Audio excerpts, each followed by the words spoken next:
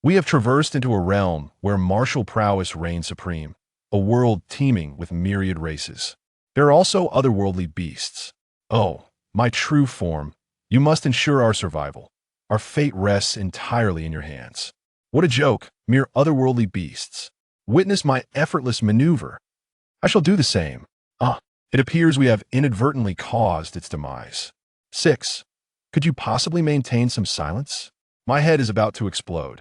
Qin Ze gazed upon the multitude of his doppelgangers, feeling somewhat overwhelmed. Nevertheless, since we have arrived, what matters most is to embrace joy. Qin Ze adjusted his attire, a smile gracing his lips. Remember, from now on, address me as the esteemed captain. Chapter 1. The first otherworldly beast to meet its demise. Jiang City. The entrance of the foremost psychiatric hospital. I've been discharged. As he beheld the twilight glow, Qin Ze felt an unprecedented sense of elation. I am free at last. I am liberated. Hooray! We have all been discharged. Feeling parched, let's first quench our thirst. Fruit juice, I adore fruit juice. In his mind, dozens of identical voices resonated, reminiscent of the village matrons invading his thoughts, creating a cacophony of noise. These are all his avatars, currently overlapping with his form. 2 months prior, Qin Ze awoke to find himself transported to a parallel world distinguished by countless races and martial supremacy. Furthermore, he acquired the extraordinary ability of avatar duplication. Each day, a new avatar would automatically manifest, simpler than a hen laying eggs. The attributes of the avatars are merely half of what the original possesses at the moment of their creation, and they lack the ability to further duplicate. In all other aspects, they are indistinguishable from the original. They possess intelligence, flesh, and soul. Qin Ze shares sensory experiences and memories with his avatars, akin to a multi-core processor. Initially, he struggled to adapt to this newfound ability. To conceal the avatars, he could only allow them to overlap with his own being. This motley crew incessantly chattered, driving Qin Ze to the brink of mental disarray. Consequently, the eccentric Qin Ze was committed to a psychiatric hospital by his concerned parents. He remained there for 2 months. Where's my sister? Didn't we agree that she would take me out for a welcome dinner tonight? Qin Ze stood alone on the roadside in disarray. My phone is out of battery. Damn! As the sun began its descent, he realized he must leave before darkness enveloped the land. No longer willing to wait, he embarked on the winding mountain path homeward alone. The psychiatric hospital is situated atop a hill in the outskirts. Given its remote location, the likelihood of encountering anyone at this hour is slim. Perhaps only apparitions remain. At the foot of the mountain, Qin Ze prepared to await a fortunate ride when he suddenly noticed a young woman squatting beneath a streetlight, her back turned towards him. Her shoulders trembled as though she were weeping. In the desolate wilderness, with twilight approaching and an isolated man and woman present, crows cawed overhead. Qin Ze turned to leave. However, before he could stray far, he spotted the girl again beneath the streetlight ahead. Qin Ze feigned ignorance, continuing on his way. Yet, within a mere 100 meters, they encountered one another again under the lamplight.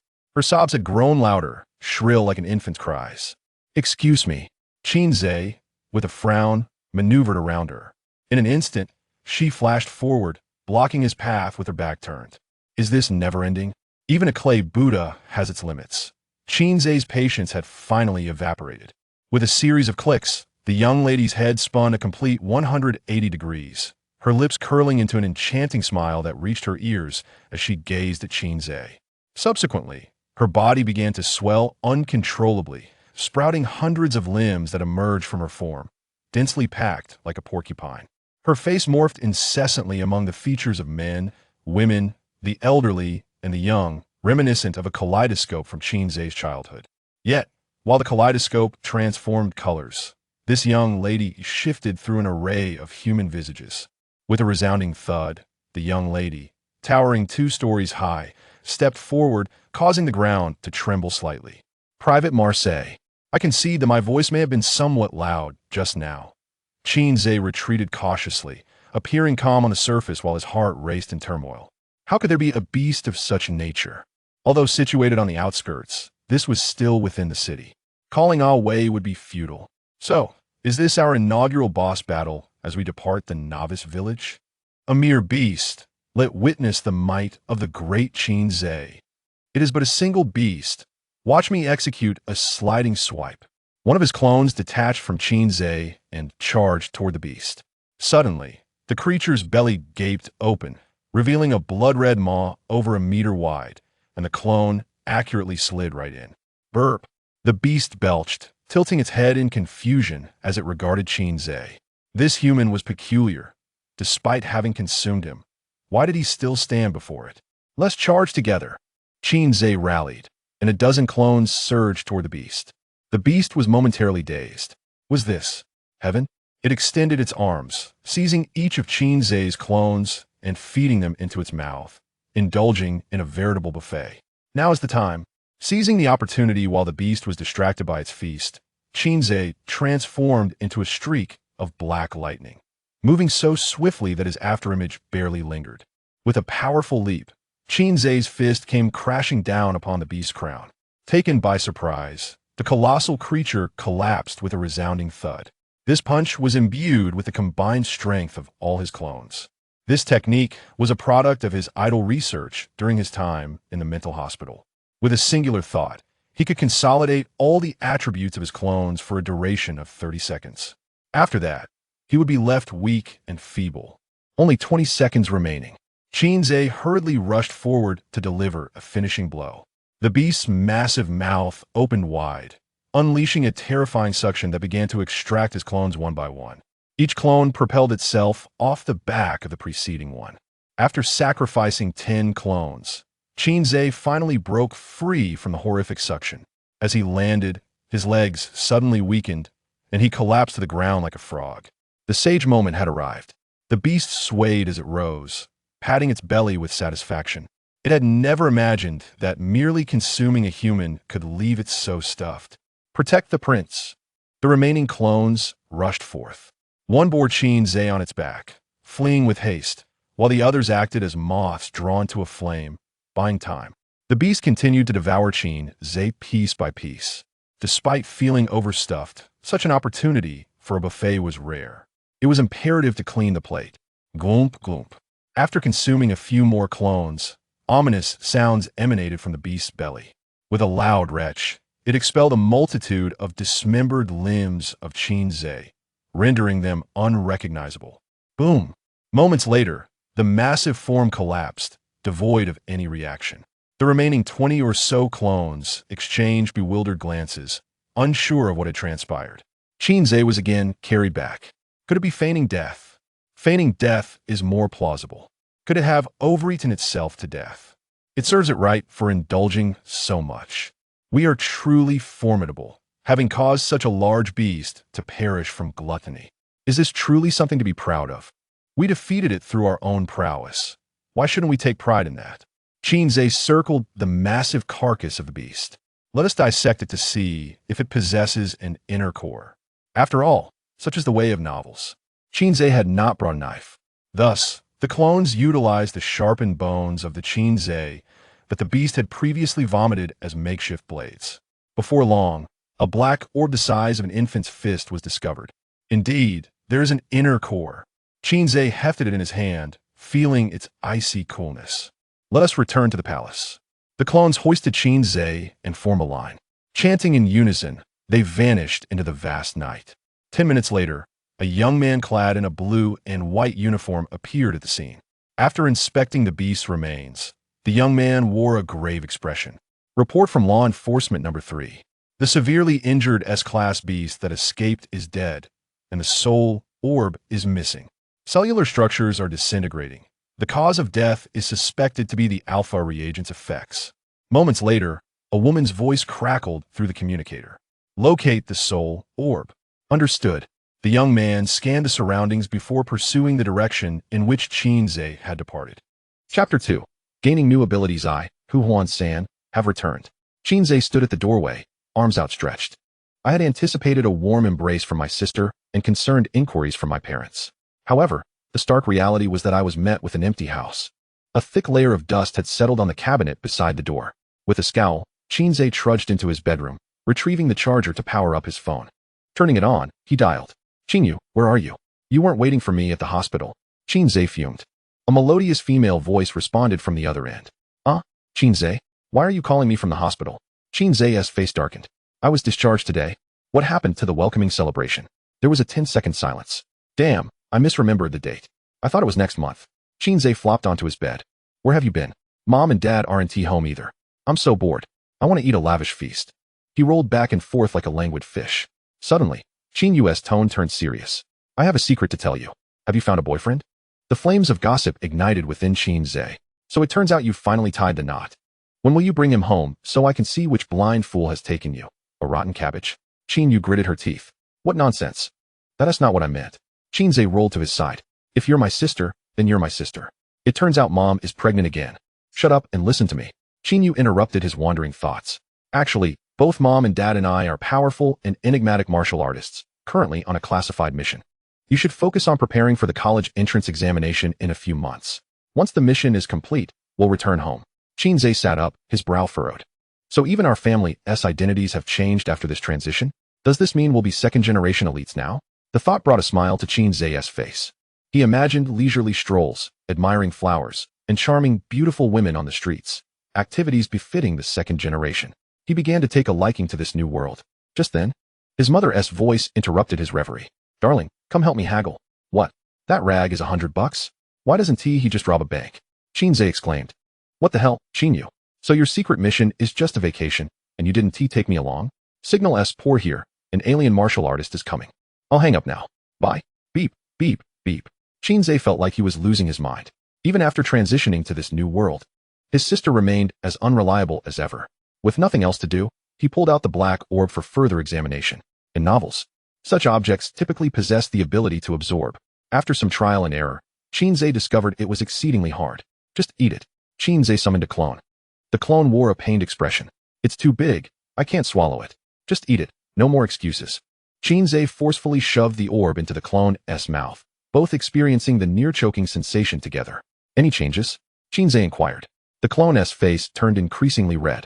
Voice trembling. It's coming. Something big is coming. Qin Ze's eyes sparkled with excitement. This is promising. Suddenly, the clone let out a prolonged fart and dashed to the bathroom.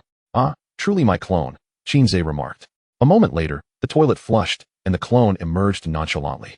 You didn't tea? The clone shook its head. I grew stronger. How so? I've gained the ability to devour, like the beast. Let us see your prowess.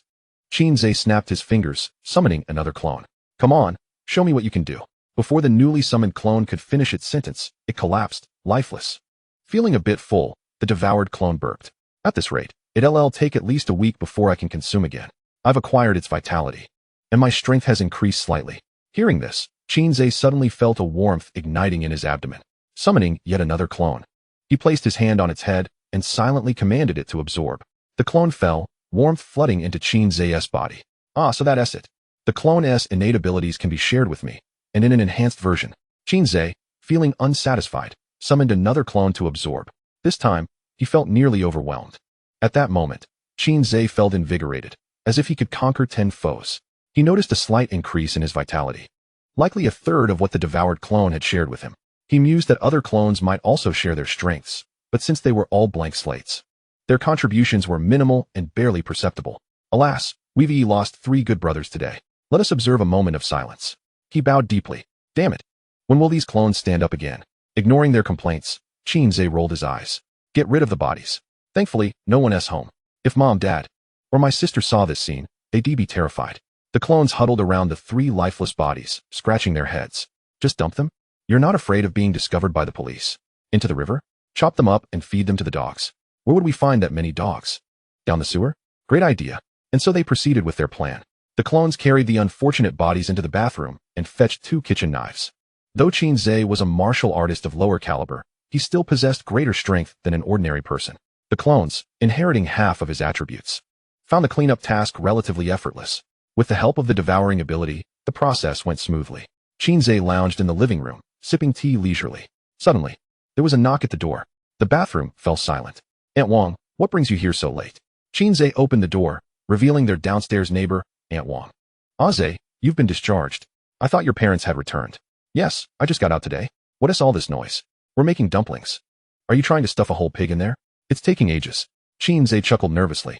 It'll be ready soon, Aunt Wong. Please bear with us a little longer. We don't want to make a mess everywhere. It'll be hard to clean up. Aunt Wong reiterated her warnings before departing. Qin Ze turned to the bathroom and shouted, Are you done yet? Almost. Just half a batch left. Gosh. Blood trickled from the gap beneath the bathroom door. A clone wearing a red apron quickly grabbed a mop to clean up. Watching the busy clones, Qin Ze nodded in satisfaction. If only I had this ability before the transition. I could have sent all my clones to the electronics factory to screw in bolts and made a fortune. Knock, knock. Knock. Come on, Aunt Wong. I said to bear with it. It'll be done soon. Once the dumplings are ready, I'll let you have a taste. The door swung open, revealing a young man clad in a blue and white uniform standing outside. The flickering light of a malfunctioning corridor lamp intermittently illuminated half of the man's face. Chapter 3. The Enforcement Arrives. Upon noticing the prominent character for law emblazoned on the young man's chest, Qin Ze felt an immediate sense of foreboding. Why had the enforcers come knocking at his door? The enforcement agency bore a resemblance to the Imperial Jinui, wielding even greater authority. They monitored officials and citizens alike, interrogating in serious criminal cases and even purging monstrous beasts. Each enforcer was a formidable warrior, at least a second-tier martial artist. Is there something you need? Qin Ze presumed the young man had come due to a monstrous beast. However, he could not afford to admit it. His doppelgangers were his trump card for survival. Moreover, having consumed the pearl, he could not simply return it. Qin Ze, aged 18, resided in Unit 2201 of Building 2 in the Jinyuan community, a student in the third year of Class 1 at the second high school. With the impending Gaokao examination just 3 months away. Is this you? The enforcer produced a large photograph of Qin Ze's face. No, he shook his head. The enforcer pressed. Why ask if you already know? In a serious tone, the enforcer insisted, procedures must be followed. Is this you? That is not me, Qin Ze replied. The enforcer remained silent. Qin Ze chuckled. Seems like there's a glitch in the system. I suppose I must take you back to the enforcement department for questioning. The enforcer declared, retracting the photograph as his aura as a second-tier warrior surged forth. All right, I am, Qin Ze conceded internally. The enforcer, having withdrawn his pressure, asked, Where were you between 6 and 6:15 this evening? After a moment of contemplation, Qin Ze replied, On my way home. Walking back, I took a ride. In the remote countryside, where would you find a car? I was fortunate enough to catch a ride, Qin Ze stated, knowing full well there were no surveillance cameras in the suburban area that could verify his claims. What was the license plate number? How unusual. Who remembers the license plate when they take a ride? Did you see any suspicious individuals near the foot of the mountain? None. The enforcer produced a golden badge, prominently displaying the character for law.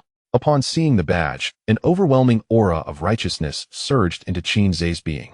Faced with this formidable force, he found himself unable to lie, gripped by a profound sense that any deceit would lead to his inevitable demise.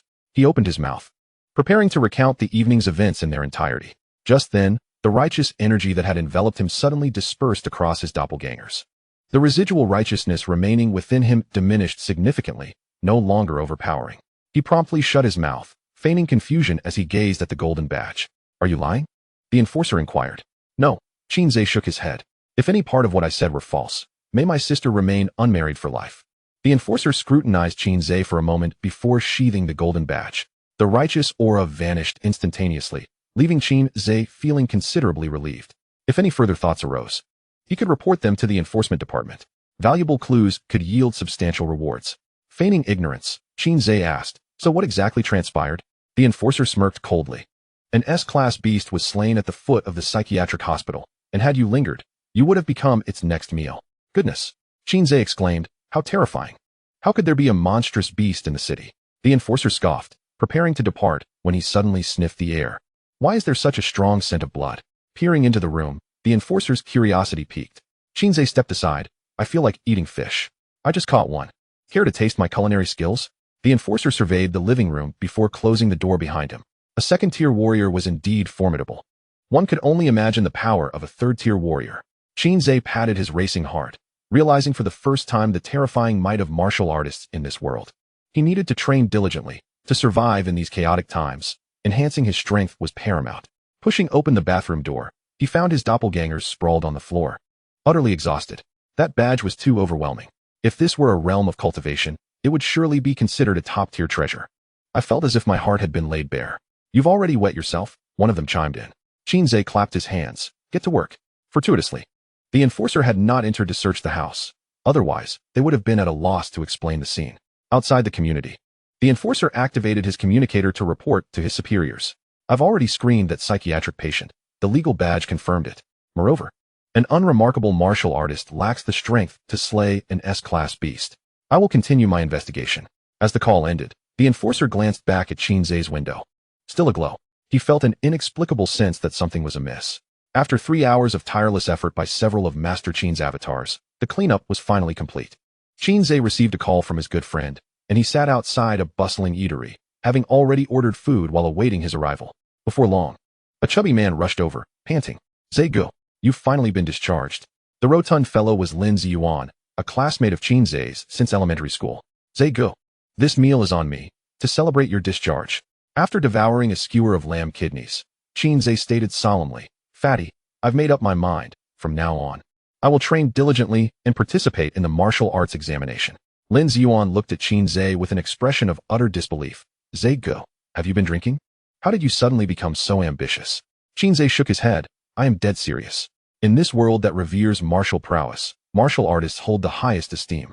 The heads of major corporations are all martial artists. Ordinary folks cannot safeguard such vast fortunes. To achieve greatness, becoming a martial artist is essential. Lin Ziyuan blinked, then burst into laughter. Ze go, you're just kidding, right? Who in our school doesn't know we're the biggest layabouts? If we could become martial artists, pigs could climb trees. After graduation, I'll arrange for you to join my company. I'll be the general manager, and you can be the vice president. We'll live leisurely together. Lin Ziyuan's family owned a significant enterprise, though Qin Ze was unaware of the specifics. What level is your father in martial arts? Second tier, Lin Ziyuan replied. Have you considered that decades from now, should your father pass away and you remain a mere first-tier martial artist, how will you safeguard the company? Lin Ziyuan's smile gradually faded as he realized Qin Ze was earnest in discussing this matter. Alas, we'll deal with such matters when the time comes. Lin Ziyuan chose to maintain his carefree attitude. Training is impossible. After all, we're just layabouts. Are you content to hand over your family's wealth to others? Who says layabouts cannot train? This time, I will show the entire school that even layabouts can become martial artists. Lin Ziyuan was stirred by Qin Ze's impassioned speech. Indeed, Ze Ge, you are right. Starting tomorrow, we shall train diligently and alter our destinies. Qin Ze nodded. Now that's the spirit, my good brother. Cheers. Just as the two were lost in dreams of their future, a girl's scream erupted from the adjacent table. Let go of me. Chapter 4, Steamed Buns. Aren't you going to assist? The girl who screamed was a waitress at the neighboring table, in her early 20s and possessing striking beauty. Qin Ze felt a sense of familiarity, as if he had seen her somewhere before. The girl was being yanked hard by a drunken brute gripping her arm. Not bad, pretty feisty. The drunkard's gaze swept brazenly over the girl's body, lingering on all the sensitive places. Come here, let Grandpa have a taste. He gave a final tug and dragged her into his arms, his piggish face lunging forward. Smack. Panicking, the girl slapped the drunkard across the face and bolted away like a startled rabbit. Bang.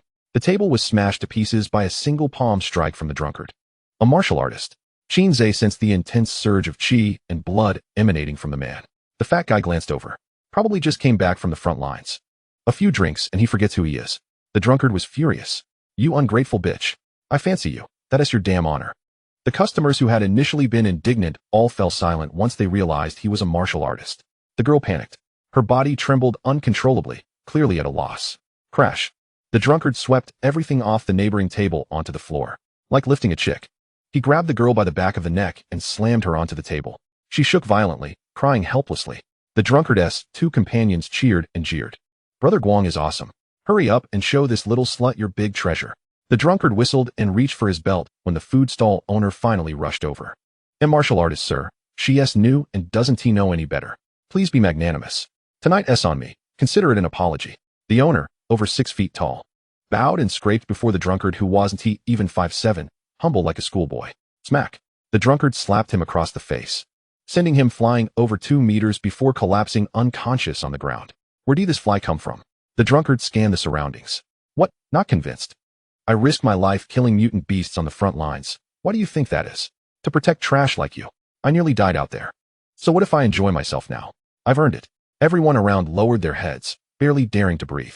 The law did not apply to martial artists. As long as a martial artist didn't kill another martial artist, even killing a few civilians could be offset with military merit. No one dared provoke the drunkard. They feared he might snap and kill them on the spot.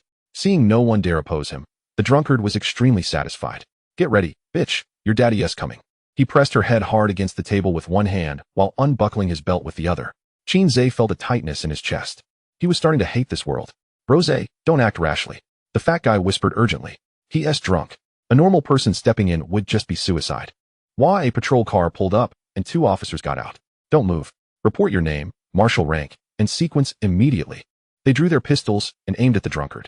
The drunkard ignored them and pointed at his own head. Go on, shoot. Kill me. I'm a meritorious level 1 martial artist. Go ahead. The 2 officers were visibly tense. The police had no authority over martial artists. Only the enforcement division did. The drunkard grinned. If you don't dare shoot, put down your fire sticks and watch the show. Maybe if I'm in a good mood, I'll let you 2 join in.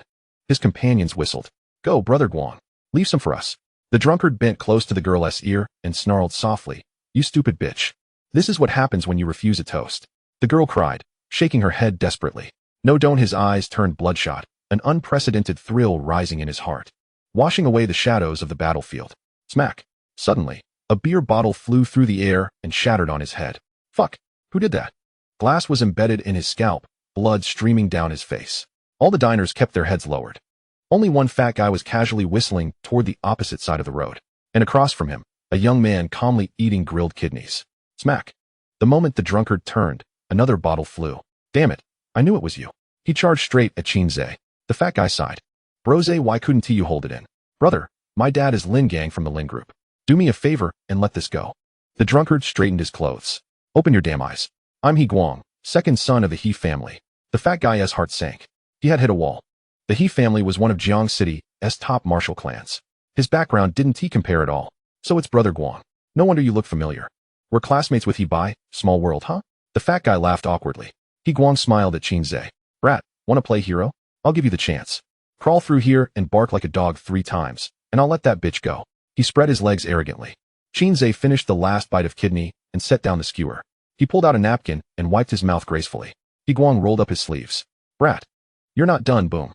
Qin Ze's fist slammed hard into He Guang's stomach. He Guang folded like a shrimp and flew several meters back. Phew, he gasped for air. Between the alcohol and Qin Ze's strength, he couldn't get up no matter how hard he tried. 25. Qin Ze turned into a black bolt of lightning, charging at the 2 companions.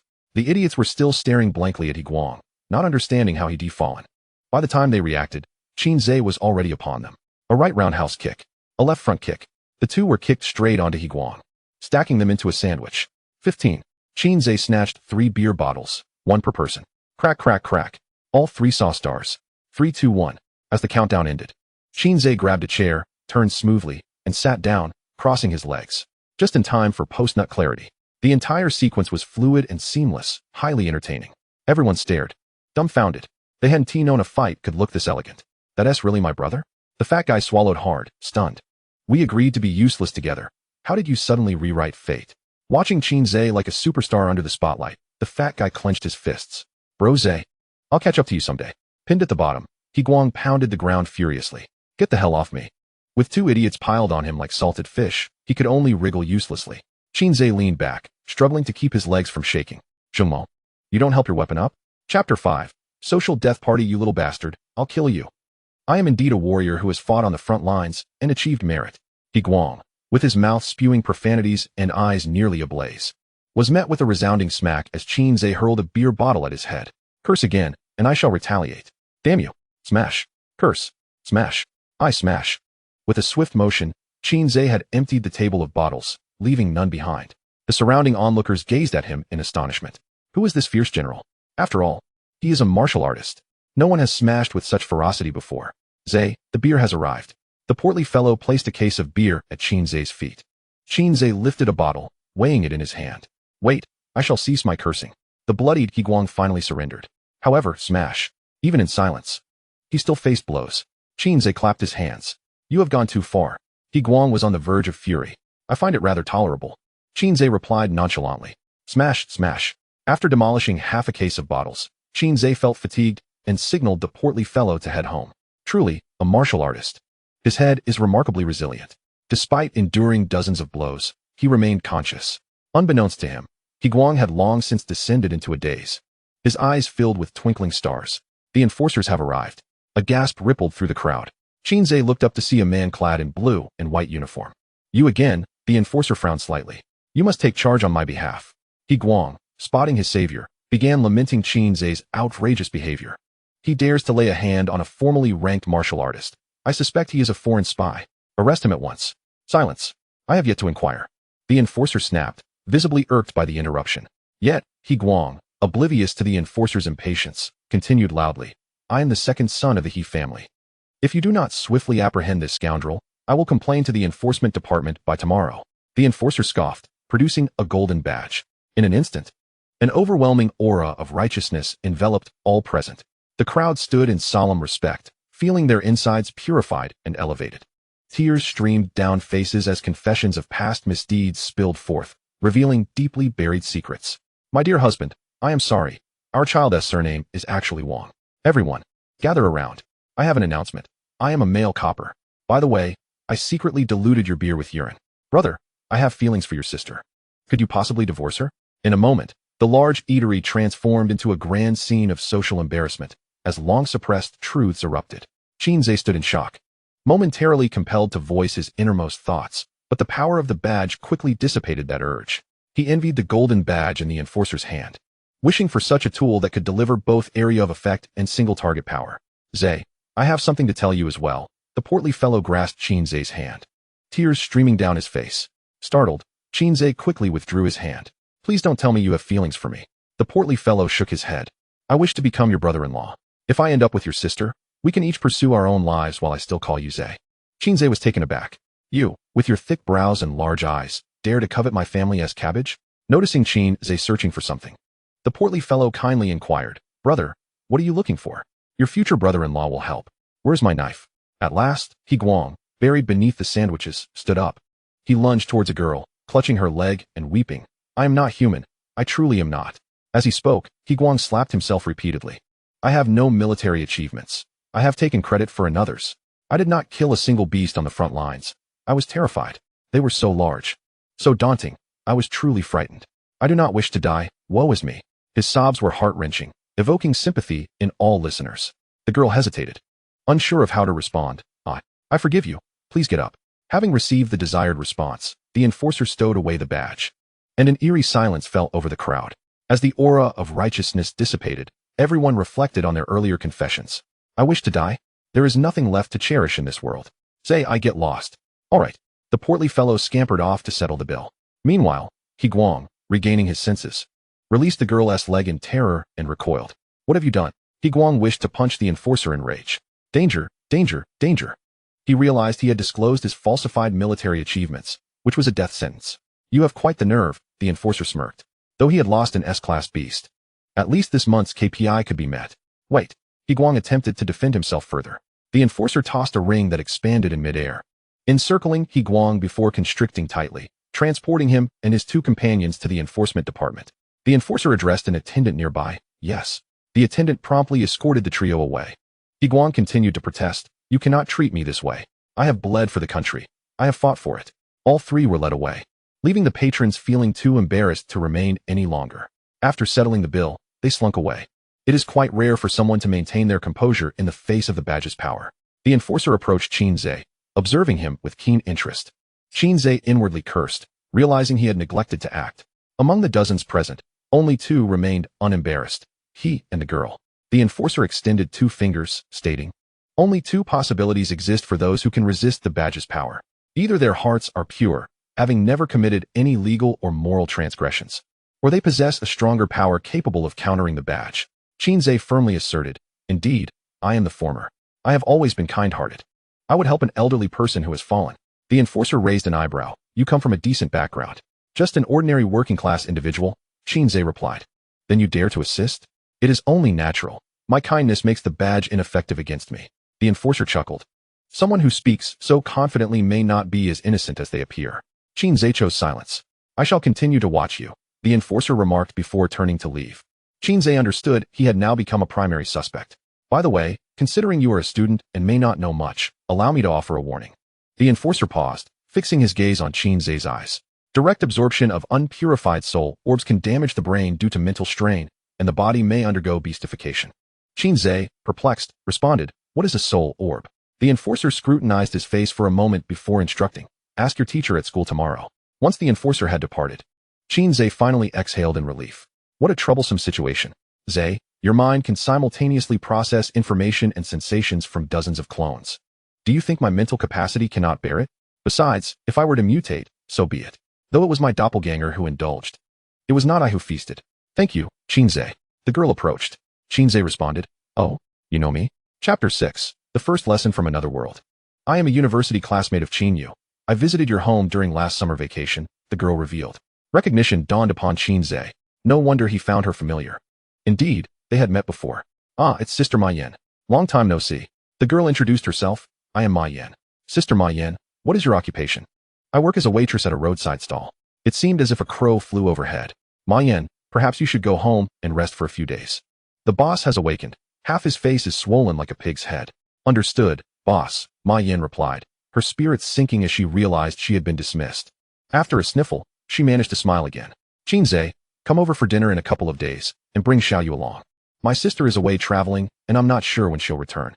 Then I shall come alone. All right. They exchanged contact information. Goodbye. Ma Yan mounted her bicycle, which made noise except for the bell, and disappeared into the night. Zhanggu, I've settled the bill, the plump friend exclaimed, bounding over. The two made their way home. Guang will likely be out in a few days, so you should be cautious of his retaliation, the plump friend warned. Claiming military merit is a grave sin, Qin Ze remarked, puzzled. Indeed, it's a grave sin for ordinary martial artists, but Guang is no ordinary martial artist. The plump friend corrected, shaking his head. His brother, Fei, is an official martial artist in Jiangxing and a major. What is the sequence? Qin Ze inquired, having heard it mentioned before, but never fully understanding. You don't know about the sequence? The plump friend looked at Qin Ze as if he were an alien. Quickly explain, Qin Ze urged. Upon becoming a martial artist, one is assigned to a sequence. There are formal and informal sequences. The formal sequence includes martial arts school students, official martial artists, and military martial artists. The informal sequence mainly consists of civilians who are not skilled in combat or have lower combat capabilities, as well as those severely injured on the front lines unable to continue fighting. Formal sequence martial artists are often on the front lines, occasionally taking leave. Informal sequence martial artists are only summoned in emergencies. The plump friend, looking concerned, added, Zhanggu, why not stay at my place for a few days? After all, my dad is also a martial artist. Guang is unlikely to dare retaliate against you at my home. Qin Ze shook his head. In a few days, the martial arts examination registration will begin. Once registered, I will have the status of a candidate and cannot act recklessly. Candidates are protected before the examination. Anyone who dares to harm a candidate will face severe penalties. After the examination, I will be a student at the martial arts school, and Guang will be even less likely to act foolishly. The plump friend pondered for a moment and said, then I'll register alongside you. Qin Ze patted his shoulder. Good brother. Upon returning home, Qin Ze recalled the law enforcer's words and summoned the devourer. Has your body mutated? The devourer replied. How could it? I am perfectly fine. As he spoke, two arms extended from the devourer's back. Qin Ze felt a shiver at the thought of that grotesque beast covered in limbs. The soul pearl cannot be devoured by oneself. I have discovered that while it is taxing, I can infinitely devour living creatures with vitality to transform my cultivation. Humans are optimal, though the cost is a hastened mutation. The devourer explained. Qin Ze, with a serious tone, said, you have matured into an individual. It is time for you to venture out and strive for yourself. Even if you ultimately become a beast, so what? You will always be our good brother. Others chimed in. Devourer, be careful. Qin Ze is trying to manipulate you. Isn't that KFC? You're all mistaken. It's the Darwin effect. Qin Ze's mental strength is formidable. Even if the devourer fully transforms into a beast, it will merely be a change in appearance. Ignoring the other doppelgangers, the devourer nodded. Then I shall venture forth to hunt. For precaution, Qin Ze arranged for 5 doppelgangers to accompany the devourer. After sending him off, Qin Ze, frustrated, admonished the doppelgangers. Look at how the devourer has taken initiative. You all should learn from him and diligently cultivate. Stop urging us. We're practicing. Due to the original body being a waste, we, inheriting half its attributes, are even more of a waste. It stings. Who among the family understands? A waste being pushed to cultivate further. Qin Ze flopped onto his bed, entering a state of lethargy. As he picked up his phone to browse for pretty girls, a news alert popped up. An anomalous realm has appeared 1 kilometer southeast of Jiangxing. The Defense Bureau, in conjunction with the local martial arts families, is engaged in eliminating dangers within. Once the hazards are resolved, it will be open to martial artists. Qin Ze had gleaned some information about anomalous realms online. They were independent miniature worlds filled with peril, yet brimming with immense opportunities. Each major city typically had one, but this was Jiangqing's first occurrence. Following past conventions, when an anomalous realm surfaced, the authorities and martial arts families would typically enter first under the guise of neutralizing threats. Those in the know understood. After scrolling through for a while, Qin Ze put his phone down and went to sleep. He experienced a dreamless night. The following morning, Qin Ze groggily got out of bed. The doppelgangers waiting by the bed promptly began helping him dress. The toothpaste in the bathroom had already been squeezed, requiring only that Qin Ze stand there and open his mouth. As he sat down at the dining table, a steaming breakfast was promptly served. After just a bite, Qin Ze grimaced. I could kill the salt cellar. The doppelganger, clad in an apron, sighed. After all, our culinary skills are inherited. Stopping by a breakfast shop downstairs, Qin Ze purchased 2 buns, eating as he walked towards the school. At a crossroads not far from the school, he encountered his glum friend. What's troubling you? The plump friend sighed. Zhanggu, my ex-girlfriend wants to reconcile. Isn't that a good thing? Qin Ze replied. The plump friend responded. But my current girlfriend hasn't broken up with me yet. It's complicated. Qin Ze said nonchalantly. That's easy to resolve. Just break one off. The plump friend fell silent for a moment. Which one do you want? Qin Ze retorted. I meant for you to break up with one. Not for me to take one. A long Lincoln pulled up at the school gate. The door opened, and a spoiled brat stepped out. It's he by Zhanggu. Avoid him, the plump friend whispered. As soon as he by stepped out, he noticed Qin Ze and shot him a hostile glare. Qin Ze raised his middle finger in response. He by huffed coldly and turned to enter the school. The plump friend sighed. You put his second brother away. This old scoundrel will surely seek revenge. Qin Ze remained unfazed. If he dared to beat He Guang, why would he fear He Bai? The classroom buzzed with chatter, but fell silent upon Qin Ze's entrance. All eyes turned to him. I heard Qin Ze spent 2 months in a psychiatric hospital. I wonder if he is well. Recovering from a mental illness isn't so simple. Stay away from him. A mentally ill person killing isn't against the law. Classmates instinctively avoided him. And Qin Ze found himself enjoying the peace. As before his transmigration, Qin Ze's seat was in the last row, next to the trash can, with the plump friend seated beside him. On the left side of the blackboard is the schedule for today's classes, while the right side displays a countdown. Only 110 days remain until the college entrance examination. The rotund student pulls out his phone and begins typing furiously. Whether engaged in a conversation with his current girlfriend or in the midst of a breakup with his ex remains unclear. The bell rings. A man in his 30s, wearing black-rimmed glasses and slightly balding, enters the classroom, our old homeroom teacher. His gaze quickly lands on Qin Ze, who has just returned from the hospital. With merely 100 days left until the examination, he must hasten to make up for lost time. True to form, the teacher embodies the same character as in his previous life, genuinely concerned for his students. Qin Ze nods in acknowledgement. The teacher sets down his books and announces, the first lesson today is breathing meditation. Qin Ze, come up here, and I will personally guide you. Let us see how far behind you are. Chapter 7. Could he truly be a genius? Everyone in the class looked at Qin Ze with a sense of schadenfreude, eagerly anticipating his embarrassment. Who is this Egu? His skin is thicker than a city wall. Unfazed, he rises and takes a seat at the podium, preparing to gather his energy. The teacher speaks in a low voice. Qin Ze blinks. Gather energy? How does one do that? He recalls the radish-filled buns he had for breakfast, feeling a bit of gas in his stomach. Qin Ze and the teacher exchange glances. The teacher furrows his brow. What are you staring at? Close your eyes and meditate to gather your energy. Obediently, Qin Ze shuts his eyes. Then, pft, a wave of radish odor wafts through the classroom. Laughter erupts among the students. He by snickers disdainfully. He can hardly believe that Qin Ze had defeated his second brother the previous night. Surely he must have employed some underhanded tactics. The teacher's expression darkens. Qin Ze, with only 3 months until the exam, you still cannot meditate on your own. Qin Ze is at a loss for words. You keep telling me to gather energy, but you haven't explained how. With a swish, the teacher pulls apart the blackboard to reveal a stone-carved lotus flower in the center. The lotus has 10 petals, poised to bloom. Focus on the lotus pedestal, concentrate, and slow your breathing. There must be a rhythm to each inhale and exhale. When you establish a mental connection with the lotus pedestal, immediately close your eyes and visualize the lotus flower in your mind. At this point, the lotus breathing technique will commence successfully. Just as Qin Ze struggles to maintain his focus, he nearly loses his composure. Associative visualization? Who came up with such a casual name? Following the teacher's instructions, Qin Ze fixes his gaze on the lotus pedestal. The longer he stares, the more it seems to take on an exquisite beauty, and soon, countless threads surge towards him. In that moment, Qin Ze feels a delicate connection forming between himself and the lotus pedestal. For ordinary individuals, mental energy is an elusive concept, yet for martial artists, it is something entirely different. Qin Ze closes his eyes, and within his mind, he hears the distant sound of waves, entering a realm of mental awareness. He continuously meditates on the image of the lotus flower, and soon the first petal is vividly outlined. The teacher, observing from the side, is astonished. Qin Ze has entered a meditative state so swiftly. Although aided by the lotus pedestal, this pace would surpass that of 90% of the class. Could it be that Qin Ze is an overlooked genius?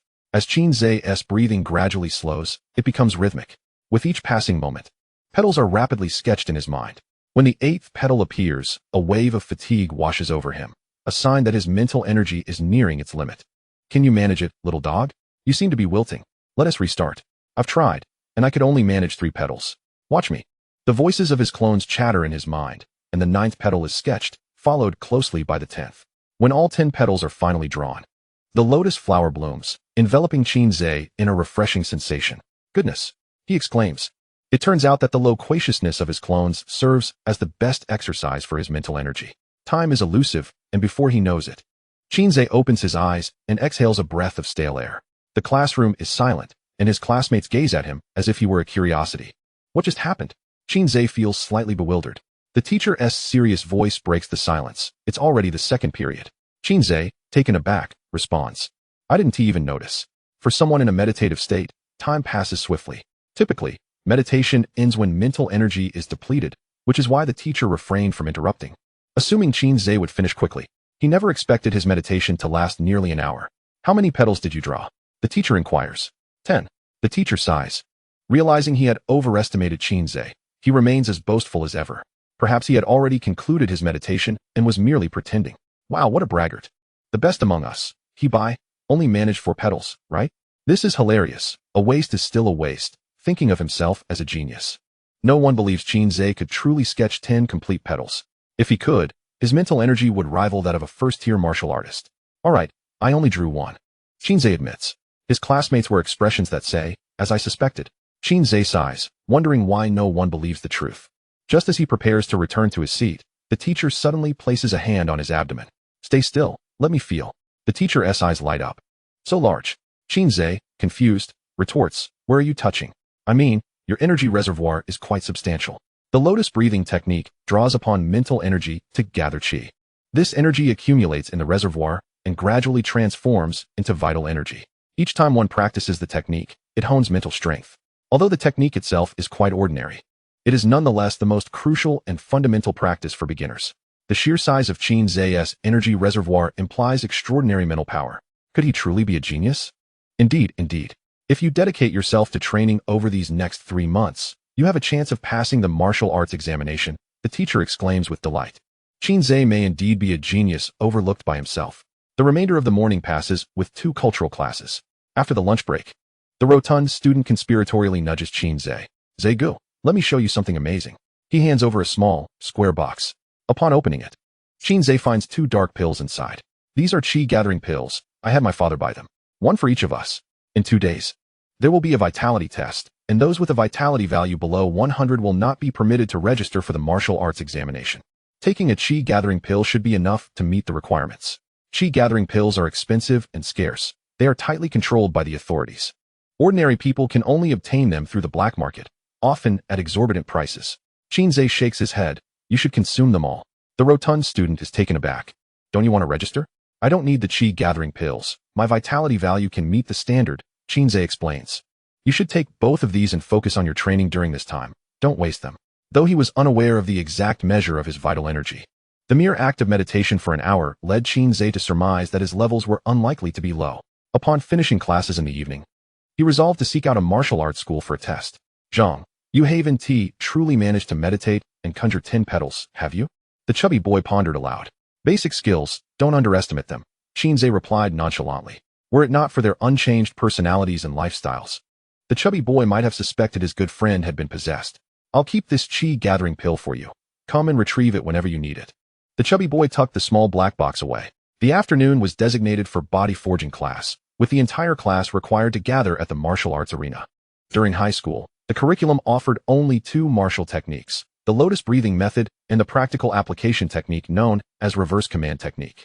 In essence, The reverse command technique involved channeling vital energy through acupoints. There are a total of 720 acupoints in the human body, and with each layer of the reverse command technique mastered, one could open 80 of these acupoints. The higher one's vital energy, the more acupoints could be opened, resulting in a tougher physique and enhanced combat prowess. The body forging class was essentially practical training for the reverse command technique. Due to Teacher Wang's illness, I will be taking charge of the upcoming body forging classes, a tall female instructor clad in a white martial arts uniform announced as the class bell rang. Chapter 8. The Essence of the Rat Tail.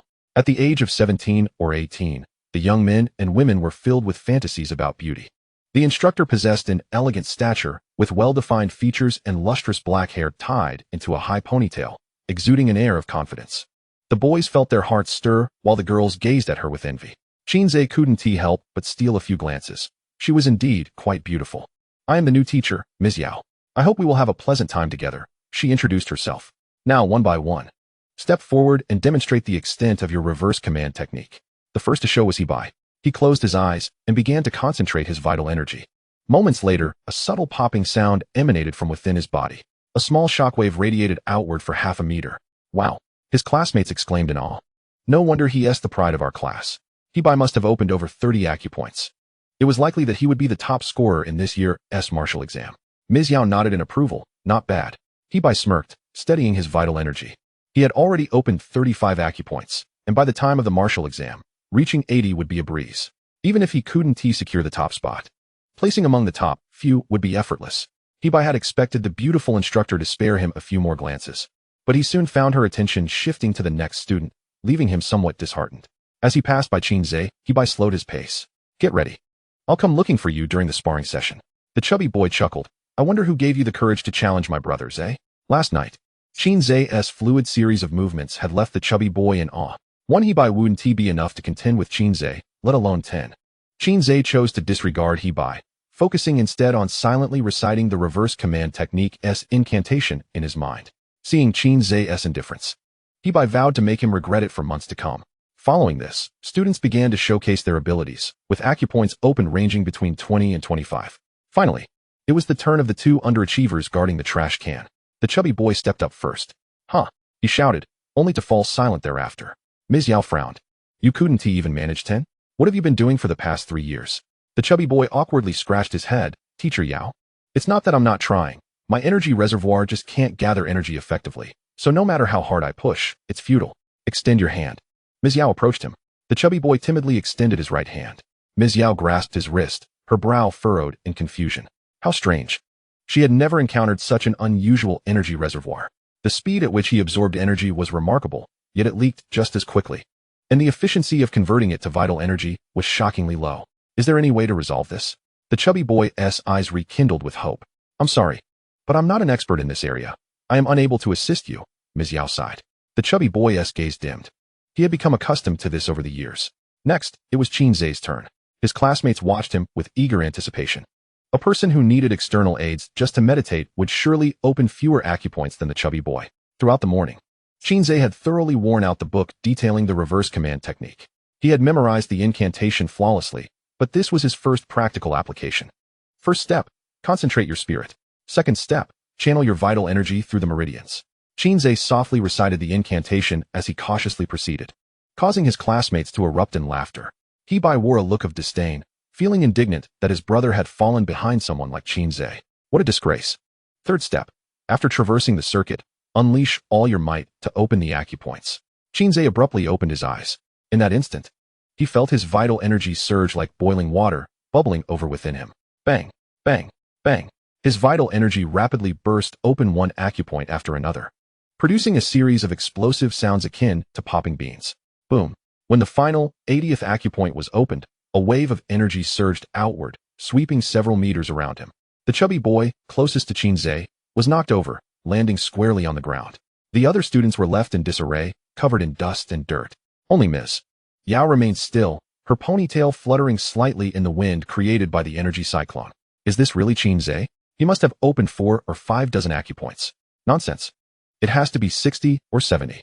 The classmates struggled to rise, their expressions filled with astonishment. Hebai, who had just eaten dirt, wore a grim countenance. He couldn't fathom how a mere underachiever could surpass him in acupoint openings. You've already mastered the first layer of the reverse command technique. Quite impressive, Ms. Yao remarked. A flicker of surprise in her beautiful eyes. She hadn't anticipated finding a prodigy even in such a remote place as Jiang City. Upon hearing Ms.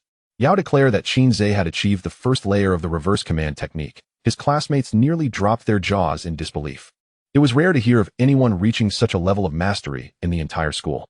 Now, choose your sparring partners and pair off, Ms. Yao instructed.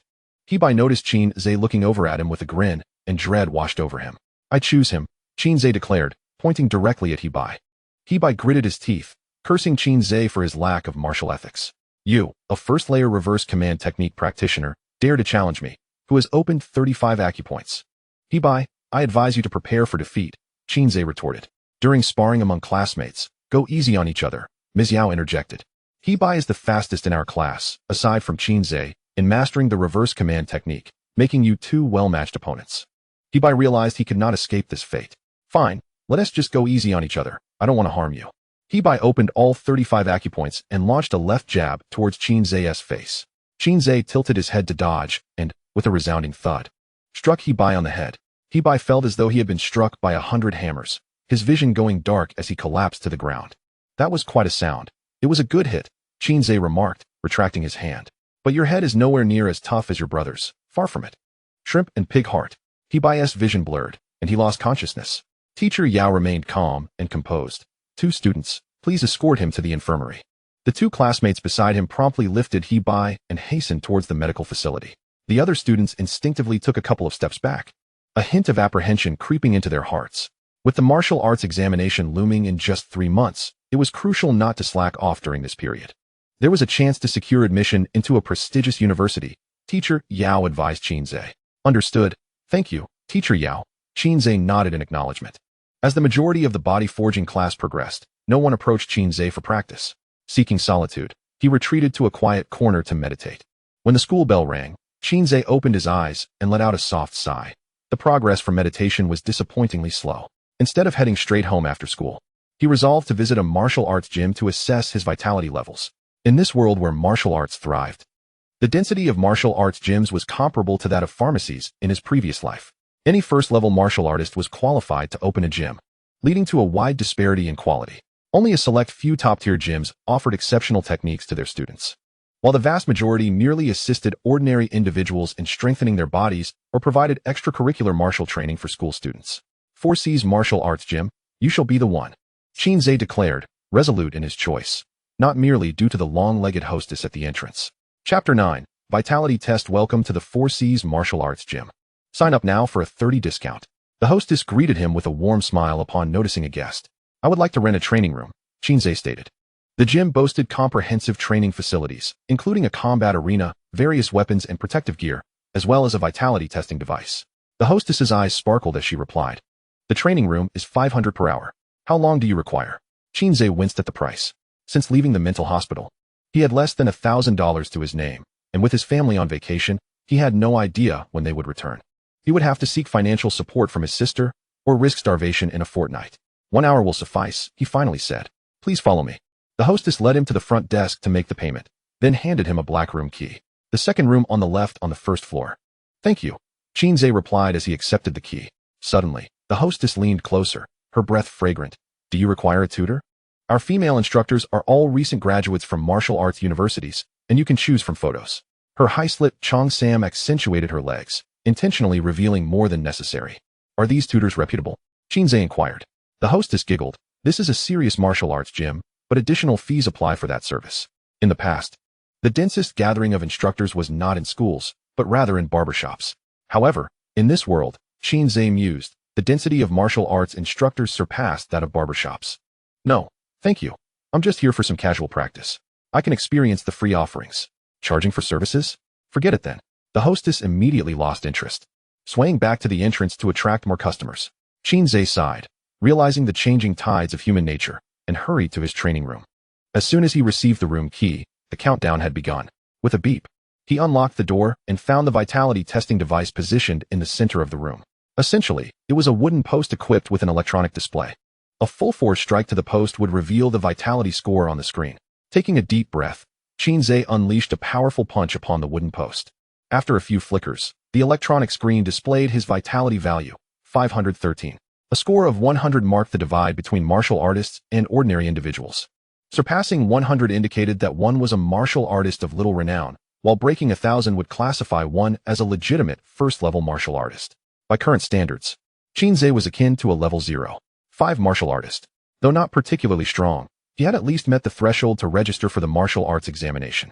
Bang, bang, bang. With a flurry of movements, Qin Ze opened 80 acupoints in succession. Fully channeling his reverse fate technique, he struck the post again. The screen displayed 801. Yet, he was not finished. Gathering all his doppelganger attributes, he tested his strength once more. The vitality value skyrocketed on the display, ultimately stabilizing at 1269. For a moment, the sage time arrived. Qin Ze lay on the ground, contemplating. This meant that with all buffs activated, he could engage in a fair fight with a first-level martial artist, albeit for only 30 seconds. The cooldown for the skill that consolidated all doppelganger attributes lasted about an hour, allowing for roughly 20 uses in a single day. Suddenly, an invigorating sensation coursed through him from the soles of his feet, surging upwards like a tide. The negative effects of sage time dissipated instantaneously. The Devourer had broken through. Qin Ze received a vitality feedback from the Devourer, who was out in the wild. Bang! Qin Ze sprang up like a carp, delivering another punch to the wooden post. 835. Wow, the Devourer is impressive. The vitality feedback from the Devourer equaled the results of 2 months of Qin Ze's meditation. Thank you, Devourer. The Devourer lamented internally. I'm being drained by you. Old 6. We need more soul orbs to split between our doppelgangers. Wouldn't the main body soar? Acquiring soul orbs required hunting exotic beasts, but at their current level, they could only scurry away from such beasts. This heavy responsibility fell to the Devourer. Let me chime in, a doppelganger suggested, providing Qin Ze with a new perspective. After the Devourer had spent some time hunting in the city, he could venture outside to cultivate. If they were fortunate, they might gather some soul orbs. With over half an hour remaining in the training room, Qin Ze felt no inclination to continue training. Instead, he reclined and enjoyed the air conditioning. He then pulled out his phone and dialed Qin Yu's number. After 3 consecutive calls, a slightly fatigued voice finally answered. Ze, I've told you. I'm currently battling fiercely against the alien races. Please refrain from calling unless it's urgent. In the background, Qin Ze could faintly hear other voices. Hurry up. We're almost at the mountain peak. I've arranged a hot spring hotel. We'll watch the sunrise tomorrow morning. Qin Ze's expression darkened. So you're fighting at the peak of the Forbidden City, huh? Hurry and send money. I'm about to starve. His primary focus was on training. He could hardly be bothered with where his sister was gallivanting. Huh? You need money for food? Qin Yu queried, puzzled. Qin Ze retorted, how novel. Who eats without paying? True. I've never heard of such a thing, Qin Yu admitted. Do you drink the northwest wind for free? Will you? I won't. Neither will I. What decent person drinks the northwest wind? Then hurry and send the money. Hello? The signal here is poor. I have to hang up now, she said before disconnecting. Grinding his teeth in frustration, Qin Ze dialed his parents' number. Sorry, the number you have dialed is temporarily unavailable. Please try again later. He had been blocked. Qin Ze was plunged into a deep abyss of self-doubt. Was he truly their biological child? As the time concluded, Qin Ze exited the martial arts gym. Thank you for your visit.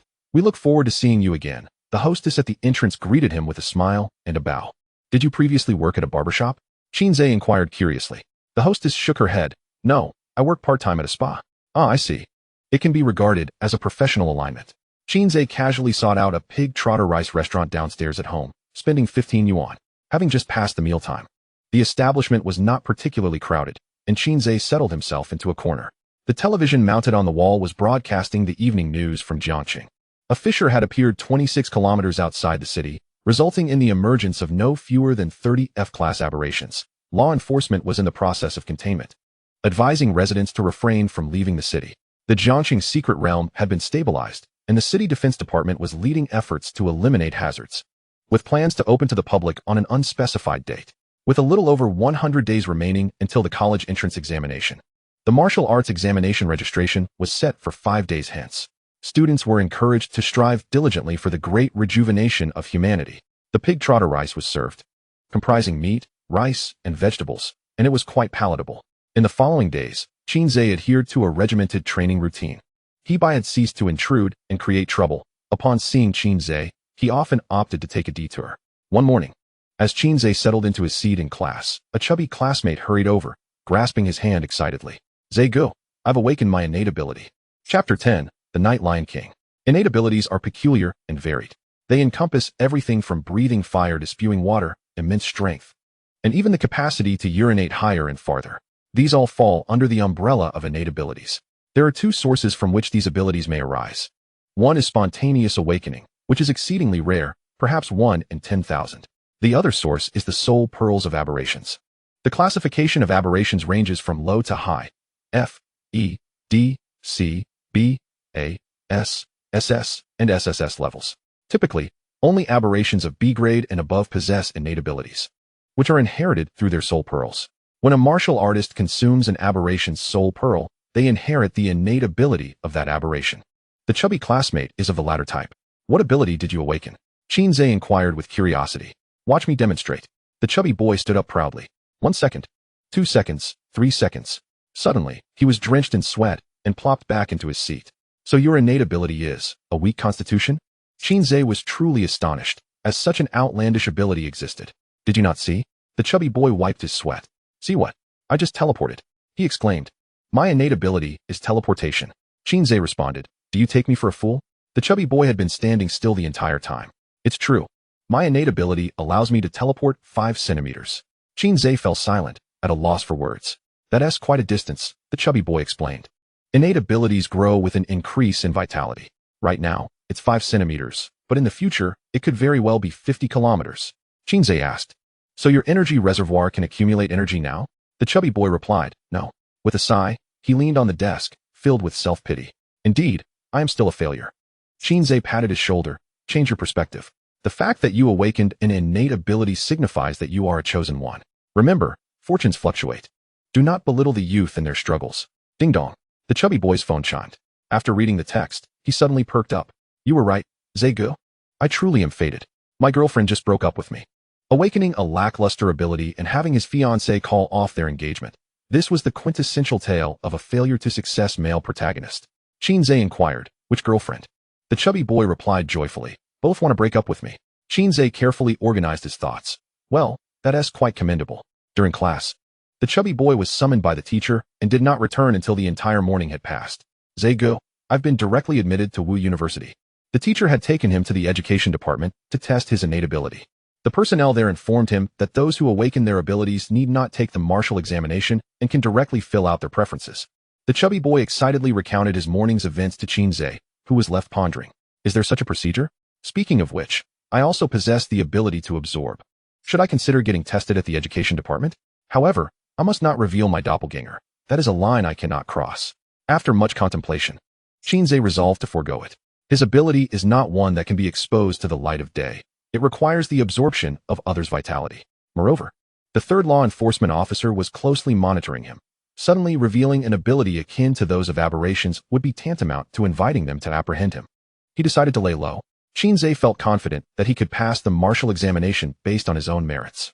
The news of the chubby boy awakening his innate abilities swiftly spread throughout the class, with classmates casting envious glances in his direction.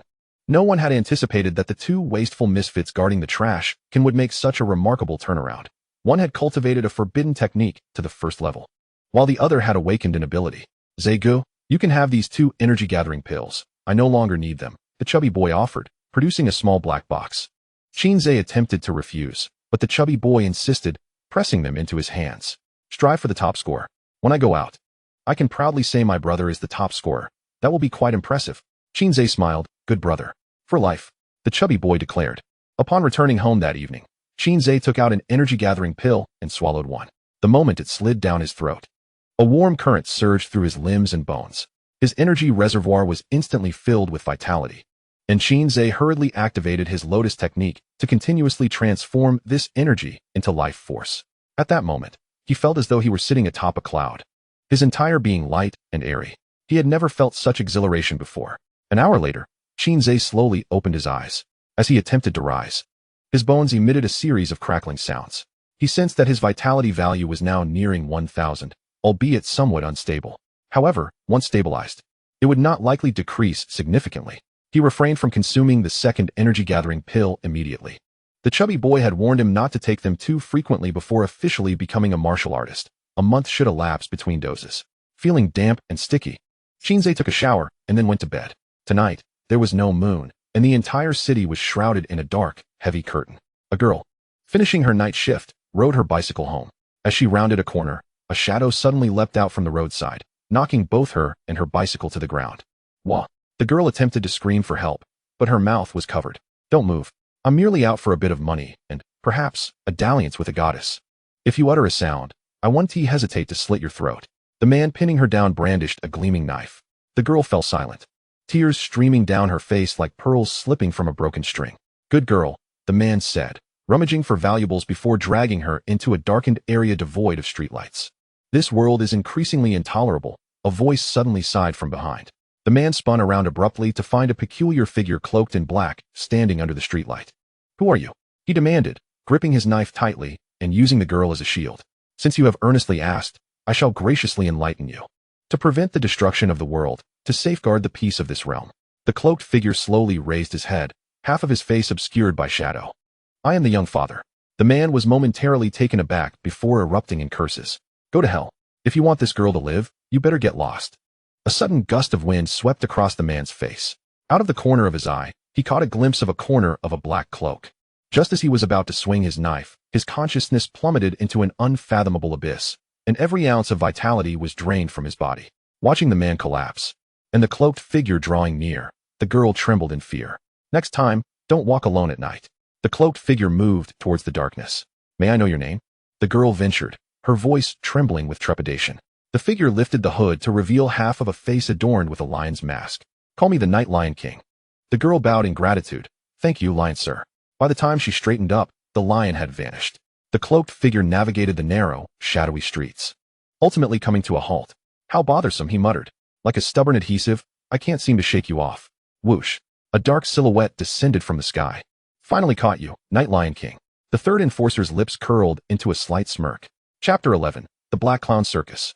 I am not the Night Lion King. You have mistaken your target. Then who are you? Your father. The third enforcer scoffed. Your tongue is quite foul. The cloaked figure, growing impatient, retorted. Is there a matter at hand? If not, be gone.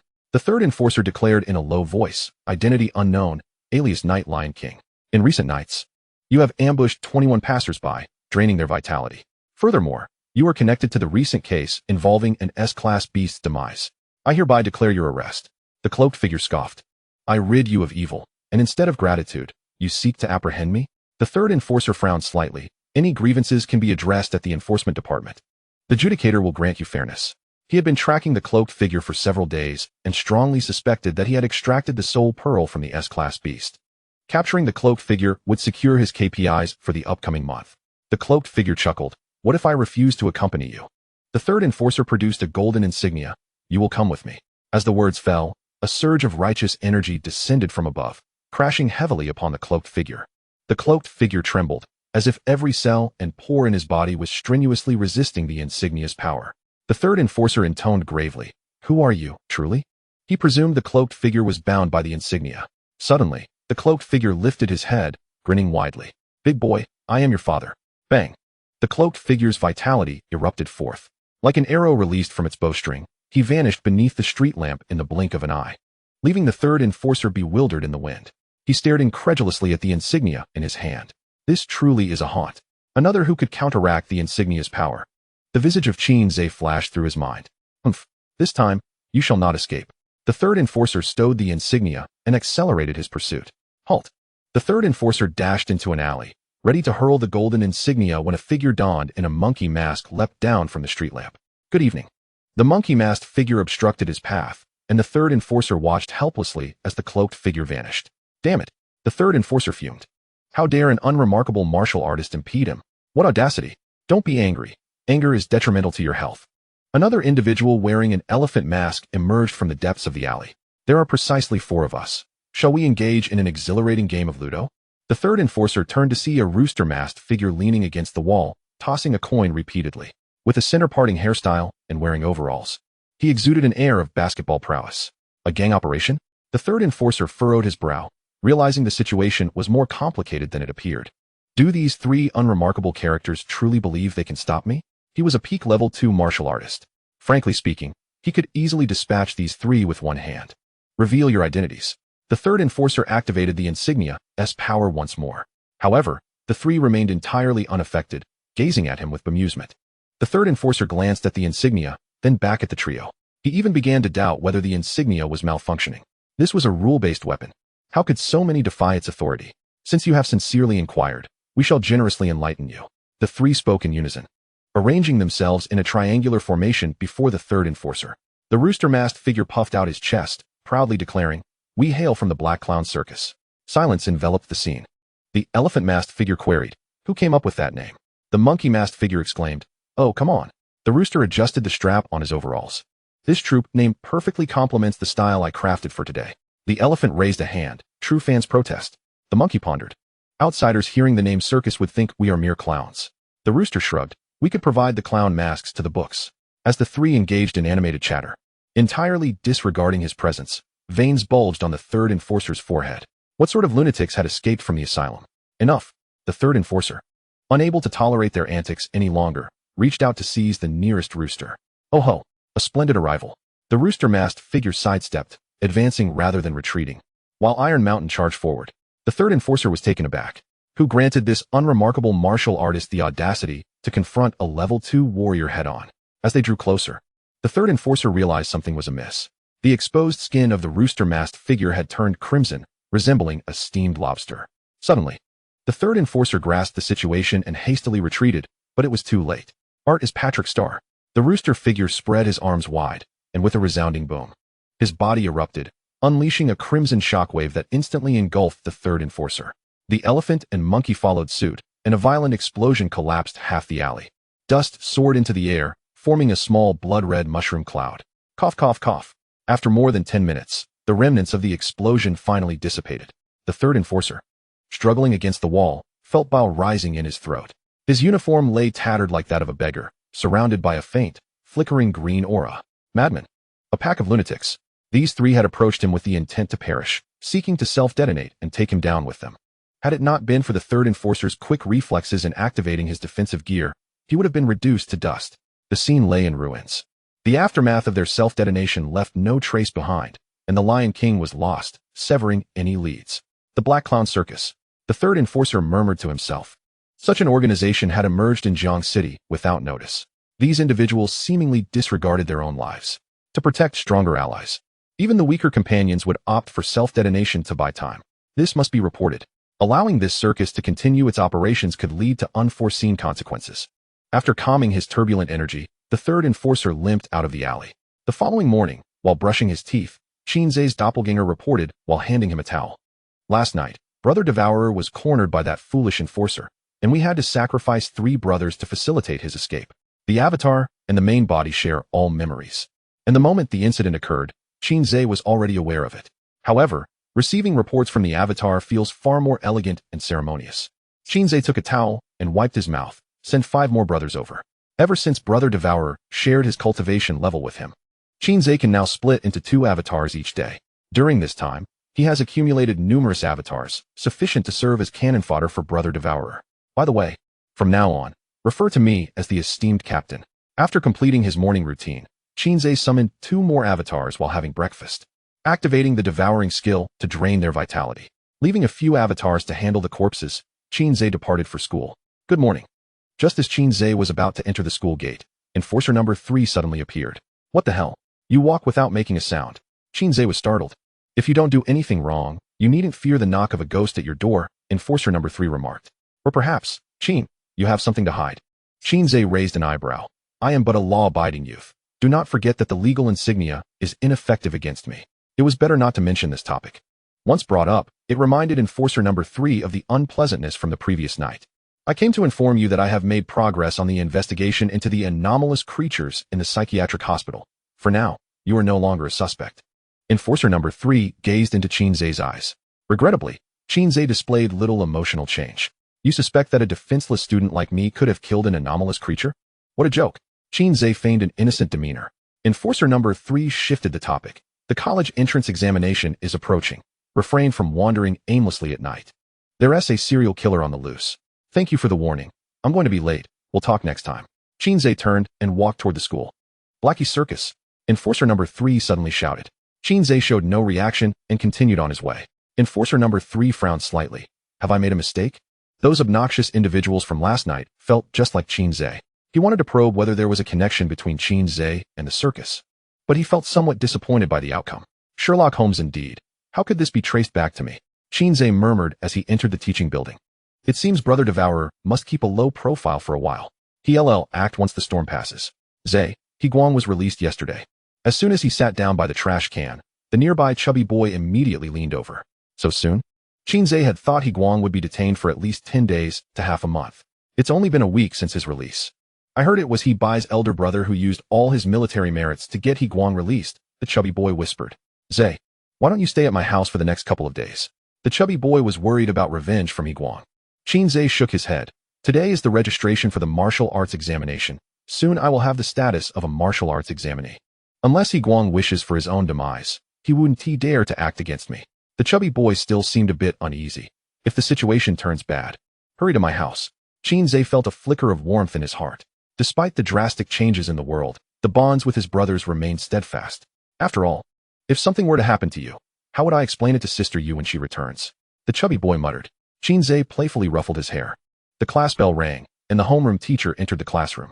Students wishing to register for the martial arts examination, please line up in the corridor immediately and follow me to the playground for the vitality test. The college entrance examination consists of both a cultural and martial arts component. Students who lack sufficient vitality and martial arts aptitude will only take the martial arts exam and apply to ordinary universities. Those who pass the vitality test not only participate in the cultural exam, but also the martial arts examination, which is of utmost importance. There are a total of 45 students in the class, with 30 opting to take the martial arts exam, accompanying the homeroom teacher downstairs for the vitality test. The vitality testing device is similar to that of a martial arts training hall, requiring the students to punch upwards with all their might. A score of 100 is the threshold. Only those who meet this standard may participate in the martial arts examination. This benchmark is quite simple for students who have been preparing for the martial arts exam for 3 years. 741. This is nearly the level of a first-tier martial artist. Astonishing. This year's martial arts examination champion is undoubtedly him. Suddenly, cheers erupted from the line of the neighboring class. It turned out someone had achieved an impressive score of 741 in vitality, almost the highest in history. The individual was a rather arrogant, handsome boy, displaying indifference to the surrounding admiration. Fong Songhua came from a martial arts family, and it was expected that he would possess such high vitality due to his abundant resources from a young age. As long as everyone passed the martial arts university entrance exam, the school would provide ample resources as rewards. By then, the gap between them and those from prestigious families would continue to narrow. The homeroom teacher clapped his hands, encouraging the students in the class. Qin Ze found it somewhat amusing. Narrowing the gap, it would likely only grow wider. Qin Ze, you're up first. Having learned from teacher Yao that Qin Ze had perfected the first layer of the reverse fate technique, the homeroom teacher held high hopes for him. Qin Ze approached the testing device and casually threw a punch. 327. Passed. Next, the staff beside the testing device called out. Upon seeing this result, the homeroom teacher displayed a hint of disappointment. For someone who had already cultivated the first layer of the reverse fate technique, a vitality score of 327 was rather mediocre. Bai, seeing this, became even more arrogant. Is that all? Open your eyes wide and witness the progress of this young master. Bai concentrated his energy, his vitality surging. Boom. With a loud bang. The numbers on the testing device skyrocketed before stabilizing at 690. 690. Passed. Next. The staff exclaimed in disbelief. This year, the second high school truly is teeming with talent. In past years, the peak vitality scores rarely exceeded 500, yet today, 2 students had already surpassed that mark. Upon returning to the class line, Bai cast a provocative glance at Qin Ze. A mere country bumpkin is still a mere country bumpkin, without vast resources supporting you. What good does talent do? Bai reveled in his self-satisfaction, believing he had left Qin Ze in the dust. Qin Ze yawned. Do you understand the concept of laying low and developing your skills? When the day of the martial arts examination arrives, Brother Ze will show you what it truly means to astonish the world. After a morning of testing, the vitality assessments for the entire school concluded. A total of 321 students participated, with 290 passing. Among them, 21 scored above 500, with Fong Songhua achieving the highest. This year's average vitality score was significantly higher than in previous years, and it was said that the neighboring first high school had even more exaggerated figures. Upon returning to the classroom, the homeroom teacher announced another matter. Students who passed the test, rest well. Tomorrow the school will take everyone to the anomalous realm for trials. The anomalous realm is open to the public? Qin Ze recalled checking online. Typically, anomalous realms would only open to the public after official exploration for a month. It had been less than 10 days since the last exploration. Something felt off. Now, I will read the group assignment list. Teacher Yao S. Group, Qin Ze. And Teacher Wang S. Group. The chubby boy nudged Qin Ze, grinning. Tomorrow, you'll be with Teacher Yao. That is fantastic. The other students also cast envious glances at the few selected for Teacher Yao's group. The afternoon would be spent in Teacher Yao's body forging class. While guiding Qin Ze, Teacher Yao suddenly inquired, "This morning, I saw you being stopped by law enforcement at the school gate. Did something happen?" Qin Ze smiled lightly and replied, "That was my cousin from afar, delivering my keys." Teacher Yao nodded, choosing not to dwell on the topic. The art of reverse fate and vital energy are mutually reinforcing. Your reverse fate technique has reached a bottleneck. To advance further, you must enhance your vital energy. Qin Ze responded, "Understood. Thank you, Teacher Yao." In the evening, Qin Ze prepared to return home to gnaw on steamed buns. With his current financial situation, he could scarcely afford even a few meals of such simplicity. Just as he sighed in despair, a call from Ma Yan abruptly interrupted his thoughts. "Qin Ze, do you have time tonight? Come over for dinner." "Yes." Qin Ze's spirits lifted at the prospect of a meal beyond mere buns. Ma Yan's home was nestled in the shanty town by the city wall, the fringes of the urban landscape where the most impoverished resided. The filthy and chaotic environment bred various forms of crime. After navigating through winding alleyways, Qin Ze stopped before a graffiti-covered security door. "Knock, knock." "Qin Ze, it's me." With a creak, the door swung open. Ma Yan, clad in a black apron, her hair tied loosely in a ponytail resting against her chest, welcomed him warmly. Instantly, Qin Ze's mind echoed, "Madam, you shouldn't. Please come in." Ma Yan urged enthusiastically. The modest apartment comprised 2 bedrooms, a living room, and an open kitchen. Although the furniture was aged, the space was impeccably clean, starkly contrasting with the stench and litter of the streets outside. "Yan Yan, do we have guests?" A woman's voice called from a half-open room. "Mom, it's the younger brother of a classmate. He helped me a lot last time, so I invited him for dinner." Ma Yan explained. "We ought to thank him properly." The voice replied before silence fell again. "Good evening, Auntie." Qin Ze politely greeted from outside the door, receiving no response. Ma Yan chuckled. "My mom has trouble hearing." Qin Ze nodded in understanding. Dinner was quickly prepared, 4 dishes and a soup. Though simple home cooking, the flavors and aromas were delightful. After days of subsisting on steamed buns, it felt like a grand feast to him. "Isn't Auntie eating?" Qin Ze noticed they were alone. Ma Yan shook her head. "My mom is bedridden. I'll bring her food later. Let us eat without worrying about her." As they dined, Ma Yan shared numerous amusing anecdotes from her university days with Qin Yu. Qin Ze learned that Ma Yan worked as a receptionist at a pharmaceutical company and took on extra jobs after hours to cover her mother's medical expenses. "What caused your mother's illness?" Qin Ze asked curiously. "My mom was a sanitation worker and accidentally encountered a martial artist while on the job. And that's how things ended up," Ma Yan replied, her tone devoid of emotion. Qin Ze frowned. "Did they not offer any compensation?" Ma Yan looked at him incredulously. "That was a formally ranked martial artist. It was fortunate they didn't harm us further, let alone provide compensation." While Ma Yan accepted this as a matter of course, Qin Ze felt a deep discomfort. "By the way, Guang has been released by the enforcement department. Please return home early from work these days. And if you notice anything amiss, call me." Previously, Qin Ze had not taken Guang seriously. However, after hearing about Ma Yan's mother's experience, he worried that Guang might irrationally target Ma Yan. "I'll be cautious," Ma Yan nodded. After dinner, Qin Ze prepared to take his leave. Ma Yan accompanied him to the door and suddenly remarked, "I heard from Xiao Yu that you signed up for the martial arts exam. Qin Ze, you must become a martial artist." In Ma Yan's eyes, Qin Ze perceived a blend of unyielding determination, stubbornness, and a hint of resignation. With a mix of emotions swirling within him, Qin Ze smiled slightly. "Don't forget to come to the martial arts exam to witness how I secure the top position. Good luck," Ma Yan encouraged. After bidding farewell to Ma Yan, Qin Ze traversed the shanty town alone. Homeless individuals and staggering drunks were omnipresent. Still feeling uneasy, he left behind a clone nearby. At the He residence, "Third brother, this is for you." Guang summoned He Bai to his bedroom and handed him a short sword. "Injecting vital energy will enable you to unleash a strike. The more energy, the greater the power." He Bai looked at the short sword in confusion. "Isn't this your standard weapon, second brother? Why are you giving it to me?" A vicious glint flashed across Guang's face. "Tomorrow, you will enter the alternate realm for the trial.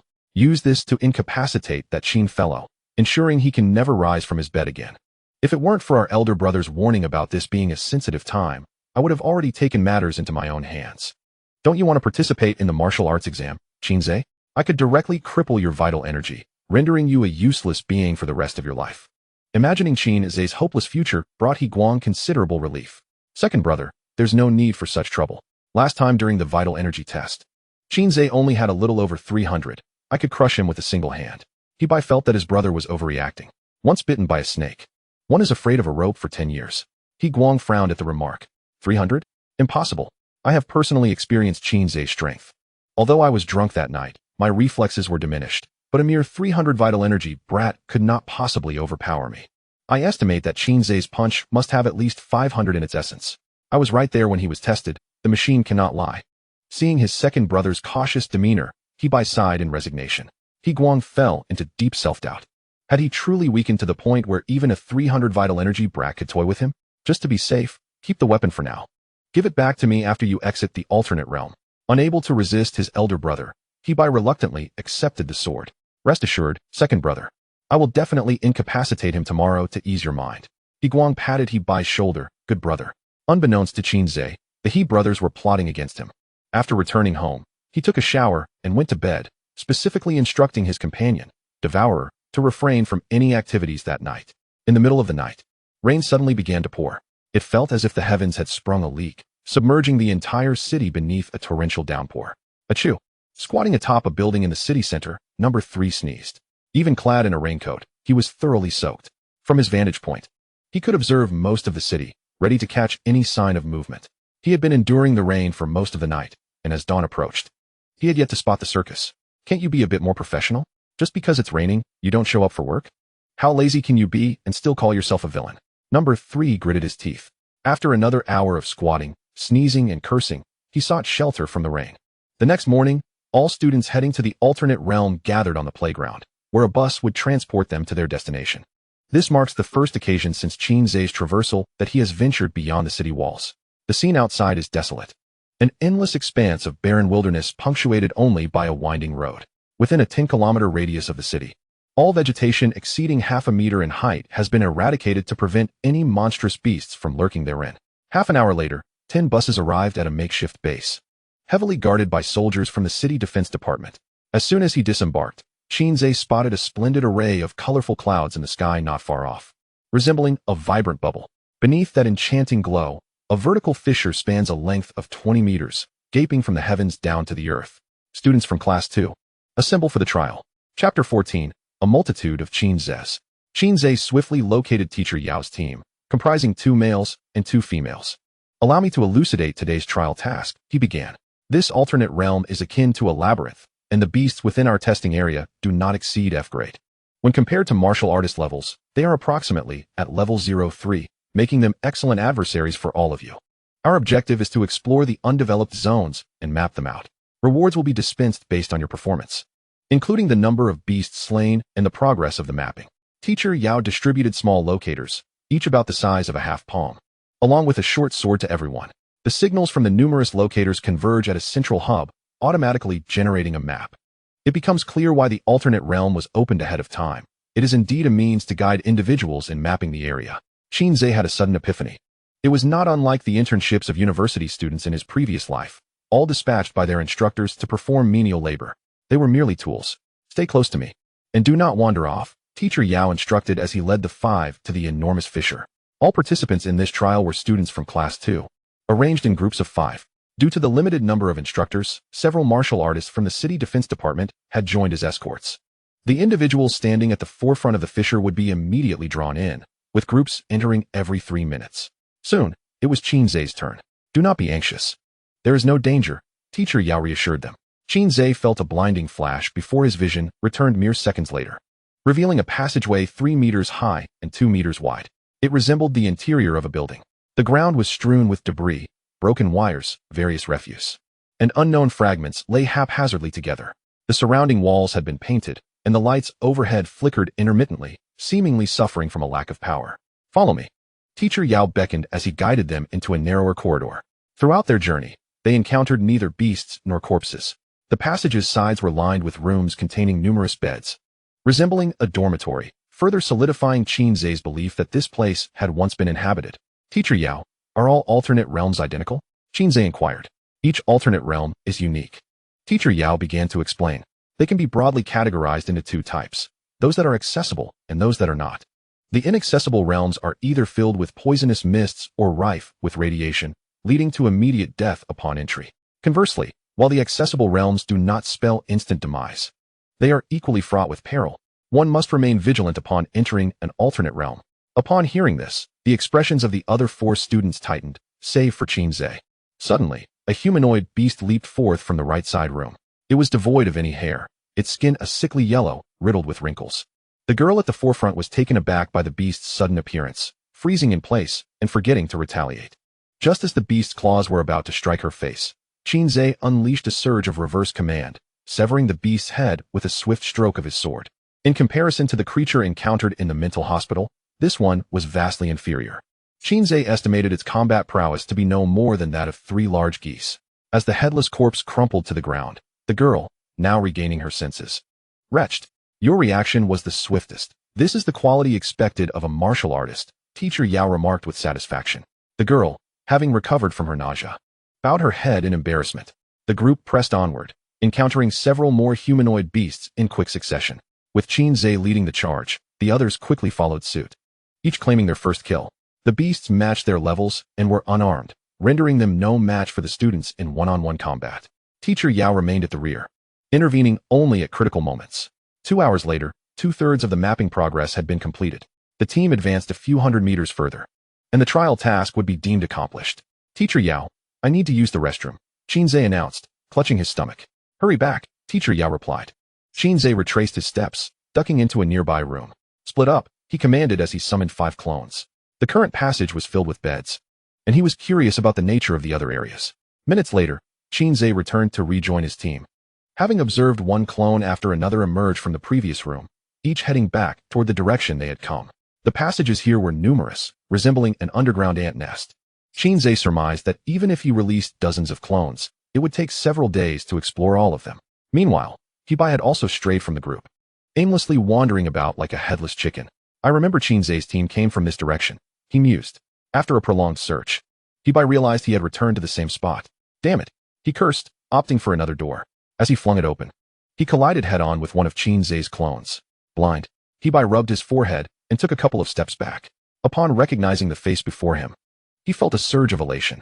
After searching high and low, I finally found you, Qin Ze. Qin Ze pushed him aside, brushing past without a second thought. Apologies, but I'm not interested in that. Just then, as the clone moved a short distance away, a wave of sword energy surged from behind, severing its legs. What the hell? You trickster! The clone exclaimed, caught off guard. Hebai, reveling in his triumph, declared, Qin Ze, remember this. A country bumpkin will always remain a country bumpkin. Dreaming of riding on our coattails is pure folly.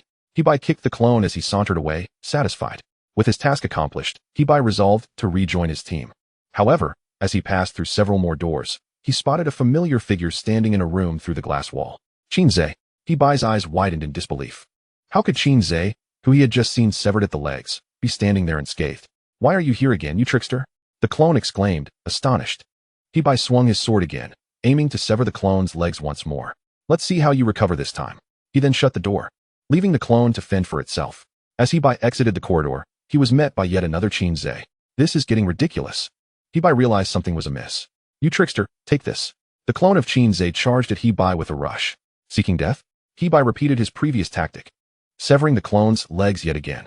This is truly bizarre. Hebai frowned, his mind racing with confusion. He discovered that the prowess of these 3 Qin Ze had significantly diminished, lacking even the level of a mere reverse fate technique. Could it be that I have entered an illusion? Why bother activating the locator? He hastened back in the direction he had come, eager to escape this strange realm. Where are you in such a rush to go? Before he could venture far, he was abruptly intercepted by a 4th Qin Ze that materialized before him. Gripping his short sword tightly, he trembled uncontrollably. Who on earth are you? Chapter 15. Welcome to Shelter Number 10. All 5 of Qin Ze's avatars had been eliminated by Hebai. Originally, the avatars could have evaded Hebai, but after the first one had its legs severed, the others began to take matters into their own hands, actively seeking to tease Hebai. As for exploring the map, what could be more entertaining than teasing a male high school student? Qin Ze was utterly speechless. Don't shift the blame. We share the same processor. And our thoughts are your thoughts. Indeed, it was clearly your desire to stir things up that led us here. That kid seems to be experiencing a bit of a mental breakdown. It's hilarious. By the time the 5th brother appeared, Everyone was terrified. As the brothers were left with their last breaths, they self-destructed, leaving not a trace behind, not even a grave to mark their existence. It was all Qin Ze's fault. With a roll of his eyes, Qin Ze was too disinterested to argue with them. All right, we have thoroughly explored the designated area. Teacher Yao produced a tablet and tapped it. The trial mission for the team is now complete. After an entire morning, Qin Ze and his companions had only explored a small fraction of the alien realm.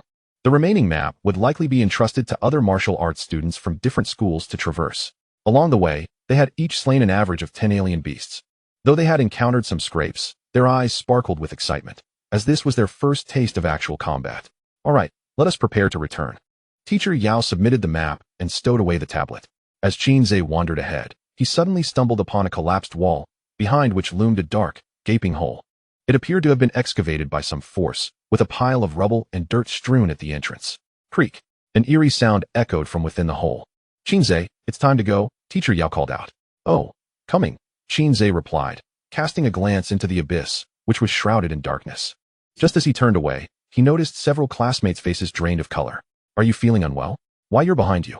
A female classmate stuttered, her body shaking uncontrollably. Qin Ze suddenly looked down to find himself engulfed by a colossal shadow. Get down, Teacher Yao shouted, a fist of energy hurtling towards Qin Ze's head. Qin Ze quickly covered his head and dropped to the ground. An explosive sound resonated behind him, leaving his head ringing. Shaking off the daze, he caught a glimpse of a massive shadow darting past him, charging straight for Teacher Yao. It was a humanoid alien beast towering over 2 meters. Unlike the creatures they had encountered previously, this beast was far more robust and boasted exceptionally sharp claws. Bang! Teacher Yao exchanged a punch with the beast, only to be sent flying the next instant. A D-grade alien beast, equivalent to a third-level martial artist. Run, I'll hold it off. Teacher Yao sprang to his feet, positioning himself in front of the students. As the 4 classmates snapped back to their senses, they hurriedly retreated along the path they had come. Qin Ze, however, found himself in a dire predicament. The passage was narrow, and with Teacher Yao and the beast engaged in battle ahead, he had no way to pass through. Casting a glance back at the pitch-black hole, he gritted his teeth and dove inside. Teacher Yao, hold on. I'll fetch help. The interior was dark and cold. Narrow at first, but it opens up after several steps. What is that smell? Qin Ze suddenly caught a whiff of an exceedingly potent gas. Simultaneously, he felt his internal vitality plummeting rapidly, prompting him to swiftly transfer his essence to one of his avatars. This way, if he were to perish, it would be the avatar that met its end first. Qin Ze, I'm glamorous.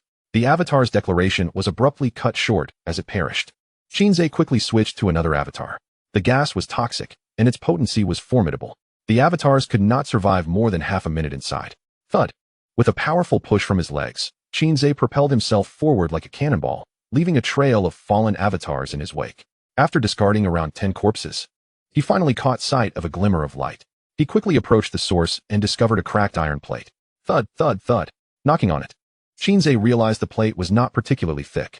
Channeling his vitality, he delivered a punch that pierced through the iron plate, finally emerging from the dark abyss. Surveying his surroundings, he found himself in an unfamiliar corridor devoid of toxic gas. To his left and right stood tightly locked gray gates, adorned with a large Arabic numeral 10. Organic life detected, commencing scan. Scanning. A red beam projected from a corner of the ceiling onto Qin Ze. He jumped, his body tensing up. But after a moment, nothing further transpired. Scan results. Carbon-based life form, Earth human. Initiating identity verification. Qin Ze gazed at the source of the red light, resembling a moss he had seen in a film. Verification failed, non-resident of this shelter. Please identify yourself, or you will be treated as an intruder. Feeling a surge of panic, Qin Ze hastily retrieved his student ID. I am a student from No. 2 High School. The red light once again illuminated the student ID, linking to database. Identity confirmed. Qin Ze, graduate of Jiangxing No. 2 High School. Presumed deceased during the Jiangxing Beast Tide on July 27, 2050. What the hell? Am I dead? Yet here I am, alive and well. And what is this nonsense about 2050? It's only 2025. At that moment, Qin Ze was overwhelmed with questions, feeling as though he had just scratched the surface of the mystery surrounding the alien realm. The so-called secret realm was, in fact, a shelter, one that seemed to be protecting against the alien beasts lurking outside the corridor. Those who have died and returned to life, please disarm. I will escort you to meet the overseer of the shelter. Qin Ze obediently tossed his short sword to the ground. At that moment, a mechanical arm emerged from the ground, retrieving the sword and storing it. With a rumble, The gears on the gate ahead began to turn, emitting a deafening mechanical roar. We're entering a new instance. Would a boss be waiting just behind the door? How could they play if they were denied even a moment to prepare? It seemed that the artificial intelligence of the shelter was quite reasonable, not executing this unidentified outsider on the spot. What impressive technology. Wasn't this supposed to be a high martial arts world? How did it turn into science fiction? I wonder if the overseer of the shelter will be a stunning beauty. The avatars chattered excitedly, eagerly anticipating the next scene. Qin Ze felt the same thrill. After all, this was a place that even the official exploration teams had not yet reached. The air in that corridor was not only toxic, but also possessed a significant corrosive quality. Even with a gas mask donned, within mere minutes, the flesh would corrode into a puddle of putrid meat. Unless one possessed a glitch like Qin Ze, who could split himself, no one else could possibly enter. Click. The mechanical gears appeared to have reached their limit, and the alloy gate gradually swung open to one side. A peculiar outsider. Welcome to Shelter Number 10. Chapter 16. The Journal of a Serious Person. Instead of encountering a gatekeeper boss, a more spacious and illuminated corridor unfolded before him. Please proceed as directed. The floor projected an arrow pointing forward. With each step Qin Ze took, the arrow shifted ahead. This sensation resembled that of a novice tutorial at the onset of a game. Following the arrow's guidance, Qin Ze soon delved deeper into Shelter Number 10. Contrary to the conditions outside, the facilities within were evidently more abundant. Power plants, water stations, rest areas, fitness zones, cafeterias, dormitories, and even a colossal swimming pool, all essential amenities for daily life were present. Yet, curiously, Qin Ze did not encounter a single resident of the shelter throughout his journey. The vast expanse of the shelter was eerily silent, save for the rhythmic sound of his footsteps. He arrived at the administrator's office. As the arrow vanished, Qin Ze found himself before a tightly shut alloy door. After a moment's hesitation, he lifted his hand and knocked. Knock, knock, knock. Hello. No response from within. Knock, knock. Knock. Hello, is anyone there? After incessantly knocking, he received nothing but silence in return. How audacious. To disregard Brother Ze, he kicked the door. This shelter is rather peculiar. Perhaps caution is advisable. Having come this far, he felt compelled to meet this administrator in person. After brainstorming with his clones, Qin Ze resolved to force his way in. Channeling his energy, he raised his foot for a powerful kick bang. Ouch! Qin Ze clutched his foot, hopping on one leg. Pain. Excruciating pain. The alloy door stood resolute, and Qin Ze nearly fractured his foot. Upon examining the door, he discovered a handle beside it. With a gentle twist click, the door opened. Qin Ze was momentarily taken aback. 1,000 curses surged within him, yet he was uncertain whether to voice them. Pushing the door open, a wave of decayed air rushed to greet him. The administrator's office was expansive. 2 walls were adorned with screens displaying various corners of the shelter. In the center stood a desk, upon which lay a skeleton. Approaching, Qin Ze noticed a handgun beside the skeleton's right hand, with a charred spot on the temple of its skull. It was evident that this individual had committed suicide. Could this person be the administrator of the shelter? Qin Ze's suspicion was soon confirmed. On the desk lay a yellow journal. Although it had oxidized over the years, the handwriting was still somewhat legible. February 21st, 2053. Today marks the first day of all residents moving into the shelter. Everyone is feeling quite despondent, filled with uncertainty about the future, including myself, the administrator. To pass the time, I have decided to begin writing a journal from today onward. Who, in their right mind, writes a journal? Qin Ze was certain. This individual was indeed the administrator. But why had he taken his own life? Where had all the residents of the shelter gone? Qin Ze continued to read. February 25th, 2053. In an effort to uplift everyone's spirits, I have decided to organize a social gathering. The shelter is filled with handsome men and beautiful women, carefully selected for the purpose of procreation. At the gathering, spirits were finally lifted, and hope for the future was rekindled. March 10th, 2053. The power module encountered an issue. Although we were without electricity for a small part of the day, thankfully, the problem was eventually resolved. The shelter relies on a nuclear reactor for power, which, according to plan, can provide electricity for a century. Please, let the reactor remain functional. Our hydroponically grown food and vegetables depend entirely on the power system. March 25th, 2053. People are becoming increasingly restless. Life in the shelter is not as pleasant as anticipated, as the limited space feels akin to imprisonment. Some residents wish to enter cryogenic sleep, but regrettably, Shelter Number 10 lacks such facilities. Cryogenic chambers consume too much power. The shelter's electricity cannot sustain them. Today, during a routine meeting with the administrators of the other 9 shelters, I received some good news. The abyss has closed, and there will be no more aberrant beasts. If only the aberrants could vanish alongside the beasts, that would be splendid. Qin Ze noticed a peculiar term, aberrants, deliberately distinguished from aberrant beasts. Did this refer to the humanoid aberrants outside? If they are not beasts, then from whence do the aberrants originate? April 13th, 2053. A grim report has arrived. Shelter No. 3 has been overrun by aberrants. Damn, damn, damn. I truly deserve this fate. April 27th, 2053. Shelters number 1 and 5 have also lost contact. Administrators are beginning to question the shelter's decisions. Can one truly survive by burying their head in the sand? The administrator of Shelter No. 6 has made contact with the Sky Island. He wishes to open the shelter and join the resistance. In the past, I might have advised him against joining the resistance, warning him it would lead to death, but now we are merely clinging to survival. Upon reaching this point, Qin Ze discerned that the administrator's mood had soured considerably. June 1st, 2053. Now, only Shelter number 9 can maintain stable contact with me. Regarding the residents of Shelter number 10, I have begun to report only good news. Withholding any distressing information, I repeatedly reassure everyone that the shelter is absolutely safe and that aberrants cannot enter. Self-deception. October 15th, 2053. Shelter number 9 has also fallen. The shelter plan is a mere joke. During my last communication with the administrator of Shelter number 9, I learned that Sky Island has developed humanoid combat weapons, seemingly no longer requiring living soldiers on the front lines. Should I join them? November 20th, 2053. After a month of contemplation, I have decided to reach out to Sky Island. Curse it, the antenna is broken. Someone must be sent outside to repair it. November 21st, 2053. Aberrants surged in as the door opened. The dormitory on the east side has fallen, and 4,000 residents who could not evacuate perished. November 23rd, 2053. The gate has isolated the east dormitory area. Aberrants have begun to dig tunnels, but thankfully, I managed to inject corrupting agents inside in time. November 25th, 2053. The shelter has become an isolated island. December 30th, 2053. It has all come to an end. Everything has concluded. The rainwater collection system has been sabotaged by the aberrants, leaving us with but one fate: to perish from thirst. January 1st, 2054. As if the roof had collapsed, a torrential rain fell, and our hydroponic systems malfunctioned. We are left without sustenance. January 7th, 2054. The residents spontaneously formed a strike team, yet they cannot even exit the eastern dormitory area. January 23rd, 2054. All residents of the shelter voted for collective euthanasia. January 24th, 2054. I personally pressed the switch to release the hypnotic gas. 13,000 residents of the shelter will peacefully pass away in their slumber. I often ponder what might have transpired had I not developed the alpha reagent. Without the alpha reagent, there would be no reverse alpha reagent, and consequently, no aberrants. Yet, without the reverse alpha reagent, how would we contend with the aberrant beasts?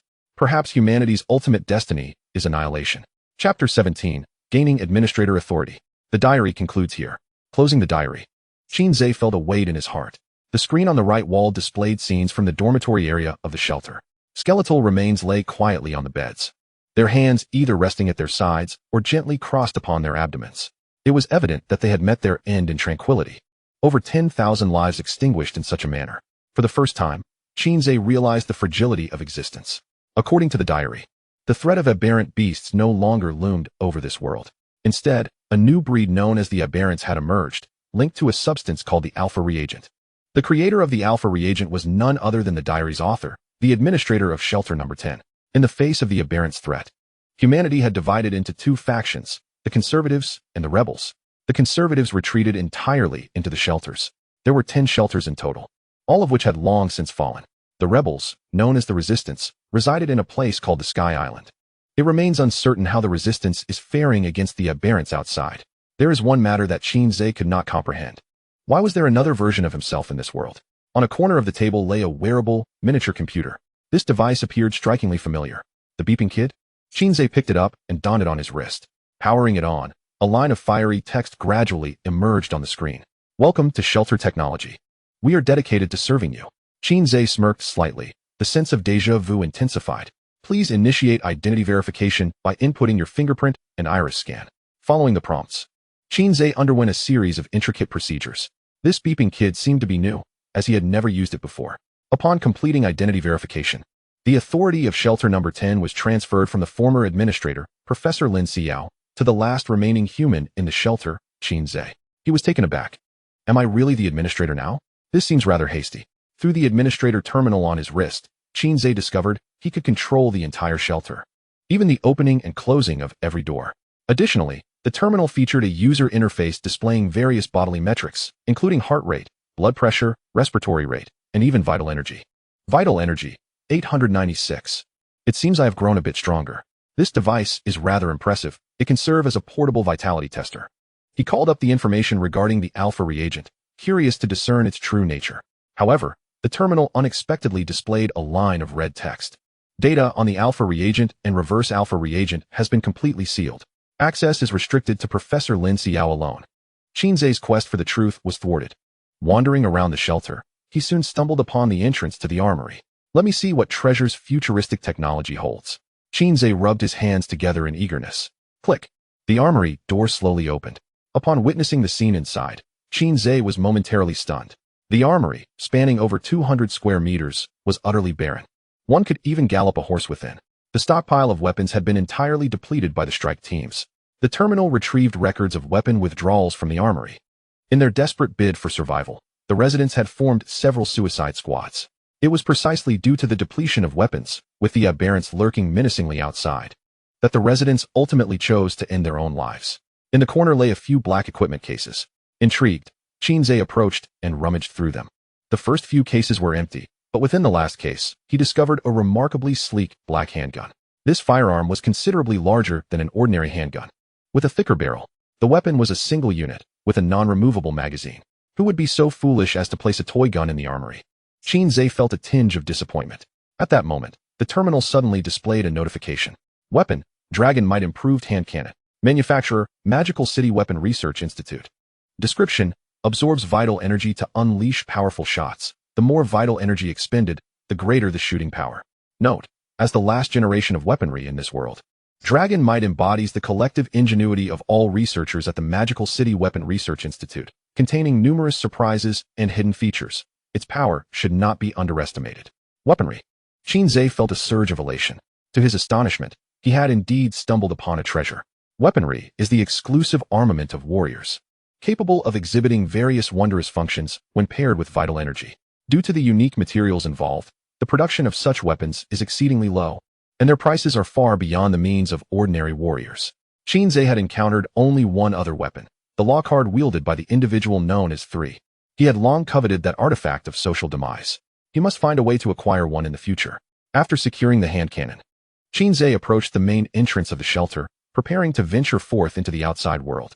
Would you like to open the shelter's entrance? Shelter No. 10 possesses a front and a back entrance. The front entrance, located at the eastern dormitory area, has already been overtaken by aberrants. Qin Ze was now at the back entrance. Open. Rumble. The massive gear emblazoned with the number 10 began to slowly rotate. As the gears turned, the 5-meter-high, half-meter-thick alloy door gradually opened to the side. After being sealed for countless years, the shelter was now greeted by its first rays of sunlight.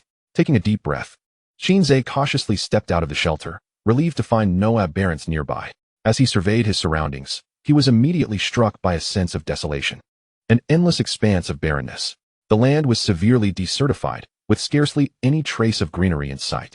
Gazing into the distance, Qin Ze spotted crooked buildings, all cracked and crumbling, with withered plants stubbornly emerging from the crevices. The scene before him resembled the apocalypse. First, let me explore the city. If only I could find a few more pieces of weaponry, I would be ready to ascend. Bang! Qin Ze forcefully propelled himself forward, racing towards the city. Clang! As he reached the city's edge, a fierce gust of wind swept by, sending a decayed billboard crashing at his feet. The faded letters were barely decipherable. Welcome to Jiang City. Could it truly be Jiang City? Qin Ze furrowed his brow.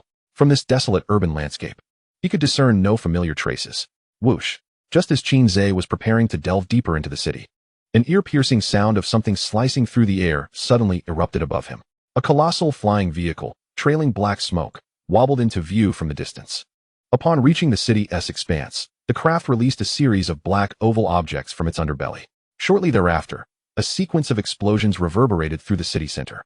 Small mushroom clouds erupted, reducing several already unstable buildings to mere rubble. Even at the city's periphery, Qin Ze was knocked off his feet by the shockwave produced by the blasts. After completing its bombing mission, the aircraft began its retreat. Bang! Just as it exited the city, the rear of the flying machine erupted in flames, plummeting towards the ground not far away. Was it the rebellion from the Sky Island? In his quest to uncover the truth of this world, Qin Ze hesitated on whether to engage with the local inhabitants. The aircraft crashed several hundred meters away. Adhering to the principle of having come this far, Qin Ze resolved to investigate. Chapter 18, Valkyrie of the Battlefield. As Qin Ze approached the downed aircraft, he realized how utterly dilapidated it had become. The outer layer of paint and skin had entirely peeled away, exposing much of the internal framework. The tail was billowing thick black smoke, suggesting a malfunctioning engine. It was astonishing that such a contraption could still soar through the skies. Truly, the future technology of decades hence was impressive. The cockpit door remained tightly shut, and the pilot had yet to emerge. "I am here to rescue you. Are you still alive?" Qin Ze shouted from a distance of several meters. However, after several repeated calls, he received no response from the pilot. Drawing his hand cannon, he cautiously advanced. Through the transparent canopy of the cockpit, Qin Ze glimpsed the state of the pilot within. The pilot had transformed into a skeletal figure, tightly restrained in the pilot's seat by a seatbelt. His head was tilted to one side, and his hollow eye sockets locked onto Qin Ze's gaze. Qin Ze's brow furrowed in concern. Based on the current state of the skeleton, the pilot had been deceased for at least 50 years. It was unsettling to think that a bomber could still take to the skies and carry out bombing runs without its pilot. A shiver ran down Qin Ze's spine. This world was undeniably bizarre. Could it be a realm influenced by a Cthulhu-like deity? Were those aberrations merely the minions of such a being? The atmosphere certainly resembled that notion. A hole in the cockpit indicated how the pilot had met his demise. "My suggestion is to retreat." "I second that. You're not even a first-level warrior. Don't be so stubborn." Qin Ze felt a sense of resolve beginning to wane. Suddenly, a small, dun-colored head poked out from the other side of the bomber. Its lively eyes sparkled with curiosity as it peered at Qin Ze. An aberration. Qin Ze quickly distanced himself, aiming his hand cannon at the small head. However, unlike the aberrations he had encountered before, this little creature displayed no inclination to attack. With fingers stuffed in its mouth, it bore an innocent expression, exuding an aura of curiosity. "How did you get out?" The little one mumbled indistinctly. The aberration could speak. The diaries left by previous administrators had never indicated that aberrations were capable of speech. Just as Qin Ze was about to attempt communication, he suddenly noticed the presence of a dozen adult aberrations surrounding him. The crash of the aircraft had left a massive crater in the ground. Qin Ze found himself ensconced within the pit, encircled by the aberrations outside. At that moment, he realized he had inadvertently stumbled into the lair of the aberrations. "Hold on." Qin Ze raised his hands high, striving to appear harmless. Like the little one, the surrounding aberrations refrained from attacking him. Compared to the aberrations in the shelter, these creatures exhibited a broader range of emotions. Their eyes only slightly reddened, as they observed him with the curiosity of onlookers watching a panda. "External danger, underground safe." One aberration stammered, leaving Qin Ze puzzled. Boom. Suddenly, a series of explosions erupted, causing the aberrations outside the pit to burst into clouds of crimson mist. The little creature by the aircraft was also sent flying by the shockwave, landing who knows where. Witnessing the carnage around him, Qin Ze swallowed hard.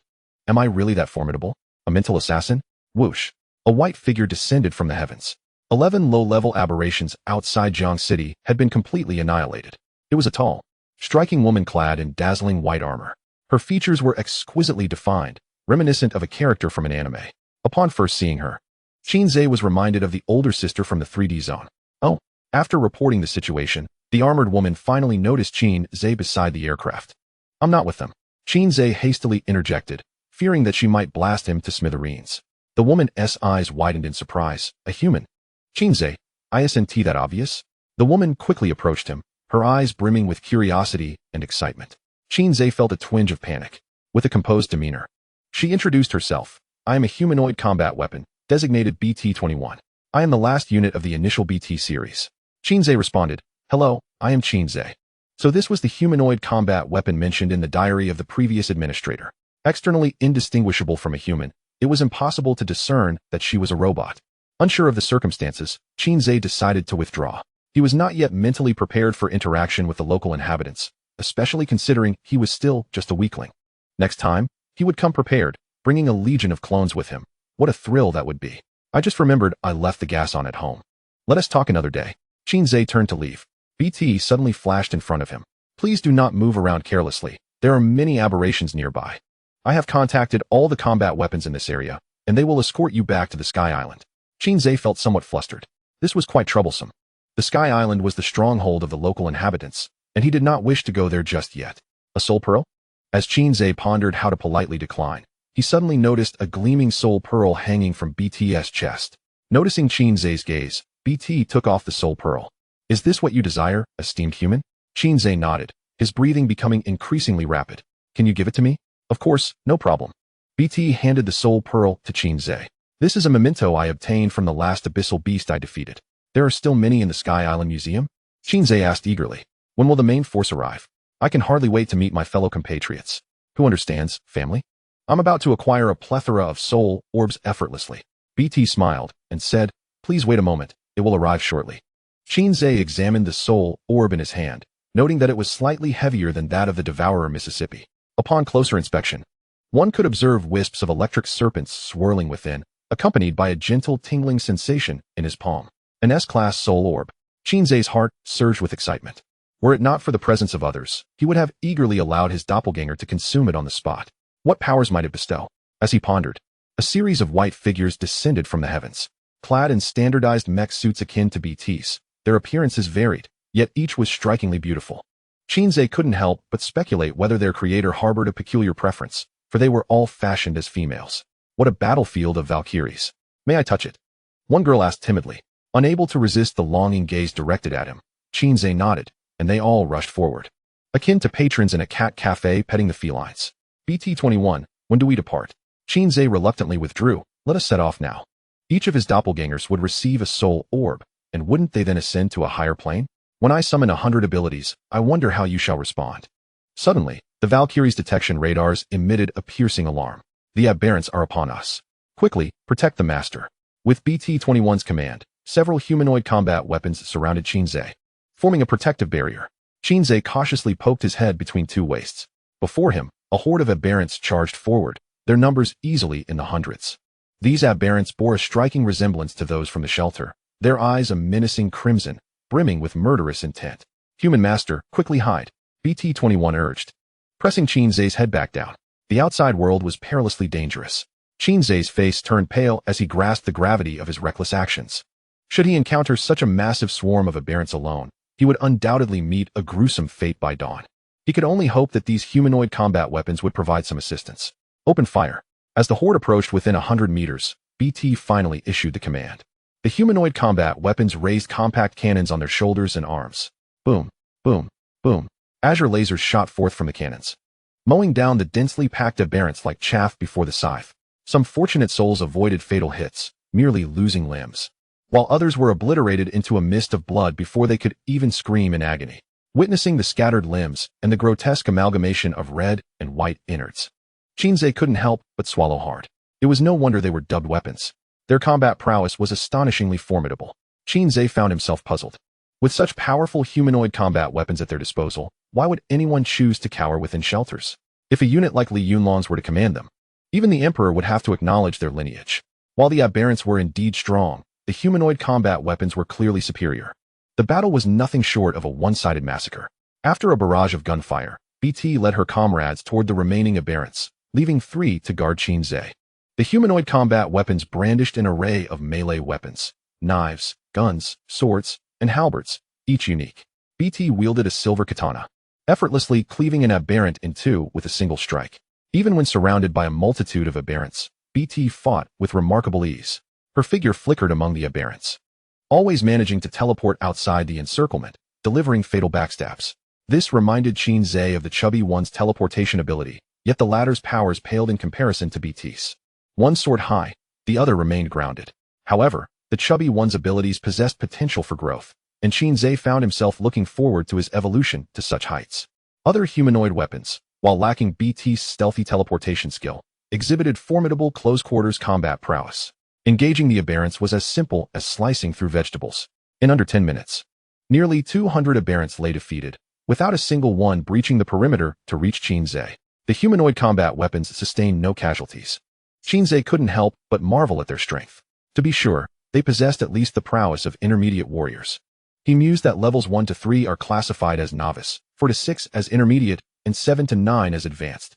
The strongest warrior Qin Ze had encountered thus far was the second-level enforcer, yet the pressure he exerted paled in comparison to BT's full-throttle assault. Qin Ze estimated that BT could single-handedly take on 10 of the second-level enforcers. "Are you uninjured?" After the battle, BT hurried to Qin Ze, her concern palpable. I'm perfectly fine. After a thorough inspection, BT sighed in relief. There is an abandoned airport near Jiangcheng, with hangars housing spacecraft. I shall take you there immediately. With that, BT hoisted Qin Ze onto her shoulder, rearward facing, head tilted back. Qin Ze thought, what an embarrassing position. I could walk on my own. BT decisively countered, the airport is quite a distance away, we must hurry. Couldn't you carry me differently? A hug would suffice. I need my hands free to respond to sudden aberrant attacks. Reluctantly, Qin Ze acquiesced. Hold on tight. We are departing, BT instructed, and Qin Ze grasped her waist firmly. Alas, the mech suit felt unbearably cold, devoid of warmth. With a sudden burst of blue arcs from BT's calves, they shot into the sky, hurtling away at breakneck speed. The other humanoid combat weapons followed suit, forming a protective formation around Qin Ze and BT. Half an hour later, they landed safely at the airport. Qin Ze's hair, standing on end from the wind. Wow, truly, the human master can alter the state of his hair at will. The humanoid combat weapons' eyes sparkled with admiration. Even Qin Ze, with a skin thick as a fortress, felt a wave of bashfulness under their intense praise. Their reverence for humanity seemed ingrained in their very cores. Even if Qin Ze were to pass gas, they would inhale deeply, then give a thumbs up, exclaiming how delightful it was. Follow me, master, I know where the spaceship is. BT said. The airport was overgrown with weeds, and several planes parked on the runway had turned to rusting heaps of scrap metal. The terminal's glass lay shattered. The walls cracked, with the occasional crow flitting out. Such a place would make for an ideal horror film setting without the need for additional embellishments. Why not just carry me directly to the Sky Island? Qin Ze queried cautiously, trailing behind BT. In space, you cannot breathe. BT replied. The Sky Island is in space? Qin Ze was flabbergasted. He had envisioned the Sky Island as a floating aircraft carrier or lighthouse, suspended within the atmosphere. Have the inhabitants of this world colonized outer space? If they possess such capabilities, why remain tethered to Earth? BT tilted its head. Gazing at Qin Ze. Aren't you from the Sky Island? Oh no, I've revealed too much. Qin Ze awkwardly cleared his throat. I am indeed a native of the Sky Island, but I have been executing clandestine missions in a shelter. I only recently emerged from it. BT's eyes were filled with large question marks. What is a shelter? Qin Ze was momentarily taken aback. You don't know what a shelter is? BT shook its head. What year were you produced? I am the first generation of humanoid combat weapons, and the last of the BT series, with a manufacturing date of 2051. BT answered after scanning its logs. The shelter was closed in 2053. How could a 2051 BT not know about it? Have you encountered anyone else besides me? Qin Ze inquired. BT shook its head. The Sky Island is the headquarters of humanity. Once humanoid combat weapons are produced, they are not permitted to return. The mission of these weapons is to eradicate all aberrants. Qin Ze pondered, digesting BT's information. Does your database contain information regarding the Alpha reagent? He subsequently asked. Chapter 20, Journey to the Sky Island, Part 2. BT straightened its posture, data streams flickering in its pupils. Information about the Alpha reagent is classified as top secret level S. I lack the authority to access it. However, a human adult may consult it personally at the Sky Island. Qin Ze sighed softly. What exactly is the Alpha reagent that warrants such stringent confidentiality? On the way to the hangar, Qin Ze pieced together a rough timeline from BT's accounts. BT's manufacturing date was 2051, and only 21 humanoid combat weapons were produced in that initial batch. After all these years, BT was the only one from that first batch still operational. According to BT, she was immediately deployed to the front lines upon her introduction. However, her adversaries at that time were not aberrants, but rather aberrant beasts. Back then, aberrants were scarce and posed no significant threat to humanity. A year later, the aberrant beasts were completely eradicated, yet the number of aberrants began to grow exponentially. Due to the increasing population of aberrants, human living spaces were continually compressed, leading to the proposal of the Sky Island project. The Sky Island, a massive space station, was completed and operational by the end of 2052. In early 2053, all humans on the surface relocated to the Sky Island, leaving only aberrants behind. From that point onward, the Sky Island began producing humanoid combat weapons to annihilate the aberrants on the surface. Subsequent weapons were not endowed with the unique abilities of the first BT series, but were equipped with formidable firepower and martial arts chips. Shelter No. 10 was also put into operation in early 2053, coinciding with the Sky Island's timeline. Qin Ze was deeply curious about the events that transpired back then, which prompted such urgency from both sides. Even more puzzling was the apparent concealment of shelters and humanity from the Sky Island.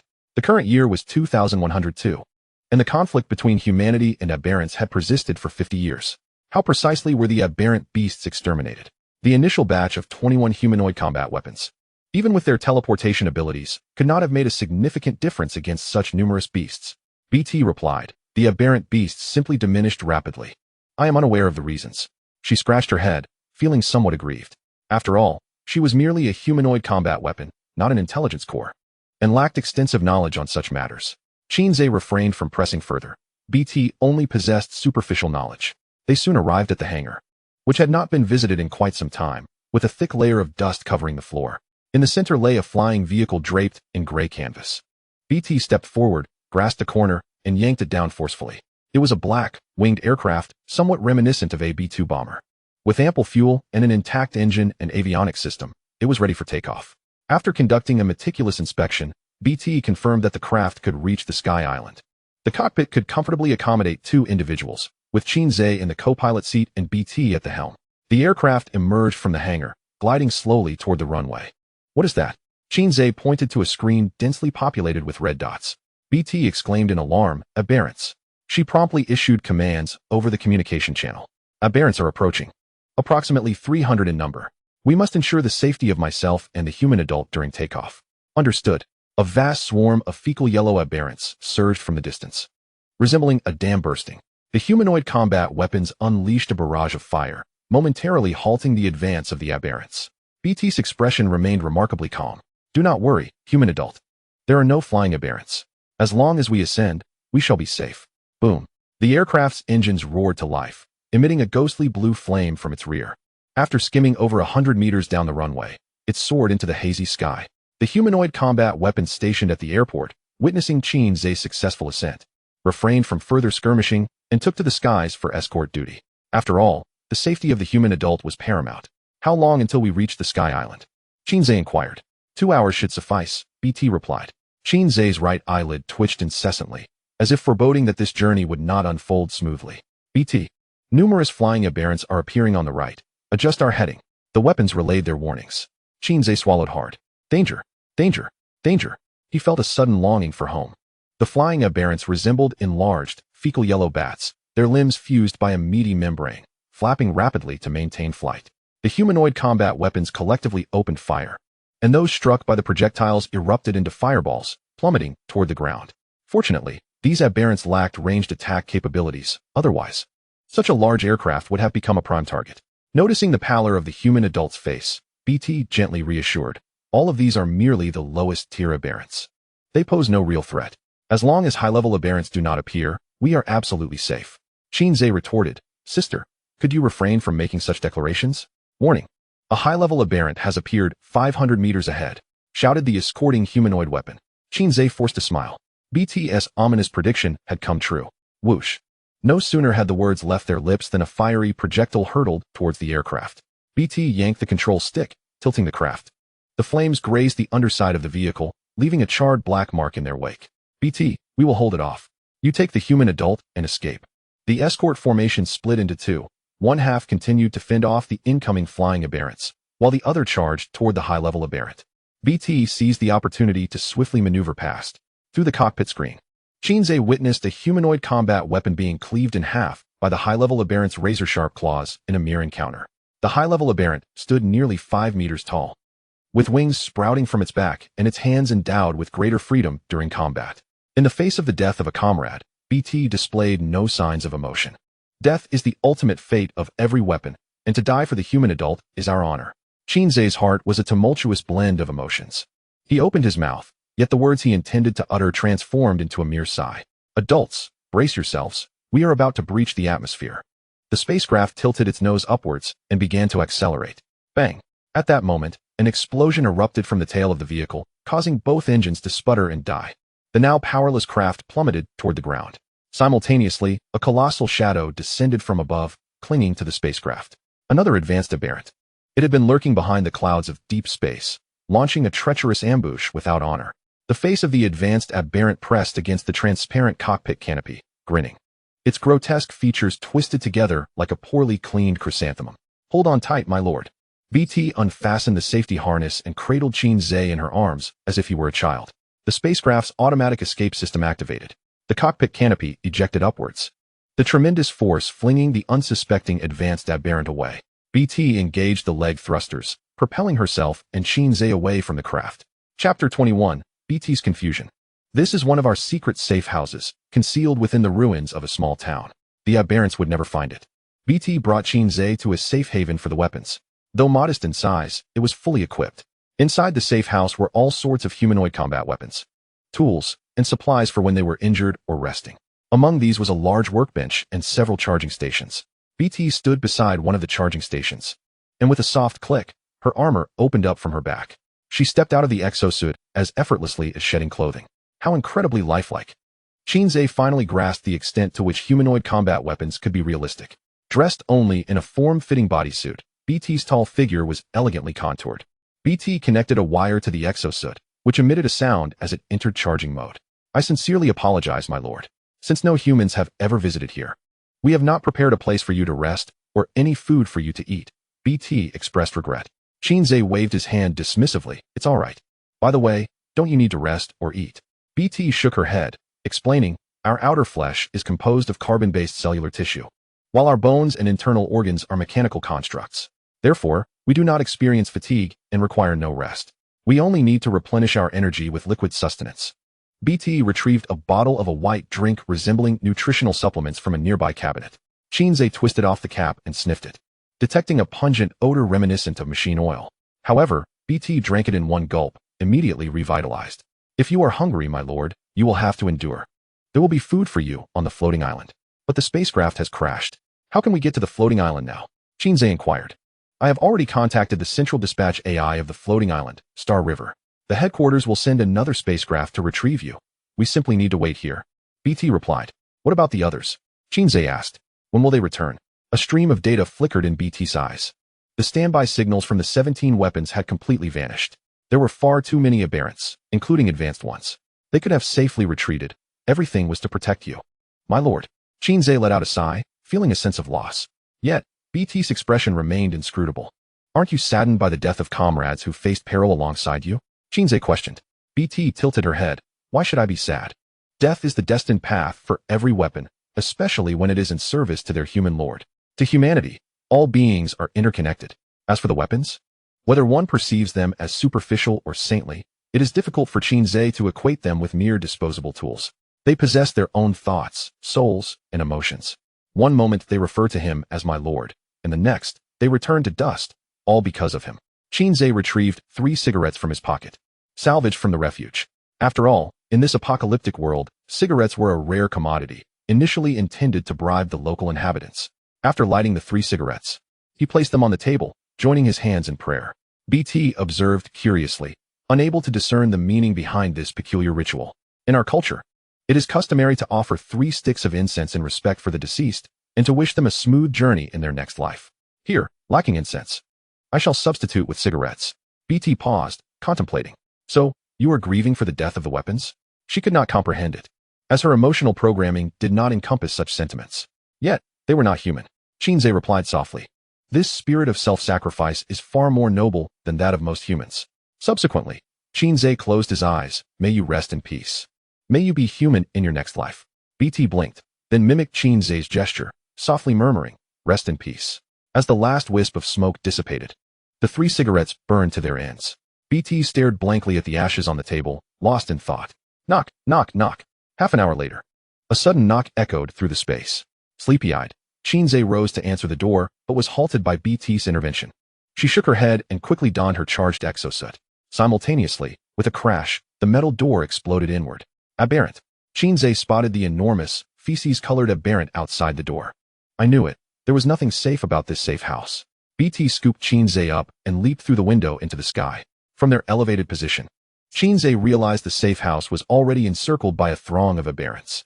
The previous advanced flying aberrant had also pursued them, trailed by a multitude of smaller ones. There is a traitor among us, BT murmured. What? Qin Ze asked, confused. All safe house locations were classified. Aberrants could not possibly know unless a weapon had disclosed it in advance. BT's face tightened. Did you not say their signals had vanished? I called out to the other weapons across public channels. They are aware of our whereabouts. Observing the legion of pursuers above and below, Qin Ze understood that reaching the floating island today was impossible. Return to Jiang City, he resolved. This place was not far from Jiang City, and Qin Ze prepared to exit the refuge, navigating through the distorted realm. In his current state, he was far too weak and could only rely on BT for protection. Once he developed further, he would bring the Devourer next time. He still possessed a new soul orb, which could birth another Devourer. BT, I just communicated with Star River. The floating island's spacecraft has arrived. Due to the aberrance surrounding the safe house, the craft cannot land and is stationed 15 kilometers away on an abandoned highway. As long as you board the spacecraft, you will be safe, she informed him. The advanced aberrant was closing in fast, its speed evidently surpassing BT's. In less than 10 kilometers, it would catch up. Return to Jiang City, Qin Ze declared solemnly. The door of the sanctuary was thick, impenetrable to the aberrants. No amount of force would suffice. That place was indeed a true safe haven. BT harbored no doubts. In her programming, human commands always took precedence. Flames erupted from the mouths of the advanced aberrants. BT was unable to evade them in time, suffering a direct hit to her back, damaging her leg's propulsion system. The two fell to the ground, but BT shielded Qin Ze in her embrace, leaving him unharmed. Are you all right, my lord? BT inquired. Her mech armor severely damaged, one side charred beyond recognition. Qin Ze glanced back at the sanctuary, less than a kilometer away. We are almost there, hold on, he urged. You must go quickly. I will cover you. BT shook her head. It was then that Qin Ze noticed one of her calves had been shattered. Stop wasting words. With gritted teeth, Qin Ze hoisted BT onto his back, unleashing a surge of reverse command. The aberrants above had arrived, encircling them from all directions. Human lord, should I perish, would you light 3 cigarettes for me? BT whispered from Qin Ze's shoulder. Clenching his jaw, he sprinted forward. We won't die. None of us will. The entrance to the sanctuary loomed ahead, and Qin Ze accessed the management terminal to open the door. The process required time. He drew his dragon and fired frantically, taking down one aberrant after another. Yet BT's breath grew increasingly faint, her arms unable to lift. Once the door is fully open, the aberrants will follow us in. No one will escape, BT murmured, her eyes suddenly turning crimson. The hidden energy in her back had activated, with the sound of an electronic voice. Qin Ze felt a weight lift from his shoulder. BT transformed into a fleeting shadow, charging towards the horde of aberrants. Chapter 22, The Unnecessary Carnage. BT seemed to unleash a cosmic explosion, slaying gods and Buddhas alike. Her manually wielded katana danced through the air, stirring a tempest of bloodshed. No aberrant could approach her within 2 steps. In mere seconds, the ground was littered with severed limbs. Yet the sheer number of aberrants was overwhelming. It was as if a cesspit had been detonated, with an ever-growing tide of feculent aberrants surging from the distance. At that moment, the sanctuary's door swung open, and as Qin Ze leaped inside, he quickly shut it behind him through the terminal. BT, hurry in, he shouted, firing his dragon to provide cover. BT severed several aberrants with a swift stroke before accelerating towards the sanctuary. Just a few steps away from safety, an advanced flying aberrant descended from above, blocking BT's path. Damn it! Qin Ze's blood surged, and as he prepared to counterattack, the advanced aberrant struck him back towards the sanctuary. Cough, cough, cough. My lord, go? Don't worry about me. As the advanced aberrant attempted to force its way through the door, BT launched a fierce assault. Enraged, the aberrant retaliated, engaging BT in fierce combat. With a resounding thud, the sanctuary door slammed shut. Through the last remaining gap, Qin Ze glimpsed BT's unyielding defiance. I want to see what happens outside. He frantically tapped on the terminal, but the screen remained dark. The sanctuary's AI responded. All external surveillance equipment is damaged and unable to transmit real-time images. Please replace it promptly. Damn it. Qin Ze kicked the door in frustration. Wincing in pain, he understood that BT's earlier resurgence was but a fleeting moment, and she couldn't last much longer. Surrounded by the advanced aberrant and its numerous minions, the outcome was all but assured. Rubbing his face, Qin Ze returned to the manager's office, rifling through the documents left in the cabinet. He sought more information about the aberrants, the floating islands, and the humanoid combat weapons. Alas, the cabinet was filled solely with sanctuary management files, none of which were of any use. So be it. Qin Ze activated the sanctuary's map navigation, preparing to head to the Eastern Dormitory District to escape the anomaly. There were 2 routes to the Eastern Dormitory, one excavated by the aberrants, filled with toxic gas, and the other a sanctuary passage, though the outside was similarly suffused with poison. Concerned that aberrants might guard the entrance, Qin Ze chose not to retrace his steps, but instead exited via the main door. He vented the toxic gas beforehand, then re-injected it upon leaving. Instinctively glancing at the locator, he discovered it had malfunctioned during his initial traversal through the toxic fog. The corrosive nature of the gas was indeed formidable, capable of decaying even mechanical devices. With the map on his terminal, Qin Ze no longer wandered aimlessly like a headless fly. The fallen district contained not only a vast expanse of lodging areas, but also several essential facilities. After navigating through numerous doors, Qin Ze encountered an unexpected figure. Qin Ze, Hibai, engrossed in studying a route map on the wall, turned sharply at the sound of footsteps, only to find Qin Ze, whom he had killed 5 times before, standing unscathed. You're incredibly difficult to kill. What are you? Human or ghost? Hibai retreated cautiously, creating distance. The area was vast, and he was hopelessly lost. Moreover, the locator inexplicably failed to receive any signal. Even if he wished to call for help, he could not. It truly is a narrow road for enemies, Qin Ze replied coldly. Hibai brandished the short sword gifted to him by his elder brother. Though I have no idea how you managed to be so hard to kill, it matters not. Since you refuse to die after several attempts, I shall simply kill you more times until you do. Hibai gripped the short sword tightly, slashing downward to unleash a wave of crimson sword energy. Weapons. Qin Ze rolled away to evade the sword energy. Hibai raised an eyebrow. Consider it a compliment that you have some knowledge. To die beneath my weapon would be a privilege. Any last words? Qin Ze rolled his eyes. You talk too much. With a flick of his wrist, he aimed the dragon at Hibai. Observing the diminutive firearm, Hibai smirked disdainfully. You think a toy gun can scare me? How naive. Bang. Before Hibai could finish his sentence, his abdomen suddenly contorted as if struck by a speeding train, and a burst of blood mist erupted from his back. Thud. He was slammed against the wall, blood splattering across the white surface in a scene that appeared almost artistic at first glance. Hibai looked down at the massive gaping hole in his abdomen, his intestines obliterated, allowing a clear view through the wound. In that fleeting moment, he felt as if he had collided with an oncoming freight train, utterly devoid of any reaction time. Thud. Hibai collapsed to the ground, his body convulsing as blood poured forth from his throat. Qin Ze approached him. The dragon aimed at his head. Hibai recognized the weapon in Qin Ze's hand. That SA weapon. How can an ordinary student from a common family possess a weapon? He was baffled. Did wealth and power elevate him above others? Why must there always be such scum in every world? In contrast, the humanoid combat weapons seemed more human. Hibai felt fear. Born with a golden key, having lived in privilege for so many years, he had never felt such terror. Why must one widen their eyes, their face awash with desperation? No. Bang. Hibai's head was shattered by a single gunshot. A commoner's wrath can shake the heavens. Even the fury of a mere peasant is a burden few can bear. Qin Ze has always adhered to the principle of not provoking others unless provoked. Hibai has truly crossed his bottom line. Qin Ze did not confiscate Hibai's weapons. Instead, he found a weak mutant and dispatched it with a single punch, dragging the corpse to Hibai's side, staging the scene as an attack by the mutant. After all, there were no surveillance cameras or eyewitnesses in the vicinity.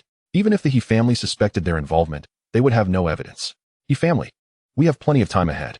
Qin Ze has already noted the He family in his little notebook. The last time he had put He Guang behind bars had sown enmity. Now, having slain Hibai, it has become a matter of life and death. He must hasten to increase his strength. This world is perilously dangerous. Qin Ze clutched the soul pearl gifted by BT, after arranging the scene. He prepared to leave when he suddenly heard a faint cough emanating from an adjacent room. Qin Ze furrowed his brow and cautiously approached the door. Click. He twisted the handle, only to find it locked from the inside. Bang. Qin Ze fired a shot at the doorknob and kicked the door open. Teacher Yao. Upon seeing the figure huddled in the corner of the room, Qin Ze was taken aback. This is troublesome. The commotion outside must have alerted her. Should he silence her? Teacher Yao was gravely injured, her energy waning. At this distance, Qin Ze was confident he could deliver a fatal shot. He could not afford any leaks regarding Hibai's demise. Cough, cough, cough. Teacher Yao coughed violently, seemingly aware of Qin Ze's intentions. I actually didn't hear anything. Chapter 23. Teacher Yao, you can't possibly hear nothing? Your words, Teacher Yao, seem a bit too transparent. Qin Ze toyed with the gun in his hand. Upon hearing this, Teacher Yao's heart sank to the depths. She could sense the murderous intent radiating from Qin Ze. A tiger, fallen in the plains, is preyed upon by dogs. She had never imagined that one day she would meet her end at the hands of a mere child. Yet, Qin Ze's demeanor was indeed unexpected. In such a remote town, a ruthless and extraordinarily gifted young warrior had emerged. Provided he doesn't perish prematurely, he is destined for greatness. However, Teacher Yao did not wish to be one of his acolytes. After a fierce battle with the mutant beasts, she had barely escaped using her trump card, yet she was now severely injured. Particularly, her life force was nearly depleted, leaving her powerless. Go ahead and shoot. Since resistance was futile, Teacher Yao closed her eyes, resigning herself to fate. Could Qin Ze truly be so naive? Will you not say anything further? Their essay trick. Teacher Yao's excessive compliance made Qin Ze suspect that things were not so simple. Could it be that this woman had some hidden weapon up her sleeve? Waiting for the moment he gathered his energy to strike, the atmosphere became tense. Qin Ze aimed at Teacher Yao, hesitating whether to take the gamble of a shot. After a long silence without gunfire, Teacher Yao opened her eyes to see Qin Ze's indecision, and a smile crept onto her face. Indeed, he was still too young. The room was shrouded in darkness, with Qin Ze blocking the light from the corridor. He cautiously shifted to the side, allowing the corridor's light to illuminate Teacher Yao, causing Qin Ze to jolt, nearly dropping his weapon. Teacher Yao was covered in wounds, drenched in blood, but that was of little consequence. What mattered was that the blood on Teacher Yao was golden, still faintly glowing. A different race. Teacher Yao was actually of a different race. Qin Ze's mind raced. How had a member of another race infiltrated the school as a teacher, and what was her purpose? Qin Ze's thoughts were nearly on the verge of combustion. Yet he could not discern the truth. Teacher Yao, are you all right? A voice suddenly called from the corridor. Qin Ze noticed the locator on Teacher Yao's wrist flashing a red light. She had already sent out a distress signal. The rescue team was close at hand. Firing now would undoubtedly draw attention. You have no chance left. The corner of Teacher Yao's mouth lifted slightly, a sigh of relief washing over her. Qin Ze smiled as well. Upon seeing that sinister smile, Teacher Yao felt an ominous premonition. Teacher, I believe you wouldn't want your identity as a member of another race exposed, would you? Qin Ze holstered his weapon. What do you intend? Teacher Yao frowned slightly. She was indeed in no position to expose her identity. Qin Ze removed his jacket. Quite simply, you help me keep a secret, and I shall help you keep yours. Is that all? Teacher Yao had expected a more demanding proposition. No problem. A pleasant cooperation. Qin Ze tossed his jacket to Teacher Yao, who quickly donned it. Given that Teacher Yao was a head shorter than Qin Ze, the already loose uniform hung down to her hips, concealing her injuries completely. Teacher Yao is here. Qin Ze stepped outside and waved his hand. Soldiers from the City Defense Department rushed over immediately upon receiving the news. For soldiers in full combat gear, armed to the teeth. Upon seeing that Teacher Yao was alive, they breathed a collective sigh of relief. Teacher Yao, can you still move? The captain inquired. Yes. Teacher Yao glanced at Qin Ze, who immediately understood. Teacher, allow me to assist you. Qin Ze moved forward, draping Teacher Yao's arm over his shoulder and helping her to her feet. The soldiers formed pairs, one group leading the way while the other brought up the rear. Qin Ze and Teacher Yao were protected in the middle. Qin Ze was quite astonished. Since when had the City Defense Department been so dedicated to serving the people? As they passed by Hebai's corpse, Teacher Yao suddenly spoke. Wait, he was also my student. Qin Ze's eyelids twitched violently, a half-smile gracing his lips. Teacher Yao? You wouldn't want. Teacher Yao rolled her eyes. He was slain by a mutant beast's ambush. I was utterly depleted and unable to provide aid. Take his body out. I will apologize to his family. The captain hesitated. After all, there were mutants everywhere. Extracting a living person was already a challenge, let alone a corpse. You carry him. Teacher Yao instructed the captain directly. The captain clenched his teeth and nodded, understood. Subsequently, Hebai's decapitated corpse was hoisted onto his back. The group swiftly retreated.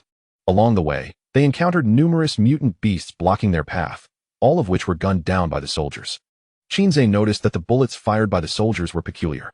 Upon being struck, the mutant beasts rapidly disintegrated, turning to blood within a minute. Teacher Yao appeared to be witnessing this for the first time, her eyes filled with astonishment. A nearby soldier explained, the bullets are equipped with the latest alpha reagent produced by the Black Mountain Research Institute, highly effective against mutants of grade F and below. Qin Ze was internally exclaiming in disbelief. What had he just heard? The alpha reagent? Was it the same alpha reagent mentioned in the administrator's diary? How could something from the other realm appear in the real world? What is wrong with you?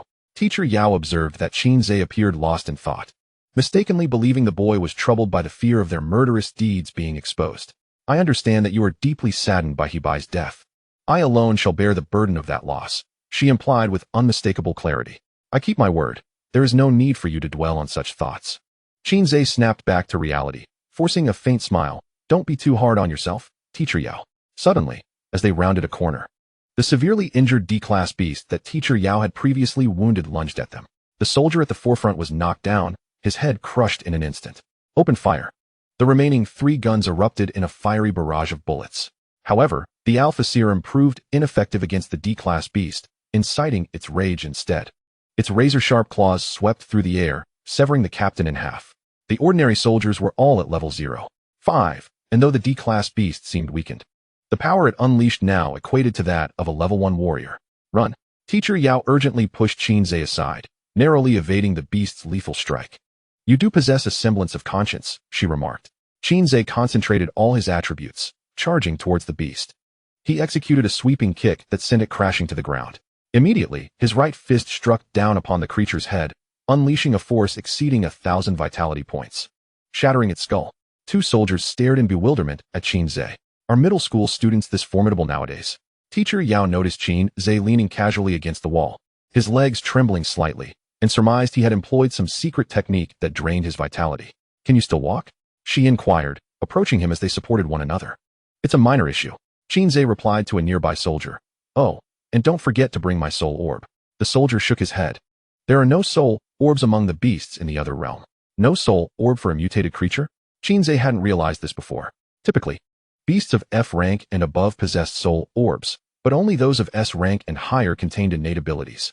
Regular soul orbs, once purified, would merely enhance vitality. After a harrowing journey, they finally exited the other realm 20 minutes later. At the entrance, a woman clad in a white lab coat was directing operations. Upon recognizing her visage, Qin Ze was momentarily taken aback. Lin Siyuan.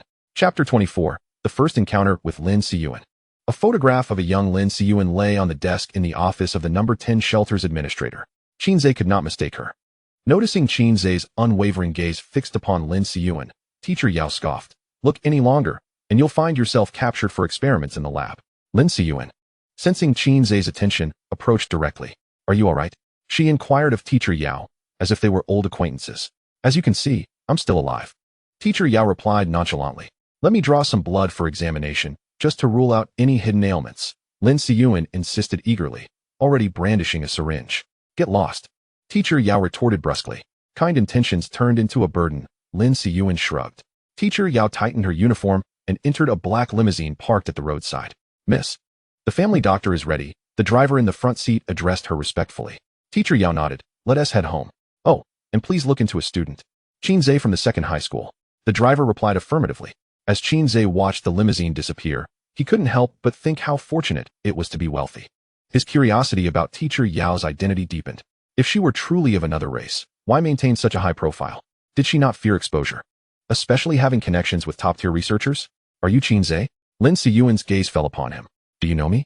Qin Ze was certain they had never met. Not long ago, an S-class beast that had been injected with a large dose of alpha serum went missing from the lab. Later, it died, and the soul orb was lost, just as you happened to be present at the scene. Come now, let us draw some blood first. Lin Siyuan shook the syringe enticingly. Qin Ze harbored suspicions that this woman had an unusual penchant for drawing blood. Don't be nervous. I just want to check your developmental health. Lin Siyuan swiftly inserted the needle into Qin Ze's arm, extracting less than 5 milliliters of blood. She then produced a palm-sized, unfamiliar device, placing a drop of the blood upon it. Let us see. Your vitality is quite high, nearing the level of a first-tier warrior. Impressive for your age. The state of your cells is normal. There has been no mutation. Lin Siyuan stored the device away. It appears the soul orb of the S-class beast was not absorbed by you. Qin Ze exhaled in relief. Of course not. It was my doppelganger. I am merely a defenseless student. How could I possibly contend with an S-class beast? You overestimate my capabilities. Lin Siyuan smirked. You're being overly modest. I see you are anything but ordinary. Stepping closer, she whispered into Qin Ze's ear. You figured out Teacher Yao's true identity, haven't you? I don't understand what you're talking about. Qin Ze averted his gaze. Stop pretending. Lin Siyuan scoffed. That jacket she wears is yours. I sent it? To conceal her injuries? Indeed, Lin Siyuan was already aware of Teacher Yao's identity as a being of another race. Qin Ze ceased his pretense. Are you in cahoots with her? What do you and your kind want? Until now, Qin Ze had envisioned beings of another race as monstrous creatures. Yet they appeared strikingly similar to ordinary humans. If such entities infiltrated on a large scale, humanity would find it exceedingly difficult to defend itself. Lin Siyuan chuckled. I am a bona fide earthling. Moreover, I am not a spy for another race. I wish I were. I merely advise you to refrain from speaking carelessly. Some truths will reveal themselves as you mature, little brother. With that, Lin Siyuan sauntered away, leaving Qin Ze in contemplation. Teacher Yao's identity seemed extraordinarily intricate. Known only to a select few, but thankfully, she was not a spy. Qin Ze felt a wave of guilt dissipate within him. On the bus returning to school, the atmosphere was notably somber. The abrupt appearance of the D-class beast had incited chaos among the creatures in the other realm. resulting in the emergence of even more lower-tier beasts, including 2 additional D-class ones. This had caused significant casualties within the trial team. In Qin Ze's class, aside from Hebai, 3 classmates were still unaccounted for, likely facing grim fates. The head teacher bellowed, "Everyone, pull yourselves together. If such minor setbacks can extinguish your warrior spirit, then you ought not to participate in the martial examination any longer. The day you chose to become a warrior, you must have resolved to confront the beasts to the death. If a handful of inconsequential lower-tier beasts shatters your confidence, how will you fare when you step into the abyssal battlefield in the future? Will you not descend into utter despair?" The oppressive atmosphere within the bus gradually lightened. However, those who had just faced life and death remained notably despondent. Upon returning home, Qin Ze received a call from Fatty. "Thank heavens, you finally picked up. I heard there was trouble in the other realm, but thankfully, you're still alive, Zegu." Qin Ze replied coolly, "Some classmates perished. I was merely fortunate to survive." "Hebai has also passed." The portly fellow exclaimed in alarm. "Why must he die? It's over now. Higuang will undoubtedly place the blame squarely upon you." Qin Ze lay languidly upon the sofa, dismissing the concern. "When Hebai passed, Teacher Yao was present. She will attest that I had no involvement." The portly man sighed in relief. With Teacher Yao around, that is a comfort. Even if Higuang were to insist otherwise, there is no evidence. "Rest assured, I am unharmed," Qin Ze replied. After a brief exchange of pleasantries, the two agreed to meet for skewers over the weekend, concluding their conversation. Qin Ze nestled deeper into the sofa, finally experiencing a sense of relaxation, both physically and mentally. This excursion into the otherworldly realm had indeed been exhilarating. First, navigating the labyrinth, then inadvertently stumbling into shelter number 10, where he inexplicably acquired administrative privileges. Upon exiting the shelter, he encountered BT and her companions, narrowly escaping the onslaught of the aberrants, witnessing Hebai's demise, and unintentionally unveiling Teacher Yao's true identity. And then there was Lin Siyu. Qin Ze began to grasp the essence of the Jianshan otherworld, a parallel realm that bore an uncanny resemblance to the real world, where certain individuals from reality also existed. However, some details required further verification during his next visit. The aberrants within this realm were the byproduct of the Alpha reagent. Should he now seek to intervene with Lin Siyu? Yet, he had witnessed the Alpha reagent's efficacy in obliterating aberrants firsthand. Alpha reagent, reverse Alpha reagent. What, then, was the reverse Alpha reagent? A wave of confusion washed over Qin Ze. He rummaged through his pocket, producing the soul or BT had gifted him. Strengthening himself was paramount. He felt woefully inadequate, incapable of uncovering the truth. He consumed it. Calling forth a clone, he muttered, "Once again, they experiment on us, treating us like expendable commodities." The clone, cursing and grumbling, swallowed the soul orb. Drawing from prior experience, the process went remarkably smoothly this time. "How do you feel?" Qin Ze inquired. The clone's eyes fluttered open, electric currents flickering within. "Behold my wrath as I shatter the darkness with thunder." With a crackle, serpentine bolts of blue electricity danced around the clone. Chapter 25, Dual Talent Abilities. The clone's hair stood on end, arcs of azure electricity crackling between the strands. The clone clenched its fists, trembling with power. With a sudden thrust of its right fist, a bolt of lightning shot forth, exploding the ceiling light into a shower of shards. Darkness enveloped the room, save for the faint glow of electricity coursing along the clone's form. "Are you insane?" Qin Ze retorted. "If I am insane, then so are you," the clone shot back. "Replace the light," Qin Ze barked. The clone, hands on hips, declared, "From this day forth, I shall not permit anyone to raise their voice at me. You shall refer to me as the Thunder King." Qin Ze delivered a swift kick, sending the clone sprawling. "Replace the light." Fuming, the Thunder King rose, staring defiantly at Qin Ze, crackling with electricity, a serpentine bolt coiling around its waist, ready to unleash chaos. After a brief standoff, the Thunder King shouted, "Fine, I'll replace it," and stormed into the storage room, rummaging for spare light tubes. Qin Ze settled back onto the sofa, feeling the surge of strength radiating from the Thunder King.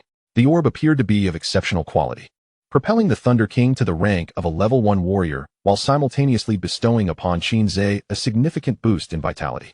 He opened the administrative terminal, discovering his vitality had surged to 999. With just one final push, he would ascend to a level 1 warrior himself. Qin Ze promptly seated himself, eyes closed, and began to manipulate his cultivation technique. Yet, curiously, no matter how he channeled his energy, his vitality remained stubbornly fixed at 999. Feeling a pressure in his dantian, he realized he could no longer accommodate any additional vitality. Was his approach to the breakthrough flawed? He halted his meditation, resolving to seek Teacher Yao's counsel the following day. She was unlikely to be overly stingy. Afterward, he extended his palm, conjuring a lightning orb the size of an infant's fist. He had now inherited the Thunder King's innate ability. From this moment forth, he was a dual-capacity individual. Clenching his fist, the lightning orb vanished. "It's done," the Thunder King announced, flipping the switch to restore light to the room. "Go accompany the Devourer in the wild. You two can look out for each other. I shall grant you an additional 10 clones." Under the guidance of the Devourer, the Black Circus had grown increasingly formidable, with Qin Ze's continuous supply of clones. His influence now spanned nearly the entire Jiangxing. With the Thunder King's addition, the circus was truly bolstered. Once the Thunder King departed, Qin Ze began to contemplate his next steps. The imminent martial examination loomed, with less than 100 days remaining. By the time the exam concluded, he anticipated reaching at least level 1 warrior status, allowing him to re-enter the other world. Moreover, his clones were nearly replenished. During this previous excursion, he had lost nearly 20 clones. Adding the ones given to the Thunder King, he now possessed only about 10. Should he encounter a situation akin to the toxic mists in the passageway again, these clones might not suffice. He needed to strategize carefully. Qin Ze retrieved 3 cigarettes, lighting them and placing them on the coffee table. "BT, these are for you. I vow to exact vengeance upon your behalf in the next foray into the other world." The depths of the other world were profoundly intricate. He had merely dipped a toe in and nearly drowned. Aberrants, shelters, floating islands, humanoid combat weapons. There seemed to be a colossal secret lurking beneath the surface. To unravel it all, he would have to seek answers on the floating islands. With a sigh, Qin Ze reflected on BT, a true comrade. Without her, he would never have returned. He resolved to erect a monument in her honor within the other world. However, his clones suddenly voiced their dissent. "You treat us like disposable commodities. Why not consider erecting a monument for us? You treacherous scoundrel," they protested. "No longer will we be treated as mere tools." Qin Ze rolled his eyes. "Build a monument for myself? Am I mad?" The clones, however, were abuzz with enthusiasm over the idea, discussing its feasibility. "I believe we should erect a monument and perhaps hold a memorial service to honor our fallen brothers." "Agreed. But what shall we name this monument?" "The Black Monument." "Nonsense. Let us name it the Qin Ze Monument."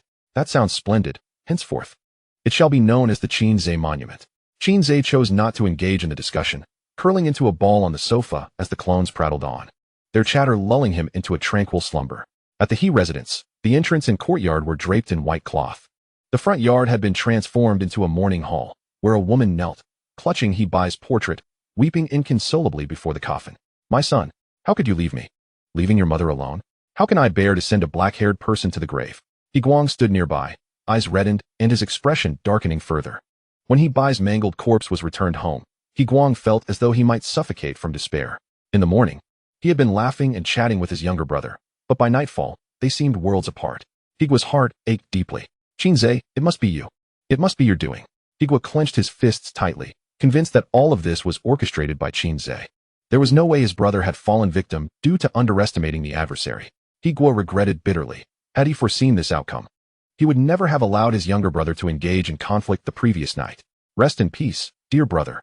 I shall procure Qin Ze's head to honor your spirit." At that moment, a man clad in military attire approached Higua.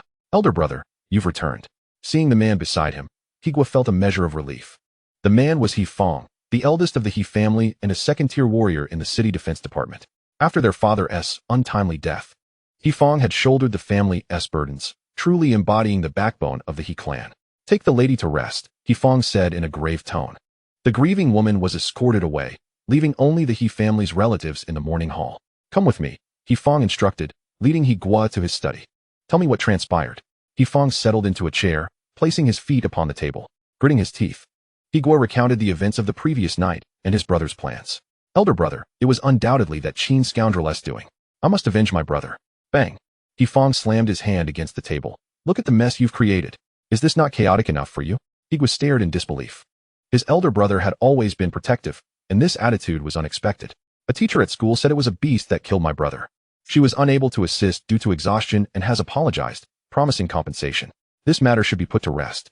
Higua protested. "She's merely a teacher. What is she worth? She did nothing to save him. She should also pay for my brother's demise." He Fong replied coldly. "Second brother, when will you ever mature? Do you think I can swallow this bitterness? The information was conveyed to me by my direct superior. The teacher never even met me. My superior specifically instructed me to downplay the situation and stated it had nothing to do with that Qin individual." Higua was taken aback. What sort of background does this teacher have?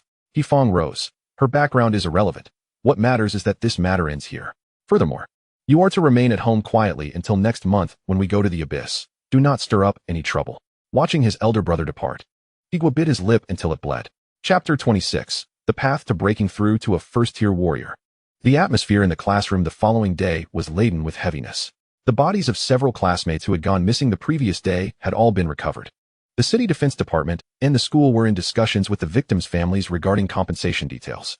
Rewards for those who participated in the trials had also been fully dispersed.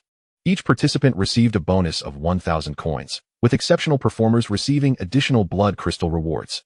Teacher Yao awarded Qin Ze an S rating, and he received 2 blood crystals. The blood crystals were about the size of half a baby's fist, brimming with rich vitality that could be absorbed directly. However, Qin Ze found himself at a bottleneck. Absorbing them would yield no benefit, so he stored them carefully. The trial tasks had been suspended. It was rumored that the City Defense Department had dispatched intermediate warriors into the anomalous realm to eradicate the more dangerous beasts. The chubby boy recounted the hearsay he had gleaned from his father. Thank goodness I didn't go, otherwise, I too would have been lost.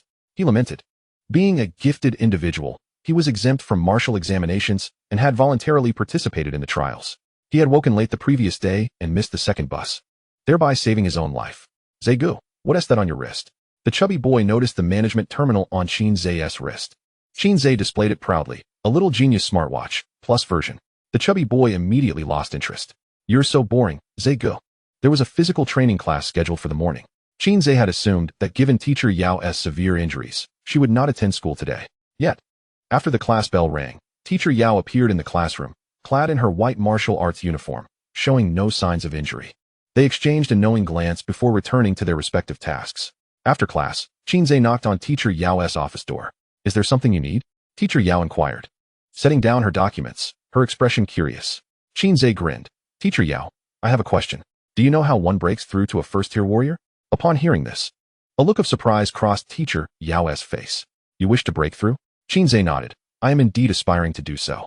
Teacher Yao rose and grasped Qin Ze's wrist. Your vitality has reached its limit. You truly are on the verge of a breakthrough. Teacher Yao gazed at Qin Ze in disbelief, as if she were staring at a marvel. According to her investigations, Qin Ze hailed from an ordinary family. His parents and sister were all commonplace individuals, and there had been no warriors in the family for 3 generations. The emergence of Qin Ze as a warrior was akin to smoke rising from the ancestral grave of the Qin clan. Throughout his 3 years in high school, Qin Ze's martial arts performance had been unremarkable, showing no signs of talent. How had he suddenly transformed into a different person in the past half-month? To break through to a first-tier warrior before the age of 18 was unprecedented, even among the children of martial families who consumed gathering pills like candy. Have you practiced any forbidden techniques? Teacher Yao's brow furrowed. Certain prohibited methods could indeed lead to rapid breakthroughs, albeit at a cost, be it life, spirit, or faith. In short, there is no such thing as a free lunch. Qin Ze answered candidly. The only techniques I practice are the reversal technique and the lotus meditation. Teacher Yao fixed her gaze upon Qin Ze's eyes. At that moment, he felt as if he were locking eyes with an emblem of authority. Tell me, what techniques have you practiced? Teacher Yao's voice resonated in Qin Ze's mind like the morning bell of a temple, impossible to resist. This pressure eclipsed even that of the emblem. Soon, the oppressive aura dissipated as other facets of his being spread the weight. And Qin Ze repeated his previous answer. The only techniques I practice are the reversal technique and the lotus meditation. Teacher Yao was bewildered. Could it be that Qin Ze was indeed a once-in-a-century martial genius? So, do you know how to break through? If you don't, I'll ask someone else. Qin Ze feigned impatience. Teacher Yao huffed and returned to her chair. Do you feel as though your vital energy is at its limit? No matter how much meditation you perform, it does not increase? Qin Ze nodded. I previously mentioned that vitality and the reversal technique are interlinked, Teacher Yao said calmly. The progress of the reversal technique reflects, to some extent, the strength of the body. You have reached the current limit of your physical body.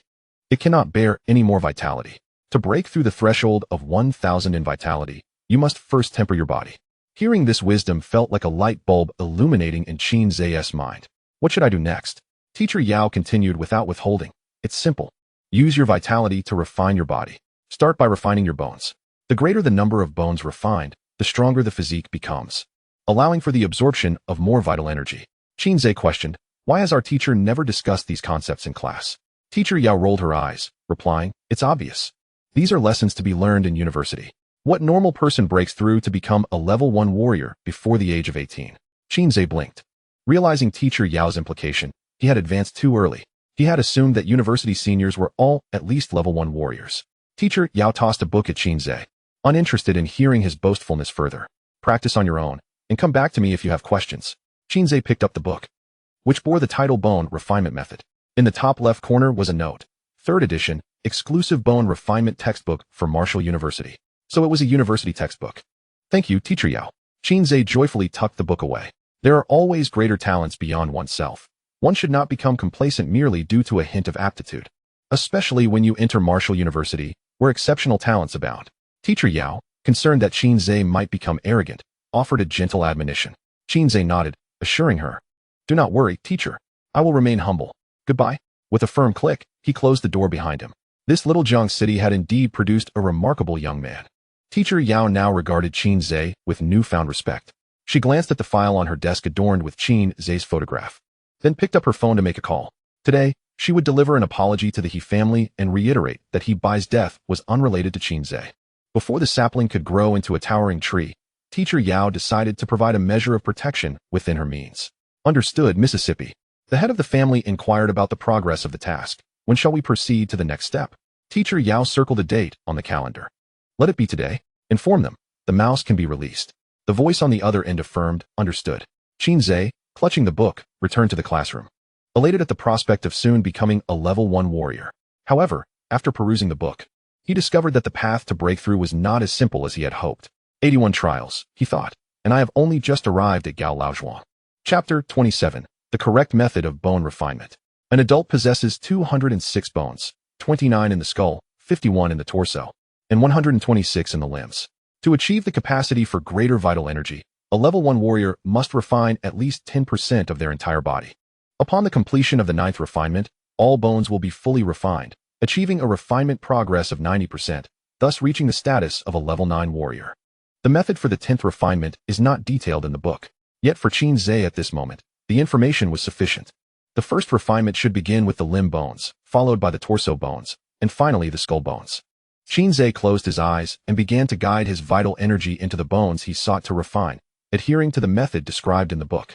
It was a tedious and protracted process, akin to washing clothes, requiring repeated rinses. After several rounds of refinement, Qin Ze opened his eyes. Done. He extended his right pinky finger, having just refined the tip. To the naked eye, it appeared no different from the others. However, his vital energy reservoir had noticeably expanded. No longer would he struggle to absorb energy while operating the Lotus technique. The management terminal displayed only whole numbers for his vital energy. Yet Qin Ze felt certain that he had reached 9,991. Glancing at the clock on the classroom wall, he realized it was already 4 in the afternoon. School would be dismissed in half an hour. He had spent the entire afternoon on this, and that was merely for the easiest refinement, the pinky. If he were to refine all 20+ bones in his first attempt, it would take at least 2 months. Too long. An idea struck him. If his clones could reflect his cultivation progress, could they also reflect the bone refinement progress? The book did not specify that one must wait until their vital energy was full to refine bones, only that efficiency increases when it is full.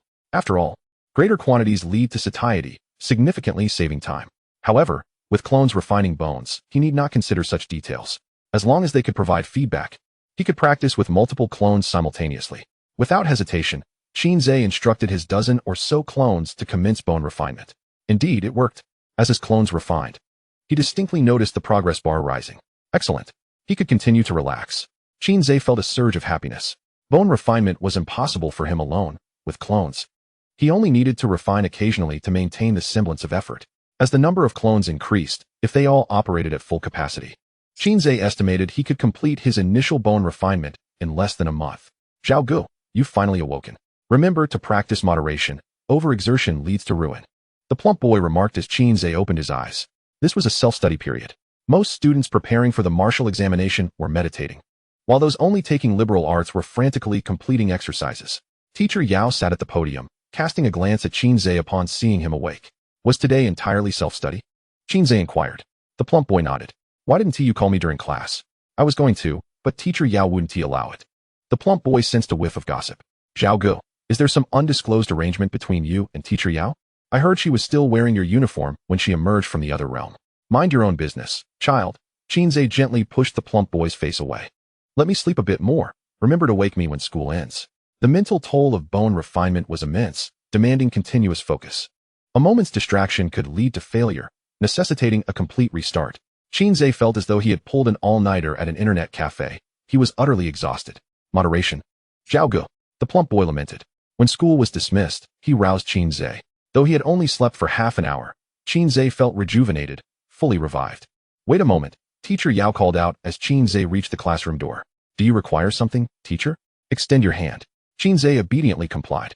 Teacher Yao grasped his wrist, and after a moment, her expression brightened.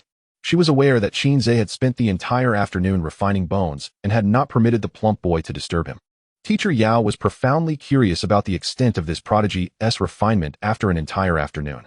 According to the standards of geniuses at Marshall University, 2 to 3 finger bones could be refined in such a time frame. Qin Ze had only refined 1. Fair enough, she mused. This is quite reasonable. Even geniuses cannot excel in every domain. When God opens one door, another is closed. Qin Ze's rapid growth in vital energy contrasted with his relatively ordinary bone refinement speed. Teacher Yao, have you won the lottery?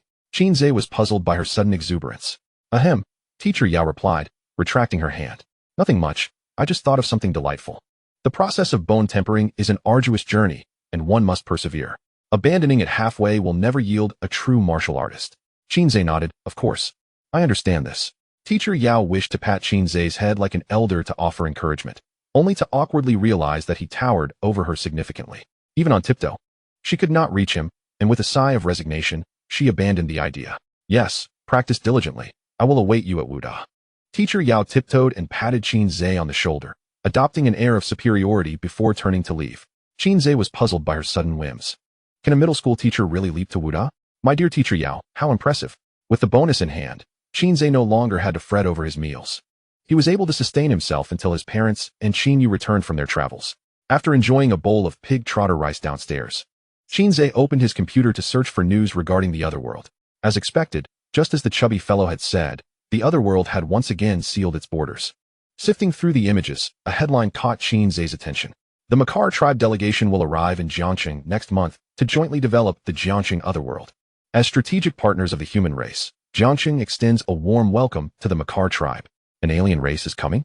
A slight displeasure stirred within Qin Ze. This is clearly the otherworld on Earth. Why should we collaborate with outsiders? The comments section was ablaze with sentiments echoing Qin Ze's discontent, erupting into a cacophony of voices. What on earth are those officials doing? The cake is barely enough for our own people, yet they are sharing it with outsiders. Such a narrow-minded approach. It seems this decision was made from a perspective that encompasses all humanity. I find no fault in it. The Makar tribe has been quite benevolent to us, almost as if paying a protection fee. The otherworld should indeed be in the hands of civilized beings, and entrusting the Jiangxing otherworld to the Makar tribe is the wisest choice. Setting aside the facts, the Makar tribe possesses far more experience in exploring the otherworld. A group of schemers upstairs. Qin Ze frowned slightly. The Makar tribe appears to be a formidable race. Will they be able to withstand the toxic gases within the passage? A sense of urgency gripped Qin Ze. No more dawdling. He must focus on bone tempering. Reluctantly, he cast a lingering glance at the computer screen. Should I indulge just a little longer? Perhaps just a few more minutes wouldn't hurt. As he scrolled down, Qin Ze stumbled upon another rather peculiar piece of hot news. Celebration for the execution of the human disgrace, Wang Biao, will take place in 10 days. Chapter 28. The circus's first business deal.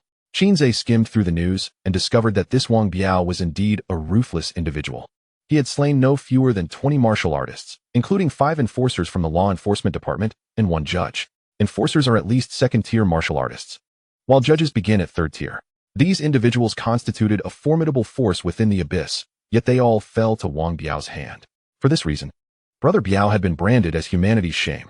However, after searching extensively, Qin Ze found no mention of Wang Biao's motives for his killings in any of the news articles. The online jesters were quick to express their opinions. Such scum should not exist in this world. Good riddance. So many martial artists perished at his hands. One must realize how much resources the nation invests in nurturing a single martial artist. Humanity is inherently good. No one is born to relish in the slaughter of innocents. Why has his motive gone unmentioned?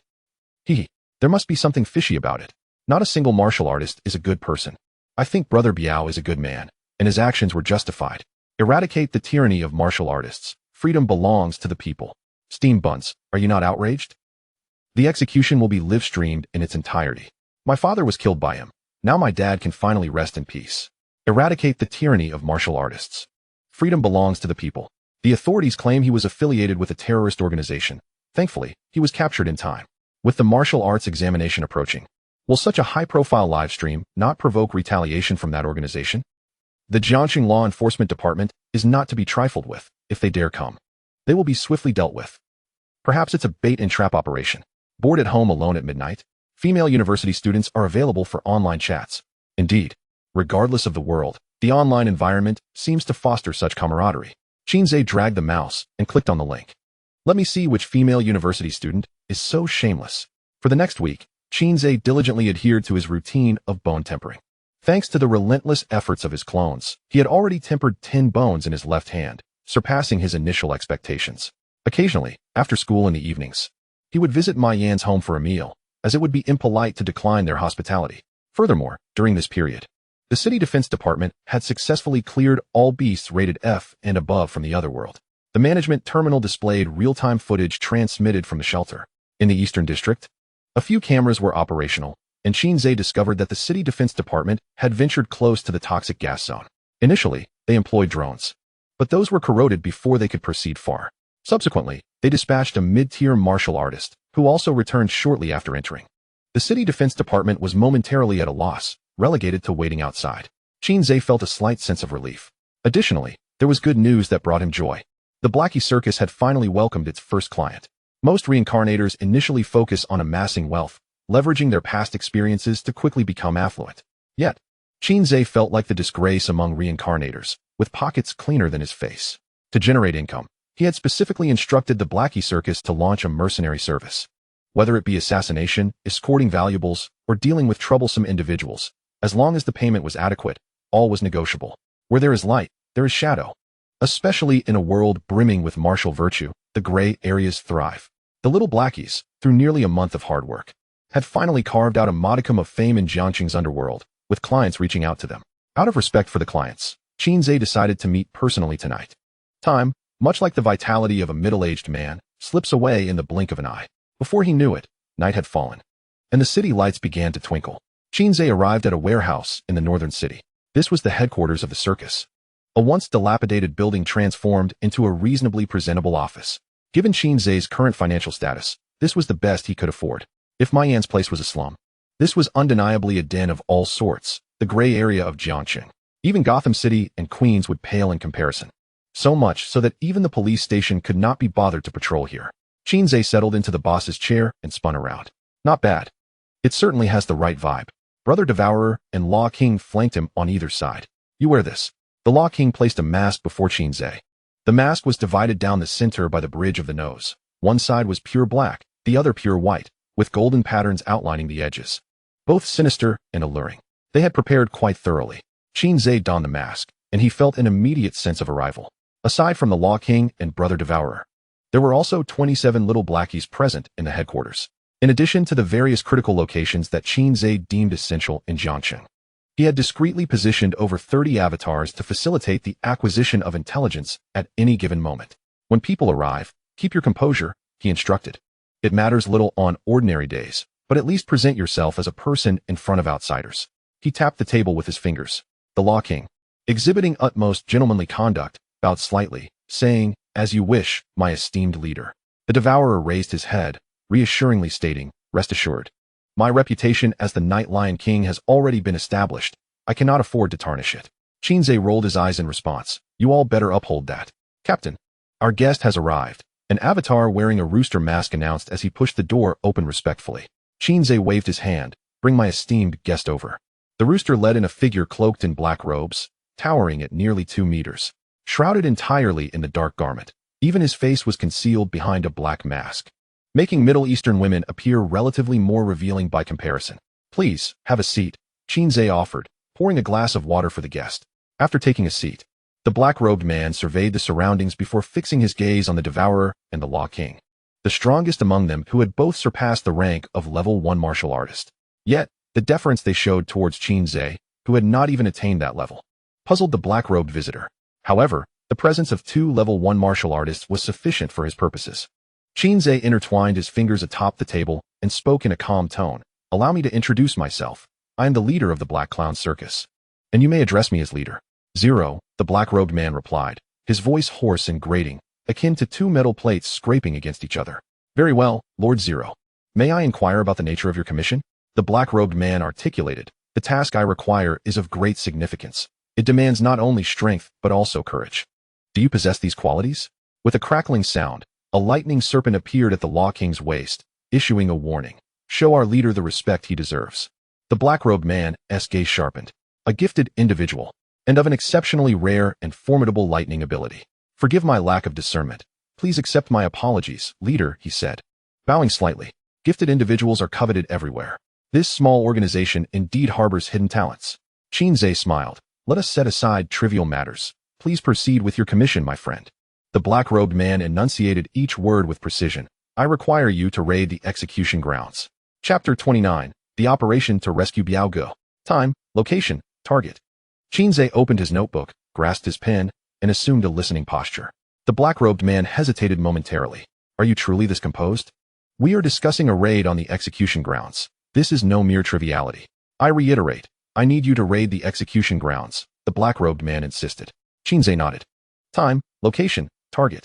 I will evaluate based on multiple factors before determining the commission amount. The black-robed man could not help but applaud. Professional. Utterly professional. I have indeed come to the right person. I need you to save someone named Wang Biao, who is scheduled to be executed at the Yunshan execution grounds in 3 days. The name struck a familiar chord with Qin Ze. Is that the Wang Biao? The so-called disgrace of humanity featured in the news? Precisely, that is him. The black-robed man suddenly became animated. He is not the disgrace of humanity. He is a hero. A fair executor. So it is indeed Biao. Qin Ze furrowed his brows, contemplating the feasibility of this task. Biao has become a veritable internet sensation, perpetually trending in news headlines. Daily articles criticize him with fresh invectives, calling him the disgrace of humanity, the greatest traitor of our kind, and a lapdog to foreign races. Among others, it is widely discussed from toddlers to octogenarians, with no one failing to speak ill of him. It is likely that the day of execution will be heavily guarded. Rumor has it that Biao is affiliated with a terrorist organization. Is this individual from the same faction as him? Qin Ze glanced at the black-robed man. You must understand that Wang Biao's current predicament is more precarious than you realize. Raiding the execution grounds will be exceedingly difficult. Not only will the police be present, but law enforcement will likely be there as well. The black-robed man appeared somewhat disheartened. So, you do not intend to accept this task? Qin Ze shook his head. The price will need to be adjusted. The black-robed man was aware of the inherent dangers involved and had come prepared for significant expenditure. Name your price. Qin Ze extended his right hand, fingers splayed. At least this amount. After a moment of silence, the black-robed man gritted his teeth. All right, 5 million it is. I will provide you with 3 million as a deposit, and the remainder upon completion. Qin Ze's breath quickened. 5 million.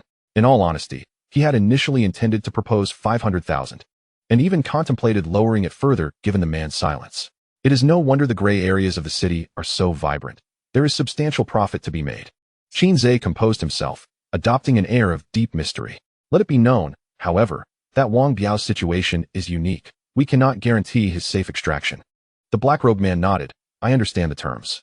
Regardless of whether he is safe or not, the deposit will be provided. With a thud, the black-robed man placed a suitcase on the table. Upon opening it, stacks of cash were revealed within. The Law King and the Devourer stared wide-eyed, their astonishment palpable. Having never encountered such a sum, the avatars were equally taken aback. What is happening to my legs? They feel weak, the Law King remarked. What a sight you are.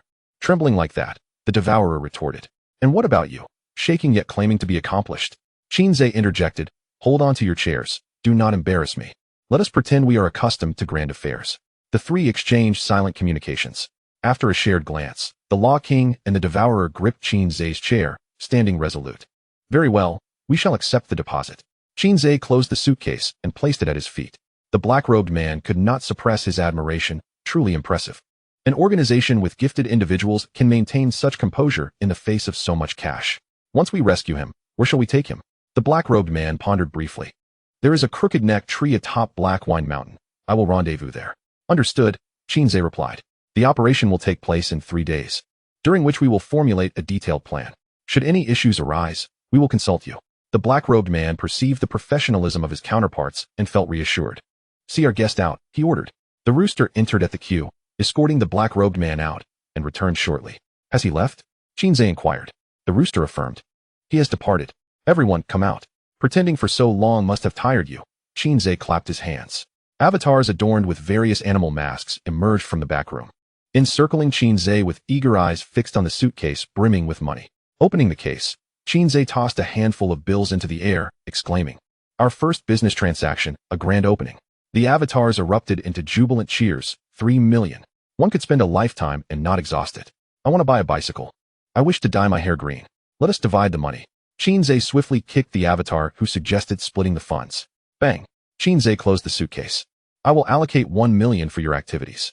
Let us deliberate on the course of action for 3 days hence. The clones exchanged silent glances, each one enveloped in an atmosphere of stillness. At such a pivotal moment, their silence proved fruitless. Your turn, Law King, Qin Ze urged, directly addressing him as the others remained mute. After a brief moment of contemplation, the Law King suggested, "Shall we consider a retreat?" Instantly, the other clone's eyes brightened with enthusiasm. This was indeed feasible.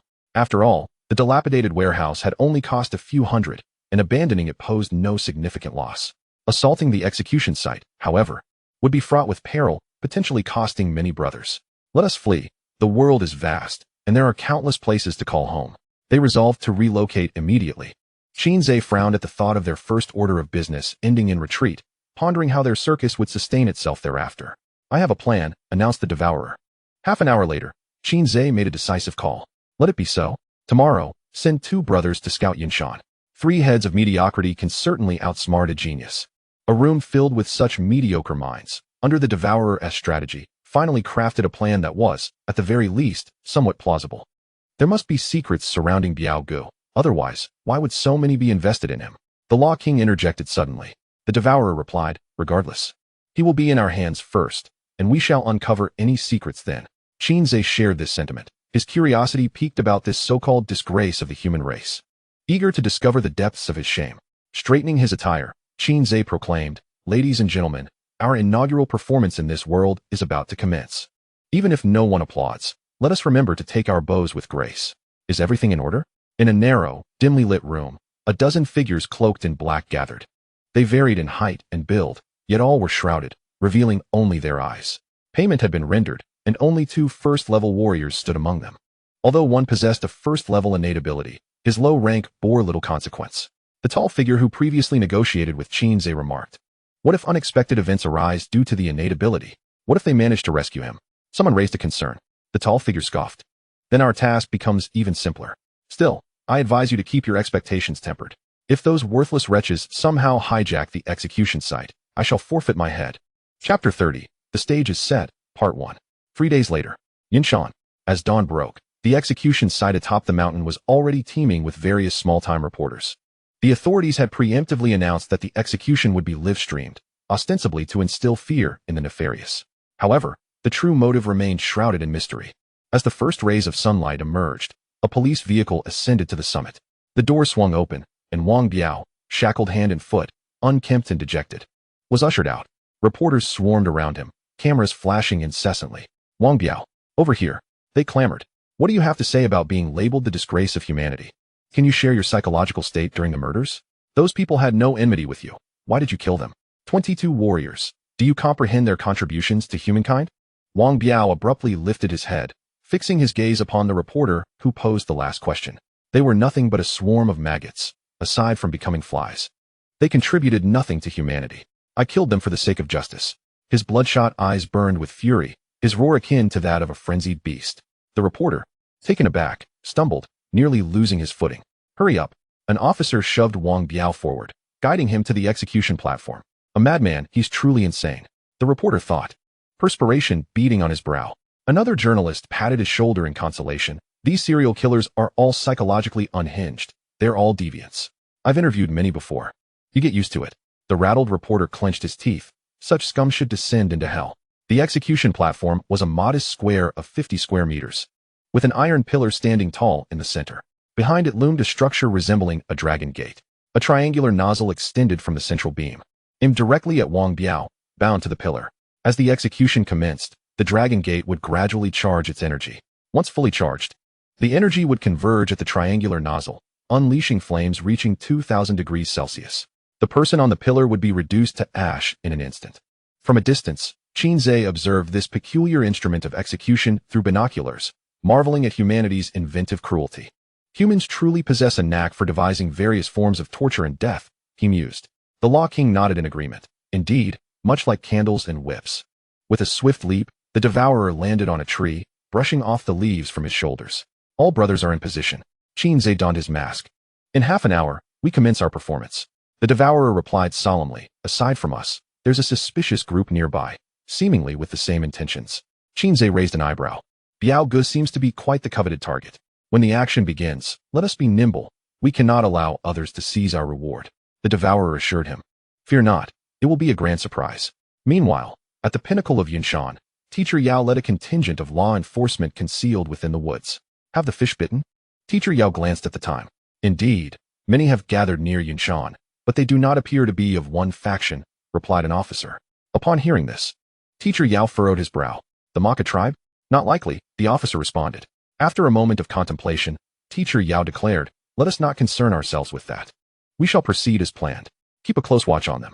By the execution platform, officer number 3 stood rigidly, like a javelin, with insufficient manpower. He had also recruited some help. My right eyelid is twitching. Something ominous is afoot, officer number 3 murmured to himself. The time for execution was drawing near. 20 meters across from the platform stood a high dais, where the chief judge sat. Wang Biao, you are accused of murdering 22 warriors, including 5 law enforcement officers and a judge. This court finds you guilty of 13 charges, including murder, intentional homicide of warriors, treason, and home invasion. You are hereby sentenced to death, to be executed immediately. Wang Biao, do you have any final words? All cameras turned to Wang Biao. He sneered coldly. What crime have I committed? The livestream chat flooded with comments. Still defiant at death's door? How pathetic. Biao Ge was once a respectable man. He should at least spit before he departs. Finally, he's meeting his end. Eradicate the tyrannical warriors. Freedom belongs to humanity. Will anyone attempt to hijack the execution? Wang Biao surveyed the crowd, roaring like a beast. These 20-some bastards traffic women and underage girls, coercing them into prostitution. And those who resist are left with their organs harvested. Should such warriors not die? What? There's more to this. It certainly sounds like something warriors would do. Eradicate the tyranny of warriors. Freedom belongs to the people. I refuse to believe it. He must be spouting nonsense. He speaks as if it were the truth. How could the esteemed warriors, who tirelessly battle the beasts to protect humanity, possibly commit such acts? Setting aside the facts, even if what he says were true, who is he to pass judgment on them? The ones upstairs are all warriors. The assessment is complete. Bored, I wish to witness a river of blood. Wang Biao shouted to himself. The existence of this privileged class of warriors is inherently unjust. They even stand above the law, appearing virtuous while secretly being a band of rogues. All warriors deserve to die. They all deserve to perish. The Chief Justice retorted furiously, utter nonsense. Execute him at once. Duong. As the Chief Justice's gavel struck, the Dragon Gate crane immediately began to charge. Wang Biao bellowed. For the sake of fairness. The charge completed. A small sphere of crimson energy coalesced at the triangular nozzle. Zzz boom. A bolt of blue lightning suddenly struck the nozzle, causing the beam of the Dragon Gate crane to explode instantly. What is happening? The Chief Justice rose in alarm. The flame-throwing nozzle had been hit by lightning and was now contacting maintenance personnel for immediate repairs, responded an assistant nearby. The Chief Justice looked up at the azure sky, murmuring, on such a sunny day, where did that lightning come from? The Chief Justice's eyes widened as he beheld a thunderous bolt descending from the heavens, crashing down upon the small square. Thunder descends from the skies. Darkness arises from the earth. A voice, mingled with thunder, resonated through the morning at the peak of Cloud Mountain. As the dust settled in the small square, everyone beheld a minotaur enveloped in crackling electricity. The Black Circus. The third enforcer instantly recognized the mask of the Law King. Only the lunatics of the circus would wear such animalistic attire. The surrounding officials and enforcers quickly reacted. Encircling the figure, crouching with their heads held, they braced themselves. The Law King smirked, raising his right hand into a fist. Zzz. In an instant, countless bolts of lightning erupted from the Law King, radiating outward. Chapter 31, The Grand Entrance, Part 2. It's a gifted ability user. Get down. The third enforcer shouted, immediately covering his head and crouching. Those quick to react followed suit. The slower ones met misfortune, struck by lightning and rendered incapacitated in an instant. A flicker of horror crossed the third enforcer's eyes. In such a brief span, The circus had grown to this magnitude. The Law King swiftly untied the ropes binding Biao Gu and hoisted him onto his shoulder. You all arrived a bit late, but it's not too late. Biao Gu remained remarkably calm. The Law King raised an eyebrow. What are you babbling about? The Law King produced a sack from his pocket and stuffed Biao Gu inside. Resuming his shoulder carry. RPG. Not far away, a commotion erupted among the reporters. Shortly thereafter, a rocket-propelled grenade, trailing white smoke, soared through the sky toward the Law King. The Law King swiftly unleashed a quintuple lightning whip, detonating the rocket midair. Bloodhand Gang. Clear the area for the important guests. Over 20 warriors donned in black skull masks leaped from the crowd, eager to seize Biao Gu from the Law King. Kid. Hand him over obediently, and I might spare your life. The Bloodhand Gang was led by 3 level 1 warriors, with the remainder being mediocre fighters. The Law King scoffed. You wish to snatch the circus's final payment? You overestimate yourselves. You are surrounded.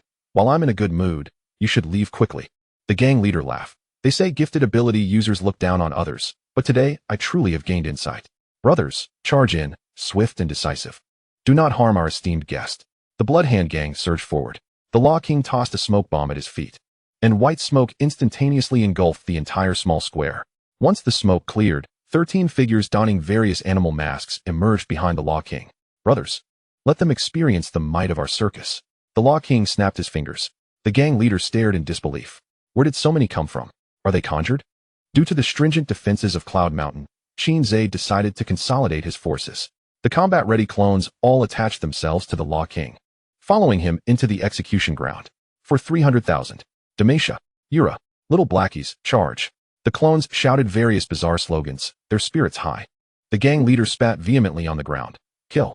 The two factions clashed fiercely in an instant. The third enforcer shouted, with the enforcers present, follow me to apprehend the criminals. A dozen enforcers who had withstood the shockwave of lightning joined the fray under the third enforcer's lead, turning the entire square into a chaotic melee. The reporters had long scattered. Only the camera remained in place, broadcasting live, unattended. Holy cow! There's truly a river of blood. The enforcers are utterly incompetent. They usually boast of their prowess, yet in a real fight, they falter so easily. Am I the only one who finds the circus quite impressive?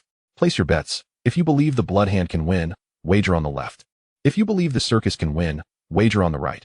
If you believe the enforcers can win, wager in the middle. Eradicate the tyranny of warriors. Freedom belongs to the people. The circus is relentless. When faced with defeat, they self-destruct. They've been brainwashed. Look, Biao Gu is about to be taken away by the Minotaur. The outcome of the small square was quickly determined. Although the little blackies were outnumbered, they resorted to self-destruction at close range. After a series of 4 or 5 explosions, both the Bloodhand Gang and the enforcers were filled with dread. Lunatics. A pack of madmen. The gang leader trembled in fear. Though both factions were composed of mediocre warriors, the Bloodhand Gang had a slight edge in numbers and average level. Yet, when the fighting commenced, the little blackies showed no restraint. They exploded without regard for their lives. A chaotic punch could take down a master. At this rate, no amount of masters could withstand their onslaught. Gang leader. We must retreat. Our brothers have suffered heavy casualties. The Bloodhand Gang's morale plummeted. They desperately attempted to distance themselves from the little blackies. However, the latter clung on like a tenacious adhesive, advancing whenever the former retreated. The gang leader gritted his teeth. Retreat. Money can only be spent if one is alive. At the gang leader's command, the Bloodhand members began to withdraw from the battlefield. The third enforcer, having learned from a prior encounter, warned the other enforcers to be cautious of self-detonations. The enforcers remained vigilant, avoiding the explosions. Biao Gu's head poked out from the sack. Astonished, I was gone for just a few months, and the fighting style has become so ferocious? Brothers, which faction are you with? The Law King grinned widely. The Black Circus. Hold tight, we are departing. The Law King pressed Biao Gu back into the sack and transformed into a bolt of blue lightning, descending the mountain. At the very moment the Law King departed, the remaining clones self-destructed simultaneously. With a thunderous roar, the small square was shattered, debris and dust swirling outward, concealed at the highest point. Teacher Yao observed the entire spectacle unfold. The individual has been taken away. Should we pursue them? A law enforcer cautiously inquired. Wait for the scouts to return. Teacher Yao replied, furrowing his brow. There was no sign of the Fair Association in the vicinity. Moments later, the scouts who had been sent out for reconnaissance returned. So, neither of those two groups belongs to the Fair Association? Teacher Yao contemplated. The scout responded, the Bloodhand is a well-established local gang with 3 first-tier martial artists. As for the circus, it has only recently emerged, and so far we lack any intelligence on their specifics. Teacher Yao rubbed his brow. We must pursue them. We cannot allow them to take the person away. Initially, he had intended to use Wang Biao as bait to lure out the Fair Association. However, now that the bait had been consumed, with the Fair Association still absent and an inexplicable throng of lunatics calling themselves a circus materializing, things seemed to have spiraled out of control. The Law King, burdened with a sack, halted beside a large stone and gasped for breath. I'm utterly exhausted. Suddenly, a rustling of footsteps echoed. The Law King raised his head and beheld a dozen figures clad in black robes. I must admit, I am quite surprised. You truly managed to bring someone out, a tall figure in black remarked incredulously. The Law King glanced at him. Wasn't it said to rendezvous at Blackwind Mountain? The tall figure in black replied nonchalantly, It matters not. I had no expectations of you bringing anyone out. I merely wished for you to stir the waters, making it easier to fish in troubled waters. The Law King suddenly comprehended. So, the Blood Hand is also in your employ? The figure nodded. Precisely. This is what one might call a mantis stalking a cicada, with a yellow bird lurking behind. Quickly, hand me the sack, then you can meet your end. The tall figure commanded. The Law King dropped the sack from his shoulder. Why must you kill me? The tall figure, growing impatient, answered. To prevent you from learning about the key from Wang Biao. The fewer who know of the key's existence, the better. The Law King was left bewildered. As the black-clad figures closed in, he suddenly raised both hands. Wait, I have a proposal. Chapter 32, The Cat Switches the Prince. What do you wish to say? The tall figure in black inquired. In light of your success in bringing someone to me today, I shall grant you an opportunity to speak your last words, he added. The Law King, with a tone of sincerity, declared, I wish to join your ranks. The tall figure in black. Other figures in black. After a prolonged silence, the tall figure in black finally asked, Are you serious? The Law King affirmed, more genuine than Ding Zhun. The tall figure furrowed his brow in contemplation. The CPU is overheating. Initially, he had merely intended to eliminate the Law King to avert future complications. Yet, unexpectedly, the latter expressed a desire to join his ranks. After all, he was a potentially gifted individual, making outright rejection difficult. Let us see how this unfolds. The tall figure in black tossed a small black box to the Law King, inside which lay a red pill. This will rot your insides. If you do not consume the antidote within 3 days, your organs will decay. As long as you comply, I shall provide you with the antidote after 3 days. The Law King examined the pill. Are you serious, brother? The tall figure in black sneered. Why haven't you taken it? Did you not just express a desire to join us? It seems your heart isn't truly in it. Who says I want to take it? The Law King suddenly pointed to the sky, exclaiming, Look, an airplane. The black-clad figures. The tall figure in black. Exasperated. Do you truly take us for fools? Since you refuse to take it, I shall personally feed it to you. 2 figures in black advanced, blocking the Law King's escape. Look, someone is behind you. The Law King shouted again. The tall figure in black's forehead throbbed with anger, unable to tolerate any longer. You have utterly exhausted my patience, you little brat. Suddenly, a sound of slicing air echoed above them. The 2 black-clad figures blocking the Law King were pinned to the ground by a long sword. Who goes there? The tall figure in black swiftly turned, bracing for confrontation. The Law King, helpless, spread his hands wide. Why is it that no one believes me when I speak the truth? The Fair Association, you have finally revealed yourselves. Teacher Yao emerged from the depths of the dense forest, accompanied by a contingent of law enforcers. The Law King was taken aback. What is Teacher Yao doing here? She appeared to be a leader, with all the enforcers rallying around her. The Law King couldn't help but murmur to himself. So, Teacher Yao with her thick brows and large eyes is actually an enforcer? In this day and age, even non-natives can serve as enforcers for their own kind. The tall figure in black narrowed his eyes. I thought I had been sufficiently cautious this time, yet you still managed to find us. Reveal the whereabouts of the key, and I shall grant you a swift end. Teacher Yao flipped her wrist, revealing a blue longsword in her hand. It seems you did not acquire any useful information from Wang Biao. He truly is tight-lipped. The tall figure in black grinned. Regrettably, only Wang Biao knows the key's location. He has stated that whoever rescues him shall learn the key's whereabouts. Otherwise, do you think we would have gone to such lengths to rescue a traitor? Though, in a certain sense, he is indeed a hero striving for fairness. Upon hearing this, Teacher Yao felt a tinge of disappointment. The plan to acquire the key had fallen through. However, as long as Wang Biao remained alive, there would come a day when the information could be pried from him. Today's gains were already substantial. The elusive Fair Association had been exposed. These individuals represented at least half of the Fair Association's strength in Jiangqing. Eliminating them would signify the achievement of the primary objective. Execute them all, leaving not a single one alive.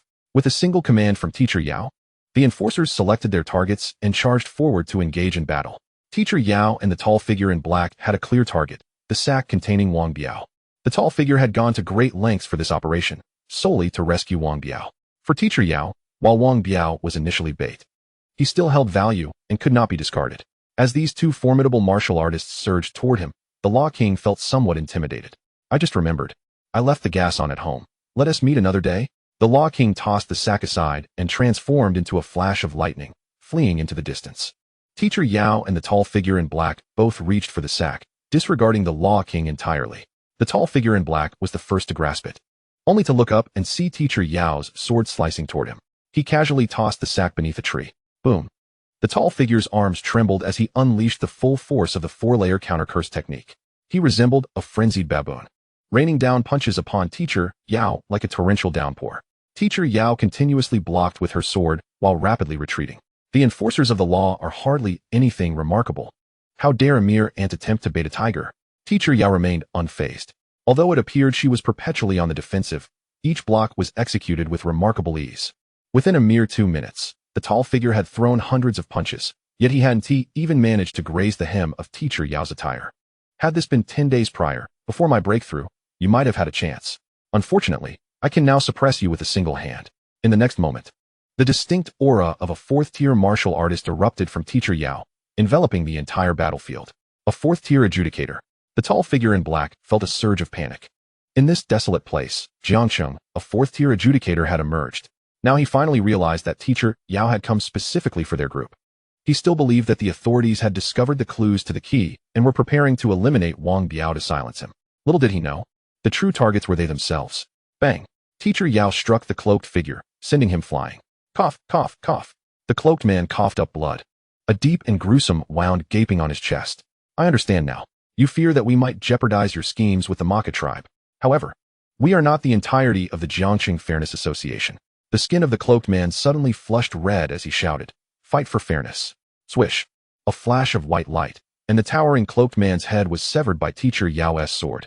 The blade moving so swiftly that the cloaked figure didn't have time to self-destruct. The remaining cloaked figures were swiftly dispatched, leaving not a single survivor. Teacher Yao sheathed her longsword and knelt beneath a tree to untie the sack. Is it over? The sack revealed a head adorned with a hyena mask, and the creature even yawned languidly. Where is Wang Biao? Teacher Yao's gaze sharpened. This is bad. Wang Biao is gone.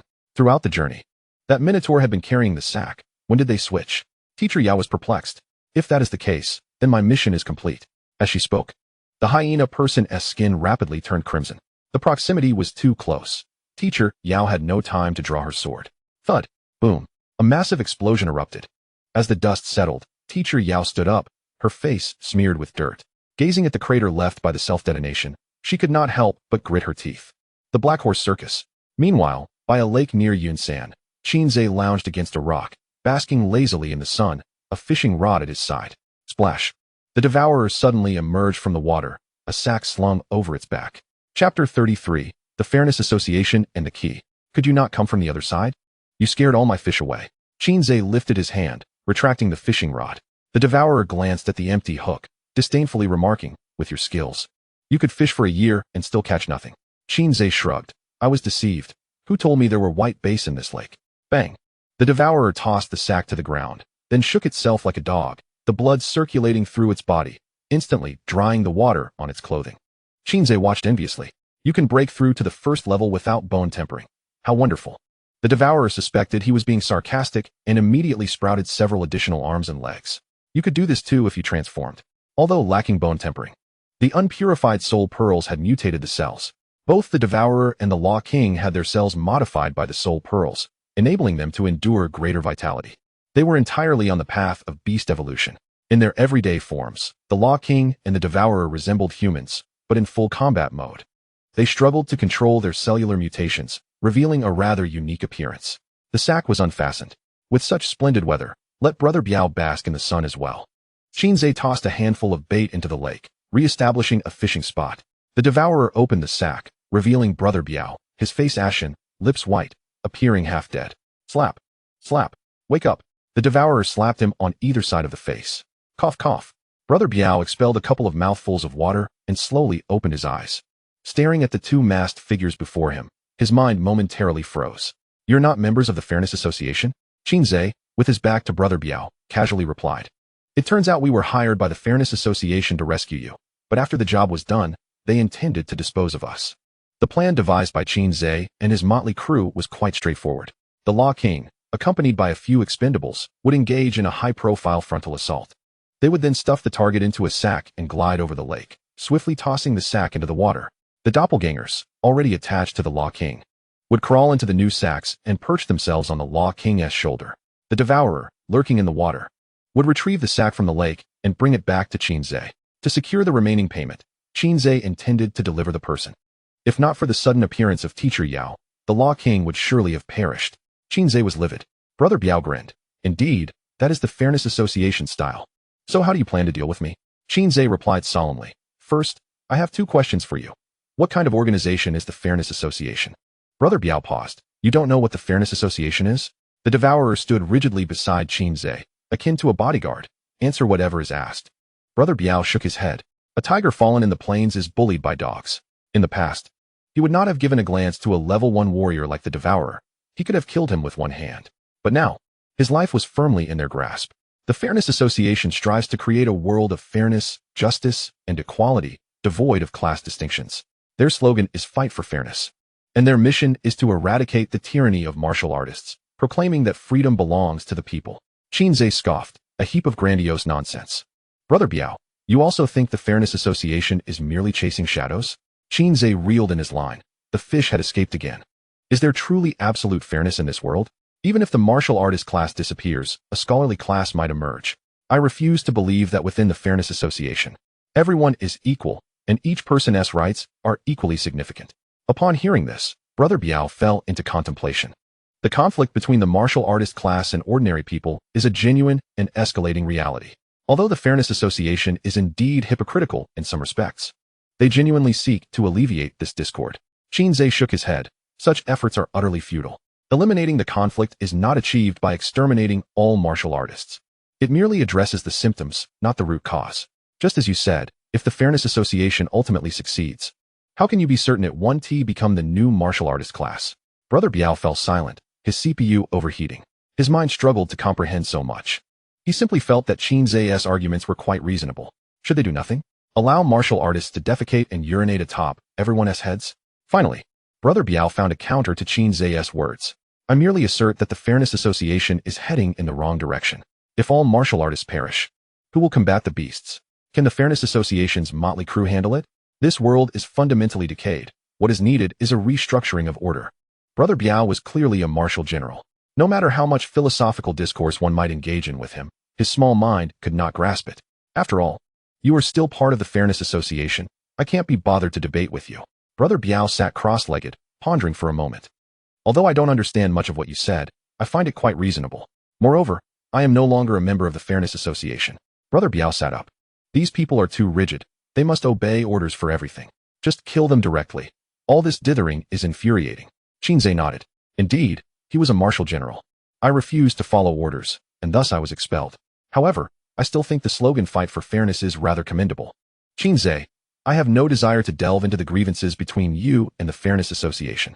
Now let us discuss the matter of the key. Brother Biao reminisced. About 2 months ago, I uncovered a human trafficking and organ smuggling ring in the neighboring Yin city.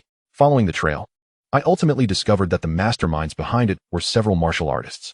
That night, amidst torrential rain, I dispatched them all.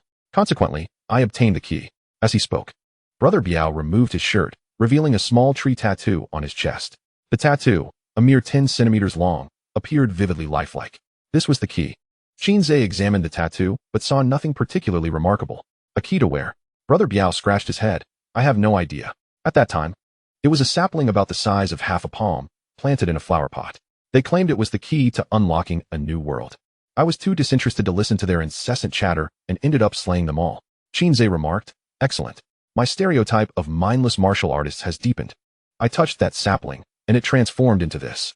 Later, when I was apprehended by the authorities, I shouted into the camera during a live news broadcast that whoever rescued me would receive the key. The Fairness Society indeed responded. Brother Biao beamed with pride, wearing an expression that seemed to implore praise. Didn't the authorities discover this key? Qin Ze inquired. Brother Biao scoffed. If I didn't mention it, Who would deduce that the key would be a tattoo? Furthermore, having a tree tattoo on one's body is quite reasonable, isn't it? Qin Ze was at a loss for words. Who would get a tree tattoo, seriously? It lacks any sophistication. Brother Biao spoke solemnly. I, Wang Biao, am a man of my word. Since you saved me, the key now belongs to you. Chapter 34, Teacher Yao and the 12 Zodiac Signs. It is already etched into my skin. Are you prepared to slice that piece of flesh off for me? Qin Ze replied. That is simple. Brother Biao pressed his right hand against Qin Ze's chest. Qin Ze frowned slightly, feeling a wave of intense heat on his chest, as if a branding iron had been pressed against him. Done. In less than a minute, Brother Biao withdrew his hand, and the small tree on his body had vanished. Qin Ze loosened his collar and discovered that the small tree had transferred to his chest. In some inexplicable manner, he sensed a subtle connection with the small tree. As long as he wished for it, a mere thought could return the tree to Brother Biao or offer it to the nearby devourer. Just like that? Although unaware of the tree's specific function, its significance was evident from the attention it garnered from both the Fairness Society and the authorities, indicating its extraordinary nature. Brother Biao was rather generous. It was very martial. Brother Biao waved his hand dismissively. It's of no use to me. Consider it your reward. Especially since the Fairness Society hasn't settled your final payment. He believed that Qin Ze was quite clever, possessing a hint of a strategist's flair. Such a mysterious object as the key should be entrusted to a wise individual. The rationale was that simple. I accept it. Qin Ze turned to continue fishing. The devourer stood respectfully with his hands behind his back. Brother Biao scratched his head. Why was it that suddenly no one was paying him any attention? Hey, what are you going to do with me? Go away, do as you please. Brother Biao was taken aback. You're just going to let me go? Qin Ze glanced back at him. What else? Should we treat you to a meal? With the key in hand and the Fairness Society's information now known, Brother Biao held little value for him. Such a martial artist was unfit to keep close, too much of a liability. It was better to let him go. Brother Biao chuckled. You have quite the temperament that suits me. With this farewell, I shall continue to fight for the new order. Brother Biao slowly rose, supporting himself against the tree. Previously injected with a suppressive agent, his vital energy had been hindered, rendering him powerless. Now, he had finally regained some strength. Qin Ze asked, Weren't you fighting for fairness? Brother Biao replied, That was in the past. I now believe that the new order you speak of is far superior. Qin Ze countered, What is this new order I speak of? Brother Biao shook his head, his expression resolute. It doesn't matter what it is. I simply think you're right. Qin Ze rolled his eyes. What level of martial artist are you? Level 5. No wonder you could kill so many martial artists and still escape unscathed. Farewell. Brother Biao propelled himself with force, skimming across the water towards the opposite shore. However, halfway across, he splashed into the water with a loud splash. Moments later, Brother Biao surfaced, cursing as he swam toward the shore. Damn it, my show-off failed. My vital energy hasn't fully recovered. The devourer watched as Brother Biao's figure receded into the distance and asked, Why not eliminate him? If he goes around blabbering about the key being with us, won't we become targets? Qin Ze replied, Have you not heard he is a level 5 martial artist? Even without his vital energy, just standing there, neither of us could break through his defenses. It doesn't matter. Brother Biao is a source of amusement. I'm rather looking forward to our next meeting. Unbeknownst to Qin Ze, his inadvertent actions and decisions would later lead to a loyal evangelist for the circus. Teacher Yao returned home, her appearance disheveled and dusty. Entering the bathroom, she shed her tattered outerwear and stood beneath the shower, turning on the hot water. Mist swirled, and a vague silhouette was cast upon the frosted glass door. Ring, ring, ring. The phone in the living room rang. Teacher Yao heard it, but chose to ignore the call. She bit her lip tightly, her heart brimming with resentment. Damn it. Bang. She raised her hand and slammed it against the wall, shattering the marble tiles into fragments. The plan had been so meticulously crafted, considering every possible scenario. Yet, an unforeseen complication had arisen. The circus. Teacher Yao ground her teeth. She vowed to hunt down this pack of rats and crush them one by one. Tick-tock, tick-tock. Teacher Yao turned off the shower, wrapping herself in a towel as she exited the bathroom. Seeing the missed calls on her phone, a flicker of fear crossed her eyes. Taking a deep breath, she dialed back. Moments later, a man's voice resonated on the other end of the line. Wang Biao is missing. Your trial mission has failed, and the family is greatly disappointed in you. Teacher Yao hastily replied. Wang Biao's disappearance was merely an accident. I have uprooted the Fairness Society's main forces lurking in Jiang City. Give me a little more time, and I will surely retrieve Wang Biao. The voice on the other end responded. Failure is failure. I do not wish to hear any explanations or excuses. Return immediately. Teacher Yao felt a surge of indignation. I have already uncovered a lead. Wang Biao was taken by a newly emerging local organization, and I can undoubtedly find him. Return. The man's tone was imperious. Wang Biao may merely be a smokescreen. The key is likely not even in his possession. The family has assigned you a new task that requires your execution. You must return in 2 days. Beep, beep, beep. Teacher Yao hung up the phone. Her face etched with profound sorrow. She curled up on the sofa, the silvery moonlight spilling into the room, draping it in a layer of silver. Sigh. After a long while, a voice of resigned despair echoed in the dimly lit room. In a shadowy conference room, 3 figures in black robes sat around a massive circular table. 12 chairs surrounded the table, each adorned with totems corresponding to the 12 zodiac signs. Among them, the chairs for Leo, Aries, and Pisces were occupied, their occupants wearing masks that represented their respective signs. The members lurking in Jiangsheng have all been eradicated by the enforcers, including 2 gray-robed stewards and 26 members. The president is now exceedingly furious. Aries, Jiangsheng is under your purview. Do you have anything to say? The Leo spoke in a grave tone. Aries cast a cold glance at Pisces. Were it not for that wretched key, my people would not have been exposed. Pisces chuckled slyly. Who was it that was so eager to take credit and sought me out for collaboration? Enough. Leo slammed the table with authority. In over a month, the Maka tribe will arrive in Jiangsheng. We must secure this otherworldly realm at all costs. Aries, I hope you do not disappoint the president again. Aries snorted disdainfully. Are you instructing me on how to conduct my duties? Pisces began to speak mockingly. Indeed, Lord Aries is quite favored in front of the president. What right does a mere Leo have to dictate? Boom. A terrifying murderous intent emanated from Aries, instantly enveloping Pisces. Oh, I'm so frightened, Pisces retorted, his blood surging as he collided with Aries. Everyone, cease this at once. Leo's oppressive presence quelled the entire room. In comparison, Aries and Pisces appeared as flickering candle flames amidst a tempest, ready to be extinguished at any moment. You've made a breakthrough? Pisces exclaimed, astonished. Aries involuntarily straightened up. Leo offered no response, coolly stating, Pisces, continue your pursuit of the key's whereabouts. Aries will oversee the Jiangsheng otherworld. Should there be another failure, come to me with your head. With that, Leo vanished from the chair. Little lamb, do you still wish to collaborate with me? Pisces crossed his legs, a playful glint in his eye. Get lost. Aries disappeared. TCH, truly amusing. Pisces followed suit, leaving the conference room once more engulfed in darkness. Chapter 35, Darkness Beneath the Light. Classmates, Teacher Yao has fallen ill. From now on, I will be in charge of the body forging class. Upon hearing the old class monitor's words, the students let out a collective wail. They would no longer see the beautiful teacher. Qin Ze's gaze flickered. The image of Teacher Yao leading the enforcers into action yesterday flashing through his mind. So, had Teacher Yao completed her mission? Perhaps it was for the best. He would no longer have to worry about his secret being exposed. The body forging class without the beautiful teacher was tedious and monotonous. The students spent the entire afternoon in a state of lethargy. At the end of the school day, the class monitor approached the podium. Next week is my birthday. I plan to host a birthday party and hope everyone can attend. This may be our last gathering before the martial arts examination. The class monitor was a cute girl with a baby face, and many in the class harbored secret affections for her. Upon hearing that the class monitor's birthday was approaching, some students' spirits were instantly revived. Say, are you going? The chubby boy inquired. No, Qin Ze replied decisively. Parties are too much trouble. The chubby boy said. If you're not going, then I won't either. Recently, I have a feeling my abilities are about to break through. Qin Ze patted the chubby boy's shoulder. Keep it up. Your abilities will be quite useful in real combat. As he spoke, the image of BT's ghostly figure floated through his mind. Unfortunately, the chubby boy was still far from reaching BT's level. That evening, Qin Ze was invited to dine at Ma Yan's home. It must be said that Ma Yan was an excellent cook. In contrast, Qin Yu was rather lackluster. Sister Ma Yan seems to be in great spirits today, Qin Ze noted as he watched her hum a tune in the kitchen. Indeed, I received my paycheck today, and I even got a bonus. Ma Yan joyfully presented the dishes. No wonder, Qin Ze smiled.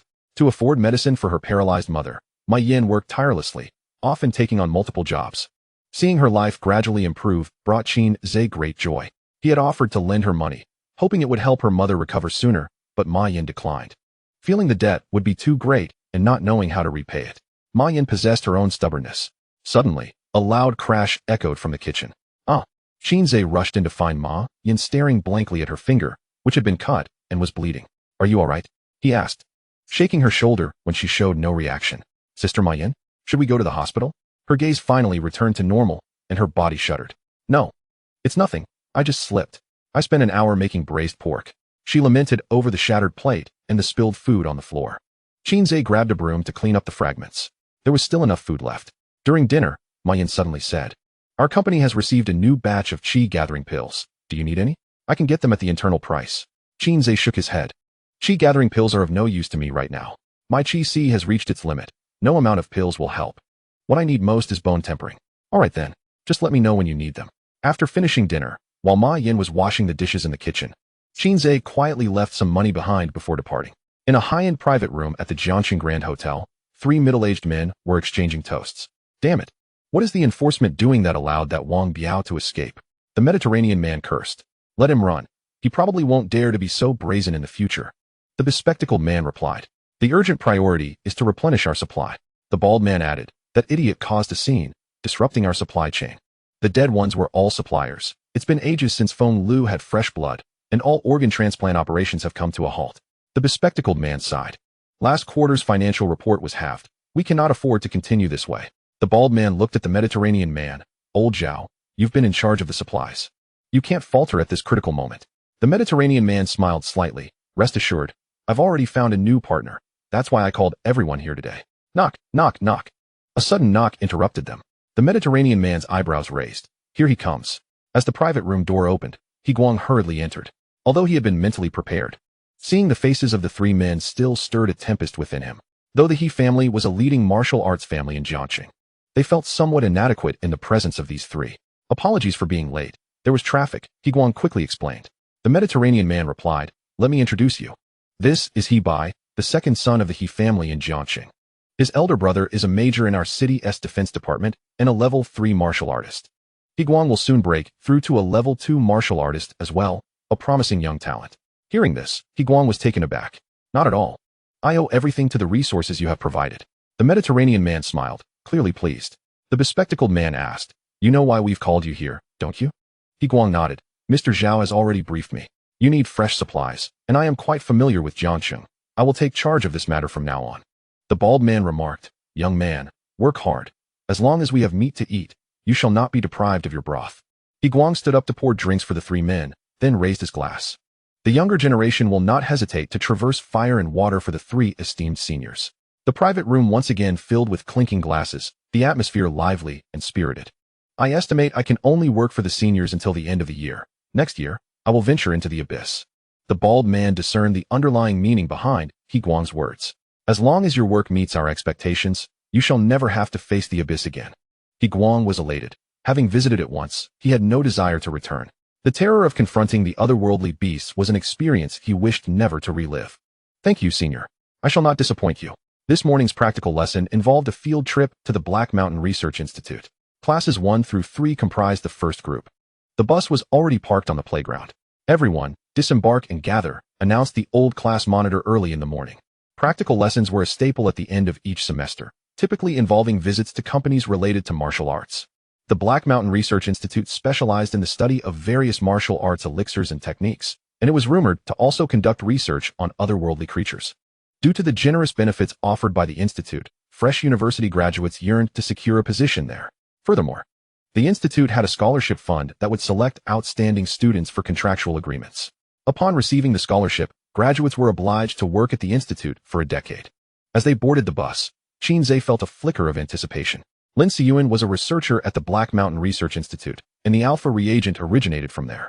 The bus swiftly departed the city and, after half an hour, halted before a colossal alloy gate at the foot of a mountain. With a rumbling sound, a 10-meter-high alloy door slowly swung open. The students, witnessing such grandeur for the first time, gasped in awe. Qin Ze, however, was unfazed. Compared to the entrance of the shelter, the Black Mountain Research Institute's entrance seemed somewhat lacking in prestige. Inside lay an expansive parking lot, with a track running through its center, alongside which a black train awaited at the platform. "Welcome to the Black Mountain Research Institute," greeted a staff member clad in the institute's uniform, who had been waiting there. "Good morning. Welcome to the Black Mountain Technology Transportation System. This system is designed to provide a comfortable and safe travel environment for the institute's personnel. The current time is 9:37 a.m. The weather is clear, with an outdoor temperature of 27 degrees Celsius and an indoor temperature of 22 degrees Celsius. The students fastened their seatbelts and curiously pressed their faces against the glass to gaze outside. The train's speed was moderate as it traversed a deep tunnel, occasionally revealing workers along the tracks wielding welding torches. "It's so deep," I reckon the entire mountain has been hollowed out, hidden in such a secretive location. Even if a beast tide were to emerge, it couldn't breach this place. The students chattered excitedly, their eyes wide with wonder. The rotund student marveled.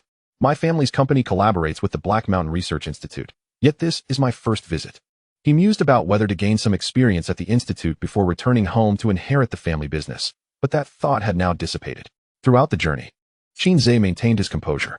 In comparison to his initial astonishment at the shelter, this seemed merely a minor spectacle. The train has arrived at platform 1. Please disembark in an orderly fashion. After a brief wait, the train halted, and the students descended, lining up before proceeding under the guidance of the staff. This marked the true beginning of their exploration of the Black Mountain Research Institute. Before them stood a tightly sealed alloy door, which the staff member opened with a swipe of a card. Inside was a spacious hall bustling with hurried individuals. In the center, a sign displayed the various research departments across the 5 floors of the institute. Currently, Qin Ze and his peers were on the first floor, in the reception hall. Next, I will take you to our specimen museum, announced the guide. They took the elevator down to the 2nd floor, which was entirely dedicated to the museum. Transparent glass cabinets showcased an array of specimens of otherworldly beasts, some merely white skeletons. Each beast was immense and grotesque. Even in their cold, lifeless state, they exerted an overwhelming presence upon the inexperienced students. The museum housed specimens ranging from F-grade to S-grade creatures. By dissecting these beasts, we can ascertain their genetic sequences and cellular strengths, thereby identifying their weaknesses.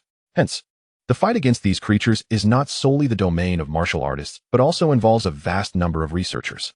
Do not be disheartened if you did not participate in the martial arts examination.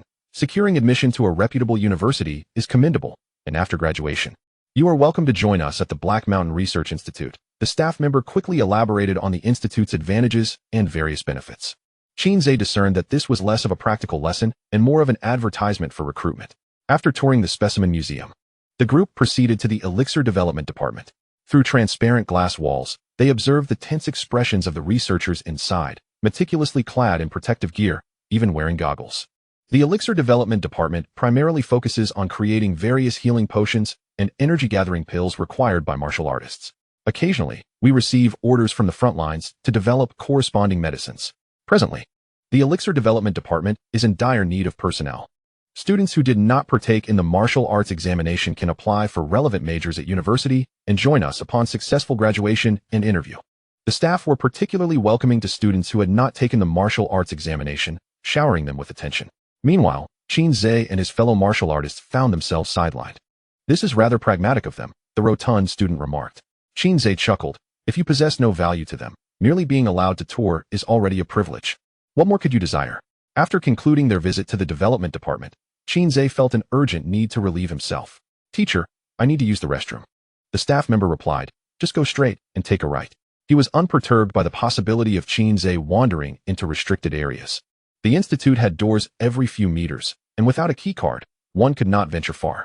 Wait for me, Ze go, the rotund student called as he followed. Apart from him, Qin Ze also spotted the class monitor. Qin Ze, will you attend my birthday party next week? She inquired. I'm sorry. I have to focus on my training with the martial arts examination approaching.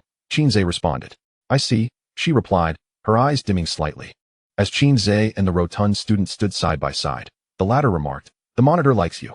Can't you tell? Qin Ze retorted. There are 3 great misconceptions in life. The phone vibrated. I can counterattack, and she likes me. The rotund student sighed. You truly are impervious to such things. After drying his hands, Qin Ze exited the restroom. Suddenly, the lights in the corridor extinguished, plunging the surroundings into darkness. Bang, bang, bang. All the doors on the floor slammed shut, leaving only the emergency lights on the walls flickering ominously, accompanied by a shrill alarm. What is going on? Did we forget to pay the electricity bill? In the pitch blackness, the rotund student stumbled. Let us just wait, Qin Ze suggested. There's no other option, as I'm unfamiliar with this place. Just then, an announcement echoed from above. The transformer has encountered a malfunction, and staff members are currently engaged in urgent repairs. Please remain in place and refrain from moving. Normal conditions will be restored shortly. The rotund student shook his wet hands. We really are quite unlucky. It seems we encounter every mishap. Qin Ze furrowed his brow. His sixth sense was on high alert. Suddenly, a loud crash erupted from the adjacent women's restroom, as if something had fallen to the floor. Following closely was a piercing scream. It was the class monitor. Qin Ze and the chubby boy hurried into the girls' restroom. Bathed in the faint crimson light from the emergency lamps outside, Qin Ze beheld the class monitors slumped on the floor. A partition from the ceiling's ventilation duct had fallen, shattering 2 tiles. Not far from the class monitor, a hunched humanoid creature emitted ominous low growls. What on earth is that thing? The chubby boy's voice trembled. The darkness rendered it impossible to discern the creature's features. Qin Ze felt an unsettling familiarity in its silhouette. With a sudden roar, the creature lunged fiercely at the class monitor on the ground. In an instant, Qin Ze unleashed a surge of countermagic, striking it squarely with a punch. With a resounding thud, both parties staggered back. In the blink of an eye, Qin Ze grasped the class monitor's arm, using the momentum to pull her to safety behind him. Now, in close proximity, Qin Ze finally discerned the creature's visage. It was a man, not yet 30, entirely bald. With sallow skin, clad in a blue and white hospital gown, he bore the number 3 on his chest. An aberrant. Qin Ze furrowed his brow. The man had undergone a transformation but had not fully succumbed to it. The resemblance to the transformed beings in the alternate realm was starkly diminished, more akin to a castrated version. A foreboding sensation gripped Qin Ze's heart. Could it be that reality was set to replicate the calamity of the transformed beings from the alternate realm? Chapter 37, Justice in Numbers. The aberrant hesitated to attack again. The previous skirmish had revealed to him that Qin Ze's strength vastly surpassed his own. The aberrant distanced himself, his eyes glowing with an eerie red light, accompanied by deep, guttural growls. Is this a beast of the aberrant kind? The class monitor, still shaken, scrambled to her feet and hid behind Qin Ze. The aberrant had suddenly emerged from the ventilation duct while she was washing her hands. I suppose so. Clearly, this aberrant was a product of the research institute. Having inexplicably escaped, a rumble echoed from the duct above. Moments later, 2 more aberrants leaped forth. The noises from the duct showed no signs of abating. You all go first, Qin Ze instructed. Saga, do your best. The chubby boy understood his limitations well. Remaining would only distract Qin Ze and hinder him. I will fight alongside you. The class monitor summoned her courage, stepping out from behind Qin Ze. The chubby boy felt a wave of frustration. Class monitor, please don't hinder us. Boom. Just as the chubby boy spoke, a thunderous crash resounded, and a significant portion of the ceiling collapsed. Accompanying the debris was a dark figure. The chubby boy reacted swiftly, grabbing the class monitor's arm and activating his innate ability. In a flash, they had moved back 5 centimeters. Indeed, following much diligent effort, the chubby boy had grown taller. Sharp claws grazed his chest, leaving a shallow gash on his skin. Had he not teleported just in time, he would have been cleaved in 2. Thud, thud, thud. One after another, aberrants poured from the shattered ceiling like dumplings. In mere seconds, over 20 aberrants crowded the already cramped restroom, encircling Qin Ze. Run, Qin Ze commanded in a low tone. I'll call security. The chubby boy pulled the class monitor and dashed for the exit. 2 aberrants attempted to pursue them. Qin Ze flicked his fingers, unleashing a bolt of lightning that struck them down as they convulsed violently on the ground. In an instant, all the aberrants' ire shifted towards Qin Ze. These aberrants bore a striking resemblance to one another. Crimson eyes, sallow skin, bald heads, and identical attire. By gauging their energy fluctuations, Qin Ze assessed their levels to be around level 4. Bang! A massive shadow leapt through the hole in the ceiling, crashing into the ground and creating a shallow crater. Qin Ze raised an eyebrow. Finally, one that can put up a fight. The new aberrant towered nearly 2 meters tall, its muscles bulging. Teeth resembling those of a shark, sharp and densely packed. A row of bony spines protruded from its back, and it dragged along a tail that measured 1.5 meters in length. This behemoth seemed to command the group of aberrants, as upon its arrival. The others recoiled, bowing in submission. Kill, the giant uttered in an unintelligible growl. At its command, the other aberrants surged forward, encircling Qin Ze. Qin Ze smirked. Do you think sheer numbers will suffice? Snap. Qin Ze clapped his hands. His manifestations emerged, each clad in neatly tailored black suits, adorned with various animal masks, forming a line behind him. The giant gawked in astonishment, scratching its head, utterly perplexed by the sudden appearance of these figures. Over 30 Qin Zes, alongside more than 20 aberrants, filled the restroom to its brim. The giant's blood-red vertical pupils locked onto Qin Ze, who remained unperturbed. Qin Ze raised his right hand, beckoning the giant. Come on. Soldier against soldier, king against king. Thwack. The giant's tail slammed against the ground with a thunderous crash, followed by a deafening roar. The aberrants beat their chests and howled, launching their assault. Faced with the savagery of these beast-like aberrants, the manifestations surged with vigor. Demacia. For our esteemed leader. Yura. Offer your hearts. Let us finish this. The clash erupted fiercely, the cacophony of battle cries ringing out.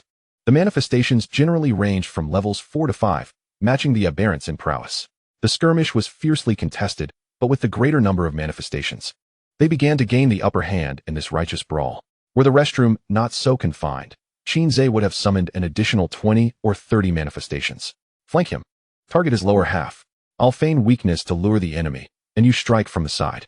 Watch closely, for I shall unleash a magnificent attack. The enemy not only refused to surrender, but dared to retaliate. As the manifestations fought vigorously, Qin Ze felt an urge to join in. Come here, Qin Ze taunted. The giant, with muscles dominating its mind, could hardly withstand such provocation. It lunged forward, swinging its tail in a sweeping arc. An adjacent aberrant, caught off guard, was struck and exploded into a mist of blood. Qin Ze shook his head. You truly are ruthless, not even sparing your own kind. The giant's tail surged forward, creating a whistling sound as it barreled toward Qin Ze's head. With graceful agility, Qin Ze sidestepped, the tail crashing down at his feet. Seizing the opportunity presented by the tail, Qin Ze bent down and grasped it firmly. The tail, a sensitive spot for nearly all creatures, was no different for the giant. As Qin Ze grasped its tail, the bony spines on its back stood erect. The hulking beast violently swung its tail, attempting to break free.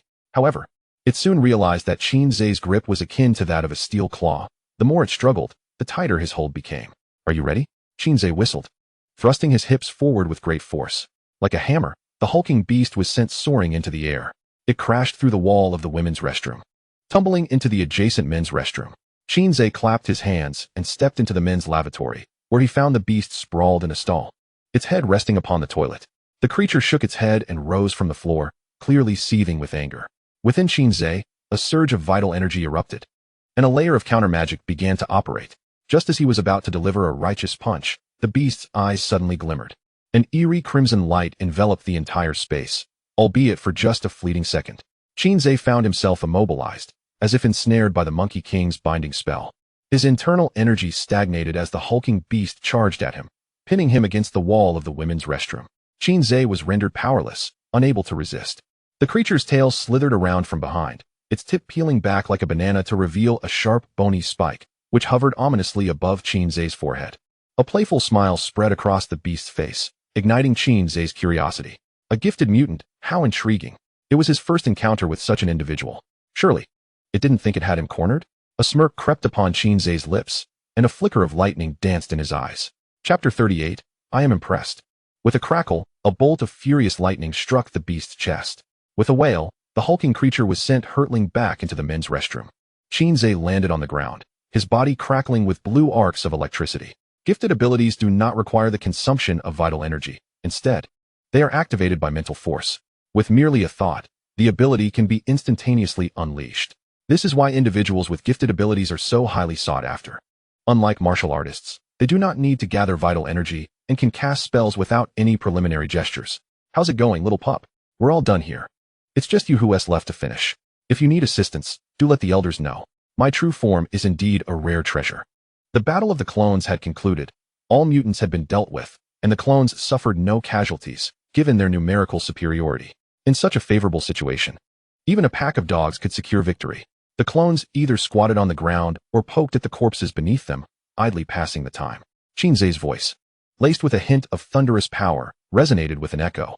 Open your eyes wide and observe closely. Your elder will always remain your elder. Qin Ze conjured a serpent of electricity as thick as a human arm. Oh, how intriguing. Let me see. Can a single punch pierce that creature? Ignoring the jeers from the clones, Qin Ze completed his charge and prepared to execute his sentence. As he approached the gaping hole in the wall, a flurry of bony spikes suddenly shot towards him from the men's restroom, leaving him with no avenue of escape. He reached out and pulled one of the onlooking clones in front of him. The spikes descended like a tempest, impaling the clone. Am I not stunning? With a thud, the clone collapsed, its chest, face, and thighs bristling with spikes, resembling a humanoid porcupine. Its skin turned a shade of blue, and its body convulsed violently. Poisonous. Qin Ze raised an eyebrow. This mutant's gifted ability was rather excessive. It was fortunate it hadn't reached level 1, otherwise, Qin Ze and his clones would have been overwhelmed. Your attack has concluded. Now it is my turn. Regrettably, there are no hypotheticals. Stepping into the men's restroom, he found the hulking beast leaning against the wall, panting heavily. Clearly, that last maneuver had taken a significant toll on it.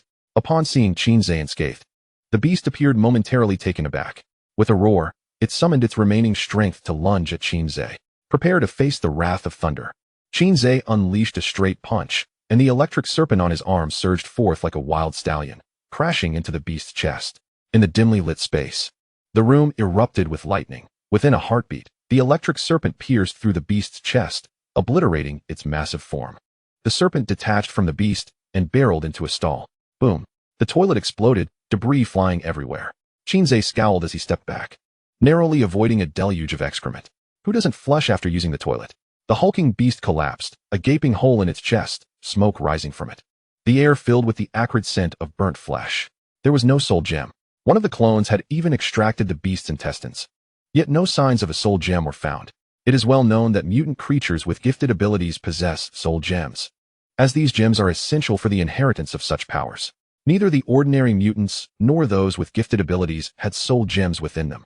Observing the blue and white striped patient attire on these mutants, a bold hypothesis sparked in Qin Ze's mind. The lights flickered on. The emergency lights in the corridor extinguished. The previously sealed gates swung open one after another. The clones returned to Qin Ze, including the fortunate one who had narrowly escaped poisoning. Suddenly, hurried footsteps echoed outside the restroom. A squad of fully armed security personnel entered, led by a man clad in a black trench coat and sunglasses. Upon witnessing the scene inside the restroom, his brow furrowed. The hulking beast bore a massive hole in its chest, evidently dead from a single blow. The other mutants lay in various states of demise, many with limbs grotesquely contorted, as if subjected to inhuman torment. However, this was merely the result of the clones idly conducting resilience tests. Did you do all this? The trench-coated man fixed his gaze on the only living person in the room, Qin Ze. As you can see, Qin Ze shrugged nonchalantly. The trench-coated man felt his worldview shatter. A mere high school student had single-handedly taken down over 20 mutants, one of which had even been labeled as highly dangerous by the Research Institute. Are students today truly this formidable? He pressed a communicator at his ear. I have arrived on the scene. All test subjects are deceased. Yes, I understand. Qin Ze yawned. Can I leave now? The trench-coated man blocked his path. Sorry, but not just yet. Qin Ze feigned indignation. You hold a minor, such as myself, in such regard? I came merely to attend a practical class and nearly lost my life. Now that I've miraculously survived, you still want to let me leave? Do you have any idea how much my fragile psyche has been traumatized? I am truly impressed. The trench-coated man tugged at the corner of his mouth. Amidst all these corpses, you claim to have a fragile psyche? Truly remarkable. The enigmatic creature has been subdued, yet you seem to disregard it entirely. The man in the trench coat inhaled deeply, suppressing the urge to voice his annoyance. This indeed reflects a lapse on the part of our research institute. We shall discuss compensation matters with your esteemed institution shortly. Rest assured, all that you have lost will be duly compensated. Qin Ze sniffled, appearing utterly terrified. Then why are you not allowing me to leave? The man in the trench coat elucidated. There are certain matters requiring your cooperation in our investigation. Once we have addressed the relevant inquiries, you shall be free to depart. Leaning against the wall, Qin Ze added, I forgot to mention, I not only have an affinity for the creature, but also suffer from claustrophobia. I cannot remain here for long. Small, pitiable, and helpless. The man in the trench coat gritted his teeth in frustration. How infuriating. His fists tightened. Tap, tap, tap. Moments later, the sound of clicking high heels echoed down the corridor. Ah, little brother, how delightful to see you again. Lin Xiu, clad in a white lab coat, stood at the doorway with her hands coolly tucked into her pockets. Professor, all experiment identifiers were compromised by him, the man in the trench coat reported with candor. Lin Xiu turned her gaze upon Qin Ze, appraising him from head to toe, her eyes gleaming as if she were beholding a rare treasure. Qin Ze instinctively took 2 steps back. His intuition warned him that she was a woman of ill intent. Please, do not regard me so. I am but a child. TSK, TSK, TSK. Lin Xiu smirked. I have never encountered a child quite as impressive as you. Come, let me see how much you have developed. Lin Xiu retrieved a syringe from her belongings and approached Qin Ze. Chapter 39, Breakthrough. Qin Ze sidestepped to evade her. What is wrong with this woman? Does she have a penchant for administering injections? Lin Xiu, unfazed, brushed her bangs aside. Do not be anxious. I assure you, this is for your own good. Qin Ze looked to the man in the trench coat. Does cooperating with the investigation also entail blood draws? The man in the trench coat cleared his throat and then addressed Lin Xiu. Professor Lin, we should prioritize the matter at hand. Lin Xiu pouted, reluctantly stowing the syringe back into her pocket. She first examined the corpses of the smaller creatures before finally focusing on the gaping wound on the larger one's chest. The incision was neat, the wound charred, suggesting an exposure to a powerful electric current. Lin Xiu, as expected of a professional, deduced the cause of death with a mere glance. I did not anticipate that you possess extraordinary abilities. Lightning powers, perhaps? Lin Siyu's curiosity regarding Qin Ze deepened significantly. I am quite eager to draw some of your blood. So what are these creatures, then? Qin Ze diverted the topic. They are not creatures at all, Lin Siyu whispered, before explaining to Qin Ze. In any case, this was an incident at our research institute. They took advantage of a lapse in security to break free from their confinement, sabotaged the transformer, and attempted to escape through the ventilation system. Fortunately, you were there to intervene. Qin Ze replied. I only know that I, a defenseless student, nearly lost my life just now. Lin Siyu rolled her eyes. Defenseless? You shall be compensated. However, prior to that, you must first sign a non-disclosure agreement. Lin Siyu placed a document before Qin Ze. Recognizing his predicament, Qin Ze did not hesitate and promptly inscribed his name. Excellent. I feared it would take considerable persuasion to attain your compliance. Lin Siyu nodded in satisfaction. With so many muscular men in the vicinity, Qin Ze had no doubt that a single refusal would result in an immediate confrontation. So what will my compensation entail? Lin Siyu retracted the non-disclosure agreement. Externally, we shall declare that you subdued the intruders at the research institute. I will assign you a perfect score for this practical course and grant you a monetary reward for your bravery. And what else? Qin Ze pressed. Do not even think about a hush money that amounts to such trivialities. I have heard from Yao Shui that you have reached the bone refining stage. So I will additionally provide you with a bottle of high-grade bone refining liquid. Lin Siyu gestured, and the man in the trench coat produced a brown plastic bottle containing an opaque black liquid. At first glance, it resembled pesticide. What is this substance for? Qin Ze inquired. Lin Siyu replied, bone refining liquid, as the name implies, is used for the refining of bones. Soak the specific bone in a mixture of 1 part liquid to 10 parts water, and it will suffice for the refinement process. Qin Ze's eyes brightened. A remarkable item indeed. It was precisely what he currently required. With so many creatures lurking in the darkness, you cannot fathom the psychological impact it has had on a young boy like me. I am utterly terrified. Lin Siyu rolled her eyes. 2 bottles. Qin Ze sighed. Alas. I tend to talk in my sleep. If I were to utter something inappropriate while dreaming, it would be quite unfortunate. The vein on Lin Siyu's forehead throbbed. To think that today she had been outmaneuvered by a mere child. The thought alone incensed her. 3 bottles, and not a drop more. The production of high-grade bone refining liquid is exceedingly limited. One cannot even acquire it for millions in the market. Qin Ze smiled. Thank you, sister. With the bone refining liquid, I can devote myself to my training at night. The less sleep I require, the less I will speak in my dreams. Lin Siyu huffed. Take your bone refining liquid and be on your way. Children are such a nuisance. Farewell, little brother. 3 bottles of bone refining liquid bulged in Qin Ze's pockets. By the way, Yao Shui asked me to inform you that she has managed to resolve matters with the He family. You can now focus on preparing for the martial arts examination without further concern. Upon hearing this, Qin Ze felt a twinge of surprise. To be honest, he did not share a deep bond with teacher Yao. The fact that she would go to such lengths for him moved him somewhat. With the He family no longer a threat, he could summon back the avatars near the Ma Yin family. Now was the time when the circus required personnel. Where has teacher Yao gone? I am not her mother. How would I know? Now hurry along. The experiment identifiers have all gone cold, and I have been extorted for 2 bottles of bone refining liquid. Lin Siyu was quite vexed. This woman must be going through a midlife crisis.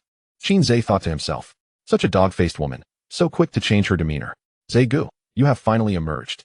The chubby boy exclaimed, visibly relieved to see Qin Ze unharmed. The class monitor patted his own empty chest. It is good that you are fine, very good indeed. The old class teacher approached, giving Qin Ze a light pat. Noticing that none of his appendages were missing, he finally felt at ease. Qin Ze explained, just a few intruders at the research institute. I managed to subdue them. I handed them over to the institute security, and all is well now. Just intruders? The chubby boy murmured. In the dim light, he had not seen them clearly. However, since Ze Gu claimed they were intruders, they must indeed be intruders. After such an incident, the practical course concluded. The students boarded the bus to return to school. That evening, upon arriving home, Qin Ze eagerly prepared a basin of bone refining liquid, dark and viscous, still warm. Qin Ze, are you brewing something foul?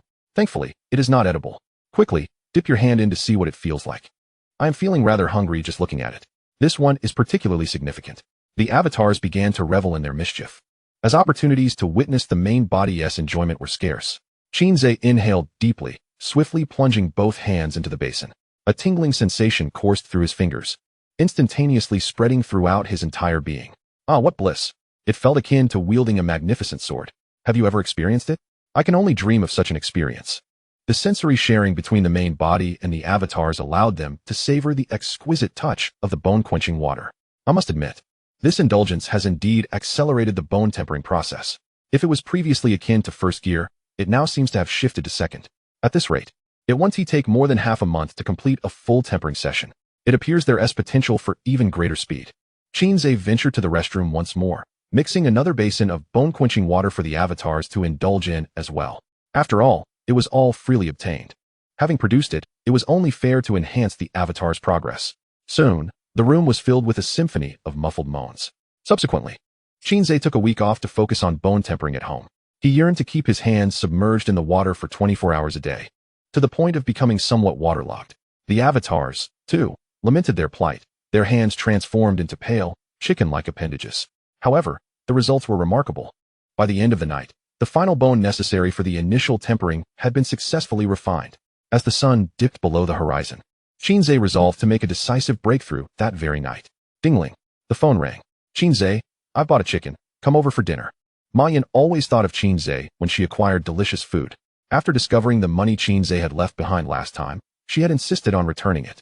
In her words, I have hands and feet. I don't require charity. Have you received another bonus? How did you know? Qin Ze could tell from her excited tone over the phone. I participated in a new project at the company, and there has been progress. This is the second bonus I've received. Ma Yan replied cheerfully. Qin Ze chuckled, realizing she was here to share her joy. I still have training to do tonight, so I want to be able to make it. Please save me a drumstick for tomorrow.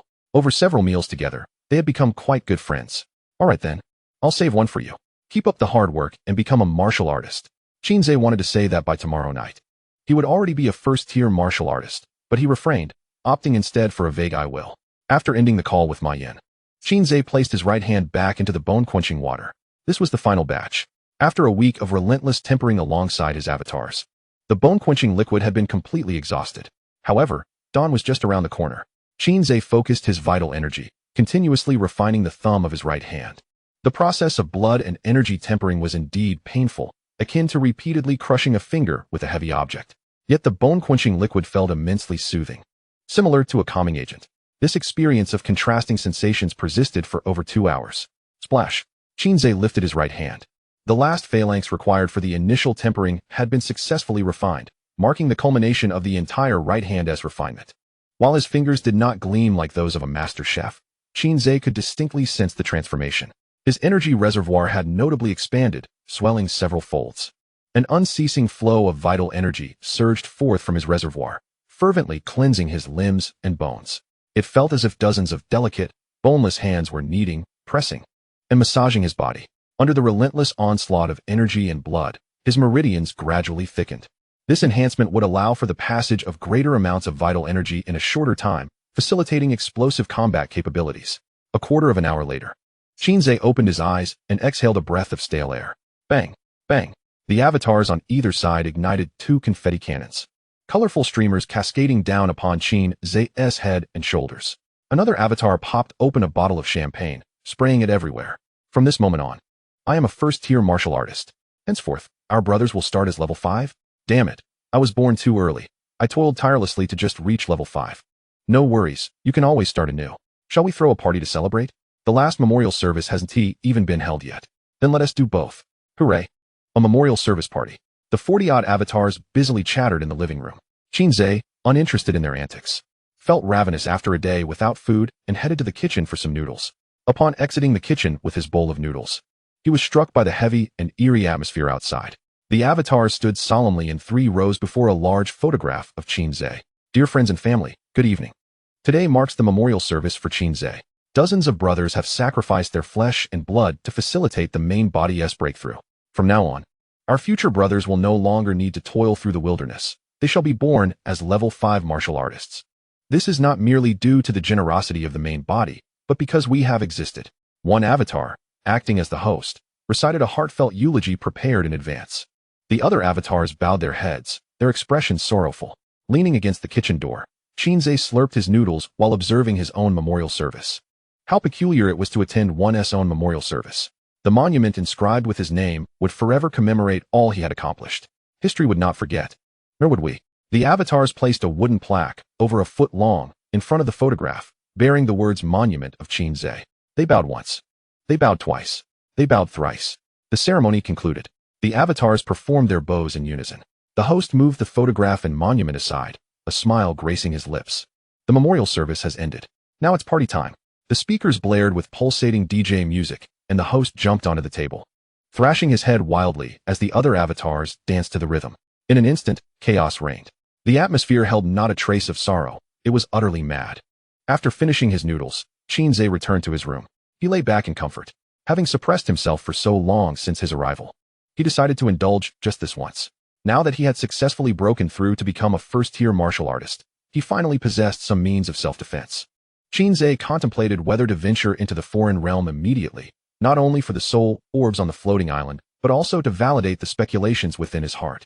After pondering for a while, he resolved to develop further. After breaking through to first-tier martial artist, he could now generate 3 avatars per day. Once he amassed 100 or so avatars, he could then boldly enter the foreign realm. By that time, he could bring along Swallowing Brother and the Law King, both of whom were nearing their second tier as well. As the explosive DJ music resonated through the living room, Qin Ze soon drifted into slumber. The following morning, he descended to have breakfast. His leave was over, and he needed to report back to school. Boss, 3 baskets of soup dumplings, 2 bowls of porridge, and a plate of pickled vegetables. Qin Ze found a corner to sit down. With his newfound status as a formal martial artist, his appetite had grown significantly. Even as a martial artist, he had to adhere to the laws of energy conservation. The television on the wall was broadcasting the morning news from Jiangxing. Recently, the city had witnessed multiple cases of missing persons, primarily involving women aged 16 to 30. The Jiangxing police station has obtained initial leads and is working diligently to solve the case, while simultaneously advising women to refrain from venturing out alone. Additionally, a man-made arson incident occurred in the shantytown last night, resulting in significant property damage and 1 fatality, with no injuries reported. The police have preliminarily determined that the perpetrator is a woman who, unable to bear the burden of caring for her paralyzed mother for many years, set the fire, leading to the death of her own mother. The assailant has since fled, and the police are actively pursuing leads. Anyone with information is encouraged to call. At this moment, the patrons dining in the establishment are primarily elderly individuals, all of whom express their outrage at the news. What a heartless act, after all that care she received. They exclaim, to burn her own mother alive. How could she do such a thing? Matricide deserves the most severe punishment. They remark on the photo shown, noting that the perpetrator appears rather familiar, yet they cannot fathom her capacity for such cruelty. Qin Ze, preoccupied with showcasing his meal, glanced up at the television out of curiosity to discern who could possess such a merciless heart. Upon seeing the image of the assailant, he was struck dumb, his bun falling to the floor. The face on the screen belonged to none other than Ma Yan. Chapter 41, Fury, Part 2. At that moment, Qin Ze's mind went blank. Like a startled cat, he began to dry heave and cough violently. Young man, are you all right? An elderly woman at the adjacent table inquired. Rising to pat his back, Qin Ze waved his hand dismissively. I'm fine. After taking a few sips of water, he finally calmed down. The woman eyed him skeptically. Are you sure you don't need to go to the hospital? Qin Ze forced a smile. Thank you, Auntie, I'm all right. Turning his attention back to the television, the news had shifted to another segment. He Guang, the deputy general manager of the He Group, appeared on screen, speaking cheerfully to a throng of reporters. The narrator announced, He Guang recently donated 1 million to the Jiangxing police station to assist families of missing persons, to which the police have issued a statement. Qin Ze furrowed his brow. After spending time with Ma Yan, he found it inconceivable that she could be a matricide. She had devoted herself tirelessly to working, striving to gather funds for her mother's surgery. Something must have transpired to lead to this tragedy. Losing his appetite, Qin Ze hastily settled the bill and departed from the breakfast shop. The eastern side of the shantytown revealed a wasteland, charred wood and blackened bricks attesting to the recent inferno. A long police cordon had been erected, yet no officers were present at the scene. This had once been Ma Yan's home, now reduced to a pile of rubble. Standing outside the cordon, Qin Ze clenched his fists. If he hadn't summoned his doppelganger away, if he had been here last night, could this have been avoided? Regrettably, there are no ifs in this world. What are you doing here? A familiar voice rang out. Qin Ze turned to see law enforcement agent number 3, who scrutinized him warily. This is my friend's home. Qin Ze replied. Agent number 3 produced his badge. Repeat that. Qin Ze reiterated, my friend lives here. I came to check on her. Agent no. 3 shrugged and pocketed his badge. I forgot you have a bit of a knack for the unusual. Qin Ze countered, I speak the truth. Is law enforcement now handling ordinary cases? Agent number 3 glanced at the ruins. This is no ordinary case. I smell KPI. Simultaneously, a girl had gone missing in the vicinity of the fire. I have been investigating a human trafficking organization tied to this. It is highly likely that martial artists are involved.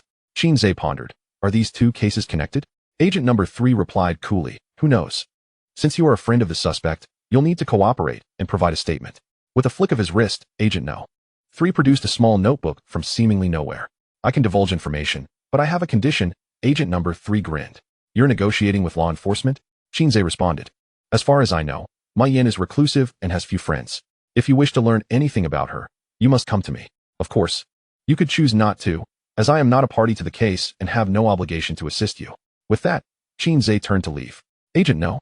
3 gritted his teeth. For the sake of KPI, he relented. Fine, what is your condition? Qin Ze smirked and paused. It's simple, I want to investigate alongside you. He needed to uncover the truth himself, for he trusted no one but himself. Just you? Agent number 3 scoffed. A low-tier martial artist? If something unexpected occurs, and you perish, who bears the responsibility? Qin Ze's arms surged with energy, unleashing the full force of his reverse command technique. The aura of a first-level martial artist erupting forth. Agent number 3's expression froze in disbelief.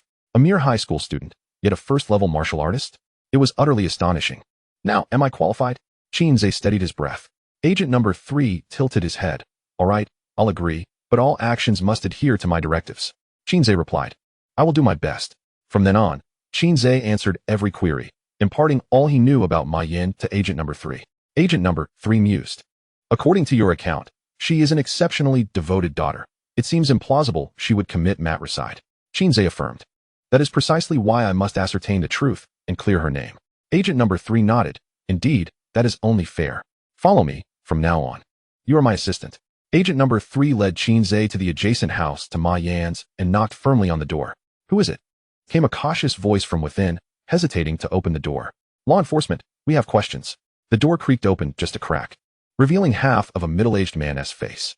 Did you hear anything before the fire last night? The man shook his head frantically. I don't know anything. I went to bed early. The man clearly harbored secrets. Agent number 3 displayed his badge and repeated the question. The man's demeanor shifted, tears streaming down his face as he answered. Around 11 last night, I heard a woman outside screaming for help, but I ignored it. In this neighborhood, fishing for victims is commonplace, especially at night. However, the woman's cries grew increasingly frantic, eventually turning into blood-curdling shrieks. It was unnerving. I hesitated, contemplating whether to open the door, but then that girl from the Ma family opened it first. I only heard her ask, "Who are you?" And then there was silence. Shortly after, the fire erupted. That's all I know.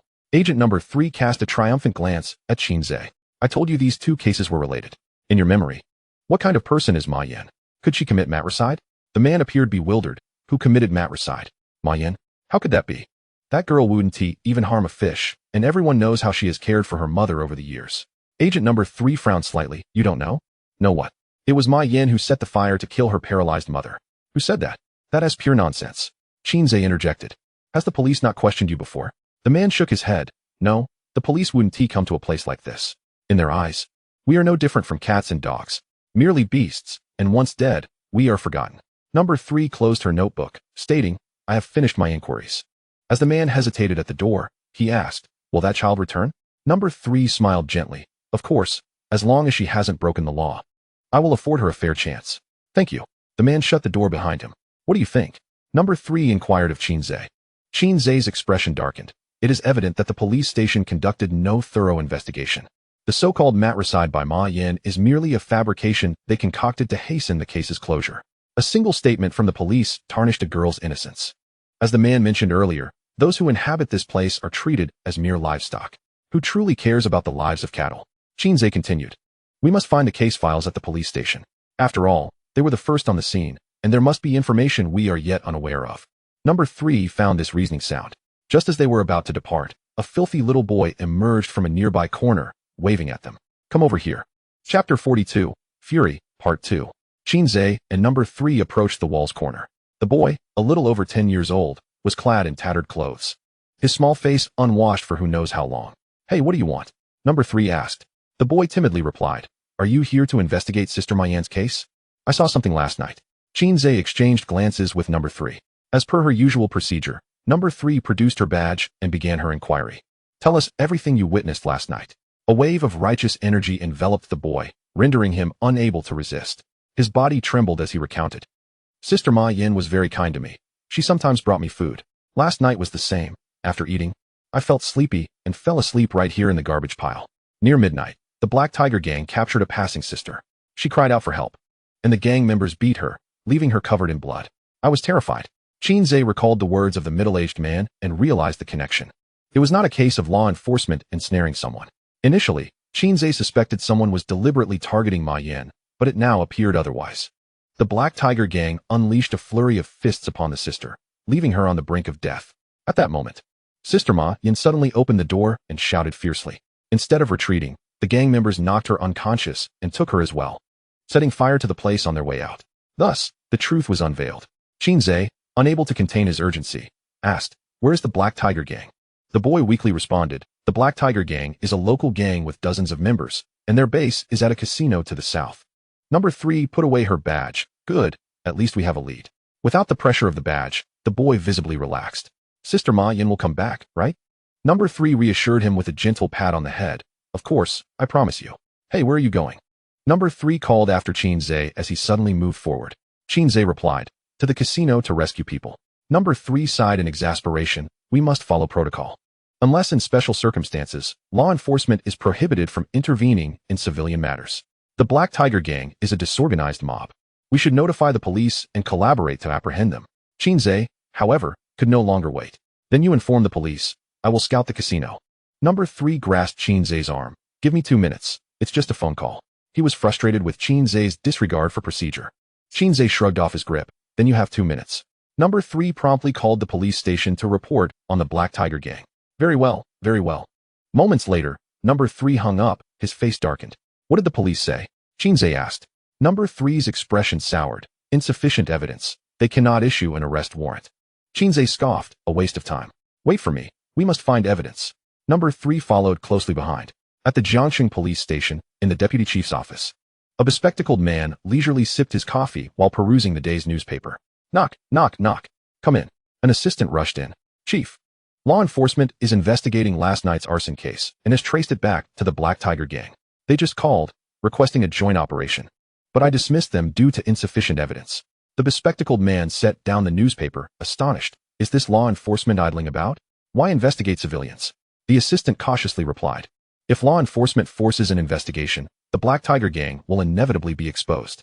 The bespectacled man shook his head. "They are already exposed. Assemble a task force. I will personally oversee the arrest." The assistant asked, "What do you mean?" The bespectacled man huffed. "The exposed pawn has lost its utility. Let it serve its final purpose. Additionally, inform He Guang to handle matters more discreetly in the future. This is my first and last time cleaning up after him." The assistant bowed his head. "Yes, understood." They approached the casino.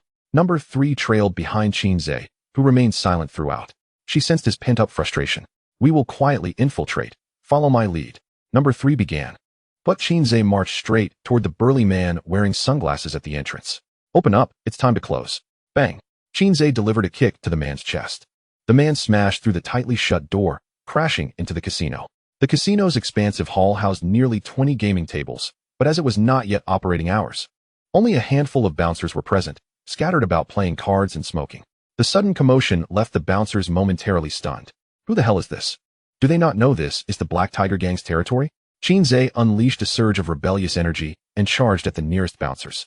Like a tiger among sheep, he dispatched them with swift punches. In under a minute, 13 bouncers lay incapacitated on the floor, groaning in pain. "Where are the people you captured?" Qin Ze hoisted one bouncer by the collar.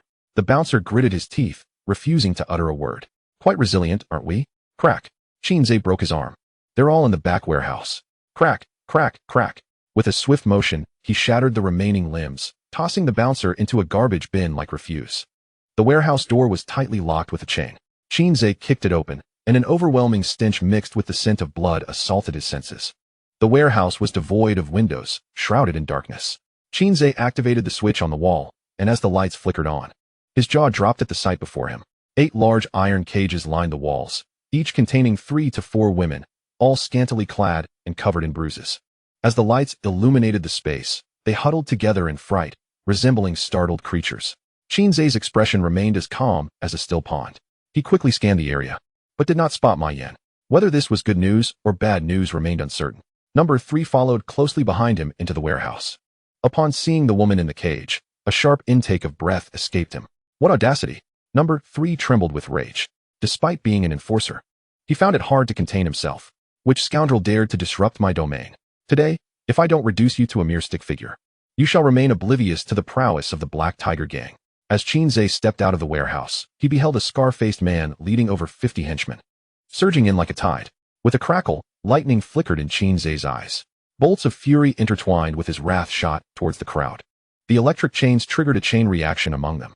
Boom, boom, boom. A dozen henchmen exploded into clouds of blood mist, their lowly rank of level 01 rendering them utterly incapable of withstanding the might of the thunder. The rest collapsed, their bodies twitching uncontrollably. Number 3, observing from behind, furrowed his brow. The manifestation of lightning prowess was all too familiar to him. Qin Ze seized the scar-faced man, lifting him with ease. Tell me, where's the girl you captured last night? What girl? The scar-faced man, with multiple burn wounds, exuded a pungent odor of charred flesh. The paralysis from the lightning still coursed through him, causing his body to convulse.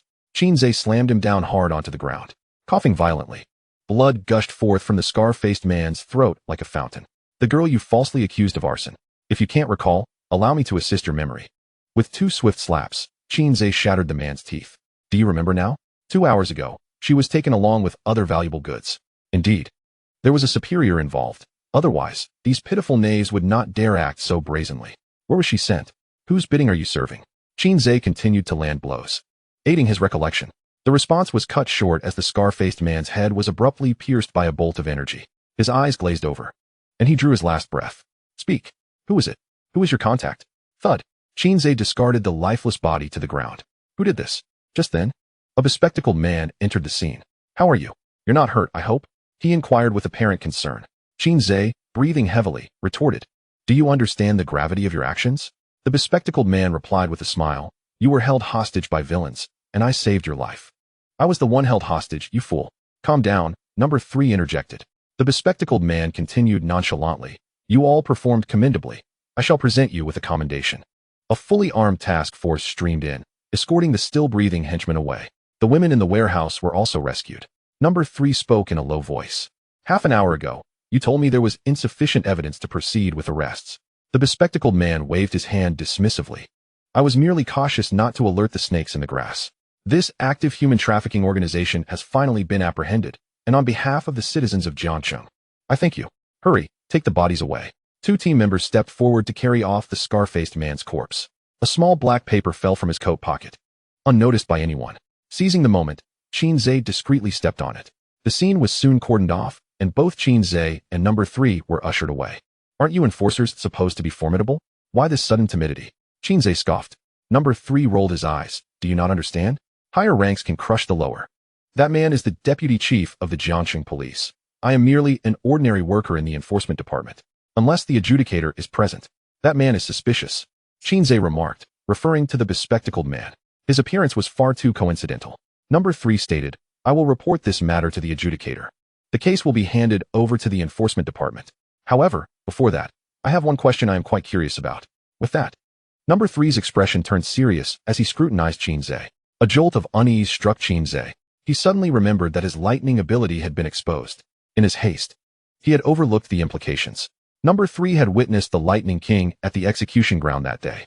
Not long ago, I encountered another individual with lightning abilities. His techniques bear a striking resemblance to yours. At one moment, I even perceived your 2 shadows overlapping. Number 3's hand had already moved to his waist, where a golden hoop rested. Qin Ze remained composed. A talent is not singular. Besides, there are only a few methods of lightning attack. They are largely similar. Number 3 narrowed his eyes. So he is not you? What riddle are you trying to weave? Who am I? Number 3 lowered his hand from his waist. Since you have nothing to hide, would you dare accompany me to headquarters for a verification with the law tablet? Fine, Qin Ze replied, though uncertain of what the law tablet entailed. At this juncture, maintaining his poise was crucial. If he showed any sign of weakness, his suspicion would be solidified. Then let us proceed. Suddenly, Number 3's phone rang. Yes, understood. His expression darkened as he answered the call. Are we leaving or not? Qin Ze asked impatiently. Number 3 hung up.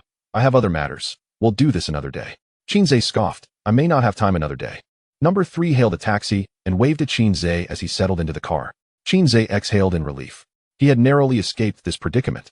Yet he could not rely on luck indefinitely. A solution to this trouble needed to be devised. As he pondered, One solution emerged: eliminate number 3. However, killing an enforcer would surely escalate the complications. There will be a way when we reach the mountain, Qin Ze sighed. He bent down to extract the black card from his shoe sole. The card bore nothing but a series of phone numbers. He dialed the number. Moments later, a man's voice echoed on the other end. Didn't you just deliver a batch of goods this morning? Why are you calling now? Qin Ze, in a panic, responded. I am a trusted aide of the boss. I went out early to hunt. Upon my return, I found the stronghold raided by the police. Many brothers have perished, and the boss has been taken. After a brief silence, the man replied, I understand. From now on, do not call this number again. Qin Ze inquired. What about the batch of prey I have captured? Some of them are quite appealing. The man fell silent once again, this time for a full 5 minutes. Tonight at 7, behind the Rubik's Cube building. Understood. Qin Ze took a deep breath. A lead had emerged, but he had no intention of sharing it with number 3. He would act alone tonight. Glancing at the date on his phone, an ingenious idea struck him. Fatty, what are you up to? Playing games. What's up, Say? Isn't tonight the class monitor's birthday party? Due to the recent incident at the Research Institute, the students were considerably shaken, prompting the class monitor to postpone the gathering. Indeed. You will accompany me tonight. Zay, you have finally come to your senses. Come to my senses, you say? We shall meet at 7 o'clock. Do not be late. Qin Ze hung up the phone. Excellent. This provides me with an alibi. 7 o'clock. Cubic building. A black van halted at the rear entrance. With a swift motion, the door swung open, and a man clad in a hood stepped out. Simultaneously, he dragged out 14 women, each with plastic bags over their heads. The goods have arrived. A few men in black approached to count them, then handed a stack of cash to the man. Do not return here again. The man entered the vehicle and departed. The men in black ushered the women into the building. Now, let the inspection begin. Several men in black chuckled as they advanced. Allow me to examine those jade feet first. One of the men in black lifted one woman's foot. A soft sigh escaped from the plastic bag. Anything that is jade will only bring you harm. The jade foot kicked the man in black squarely in the chest, sending him flying.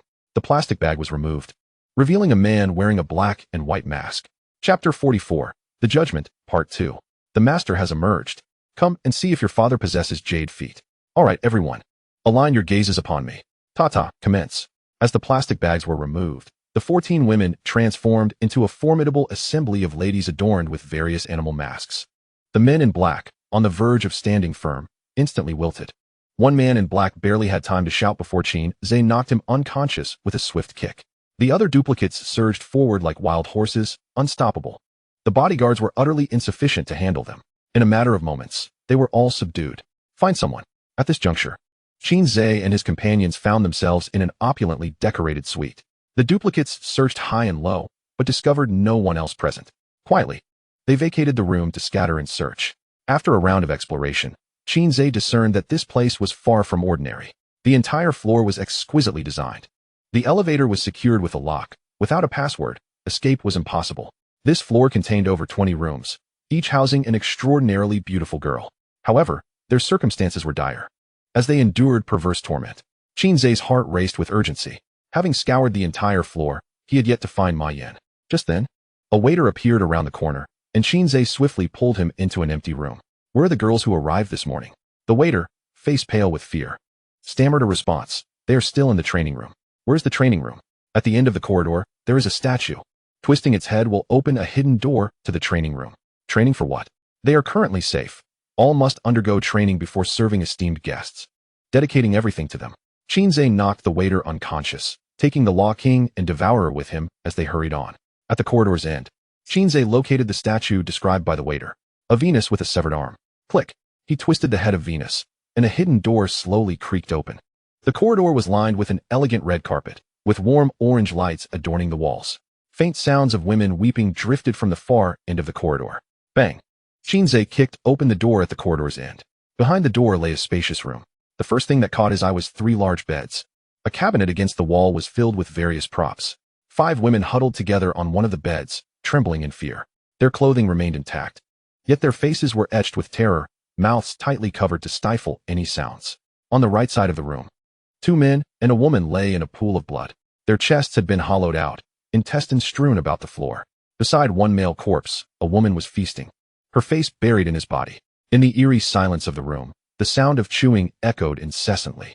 Upon seeing the familiar silhouette, Qin Ze removed his mask and softly called out, Sister Ma Yan? The figure paused momentarily. She slowly rose and turned to face Qin Ze. It was indeed Ma Yan.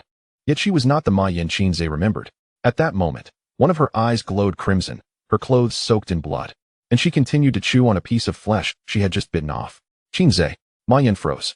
I am Qin Ze, I am Qin Ze. Sobbing. Ma Yan's tears flowed crimson from the corners of her eyes. What has happened to me? What am I doing? Qin Ze, I have killed. She wailed. I truly did not intend to kill them. I do not know why I have become like this. Ma Yan collapsed into Qin Ze's embrace, weeping uncontrollably. The red hue in her right eye began to gradually fade. Qin Ze sighed softly, gently patting her back. Let us go home. I will take you home. Upon hearing the word home, Ma Yan's body trembled. She looked up at Qin Ze, tears streaming down her face, shaking her head repeatedly. There is no home. Woo-woo. There is no home. The fire, mother is dead. Qin Ze felt a surge of frustration within. He was uncertain how to console Ma Yan. Nor could he comprehend how things had spiraled to this point. Warriors, how cursed they are. It will be all right. It will definitely be all right, Qin Ze spoke solemnly. So it was you. I wondered who had the audacity to create chaos in my Phoenix Tower. He Guang entered the training room with a dozen security guards, accompanied by a second-tier warrior. Ah, you have killed my trainer. No one here will leave alive today. His eyes burned with fury as he surveyed the 3 corpses on the floor. My elder brother warned me repeatedly to avoid troubling you. Yet today, you have delivered yourself right to my door. Let us settle both old and new scores. He Guang waved his hand, and the security guards surged forward.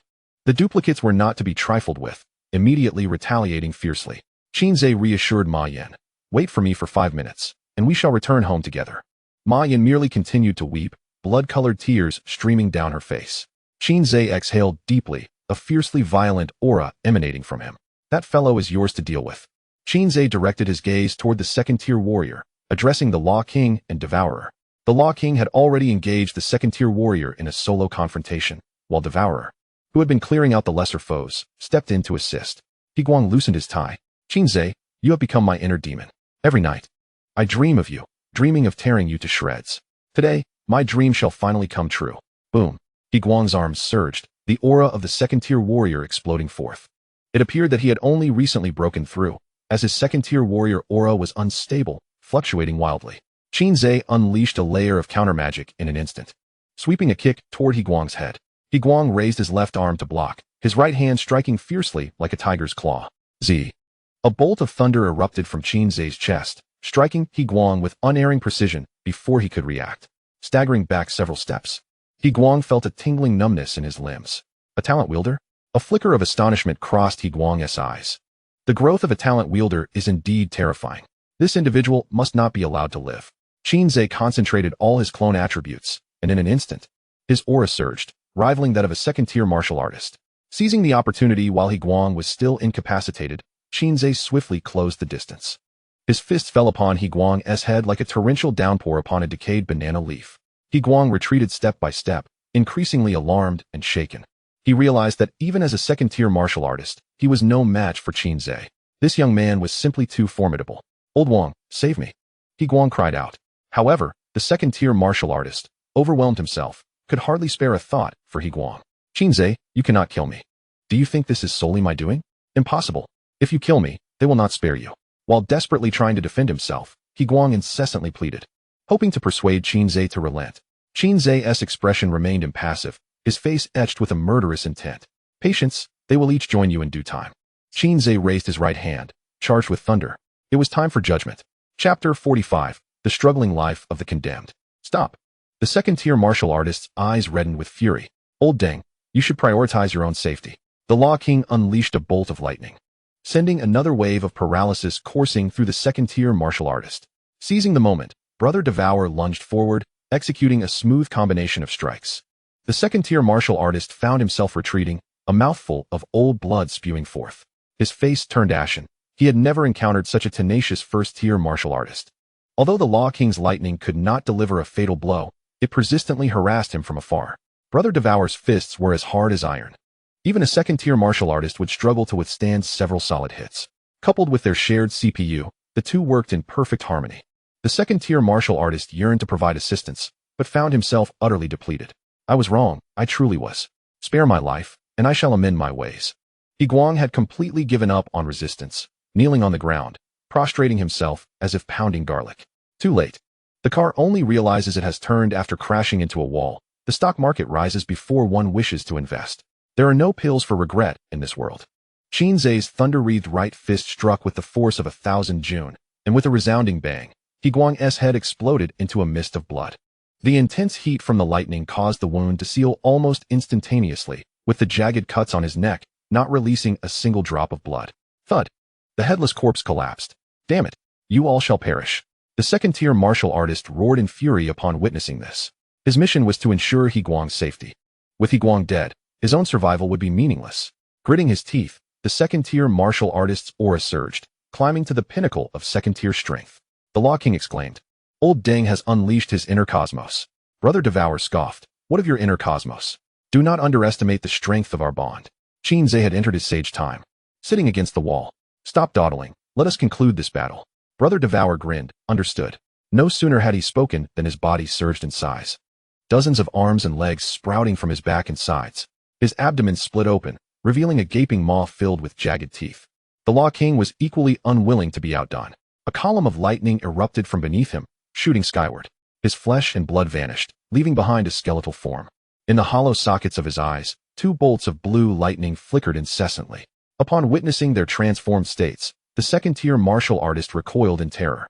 You have absorbed unpurified soul orbs. Such actions are tantamount to suicide.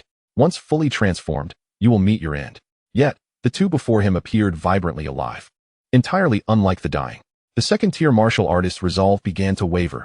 He contemplated fleeing. However, there was no opportunity left.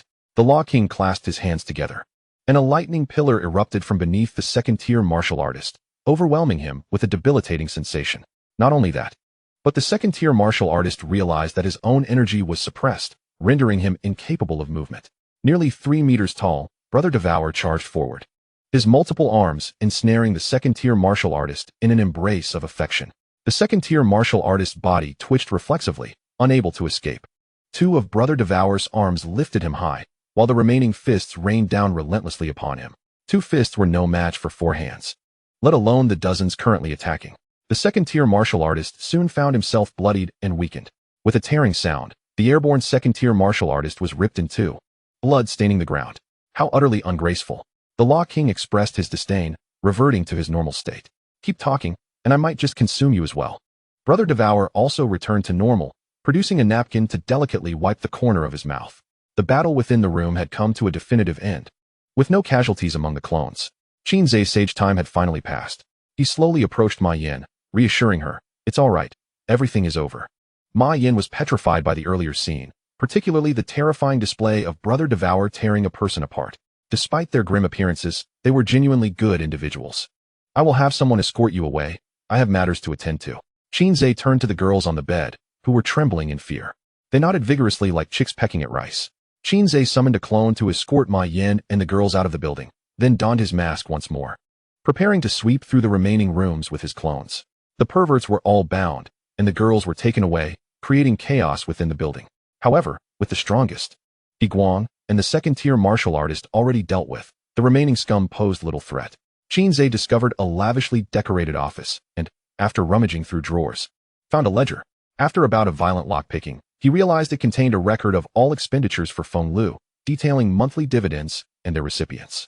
A cold smile crept across Qin Ze's lips as he quickly skimmed through the pages. The death note has arrived. That night, a multitude of girls arrived at the law enforcement department in Jiangxing. Each bore some injuries and exhibited fearful expressions, akin to wounded little beasts. Upon investigation, the law enforcement discovered that the girls matched the profiles of those recently reported missing. The officers, who had intended to return home after work, were urgently summoned back. The law enforcement department remained illuminated throughout the night. In a KTV private room, Qin Ze passionately sang into the microphone. "Today only the remnants remain, welcoming the glorious years. Amidst the storms, we support our friends." As he sang, Qin Ze's peripheral vision caught sight of the number 3 law enforcement officer at the door, waving at him. He tossed the microphone to the hefty man beside him. "You continue singing. I need to step out for a moment." The hefty man replied. "There's a restroom in the private room." Qin Ze exited the private room, casually shutting the door behind him. "Is there something amiss?" Number 3 scrutinized Qin Ze from head to toe.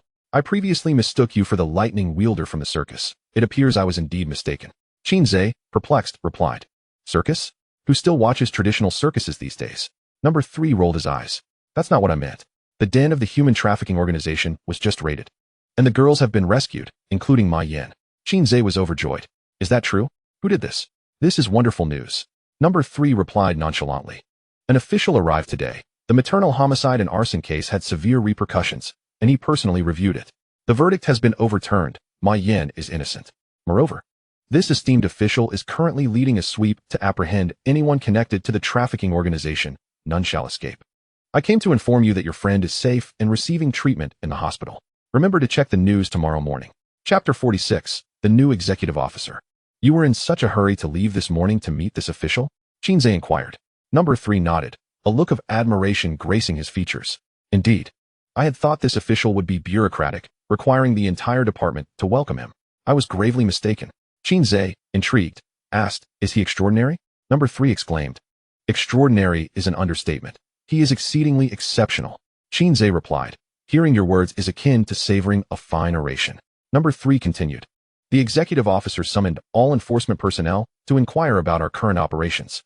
Upon learning of the connection between the human trafficking and arson cases, he immediately launched an investigation and took over the case from the police station. There were already some leads during the day, but the real surprise came at night. The rescued girls all arrived at the enforcement headquarters and submitted a ledger. Now, the executive officer is systematically apprehending individuals listed in the ledger. The ledger bore known names from the enforcement department, which is precisely why Qin Ze felt secure in allowing the girls to take it to the enforcement division.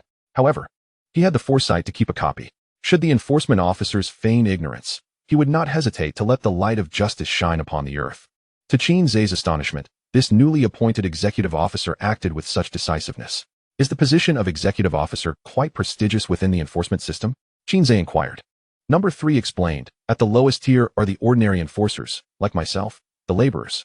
Above them are the judges, generally ranked at least level 3, most being level 4 or higher, responsible for significant martial cases that ordinary enforcers cannot resolve. In a small region like Jiangxing, there are only 3 or 4 judges. Above the judges are the executive officers, each being a high-level martial artist of level 6 or above. Executive officers function as firefighters, dispatched wherever there is need. Wherever there is need. What could possibly require high-level martial artists in Jiangxing? After all, the city lord is merely a mid-level martial artist. Qin Ze pondered anxiously. Dread washed over him. Could it be that Jiangxing was facing an anomaly? Above the executive officers are the 9 grand governors and the commander-in-chief, all reputedly level 9 martial artists. Number 3's face radiated with admiration and yearning. Qin Ze waved a hand before him, breaking his reverie. What are you daydreaming about, laborer? Have you met this month's KPI? His words jolted number 3 from his thoughts. 30 years on one side of the river, 30 years on the other. Do not underestimate the youth. Qin Ze retorted. The deceased hold paramount importance. Number 3 rolled his eyes. I can't be bothered to argue with you. I must go apprehend individuals. Apprehend them at the KTV? In the presidential suite above? I'm tasked with guarding this door. Just then, a voice crackled through number 3's earpiece. Understood. His expression turned serious, and without further ado, he hurried away. The beleaguered worker. Qin Ze sighed in relief. His identity crisis finally resolved. While chaos erupted at the phone building, Qin Ze was singing at the KTV. Number 3's doubts had been wholly dispelled. Yet, who would have imagined that the Qin Ze at the KTV was merely a decoy? Zeech, why were you in the restroom for so long? Upon Qin Ze's return, the plump friend remarked. A man must not speak of brevity. After the gathering concluded, everyone returned home, each seeking their respective families. The class monitor hesitated several times, wanting to say something to Qin Ze, but ultimately saying nothing. Qin Ze's home was nearby, a mere walk away. At the KTV entrance, he and the class monitor helped their classmates into taxis one by one. Just as the class monitor was about to board her taxi, Qin Ze suddenly exclaimed, Class monitor, happy birthday. She paused, then smiled warmly. Thank you. Tonight has been the happiest birthday I've ever had.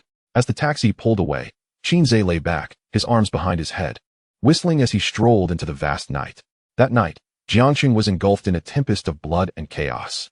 92 enforcement officers and 4 judges, led by an executive officer, were deployed in full force. Anyone associated with the phone building, regardless of whether they were martial artists or not, regardless of their rank or status, was apprehended. Those who dared to resist were shot on the spot. Simultaneously, over a dozen nefarious gangs were uprooted. In an instant, the criminal underworld of Jiangxing was thrown into disarray, each individual gripped by fear. As dawn approached, within the Jiangxing Enforcement Department, in the executive officer's office, a tall and handsome young man in his 30s sat in a chair, perusing the arrest reports presented by his subordinates. Sir, the coffee is ready. A voluptuous maid in a black and white uniform placed a cup of coffee before him. He waved his hand dismissively, and the maid retreated respectfully. Knock, knock, knock. A visitor, a man nearing 50, entered, the judge of Jiangqing. Sir, regarding the phone building case, there are 48 martial artists involved and 126 ordinary citizens. How shall we proceed? The man took a sip of coffee and replied indifferently, eliminate them all, as a deterrent. Although he had anticipated this outcome, the judge felt a turbulent wave of shock within. 48 martial artists were no ordinary individuals. Some held high positions. The judge inquired, shall we not conduct an inquiry first? The man snorted coldly, no inquiries. Execute immediately. Furthermore, contact the press and ensure tonight's actions and results are reported. The judge nodded, understood. The man continued, additionally, investigate that black circus thoroughly. How could such a significant organization operate right under your noses without your knowledge? A bunch of incompetent fools. How can you vermin uphold the law? The judge trembled. Your Excellency, your admonishment is duly noted. I shall personally oversee the investigation. Before the executive officer's wrath could be unleashed, the judge hastily departed. Suddenly, the phone on the desk rang. The man answered, and a disgruntled voice came through. I did not send you to Jiangsheng to sweep out the underworld. Do not forget your primary duties. The man replied calmly, am I not performing my primary duties? You know precisely what I mean. The other side remained silent for a full 2 minutes. My phone had been bombarded with calls, with some pleading for leniency, hoping you would spare a few individuals. The man replied coolly, it's too late. They have all been executed prior to your call. The other side gritted their teeth in frustration. Fine, fine. The man, sipping his coffee, remarked, indeed, indeed. The call was abruptly terminated. The man raised an eyebrow. Was that it? After finishing his coffee, he stood and stretched leisurely. The distant sky had already begun to lighten, the soft glow of dawn gradually rising. Early in the morning, Qin Ze arrived at the hospital with a fruit basket to visit Ma Yin. In the hospital room, Ma Yin lay on the bed, her eyes devoid of life, her demeanor steeped in melancholy. Upon hearing the door open, she did not react at all, resembling a soulless puppet. Sister Ma Yin, I've come to see you. Chapter 47, The Mysterious Company. Qin Ze, you're here. Ma Yin turned her head toward the bedside. Her voice was hoarse, akin to two pieces of sandpaper rubbing together. Are you feeling unwell anywhere? Qin Ze took a seat beside her and began peeling an apple from the fruit basket. Ma Yin shook her head. Let us watch some television. Qin Ze recalled the reminder from number 3 and switched to Jiangqing Channel, which was broadcasting the morning news. Last night, under the leadership of the newly appointed officer, the Jiangqing Law Enforcement Department conducted a rigorous crackdown across the entire city, uprooting a human trafficking organization and dismantling 17 local gangs. Investigations revealed that the trafficking ring involved 48 martial artists and 126 ordinary individuals, all of whom were executed collectively last night. The television quickly displayed the names of these individuals, matched with footage from their executions.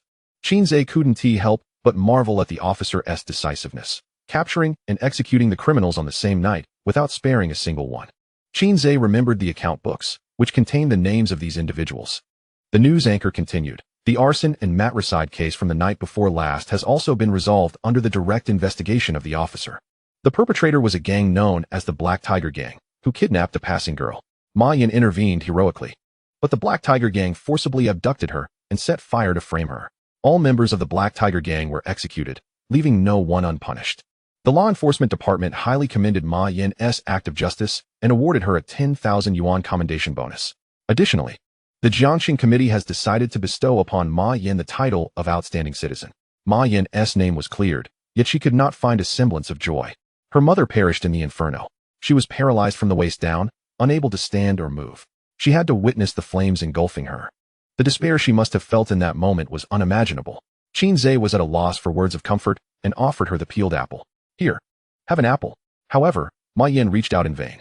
She attempted several times, but could not grasp the apple in Qin Ze's hand. Sister Ma Yin, your eyes. A nurse entered the room, pushing a cart. Bed 4, it's time for your injection. The nurse skillfully hung the 4-bag and secured a tourniquet around Ma Yin's wrist. Nurse, may I inquire about her eyes? Qin Ze asked. The nurse replied while preparing the injection, emotional fluctuations and excessive sorrow have caused her temporary blindness.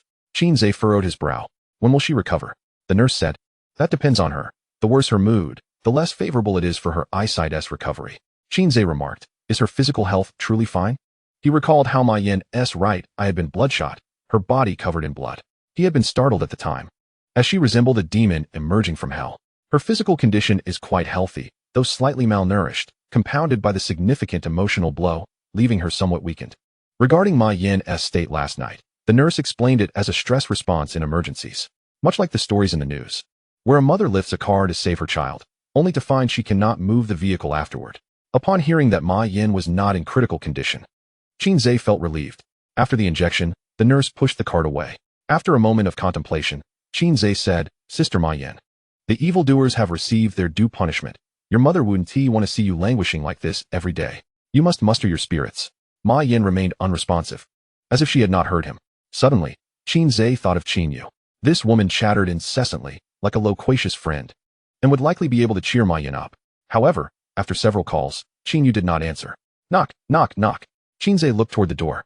5 individuals clad in white uniforms entered, pushing a peculiar little cart. 3 men and 2 women. The men were clearly bodyguards. 2 stood watch at the door, while the other followed closely behind the 2 women. "Who are you?" Qin Ze set down the phone, immediately on guard. The leading woman smiled warmly. "Don't be alarmed, little brother. We are colleagues of Ma Yin, here to check on her." Qin Ze pointed at the cart. "What is that?" "It's a testing machine produced by our company," the woman explained. "For Ma Yin's health examination."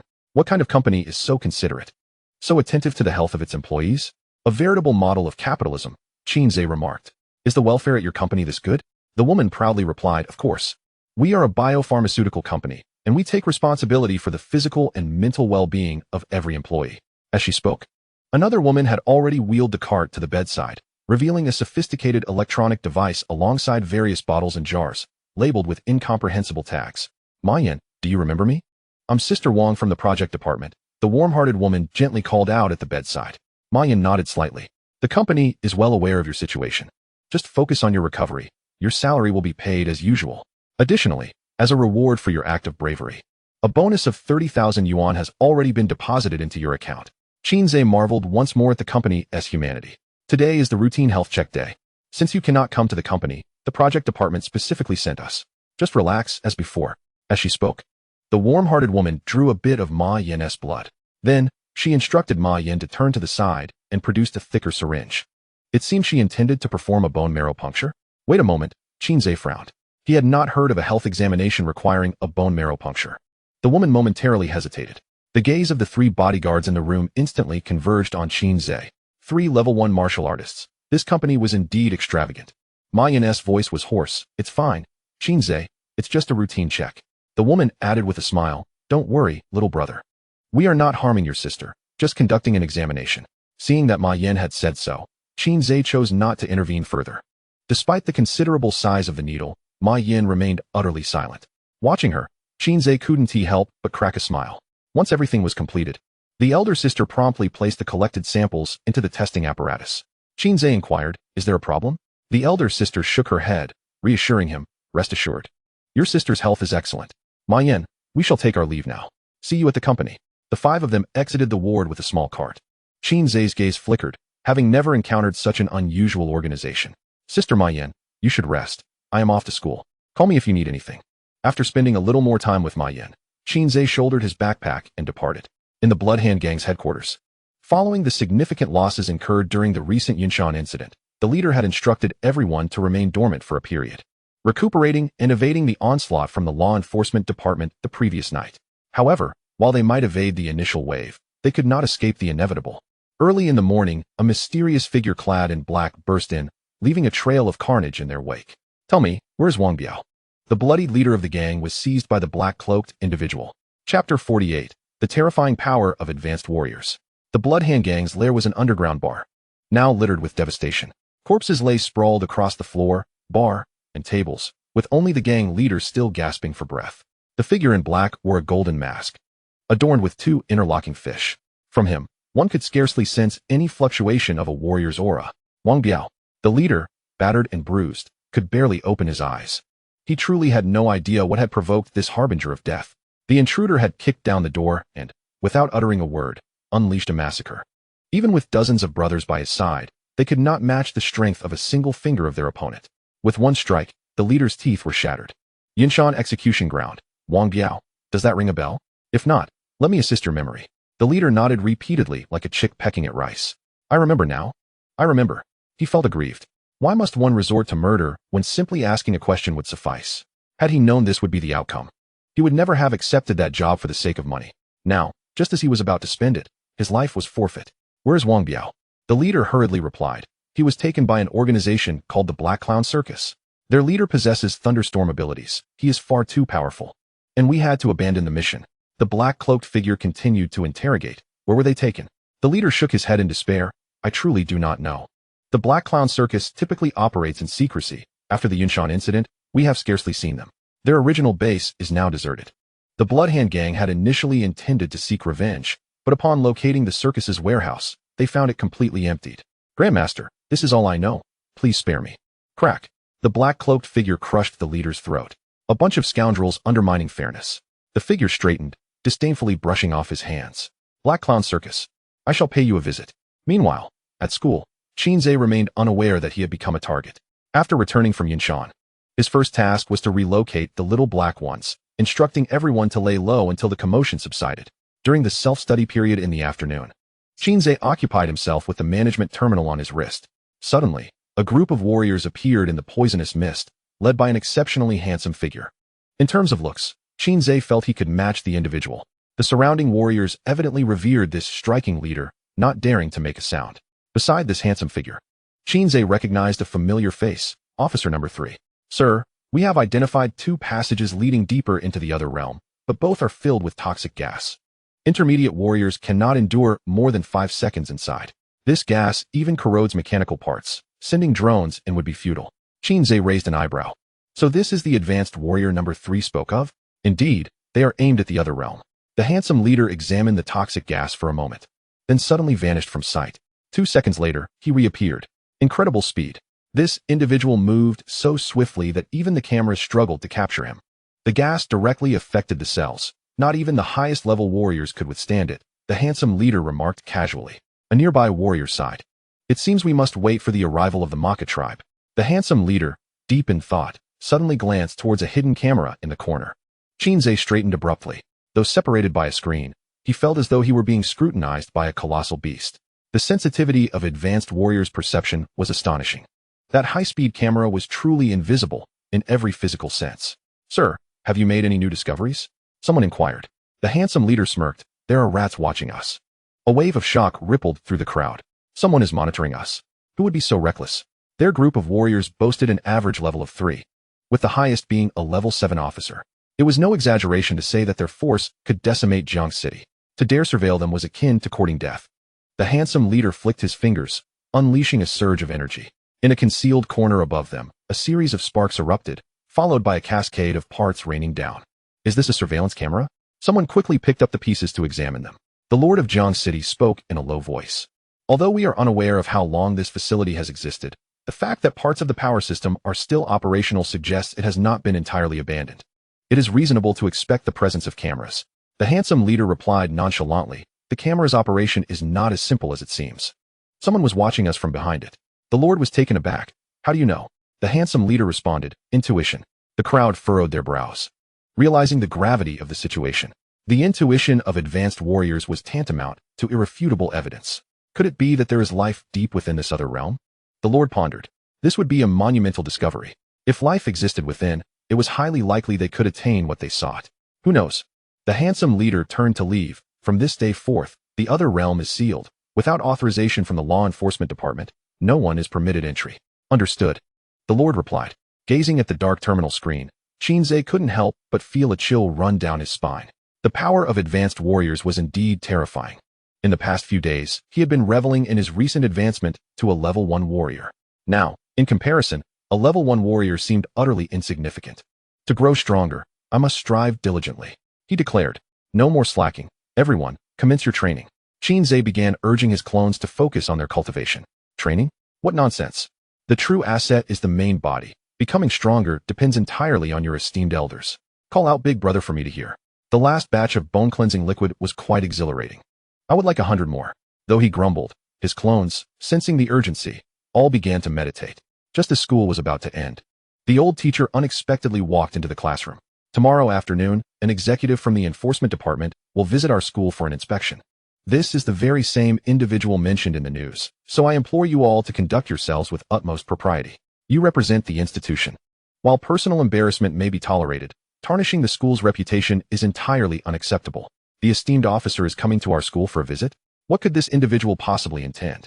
The sense of urgency within Qin Ze intensified with each passing moment. After dinner, rather than succumbing to his usual lethargy, Qin Ze took out the blood crystals to begin his absorption process. He consumed the 2 remaining blood crystals in one go. Cultivation increased by 001. Excellent. Another successful step toward becoming a formidable force. Qin Ze diligently continued to operate his lotus meditation technique. Suddenly, an unexpected interruption from his clone disrupted Qin Ze's training. A little black figure had been slain. Chapter 49. The Beggar Clone and the Inferior Saint Seiya. Please, have mercy, for I am on the brink of starvation. A beggar, his face marred by acid burns, sat hunched beside a garbage bin, clad in tattered rags. His eyes were devoid of life. Mechanically shaking a battered iron bowl filled with only a meager handful of coins. Passers-by, rushing by, scarcely spared him a glance. Then, a single gold coin fell into the bowl. The beggar's eyes brightened. Eagerly, he picked up the coin and bit down on it. Thank you, kind sir. May you have this day every year, and each year may you celebrate this day, enjoying eternal life and immortality. The figure in the black robe, a Pisces, stood before the beggar with a cheerful demeanor. In North City, begging truly requires a unique talent. Following the enforcement department's crackdowns, the once rambunctious North City had indeed quieted considerably. Yet, as the Pisces noted, one must be quite deranged to beg alongside a motley crew of vagabonds. The beggar patted his legs, which were concealed beneath rags, and lamented, I too wish to be elsewhere, but I am unable to move. My legs are rendered useless. The Pisces nodded. Indeed, you are quite unfortunate. May I inquire about something? The beggar displayed a fawning smile, his wrinkled features contorting like aged, dried bark. What would you like to know? I seek the Black Clown Circus. I have matters to discuss with them. Do you know where they might be found? The beggar's smile vanished as he waved his hand dismissively. I truly do not know. This is not my area of expertise. And what is your area of expertise? The Pisces inquired. The beggar replied, if you were to ask me about the beauty of a widow or the attractiveness of a maiden, or whether old Wong is home tonight, I could provide you with a clear and precise answer. The Pisces sighed. That is indeed regrettable. The beggar nodded in agreement. Quite regrettable indeed. Watching the Pisces turn to leave, the beggar weighed the gold coin in his hand and tucked it into his pocket. Suddenly, a brick flew through the air towards him. The beggar propelled himself away, executing a roll to evade it. Damn it! Who lacks civility and discards refuse so carelessly? He cursed. The brick had nearly struck him directly in the head. Had he not reacted swiftly, he would have surely been injured. Who would have thought, I am a miraculous healer. With just a single brick, I have cured a paralytic beggar. The Pisces leaned against a nearby wall, a bemused expression on his face. The beggar's brows furrowed in confusion. When had this individual returned? He had sensed nothing. What sorcery is this? You truly are a master of the healing arts. My legs have returned to me. The beggar exclaimed, elated. I can walk again, and even run. Look at me jump. With each leap, the beggar bounded further away, vanishing around the street's corner. What a peculiar creature has emerged. Their strength is unfathomable. I dare not confront them directly. The beggar mused, awarding himself a silent accolade for his cleverness. He made his escape. North City is a labyrinth of buildings from the last century, filled with dark, narrow alleys that intertwine like a vast maze. Even locals who have lived there for years can easily become disoriented within the alleys. The beggar twisted and turned, ultimately stepping into an abandoned warehouse.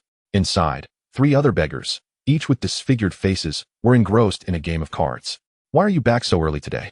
Your shift hasn't even started yet. Call the landlord. How could you possibly play 17 cards so quickly? The 3 were deeply immersed in their game. Don't mention it. I encountered a cosplayer dressed as a golden Saint Seiya who asked about the circus. Fortunately, I reacted quickly. Otherwise, we would have been exposed. The new arrival poured himself a glass of water and drank it in one gulp. The other 3 perked up, eager to hear the tale rather than recalling their own memories. Golden Saint Seiya? Which one? Can he perform the Pegasus Meteor Fist? Is he adorned in golden armor? All 3 clones were captivated by tales of the Saint Seiya. The beggar settled cross-legged. He wore a black robe, a beggar version of Pisces. But the golden mask on his face was quite striking, far more distinguished than ours. Beggar version? So he is essentially like us? Instantly, their interest waned. These 4 were the clones Qin Ze had left in North City. They disguised themselves as beggars to gather intelligence, to conceal their true identities. They had all disfigured their appearances with concentrated sulfuric acid. While the majority of the little black figures remained hidden, they continued to uphold their posts, gathering whispers of the world around them. Wait, how did he know you were one of the little black figures? One of the clones recalled an important detail. The beggar scratched his head. I too find it puzzling. I hide myself well. Who would suspect that a street beggar is a member of the illustrious circus? The four engaged in a brainstorming session, yet failed to arrive at a conclusion. We found you. The half-open door of the warehouse was suddenly thrust open, revealing the Pisces at the entrance. The three clones were taken aback. A beggar version of the golden Saint Seiya? They turned in unison to gaze at the beggar. Did you lead the Imperial army to us? You are quite the treasure, unaware of being followed. Grab your weapons. Let's take him down. The three clones, hot-headed, seized their makeshift weapons and charged forward. Bang, bang, bang. However, before they could get close, the three exploded into a mist of crimson. The beggar raised his hands in surrender. I am but a harmless Frenchman. Where's your leader? The Pisces expressed a hint of disappointment. He had anticipated a stronghold. Yet this was merely a small outpost. The beggar seethed with frustration. Who knows where he indulges in the good life? Just because he was fortunate enough to become an empowered individual, why must I beg every day? It is utterly unfair. The Pisces nodded in agreement. Indeed. It is quite unjust. If you disclose the location of your stronghold, I can offer you an opportunity to join in fairness.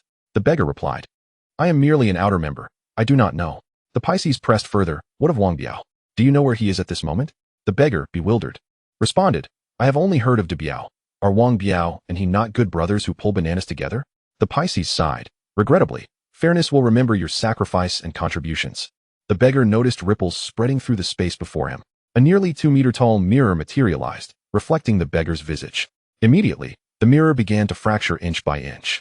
With a resounding crash, it shattered into countless shards, transforming into glimmering specks of starlight before vanishing into thin air. Alongside it, the beggar's form dissolved without leaving a trace. This attire truly evokes nostalgia. The long robe and mask of Pisces completely vanished.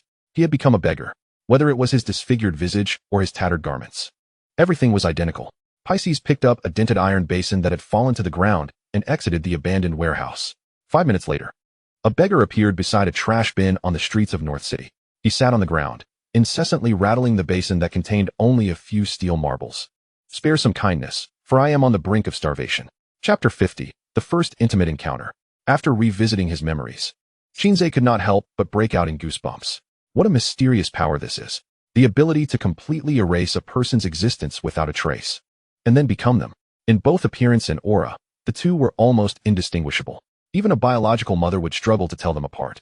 Fortunately, the doppelgangers shared memories with Qin Ze. Otherwise, he would have found it difficult to discern the genuine from the counterfeit. How audacious! To dare kill one of us? Have the Law King and Brother Devourer take their men and confront him. Spare me. Even that wouldn't be enough to serve as mere sustenance for him. Was that mirror his innate ability? It certainly has an air of sophistication. One must admit, it indeed does. He likely came for the key. But what door does this key unlock? Who knows?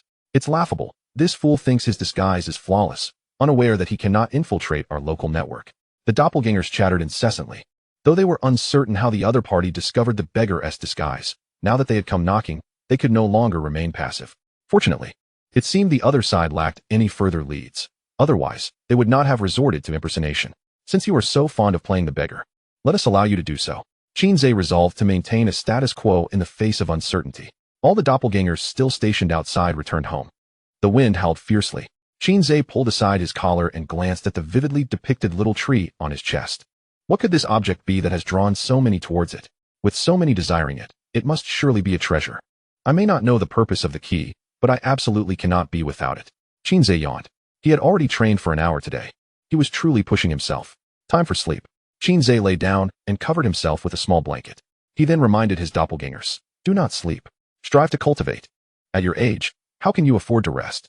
The students eagerly prepared for a thorough cleaning in the morning, in anticipation of the afternoon visit from the executive officer. Everyone was excited to catch a glimpse of the esteemed officer. This was a legendary high-ranking warrior, someone they could only see on television or online. Despite finding it puzzling why such a figure would visit the small town of Jiangxing, they were simply delighted. Welcome, executive officer, to our school for inspection. In the afternoon, while Qin Ze's grade was engaged in body forging class on the training grounds, the principal, accompanied by a throng of individuals, approached with great pomp. Leading the entourage was the handsome figure they had seen in the surveillance footage, the very executive officer himself.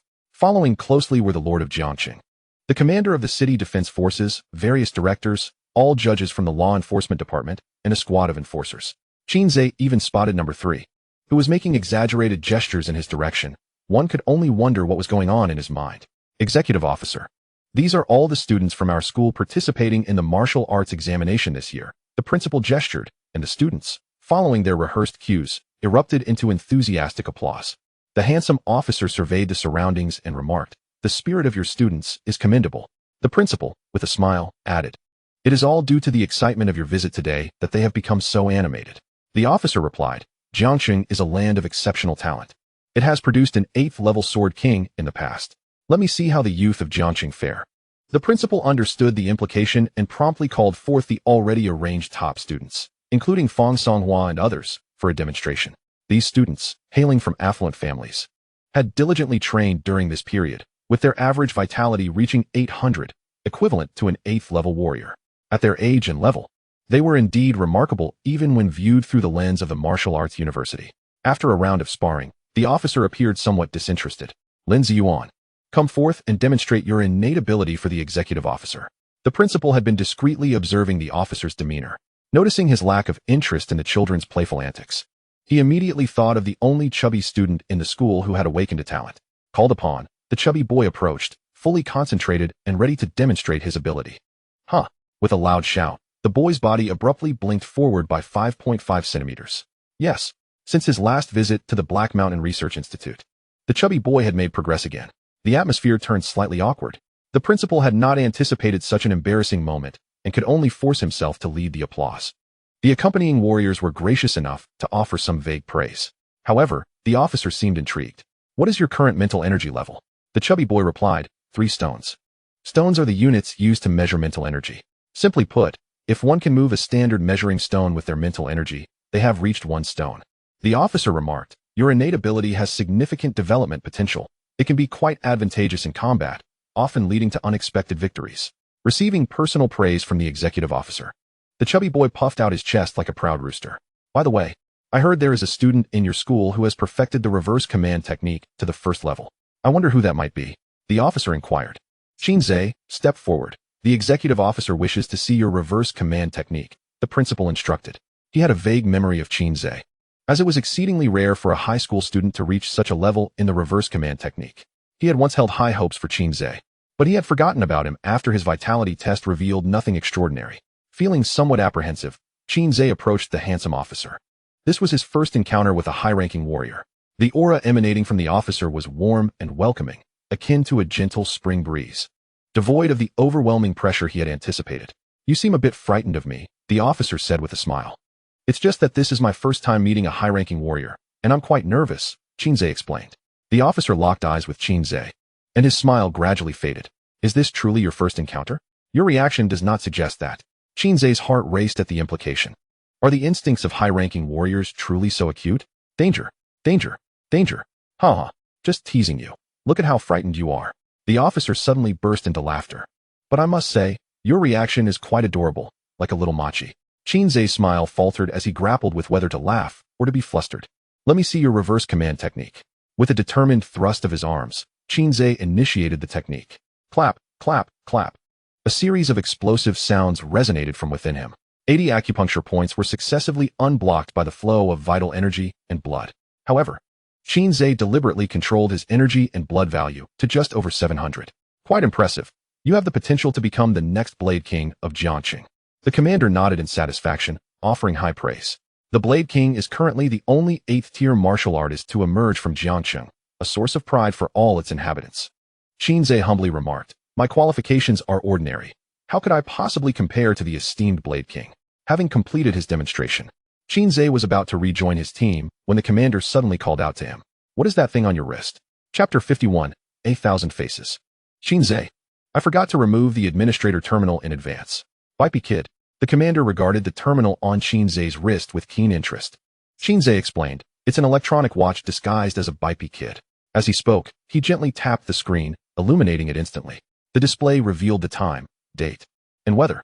The commander blinked, quite intriguing. "Where did you acquire this little gadget?" Qin Ze replied, "I made it myself." The commander asked, "Could you create one for me as well? I'm willing to pay you for your craftsmanship." Qin Ze, is he pushing his luck? With the conversation having escalated to this point, Qin Ze could only grit his teeth and agree. "I can, but it will take quite some time." "No problem," the commander said, tossing a purified soul orb to Qin Ze. "Consider this a preliminary payment for your craftsmanship." Qin Ze's breath quickened slightly. Is this the capriciousness of the wealthy? A soul orb just like that? The surrounding classmates, along with the principal and other martial artists, were equally dumbfounded. They couldn't comprehend why the esteemed executor held such high regard for this student with average energy and blood values. Economic foundation determines the superstructure. Although Qin Ze managed to cultivate a layer of reverse fate technique to perfection in such a short time, his energy foundation was simply too inadequate, leaving little room for significant progress or development in the future. The principal cast a suspicious glance at Qin Ze. Could it be that he had misjudged him? Yet, Qin Ze did not dwell on such thoughts. Why pass up an opportunity? He eagerly stowed the soul orb away. Rest assured, executor, I will ensure a splendid DIY for you. A short while later, Qin Ze contemplated rummaging through the warehouse in the refuge during his next venture into the other world. Seeking a spare administrator terminal, he could then modify one at will and present it to the executor. The commander patted Qin Ze on the shoulder. If you manage to secure the top position in this martial arts examination, you might have the chance to witness a broader world. With that, the commander turned to leave, followed closely by the principal and a throng of martial artists. Qin Ze felt perplexed. Top scorer in the martial arts examination? Surely, it was a mere platitude. Akin to saying the sea allows fish to leap freely, and the sky permits birds to soar high. Amidst the envious gazes of his peers, Qin Ze returned to his class. Young master, where to? A delicately featured cat-eared maid was at the wheel. The commander settled into the stretched Lincoln, and a rabbit-eared maid promptly offered a glass of champagne. To the law enforcement department. After taking a sip of champagne, the commander retrieved his phone and dialed. I've met the student from your second high school. A moment later, a woman's voice resonated from the other end. How is he? Does he meet your standards?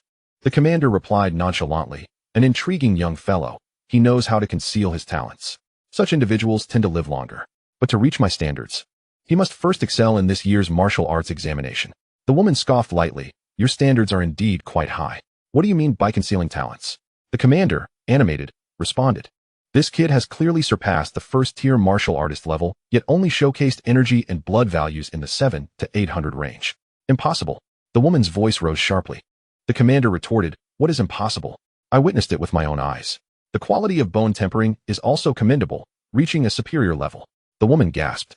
In just over half a month, even with advanced bone tempering fluid, it shouldn't be possible to progress so swiftly. Upon hearing this, the commander paused.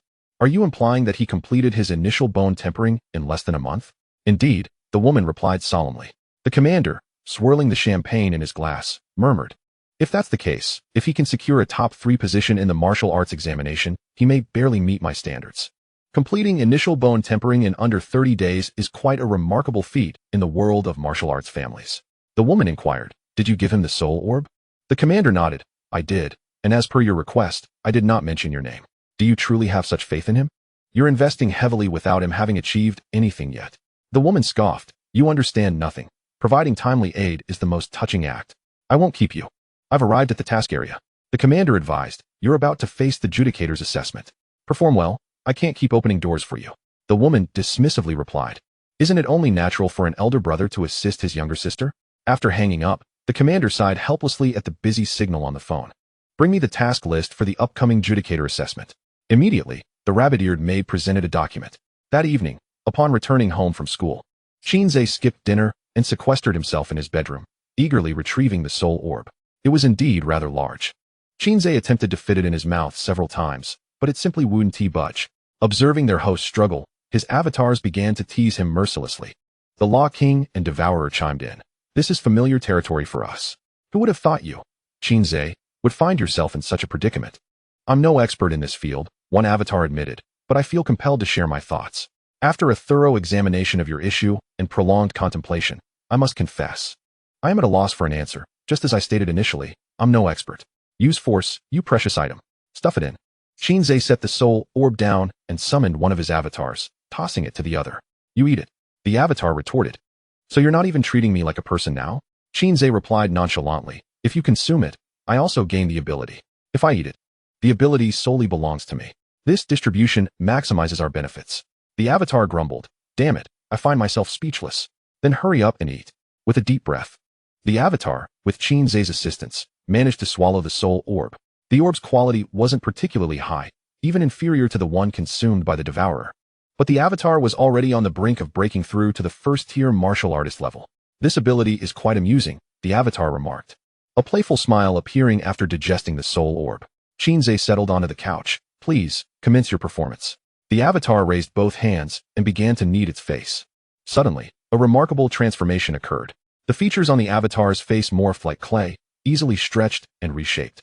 Within seconds, the avatar's visage transformed into that of the commander. It could effortlessly take on the appearance of anyone Qin Ze had encountered. Moreover, as long as it wished, it could maintain this form indefinitely.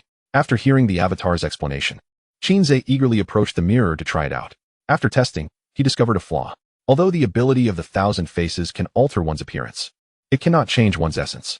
Gazing at the reflection of Biao Gu in the full-length mirror, Qin Ze suddenly conceived a brilliant idea to deal with that beggar. Chapter 52. The Disappearance of Ma Yan. The vitality feedback from the 1,000 faces clone arrived swiftly. Qin Ze activated his terminal, and his current vitality level reached an impressive 1238. The 1,000 faces clone had contributed over 100 points of vitality, a staggering efficiency compared to the meditation training. Despite achieving nothing today, I have nonetheless exerted myself. Qin Ze wiped away the non-existent sweat on his forehead and reclined comfortably. Before drifting off to sleep, he reminded his clones to dedicate themselves to their training. During the weekend, Qin Ze and his portly friend gathered for a feast at a street-side eatery. As was their custom, the plump fellow excitedly showcased the fruits of his diligent practice over the past few days, boasting that his teleportation distance had increased by a minuscule 0.01 centimeters. In his words, though a minor step for him, it represented a monumental leap for humanity. Boss, bring us 2 more skewers of kidneys. The fresh ones. Suddenly, the third enforcer appeared, occupying the empty chair beside Qin Ze. The once vibrant street-side eatery grew desolate in an instant due to his unforeseen presence. Surrounding tables hastily settled their bills and departed, not daring to linger for even a moment. In the blink of an eye, only Qin Ze's table remained. Observing this, the owner retracted his head with a disgruntled expression and placed 2 skewers of kidneys on the grill. Qin Ze could not help but lament. You truly are a harbinger of misfortune. The portly friend recognized the third enforcer. Aren't you the one from last time? Indeed, it is I, replied the third enforcer. At this late hour, with the surroundings being so perilous, I am merely here to ensure the safety of you martial arts examinees. Qin Ze smirked. Have you met your KPIs for this month? Now you're slacking off? The third enforcer smiled lightly. Thanks to your assistance, my dear executive. The performance metrics for the arson case have been attributed to me. Not only this month, but even next month as KPIs are also on track. He continued. This area is my patrol zone. What's wrong with enjoying a skewer of kidneys after my rounds? Whatever pleases you, esteemed sir, Qin Ze replied. Observing the camaraderie between Qin Ze and the enforcer, the portly friend felt a surge of admiration. Truly, my brother Ze is remarkable. Suddenly, Qin Ze inquired. Since when has the enforcer taken on such mundane duties as street patrol? The third enforcer's demeanor grew serious. Of late, you should refrain from wandering about at night. It is unsafe. I have received reliable information that at least one senior martial artist from a terrorist organization has infiltrated the city, and we have yet to locate their whereabouts. Qin Ze recalled the beggar and pondered whether to inform the third enforcer. After a moment's contemplation, he decided against it. Unless the esteemed commander took matters into his own hands, the entire enforcement department of Jiangsheng would likely struggle against this foe. Moreover, Qin Ze had already crafted a rough plan. He merely awaited the opportune moment. The third enforcer sighed again. In 10 days, the delegation from the Maka tribe will visit Jiangsheng. The entire city is on heightened alert, and we in enforcement are working overtime. Listening to the third enforcer's grievances, Qin Ze suddenly realized that the reality of enforcement was rather mundane. The lower ranks comprised merely overworked laborers. Yet, upon hearing of the upcoming visit from the foreign delegation, Qin Ze's spirits lifted. The opportunity was indeed upon them. Your kidneys are ready, the owner announced, placing 2 grilled skewers before them. The third enforcer picked up a skewer, declaring, let us toast with kidneys in lieu of wine. Wishing you success in your martial arts examination and prosperous fortunes. Qin Ze clinked a lamb skewer against his, replying, and may you soon ascend to the rank of judge. In the ensuing time, Qin Ze diligently collaborated with the actors to finalize the performance details. The general outline of the show was established, leaving only minor details to negotiate. However, as seasoned performers, they were confident in their ability to adapt to any unforeseen circumstances. Aside from coordinating the performance, Qin Ze visited Ma Yan at the hospital every day after school. As time passed, her physical condition steadily improved. Yet her mental state remained dismal. Her eyes had not returned to normal, and she was still unable to see. During this period, Qin Ze again encountered the company's medical examination team in the ward. They seemed to exhibit a hint of excitement upon receiving the test samples. Qin Ze grew curious about this enigmatic company. Regrettably, Ma Yan showed little inclination to discuss the matter. In anticipation of the Maka tribe's delegation, Jiangsheng was adorned with decorations. Street lamps and utility poles were festooned with various banners proclaiming, "The friendship between humans and the Maka tribe endures forever," and a warm welcome to the Maka tribe delegation. Slogans of unity between the two races were ubiquitous, making it seem as if a festive occasion were upon them. The city's security tightened considerably. Many of the gangs that had survived previously found themselves incarcerated once more. On this particular day after school, Qin Ze visited the hospital as usual. But upon opening the door to Ma Yan's room, he found it completely empty. The bed was neatly made, and all her belongings had vanished. Qin Ze double-checked the room number to confirm he had not made an error. Where had the patient gone? In the corridor. He spotted the nurse who had administered Ma Yan's injection. She informed him, "She has been discharged." Qin Ze frowned slightly. When did this happen?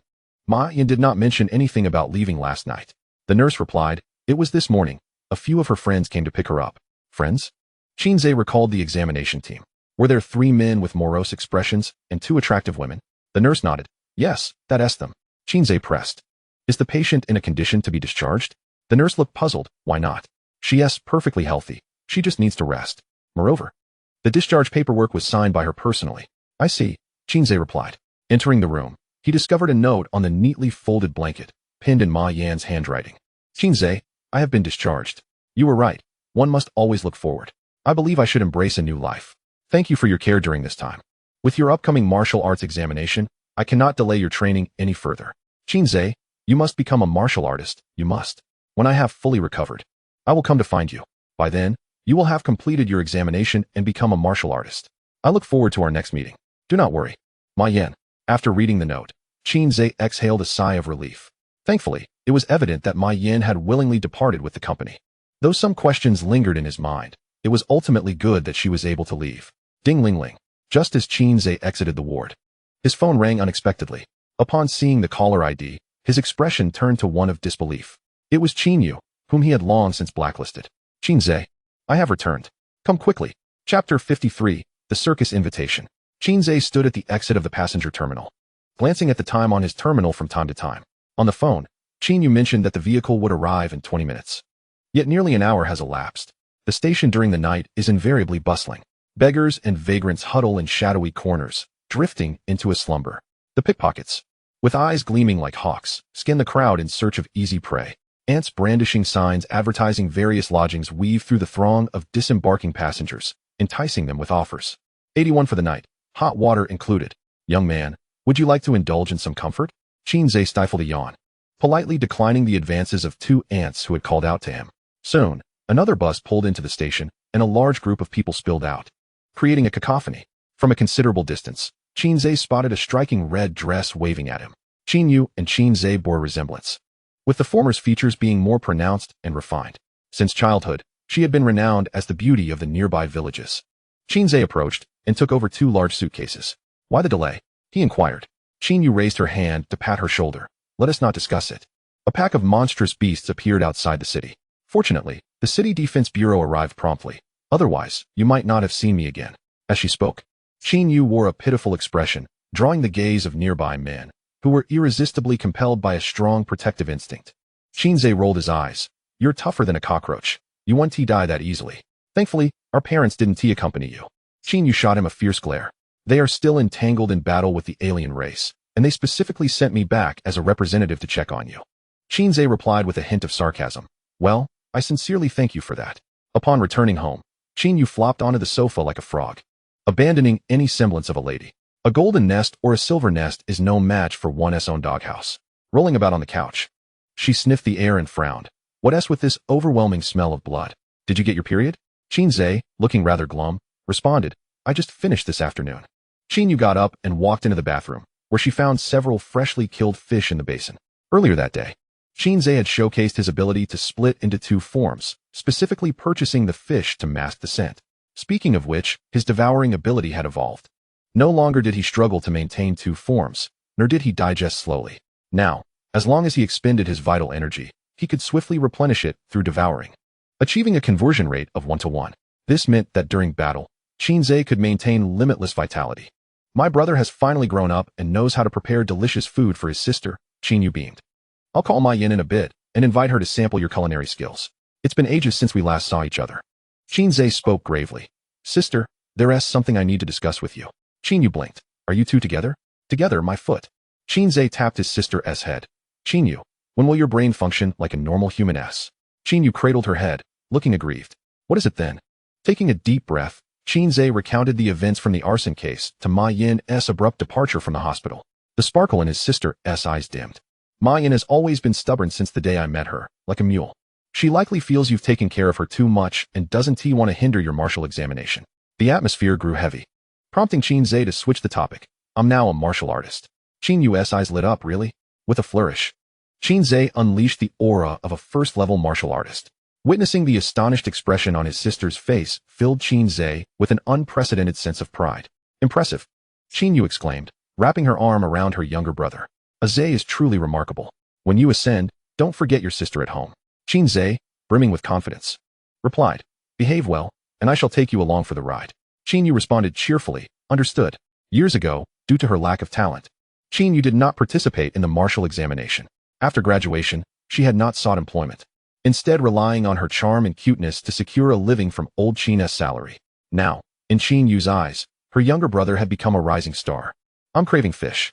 I'll go cook, Qin Yu declared, eagerly carrying the fish basin into the kitchen. Qin Ze was elated. After enduring years of suppression, he was finally experiencing a reversal of fortunes. Qin Yu, who would have thought that you, with your bold brows and large eyes, would achieve this day? The Maka delegation arrived in Jiangcheng at 9 this morning, where the city's lord personally greeted them. The two parties engaged in a cordial and friendly closed-door discussion, with a welcoming banquet scheduled for 8 o'clock this evening at the Jiangcheng Grand Hotel. It is reported that the Maka tribe's visit aims to jointly explore the newly opened alien territory in Jiangcheng, further deepening cooperation between the human and Maka races and promoting a favorable strategic partnership. As Qin Ze enjoyed his breakfast, he perused the midday news. Last night, Qin Yu had insisted on choosing a car for an entire evening, as she believed that maternal lineage was paramount. As the elder sister, she considered herself half a mother to Qin Ze. Once he passed the martial examination, she too would attain success, necessitating a car that reflected her status. Qin Yu then began to daydream about where to buy a villa. It wasn't until the early hours of the morning that she finally allowed her little brother to return to sleep, and fortunately, today was the weekend. Sparing him from school, Qin Ze watched the news with great interest. The Maka tribe bore a striking resemblance to humans, save for their long, pointed ears reminiscent of elves. Suddenly, Qin Ze thought of Teacher Yao. He wondered what race she belonged to. With blood as golden as hers, she must be quite valuable. With the arrival of the delegation, the grand spectacle was set to commence. Up so early, are you planning to take the postgraduate entrance exam? Qin Yu shuffled out in her slippers, yawning. You'll have to handle dinner yourself. I have something to attend to this evening. Qin Ze pulled out a tissue to wipe his mouth. Qin Yu, looking lethargic, rested her face on the table like a dead fish. Oh. Qin Ze placed 200 yuan in cash next to her face. If she was too lazy to cook, she could order takeout. Qin Yu's expression instantly brightened as she hurriedly tucked the cash away. My brother has finally grown up and knows to spend money on his sister. Qin Ze stood up. I'm off. Qin Yu affectionately saw him to the door. Ze, come back early. In the law enforcement department. In the office of the executive officer, the handsome officer sat in his chair, reviewing the latest reports from the alien territory. Last night, a deafening explosion followed a gas attack, shaking the entire area. The chaos subsided quickly, and nothing unusual had occurred since then. The officer's brow furrowed. Deeper exploration was now imperative. Sir, a cat-eared maid knocked and entered the office. A child just delivered an invitation, and I was instructed to personally hand it to you. It's signed by the Qin Ze Circus. Chapter 54, the protagonist is ready. The Qin Ze Circus? Quickly, bring me the invitation. The officer's expression changed. He had been searching for the whereabouts of this circus for days, only to find that they had seemingly vanished without a trace, leaving no evidence behind. Suddenly, an invitation arrived, and he was eager to uncover the intentions of these individuals. The invitation was exquisitely crafted, adorned with an elegant black exterior and a striking flame motif at its center. The dashing gentleman nodded in satisfaction. The refined taste displayed suggested that his adversaries were indeed worthy contenders. However, upon opening the invitation and surveying its contents, his expression soured. The crooked lines of text resembled a cluster of tadpoles huddled together. A first-grade student could have penned it with far greater neatness. Your esteemed presence is cordially requested at the Jiangcheng Grand Hotel, Banquet Hall No. 1, at 8 o'clock this evening. A modest selection of refreshments will be prepared. Eagerly awaiting your arrival. Sincerely, the Qin Circus. With a resounding crash, the gentleman's fury erupted as he smashed the solid wooden table before him. The maid stood quietly by, seemingly accustomed to such outbursts. This was nothing short of provocation. The banquet hall No. 1 at the Jiangxing Grand Hotel was the venue for tonight's welcome banquet for the Maka tribe. To host the law enforcement department at this specific time and place could only be interpreted as a blatant challenge. Yet, a sudden calm washed over the gentleman. What was the true objective behind the circus's actions? If they genuinely intended to stir trouble at the banquet, why would they issue a prior notice? Was this not a clear invitation for the law enforcement department to heighten its vigilance? He pondered in silence for an extended moment, unable to decipher the underlying reasoning. Nevertheless, the message was unmistakable. Whether it was a prank or a genuine threat, he felt compelled to attend and confront this band of little rascals. Initially, he harbored no interest in such gatherings and had no intention of attending. Very well, you have successfully captured my attention, he mused. The maid spoke softly, young master. That child is still in the reception hall. According to him, the invitation was given by a man wearing a bull mask. Would you like to inquire further? With a dismissive gesture, the gentleman replied, let him go. These rats are exceedingly cautious. They would not reveal any weaknesses in front of a child.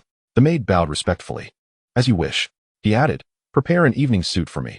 I shall attend the banquet tonight. At the circus's headquarters, the little blackies gathered together.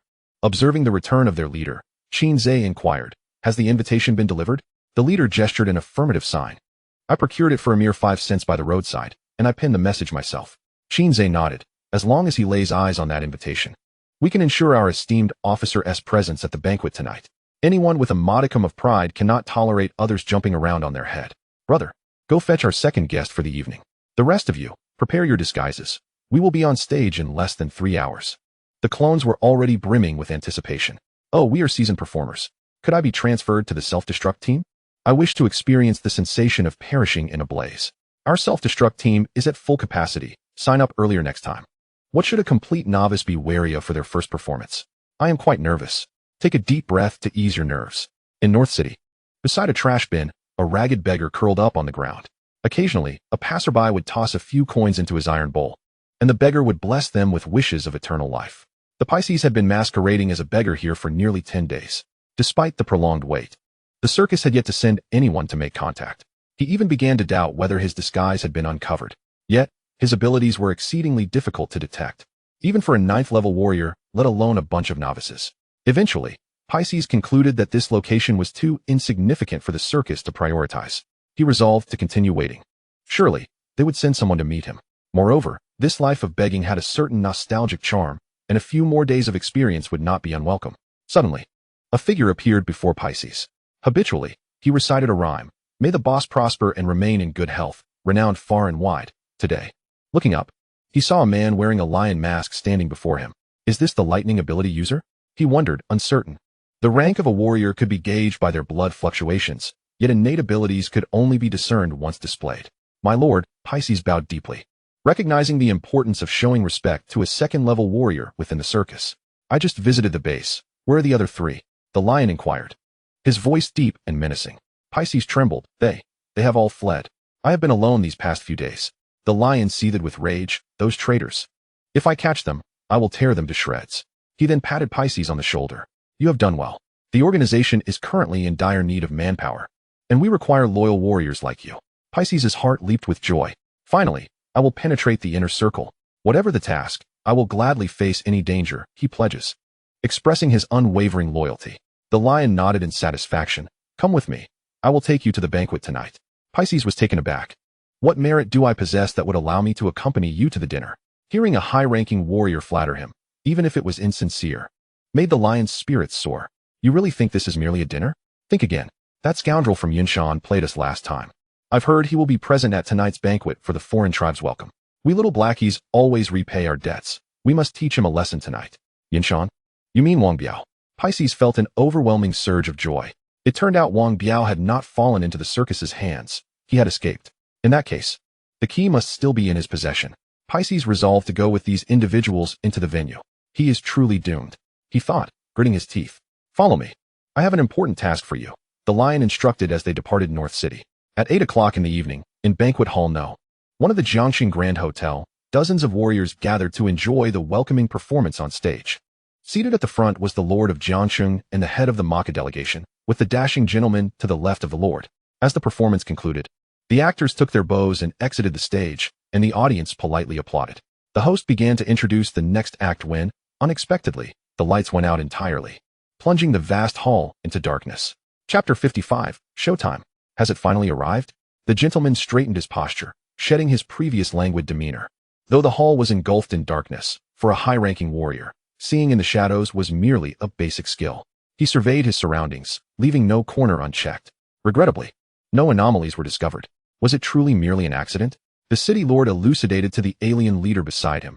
It must be due to the aging of the circuitry. It shall be restored shortly. The leader nodded in agreement. After all, being of a lesser race, it is only natural for their infrastructure to be antiquated. I completely comprehend. The city lord's face was awash with embarrassment as he mentally berated the electrical engineer responsible for the event. The dashing figure scoffed lightly. If the Marca people are indeed so noble, why do they seek to pry into the affairs of our inferior race? The leader's self-satisfied demeanor faltered. We do this for your benefit, of course. Without the protection of the Marca, how could your human race secure a foothold in the abyss? How could you even hope to harness the will of the world? The dashing figure retorted sharply. If that is the case, we shall not trouble you this time. You may take your leave tomorrow. The alien leader's expression darkened ominously. The city lord hastily interjected to smooth over the situation. The humans and the Marca have collaborated for many years. We are like one family, so let us not speak as if we were strangers. With this olive branch, the alien leader reluctantly acquiesced. Indeed, we do share some familial ties. How is your sister faring these days? The dashing figure crossed his arms, gazing at the stage, and replied solemnly, She is well. You need not concern yourselves. The alien leader's expression turned sardonic, truly a wretched soul, surrounded by misfortune since the day of her birth. Or perhaps, her very existence is a mistake. A powerful aura erupted from the dashing figure, while the alien leader's right hand slammed down onto the armrest of his chair, unleashing the presence of a high-level warrior. The two forces clashed violently, neither willing to yield. The city lord, caught in the middle, felt as if he were but a solitary leaf adrift on a tempestuous sea, perilously close to capsizing. Have you both considered that I am merely a mid-level warrior, incapable of withstanding your tumult? He thought bitterly, beads of cold sweat forming on his brow. Suddenly, a crack appeared beneath the alien leader's chair, and with a resounding boom, it shattered into fragments. The leader remained in his seated posture, though his expression was far from pleasant. This round of covert confrontation had ended in his defeat. Both parties withdrew their oppressive presences. The corners of the dashing figure's mouth curled upwards slightly. Bring forth a new chair for our esteemed Marca leader. The city lord wiped the sweat from his forehead and shouted to the staff in the back. Where's the electrical engineer? What on earth are they doing? Why has the power not been restored after all this time? If the system does not come back online in the next 5 minutes, I will have heads. The assistants hurriedly scurried into the darkness to relay his orders. Hello? Hello? A deep male voice suddenly resonated through the speakers. Crackle, followed by a high-pitched, jarring feedback. The audience, caught off guard, felt their heads buzz. What the? The speaker, clearly startled, stammered. Apologies, there was a slight mishap during my first operation. Can you hear me clearly now? The city lord furrowed his brow. What on earth is happening in the back? He was seething with frustration, having resolved that once the banquet concluded, he would have the head of tonight's event coordinator. The dashing figure raised an eyebrow, sensing an unusual undercurrent. The host seems to have forgotten to turn off the gas at home. I shall take over the next segment. The venue was engulfed in darkness, with only the sounds emanating from the speakers. Ladies and gentlemen, please enjoy the stage play, The Dance of the Demons, performed by the Black Clown Circus. Let us give a warm welcome to the little black clowns as they shine on stage. Showtime. The triumphant music ignited the atmosphere.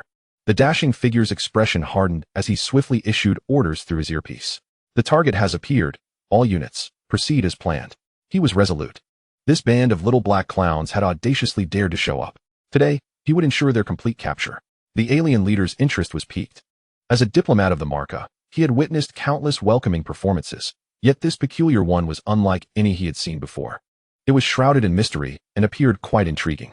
Suddenly, beams of light cascaded from the ceiling, revealing a dozen figures donning beast masks, swiftly descending from the light columns. At this moment, the city lord finally sensed something amiss. Where's the security? Capture all of them. The 40 or so martial artist security personnel stationed inside rushed toward the stage upon receiving the city lord's command.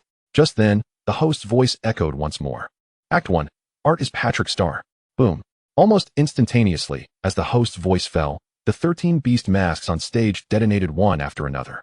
The security personnel, rushing to apprehend the little black clowns, were utterly unprepared and were thrown into disarray. Those at the front, eager to claim glory, were even blasted several meters away.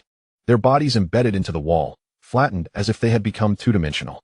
Applause erupted from the 9 Marca representatives, including the leader. The Marca, known as a warrior race, reveled in such exhilarating performances. The alien leader praised, "Art, indeed, is pure art. How was that self-detonation effect achieved? It was indistinguishable from the real thing." The city lord could not help but roll his eyes. How could such a question escape your lips? What am I supposed to say? His mind was reeling. The scene of over a dozen individuals self-destructing simultaneously was overwhelmingly impactful. He could not fathom where these lunatics had come from or what their intentions were. Did they truly believe that a band of insignificant warriors could harm foreign dignitaries? They could only threaten lower-level fighters. The aftermath of the explosions left the venue in utter chaos. The already dim space was further engulfed in smoke and debris. Among the high-level warriors present, only the dashing figure and the alien leader remained. With the lights extinguished once more, no one but them could see anything. Amidst the ensuing pandemonium, another group of individuals donned in beast masks charged from backstage, shouting incoherent slogans. "For the tribe. Debiao, get out here. It's Wang Biao. Oh, Wang Debiao. Come out and meet your demise." Chapter 56, The Dance of the Demons. Behind the curtain, the Gemini was bewildered. Over a dozen living beings had detonated themselves without a moment's hesitation. Moreover, they had all seemed exhilarated before their self-detonation, even competing for the honor of being the first to explode. What manner of circus was this? Their brainwashing techniques were truly terrifying. Even the so-called madmen of the Fairness Committee pale in comparison to this level of insanity. In contrast, it is the circus that truly embodies lunacy. Pisces is now quite eager to meet the ringmaster of the circus, wishing to glean insights on how he has managed to cultivate such unwavering loyalty among his subordinates. Not even the most devoted warriors exhibit such fidelity. What are you dawdling for? It's your turn to make an entrance now. Beside him, Devourer interrupted Pisces' musings. "My lord, what is my task?" Pisces snapped back to attention. Tonight's target, Wang Biao, is disguised as a waiter, lurking behind the alien delegation. I previously shared his photograph with you. Do you recall his appearance? Pisces nodded, affirming, "I remember." Devourer replied, "That's good. Your mission is to blend into the chaos of the scene and extract Wang Biao from the crowd. Once you locate him, report back immediately. I will devise a plan to handle him. He possesses a key, and should you manage to acquire it or anything resembling it, a reward shall be yours." At this, Pisces couldn't help but smirk coldly. What a pack of fools. Do they truly believe a key is merely a key? It seems the key still resides with Wang Biao. As long as he can subdue Wang Biao, the task assigned by the esteemed leader will be accomplished. Still daydreaming, are we? Hurry up. Devourer delivered a sharp rap to the back of Pisces' head. Surprisingly, the sensation of striking a high-level warrior's skull was quite satisfying. Anger surged within Pisces. It had been years since anyone dared to treat him this way. His fists clenched, to avoid revealing his identity. He restrained himself and charged out with the last group of small black figures. Observing this, Devourer smiled faintly, announcing in the local network he's on his way. In the director's room, Qin Ze lounged in his chair, microphone in hand. The original director and staff were bound and huddled in a corner. 10 small black figures had taken over the area. Upon hearing Devourer's report, Qin Ze smiled slightly, saying, "Excellent. It's time for Qian Mian to make his entrance." He then lifted the microphone. "Now, please enjoy the second act. Where shall Wang Biao flee?" The expression of the handsome figure in the audience tightened. What did he just hear? Wang Biao is present? The small black figures that suddenly emerged were all shouting Wang Biao's name. The handsome figure suddenly realized that the circus had come for Wang Biao. But wasn't Wang Biao swapped out by the circus? Could it be that he escaped later? And what does Wang Biao intend to do here? Just as he began to grasp one question, a cascade of confusion emerged. The handsome figure suddenly felt as though he were trapped in a chess game, merely a pawn. Yet he couldn't pinpoint where the problem lay. At this moment, he wished to calmly piece together the sequence of events. However, it was evident that he lacked the time for such contemplation. The small black figures were already charging forward. Meanwhile, the alien delegation leader continued to applaud. "This is the best welcoming performance I have ever seen." The city lord's face darkened. "Brother, how have you survived to this day with such a brain?" The leader urged his people to take cover. The alien leader, baffled, pushed aside the city lord who was blocking his path. "What are you avoiding?" he demanded. "I still want to watch the performance." A small black figure brandished a baseball bat, confronting him. The two stared at each other, wide-eyed. "Why isn't this alien old man dodging?" the small black figure queried. The alien leader retorted, "Are we now in the interactive segment?" With a resounding crack, the small black figure swung the bat at the alien leader's head. The bat shattered upon impact, leaving the small black figure's hands numb. "Damn, that is tough." The city lord was the first to react. delivering a punch to the small black figure's chest. The figure's chest caved in, and he flew backward like a sandbag. The alien leader seethed with anger. Zhao City Lord, you had better provide me with an explanation for today's events. He, a dignified high-level warrior, had been struck down by an inconsequential fighter. Should this incident become public, others would surely mock him mercilessly. I will send someone to escort your party out safely. Once I have dealt with these ruffians, I promise to provide you with an explanation. The alien leader frowned. Ruffians? Aren't they actors? The city lord's lips twitched. So the bat just smashed into your head, and you still think they are actors? The alien leader's face flushed with embarrassment. Turning, he prepared to withdraw with his delegation. Those attending the welcoming performance included not only the high-ranking warriors of Jiang City, but also their families, the vast majority of whom were ordinary citizens. When chaos erupted, the first instinct of the warriors was to swiftly evacuate their families from the scene. Meanwhile, the security personnel outside, alerted by the sounds of explosions from within, quickly advanced into the venue. As they entered and exited, both groups became jammed at the entrance. Move. What are you blocking for? Who touched my backside? Those leaving, make way. Let our security team in first.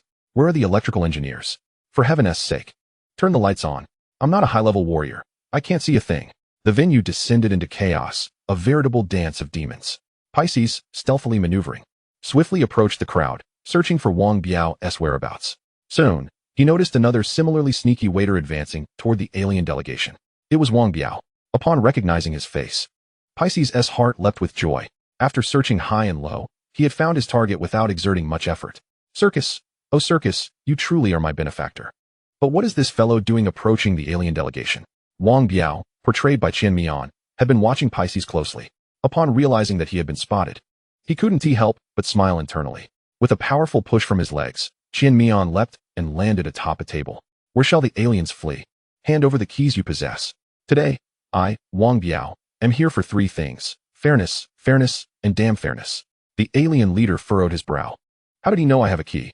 The handsome figure slapped his thigh. So Wang Biao had come for the keys possessed by the aliens. Everything became clear.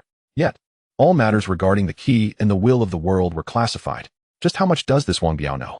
Pisces paused momentarily, his gaze fixating on the alien leader. The aliens also possess keys? Does that mean there are two keys? The leader didn't mention this.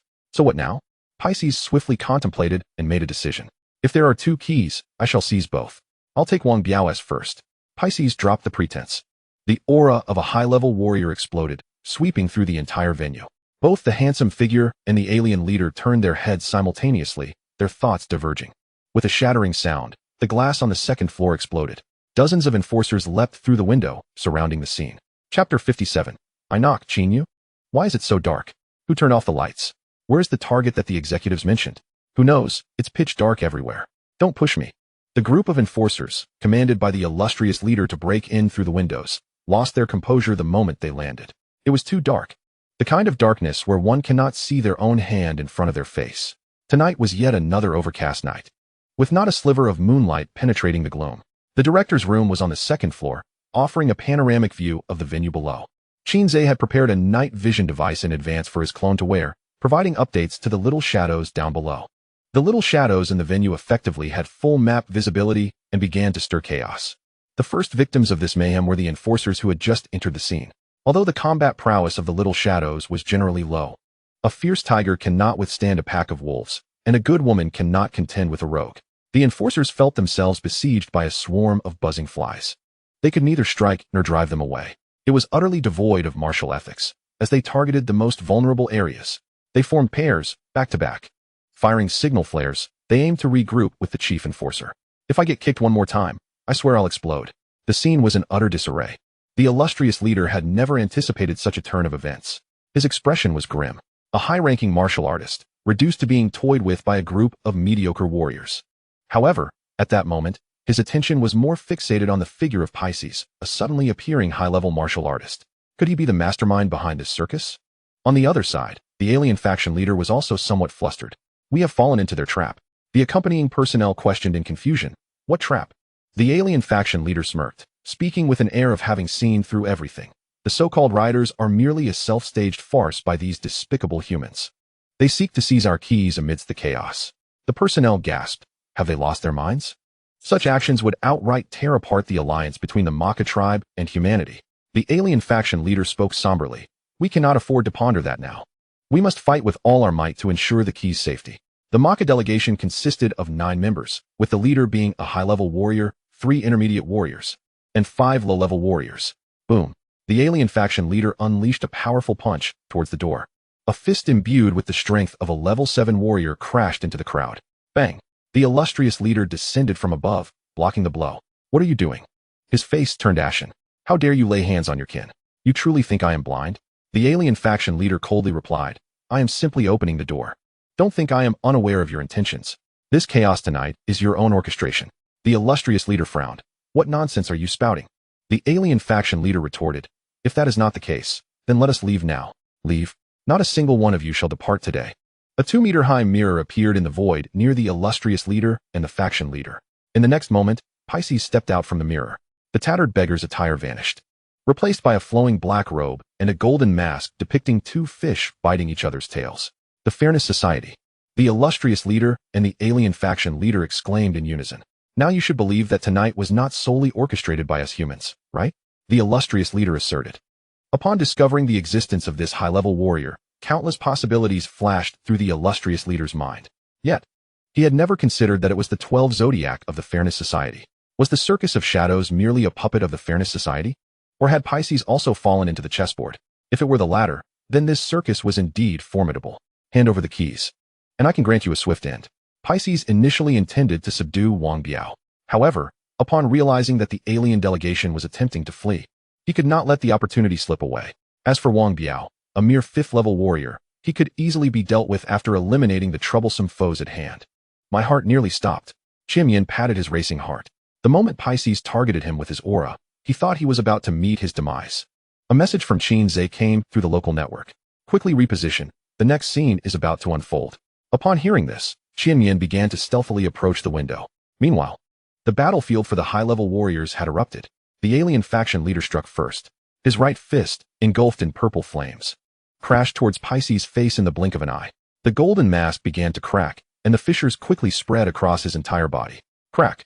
Pisces shattered like glass, dispersing into countless fragments. Watch out behind you. The illustrious leader conjured a 3-foot-long sword, swiftly stabbing towards the alien faction leader's rear.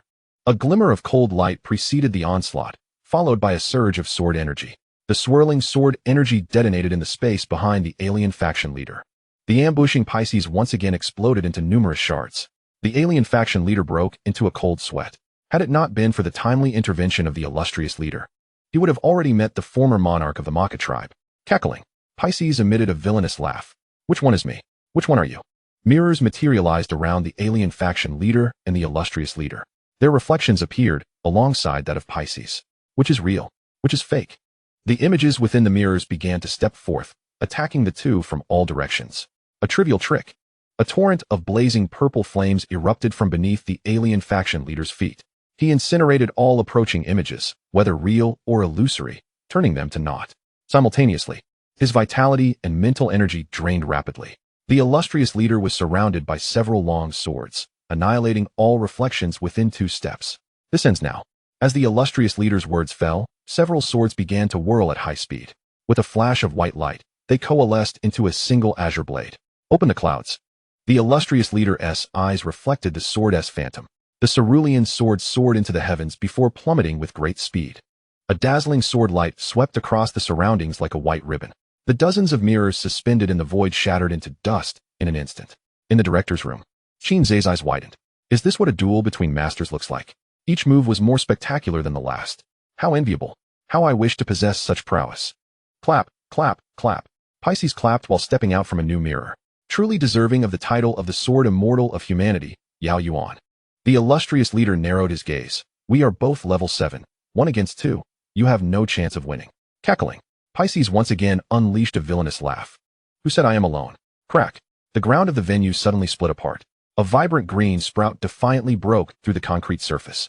It rapidly grew into a 2-meter-tall rosebud, poised to bloom. The petals of the rose gradually unfurled, revealing a woman clad in a red dress, wearing a white fox mask, standing atop the flower's core. In the director's room, Qin Ze sprayed out the cola he had just sipped. What the hell, Qin Yu? Chapter 58, Capturing Wang Biao. The brother and sister had lived together for 18 years. Do not mention the mask. Even if reduced to ashes, one would still recognize me. The woman in the red dress nonchalantly scattered a handful of seeds upon the ground. Dozens of pea plants swiftly burgeoned to a height of 2 meters, their pods bursting open to reveal a multitude of cloaked figures. You have finally arrived, the Pisces remarked with a smile. After tonight, we shall owe each other nothing. The woman in red replied coldly. In the director's room, Qin Ze furrowed his brow. It's not Qin Yu. The voice is incorrect, and the stature is wrong. While the former might be able to disguise, the latter is irrefutably genuine. The two merely share a semblance in posture. Given the current situation, the final act may commence. The leading figure's expression was grave. Another 7th-level martial artist. Who is this woman? I've never heard of her. Her demeanor suggests she is not allied with the Fairness Committee. The leader of the alien faction was panting, his energy and vitality depleted too rapidly. Hello? The sound system suddenly crackled to life. Please enjoy the third act. With wings unfurled, a beam of light descended from the ceiling, illuminating the figure of the multifaceted Biao, perched halfway through a window. In the pitch-black venue, Qianmian stood out conspicuously. Instantly, all attendees turned their heads in unison. Caught. Qianmian grinned, raising a hand in greeting. Hello. Big shot. Pisces. Capture him. Upon receiving the command, the enforcers and members of the Fairness Committee lunged towards Qianmian like famished tigers. Sayonara. Qianmian donned a rat mask found on the ground and vaulted out the window. Qin Ze in the director's room stretched languidly. Despite a few minor flaws, tonight's performance concluded satisfactorily. Only the external wrap-up remains. Withdraw. Do not forget to take the bodies of our comrades. Qin Ze cast a glance at the 4 high-level martial artists still locked in confrontation within the venue before turning to leave. Capture Wang Biao. Fairness Committee's lackeys, step aside. Enforcers, clear the path. Take that. Feel my fist. The Jiangxing Resort Hotel is situated on the mountainside, on the outskirts of the city. Upon leaping from the window, Qianmian sprinted ahead, pursued relentlessly by the enforcers and Fairness Committee members. These two factions were already at odds, and with a common target, chaos erupted swiftly. The enforcers were led by 3 judges, while the Fairness Committee had 2 slightly superior, mid-level martial artists. When adversaries meet, the tension escalates. Several mid-level martial artists were nearly overwhelmed, and the surrounding individuals were equally affected. Only a dozen members from both the Enforcers and Fairness Committee pressed on in pursuit. At this moment, a tacit understanding emerged. Neither side would strike until they had apprehended their quarry. The one in the black server coat is Wang Biao. Hearing the shouts from behind, Qianmian quickly discarded his coat into the bushes by the roadside. The one in the white shirt is Wang Biao. Qianmian gritted his teeth, speeding along as he unbuttoned his shirt. Soon, he cast aside the white shirt as well. The bare-chested runner is Wang Biao. Qianmian cursed. Is this never-ending? Not far ahead lay a patch of overgrown grass, nearly as tall as a person. Qianmian executed a graceful drift and veered into it. Oh no, I've accidentally fallen. He exclaimed loudly. With a thud, he toppled into the grass, becoming engulfed in the overgrowth. As he fell, a doppelganger wearing a rat mask emerged from his body, bare-chested. Good brother, the rest is up to you. I shall ensure your name is etched upon the Qin Ze monument. Qianmian patted his doppelganger's shoulder, a solemn expression on his face. The doppelganger, however, seemed unfazed, even eager. Just fortunate I didn't join the self-detonation group. Now I can experience the sensation firsthand. The doppelganger sprang to its feet and shouted at the pursuing foes. Come over here. Your great uncle is right here. To cover Qianmian. The doppelganger sprinted in the opposite direction. Qianmian lay low in the grass, scarcely daring to breathe. Only when the pursuers redirected their attention towards the doppelganger did he sluggishly roll away into the distance. 15 minutes later, the doppelganger halted at a cliff's edge. The 7 enforcers followed suit, coming to a stop as well. A few Fairness Committee members were temporarily detained by other enforcers. Damn, you can really run. Wang Biao, you are under arrest. This cliff is over 200 meters high. Even if you are a mid-level martial artist, a fall from here would render you two-dimensional. Come quietly. And do not make this harder on yourself. The 7 drew out their golden restraints, positioning themselves strategically. They dared not let their guard down in front of Biao. The judges were just behind them. All they needed was to delay for a moment. The doppelganger sighed heavily, slowly turning to face the 7 enforcers. I, Wang Biao, have dedicated my life to the pursuit of fairness. Today, I cannot bear to witness the wealth of humanity fall into alien hands. Thus I have risked my life to seize it. Little did I anticipate being ensnared by treacherous scoundrels and pursued by traitorous humans like yourselves. It seems I, Wang Biao, shall meet my demise here today. Ha ha. The doppelganger laughed heartily, embellishing his performance with dramatic flair. The 7 enforcers exchanged bewildered glances, each wearing a look of confusion. What is going on? Shouldn't there be a fierce battle now? Why is it suddenly turning sentimental? None of us are mid-level martial artists. How did you come to the conclusion you are doomed? Indeed, the key lies within me, Wang Biao. The doppelganger's tone grew fervent once more, tinged with a hint of tragic grandeur. Rather than let it fall into alien hands, it is better for me to perish alongside it. The struggle against the alien will always require sacrifices, and today, I, Wang Biao, will be the first. After I am gone, they will continue the fight against the alien, striving for the interests of humanity, not out of newfound conscience, but because I once existed. As the words fell, the doppelganger's skin rapidly flushed crimson. Not good. He is about to self-detonate. The 7 enforcers hurriedly retreated, fearful of being consumed by the explosion. Boom. With a thunderous roar, a cloud of crimson mist cascaded down the cliff. The 7 enforcers returned to the precipice, exchanging glances of confusion. What was he rambling about just now? The wind was strong. I couldn't hear clearly. Why so much indignation? Why do we seem like the villains? By the way, is the explosive power of a 5th-level martial artist really that small? It was like a mere fart. Who knows? Have you ever seen a 5th-level martial artist self-detonate? I've not seen it, nor have you. Well, the man is gone. Let's return and report. The 7 enforcers, perplexed, retraced their steps. The main banquet hall was in disarray. Every window lay shattered, and only the load-bearing walls remained.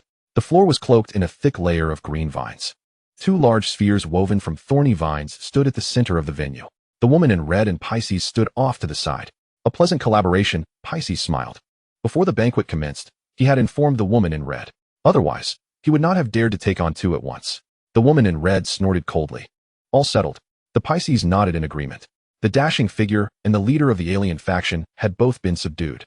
The woman in the red dress was about to depart when she suddenly sensed a formidable sword aura surging forth from the verdant vine sphere. Chapter 59. Who is the puppet master? Not good, act swiftly. The expression of Pisces turned grave. With a grand gesture of his hand, mirrors began to coalesce around the vine sphere. A flicker of surprise flashed in the beautiful eyes of the woman in red.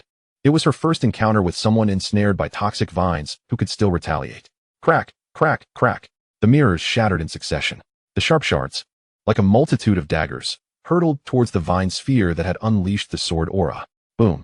The white sword energy shot skyward, obliterating both the vines and the fragments of glass. The dashing figure stood upon the blasted ground, sword in hand, his garments billowing. An indomitable sword intent roamed within his piercing gaze. Simultaneously, he emanated a chilling sword aura. It seemed that he was no longer merely a man but rather a sword, an entity capable of severing all. The woman in red and Pisces dared not meet his gaze.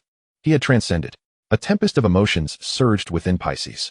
Without uttering another word, he turned and dove into the mirrors behind him. The woman in red was swifter still. Her form erupted into a flurry of rose petals, swiftly escaping through the window. In that fleeting moment, a beam of white sword light erupted from the dashing figure, catapulting the entire 12-story hotel into the heavens. The sword light surged forward, unyielding, ascending into the sky. At that moment, the night sky above the hotel illuminated as if it were day. All structures above the first banquet hall vanished without a trace, transforming the building into a lofty platform. Thud! The dashing figure knelt upon the ground, his aura suddenly waning dramatically. Alas, I still cannot fully harness this power, he lamented. Nearby, the vines that had ensnared the leader of the Maka tribe quickly withered. The pale-faced leader slumped to the ground. Is this how your human race treats its guests? He spoke with a tone of displeasure. Tonight, he had nearly met with the first emperor of the Maka tribe. The dashing figure rose slowly. The Fairness Society had always been elusive. No one could predict their movements. In other words, everything that transpired tonight had merely been a misfortune. Rest well. In a couple of days, we shall reconvene to discuss the joint development of the Jiangxing alien realm. The sword in his hand vanished as he gradually exited the venue. Phew. The alien leader exhaled in relief. With no one around, he allowed himself to relax, wiping the sweat from his forehead with his sleeve in a most unrefined manner. Though he had narrowly escaped death, he had retained the key, and the development of the Jiangxing alien realm could continue. His mission was not a complete failure. Having reached the foot of the mountain, Qin Ze beheld the hotel roof that had been sent soaring into the sky, and couldn't help but exclaim in astonishment. The power of advanced martial artists was truly terrifying. Witnessing the battle among advanced martial artists tonight instilled in Qin Ze a sense of urgency to grow stronger. Despite tonight's successful performance, such luck could not be expected every time.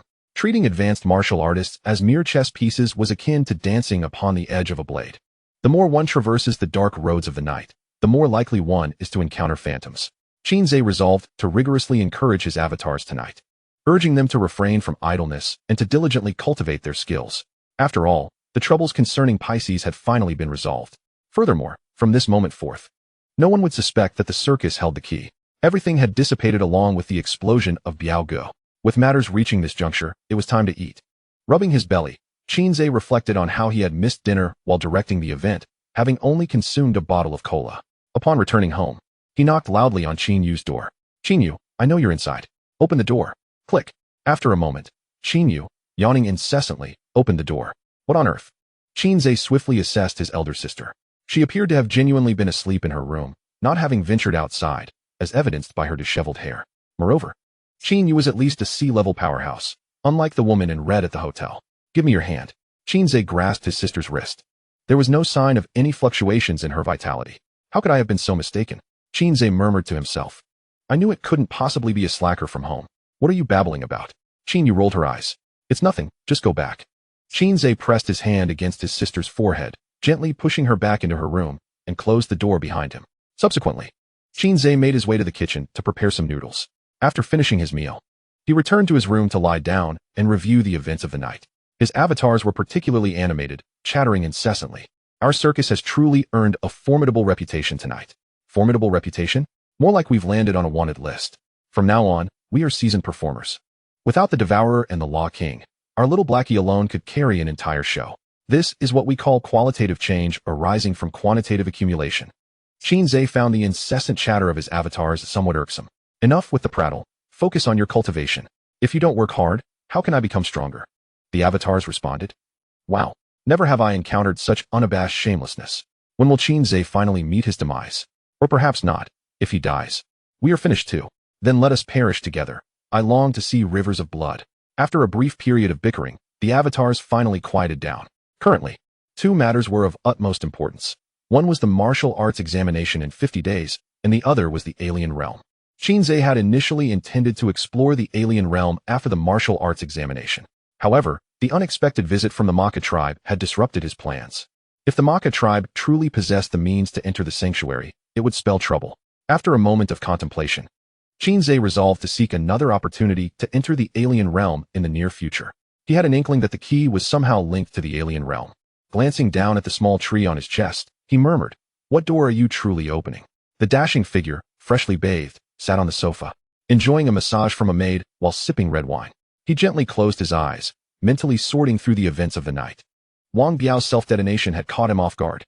Based on Wang Biao's final words, it seemed the key had vanished along with his explosion. The dashing figure found it incomprehensible. What was Wang Biao's purpose in such an act? Merely to awaken the world with his death? That would be exceedingly foolish. And then there was the circus. They had thrown the banquet into chaos, resulting in the loss of many lives on their side, yet they fled without reaping any benefits. It made no sense. He truly could not comprehend it. The dashing figure furrowed his brow, sensing an invisible hand stirring the waters from the shadows. Was it the Fairness Society? Or perhaps the circus? Or was there yet another player at work? With a soft sigh, the dashing figure pondered his thoughts. No matter how one tries to organize the thoughts, there always seems to be a missing thread to weave them together. Knock, knock, knock. The sudden sound of a knock at the door reverberated through the room. Come in, called the dashing gentleman, setting down his wine glass. The door swung open, revealing a hurried judge. Your Excellency, there has been an incident in the other realm. The gentleman raised an eyebrow. Indeed, misfortunes seldom come alone. What has happened? The judge replied, a massive surge of S-rank aberrations has emerged, resulting in heavy casualties among our personnel. We have since evacuated everyone from the realm. Chapter 60. Is someone spreading rumors of my death? A few days later, in the snowy city of the north, inside a tavern on the bustling streets, a man clad in a black cotton hood entered. The fierce wind, laden with snowflakes the size of a baby's palm, swept through the cracks of the door. The hooded man swiftly closed the door behind him. The sudden change from cold to warmth made him shudder with comfort. A pint of draft beer. And a platter of meat dishes, please, he bellowed, taking a bold seat at the table. As he removed his hood, wisps of steam rose from his head. The tavern, as usual, was a melting pot for all walks of life, particularly in a region as unique as the North. Assassins, mercenaries, fugitives, one would hardly dare enter without a certain standing. The server promptly brought the man his draft beer. He gulped down a hearty mouthful, letting out a satisfied belch. The tavern was bustling with business, nearly every seat occupied. The boisterous sounds of coarse banter, laughter, and flirtations with the serving girls filled the air. Look at your attire. Have you just arrived in the north? A middle-aged man at the same table inquired curiously. The hooded man nodded, Necessity drives me. The middle-aged man wore an understanding smile. Who among these patrons was not driven by necessity? Since you are all alone, would you care to form a party to venture into the abyss tomorrow? The man shook his head. Let us discuss it in a couple of days. Conversations among men often revolve around a few common topics. After finishing their drinks, the bravado of boasting about their prowess ensued. The hooded man and the middle-aged man soon found themselves discussing the Fairness Council. In my view, the Fairness Council is nothing but a farce. The middle-aged man's word struck a familiar chord with the hooded man. A friend of mine once said the same. He claimed this world had rotted to its core, and what was needed was not fairness, but a new order. The middle-aged man grinned. A new order? How intriguing. I've not heard that before. Is your friend with you now? I'd quite like to meet him. The hooded man shook his head. Have you heard of the Black Circus? The middle-aged man was befuddled. In this day and age, who still watches traditional circuses? The hooded man took a sip of his drink and smiled. An organization akin to the Fairness Council, their ideology of reshaping order is their own. When they arrive in the north, I shall introduce you. The middle-aged man nodded. Sounds good. Let us drink to that. As night deepened, the tavern grew increasingly lively. A group of merchants entered, their attire reflecting their trade. The north, perpetually blanketed in snow, could not sustain crops. All food and drink had to be transported from afar. Coupled with high demand, a plethora of martial artists had emerged solely for commerce. Has anything interesting happened outside lately? An inebriated bald man at the bar slurred. The merchant leader, a burly man with a thick beard, chuckled and replied, as a matter of fact, there has been. Due to the rarity of leaving the north, news was sparse. Intrigued, the crowd turned their attention to the bearded man. The proprietor even slid a beer towards him. It's on me. With a satisfied expression, the bearded man began to recount. Not long ago, a new realm emerged in Jiang City, which caught the attention of the Fairness Council. On the day the delegation of the Maka clan entered the city, the Fairness Council orchestrated a grand spectacle. The others leaned in eagerly. What sort of spectacle? The Fairness Council is like a pack of dogs, always chasing after realms. Rather than letting the realm slip to the Maka clan, it's better to hand it over to the Fairness Council. At least they're human, the bearded man continued. You're courting death with such blatant truth. After a brief pause, he continued. At the welcoming banquet of the Maka clan, one of the 12 zodiac signs, Pisces, made a dramatic entrance, causing chaos at the venue. Shortly thereafter, a mysterious woman in a red dress appeared, and together, they nearly wreaked havoc on the alien delegation. If one were to blame, it would be their bad luck. The officer present that day was Yao Yuan. Upon hearing this name, the drinker's spirits perked up. What? The sword immortal Yao Yuan? Pisces was not wronged in defeat. What was Yao Yuan doing in Jiang City? Who knows? The bearded man reveled in the attention he garnered. Pisces and that woman in red eventually fled. It is said that Wang Biao, the disgrace of humanity, was also present that day. But he perished in a self-detonation during the enforcement chase. The atmosphere in the tavern grew even more vibrant, with a crowd gathering around the bearded man. At first, the hooded man listened with great interest, but upon hearing about Wang Biao's demise, his expression shifted to one of bewilderment, as if he had seen a ghost. The middle-aged man across from him noticed his odd demeanor. What is the matter? The hooded man forced a smile. Would you believe me if I said my name is Wang Biao? The middle-aged man nodded. Of course, Wang Biao is as common as Zhang Wei. At least 3 out of 10 people share that name. The hooded man chuckled. Indeed. But who is spreading rumors of my death? In recent days, Qin Ze's life had been a monotonous routine between home and school, filled with eating, sleeping, training, and sparring with Qin Yu. It was indeed fulfilling. He had initially sought an opportunity to enter the other realm, only to find the access tightly sealed. Without a permit from the enforcement department, entry was impossible. Just as Qin Ze was growing desperate to enter the other realm, circumstances took a sudden turn. Through surveillance from the management terminal, he discovered an unexpected influx of high-level aberrations in the sanctuary. These high-level aberrations possessed formidable combat prowess. Moreover, the martial artists stationed in the other realm were of little consequence. Within half a day, they were decisively defeated, fleeing the realm in disarray. The realm was now entirely under the control of the aberrations, and the city defense personnel had all retreated. A stagnant situation could never yield a breakthrough. For Qin Ze, chaos was preferable. Through days of observation, he noted that the high-level aberrations seemed intent on searching for something within the sanctuary. They rampaged indiscriminately, with over 20 of them charging into toxic gas daily, only to meet their demise along the way. After that day, the aberrations had grown more cautious, refraining from recklessly entering the toxic gas. What madness were the aberrations exhibiting? Qin Ze was perplexed. Their objectives were clear, and their methods consistent. It felt as though the aberrations were under unified control. Were they sharing a common CPU, akin to a hive mind? Together they were a mass. But scattered they were but a mess. With both the Devourer and the Law King breaking through to the second level, it was time to take a chance. Let us just do it. Why overthink it? As Qin Ze listened to his avatar's chatter, Qin Yu finished preparing the meal. Now, Qin Yu takes the initiative to prepare the 3 meals each day, fearing that on the day her little brother ascends to the heavens, she will be left behind as only a half-mother. Qin Yu turns on the television to watch a variety show, while Qin Ze habitually switches to the evening news. In response, Qin Yu merely pouts in silent protest, though her little brother remains oblivious to her gesture. On the screen, the host is reading tonight's news report. The City Defense Department has issued a recruitment call for freelance warriors, urging them to enter the alien realm to exterminate otherworldly beasts, with promises of substantial rewards. Upon hearing the news, Qin Ze's eyes light up. An opportunity, hasn't it just presented itself? Chapter 61, Re-entering the Alien Realm. Law Enforcement Department. Main conference room. Yao Yuan sits at the head of the rectangular conference table. To his left sits the alien tribe leader, who has fully regained his health, along with 6 other members of his race. To his right are the city lord and the judges. How many warriors have been recruited? Yao Yuan inquires in a deep voice.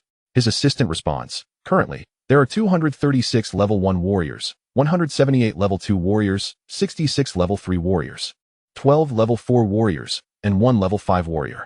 Additionally, recruitment is ongoing, and by tomorrow morning, we expect the numbers to double. Jiang City does not possess this many intermediate warriors, Yao Yuan notes, due to the high standards set by the City Defense Department. Intermediate warriors from surrounding cities have flocked to respond. Yao Yuan nods. That is sufficient. Tomorrow, all intermediate warriors will be organized into a single team, which I and the leader will personally lead to exterminate the S-level beast horde. The rest will handle the remaining lesser foes. The assistant adds, the Black Mountain Research Institute has provided a batch of newly produced reagents, which are highly effective against F-level and below otherworldly beasts.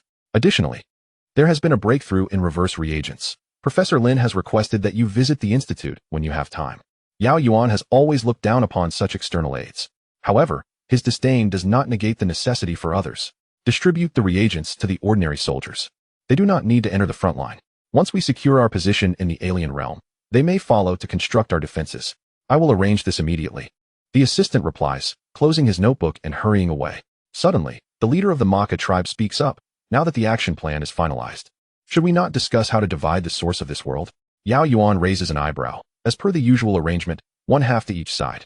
The alien leader shakes his head, 2 for the human race, 8 for us.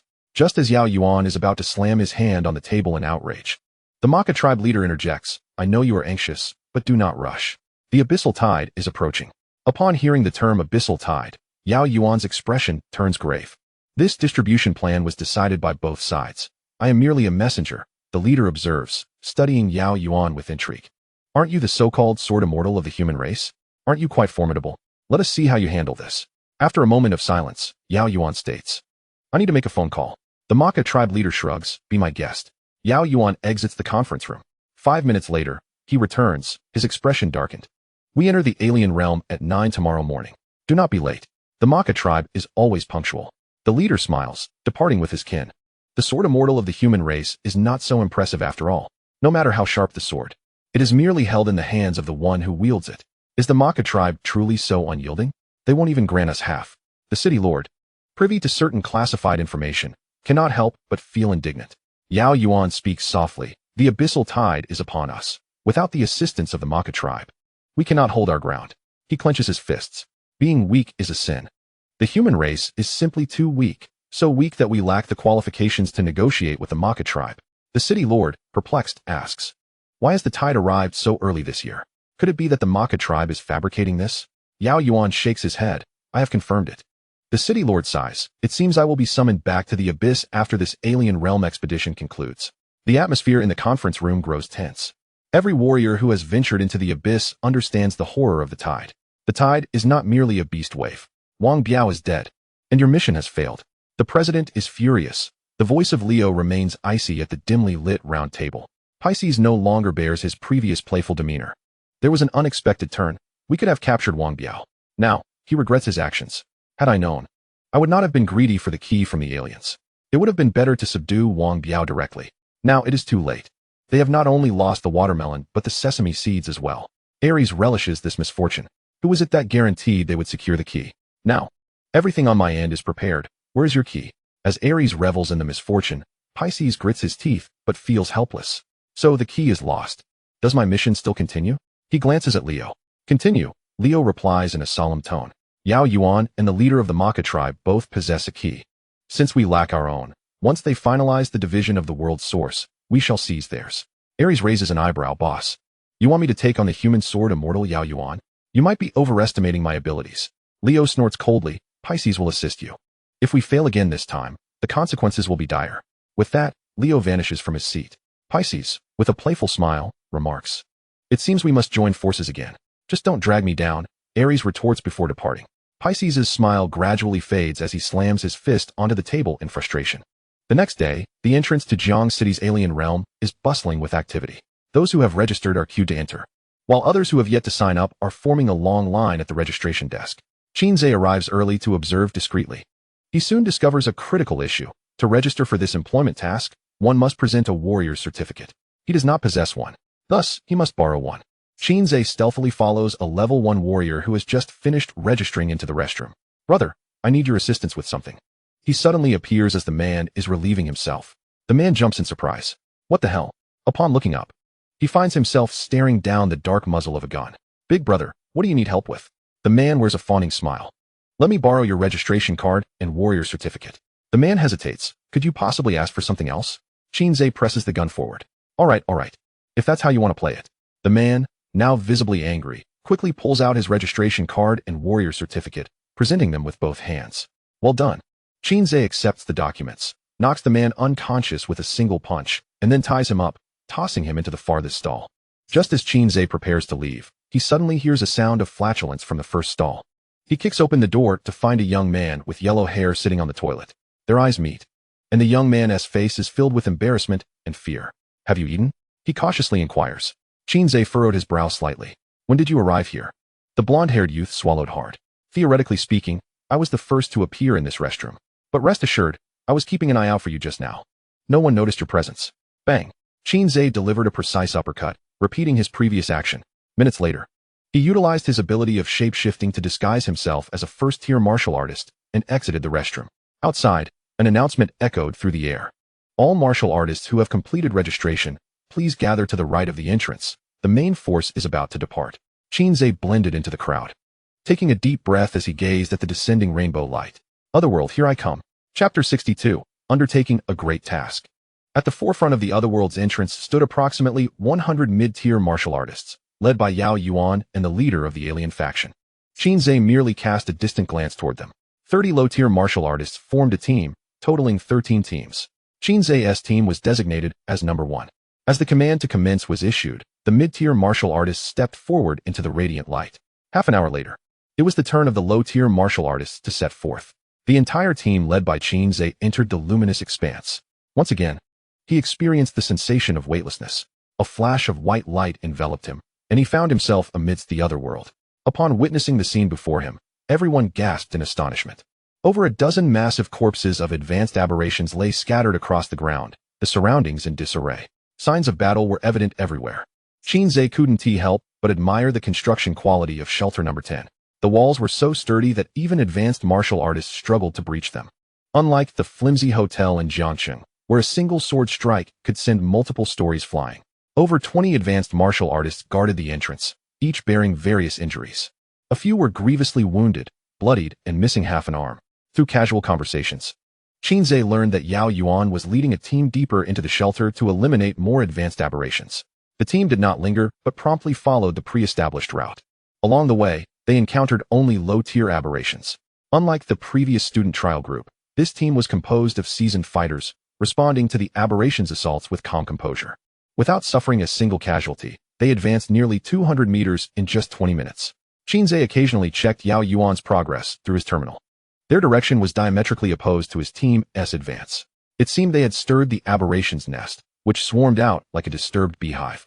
Due to limited monitoring coverage, the invisible surveillance cameras ahead had all malfunctioned, leaving Qin Ze without real-time visuals.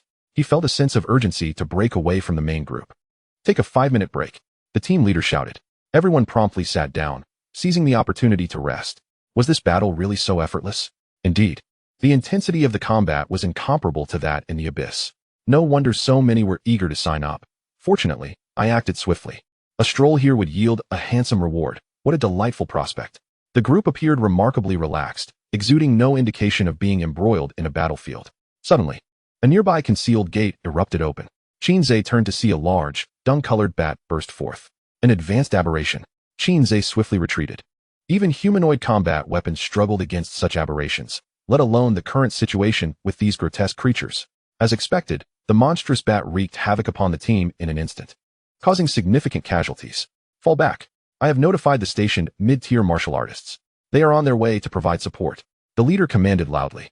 Truly, these martial artists, seasoned by the Abyss battlefield, remained composed even in the face of unexpected crises.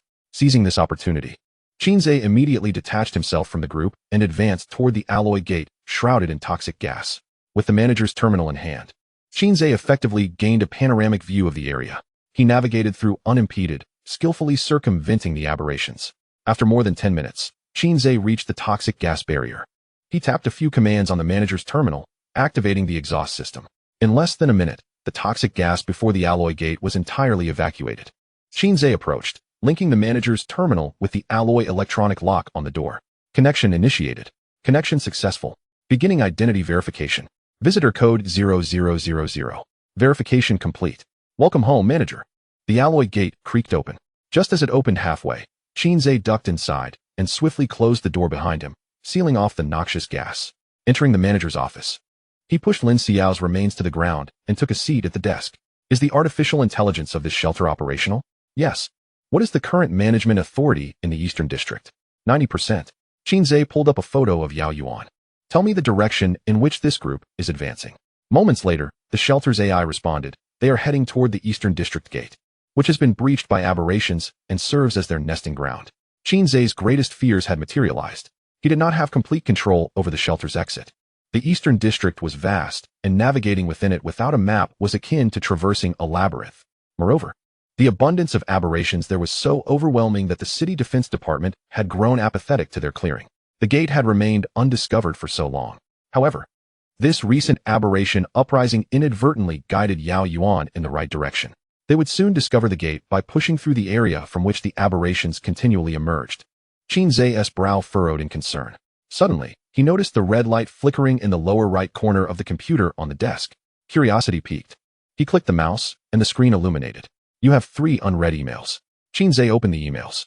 The first was dated a month ago, shortly after he had departed from the other world. The content was simple, consisting of just 3 words. Who are you? The second email, sent 2 weeks prior, bore the same message. Who are you? The third, sent a week ago, revealed a sense of impatience from the sender due to his lack of response. If you do not reply, we will attack. All 3 emails were signed by the same entity, the command center of the floating island operations. Qin Ze couldn't help but recall the recent uprising of aberrations within the shelter. Was this their attack? But weren't the aberrations the enemies of the floating island? Why would they obey them? Qin Ze scratched his head, feeling a tickling sensation. It was time to think critically. He attempted to draft a reply. Your father is here. The message was sent successfully. Within 2 seconds, a response arrived. Who exactly are you? Qin Ze pondered his wording. I am not an expert in this field, and I find it difficult to articulate who I am. As I mentioned at the outset, I lack expertise in this area. Soon, the other party replied. Qin Ze smiled broadly. Let's meet. Some matters can only be clarified in person. This time, it took the other party a full 10 minutes to respond. In half an hour, a craft will arrive at the shelter's entrance to bring you to the Sky Island. Qin Ze summoned a standard clone.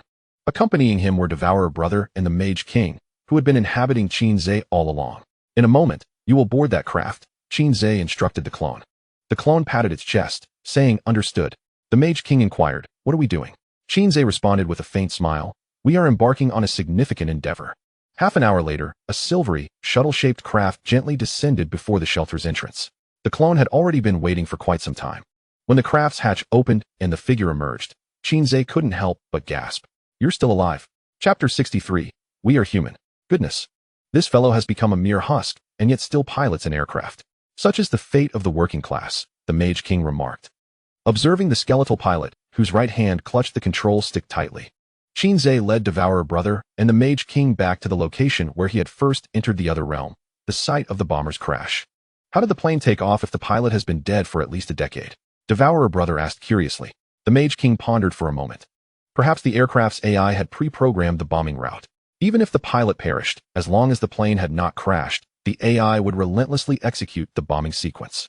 Devourer Brother and the Mage King engaged in a discussion around the wreckage, contemplating the pilot's cause of death. The Mage King even lifted the cockpit cover and extracted the pilot's remains, then settled into the seat, moving up and down, left and right, and inputting the ABAB command. Qin Ze stood a short distance away, surveying the surroundings. This was nearly the highest point within a few kilometers. Less than a kilometer ahead lay Jiangqing, surrounded entirely by desolation.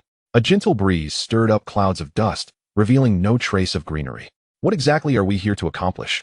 The Mage King, having finished his experience with the pilot, leaped beside Qin Ze. It guided me here, Qin Ze replied, pulling apart his chest. The inconspicuous little tree given to him by Biao Brother now flickered with a faint glow, as if it were breathing. Is it alive? The Mage King and Devourer Brother curiously reached out to touch it, noting its peculiar texture. From the moment he entered the other realm, Qin Ze had sensed a change in the key. It functioned like a compass, continuously directing him. Yet, the specific direction it pointed to remained known only to him. This was one of the reasons Qin Ze had sent the clone to board the craft for the Sky Island. Currently, he was more eager to unravel the mystery of the key than to obtain the Soul Pearl. Let us proceed. It is time to undertake our significant endeavor. Qin Ze adjusted his attire and led Devourer Brother and the Mage King toward the city center, the destination indicated by the key. Goodness. Shooting a post-apocalyptic film here requires no special set design, Devourer Brother mused in astonishment. The trio ambled through the desolate streets of the city.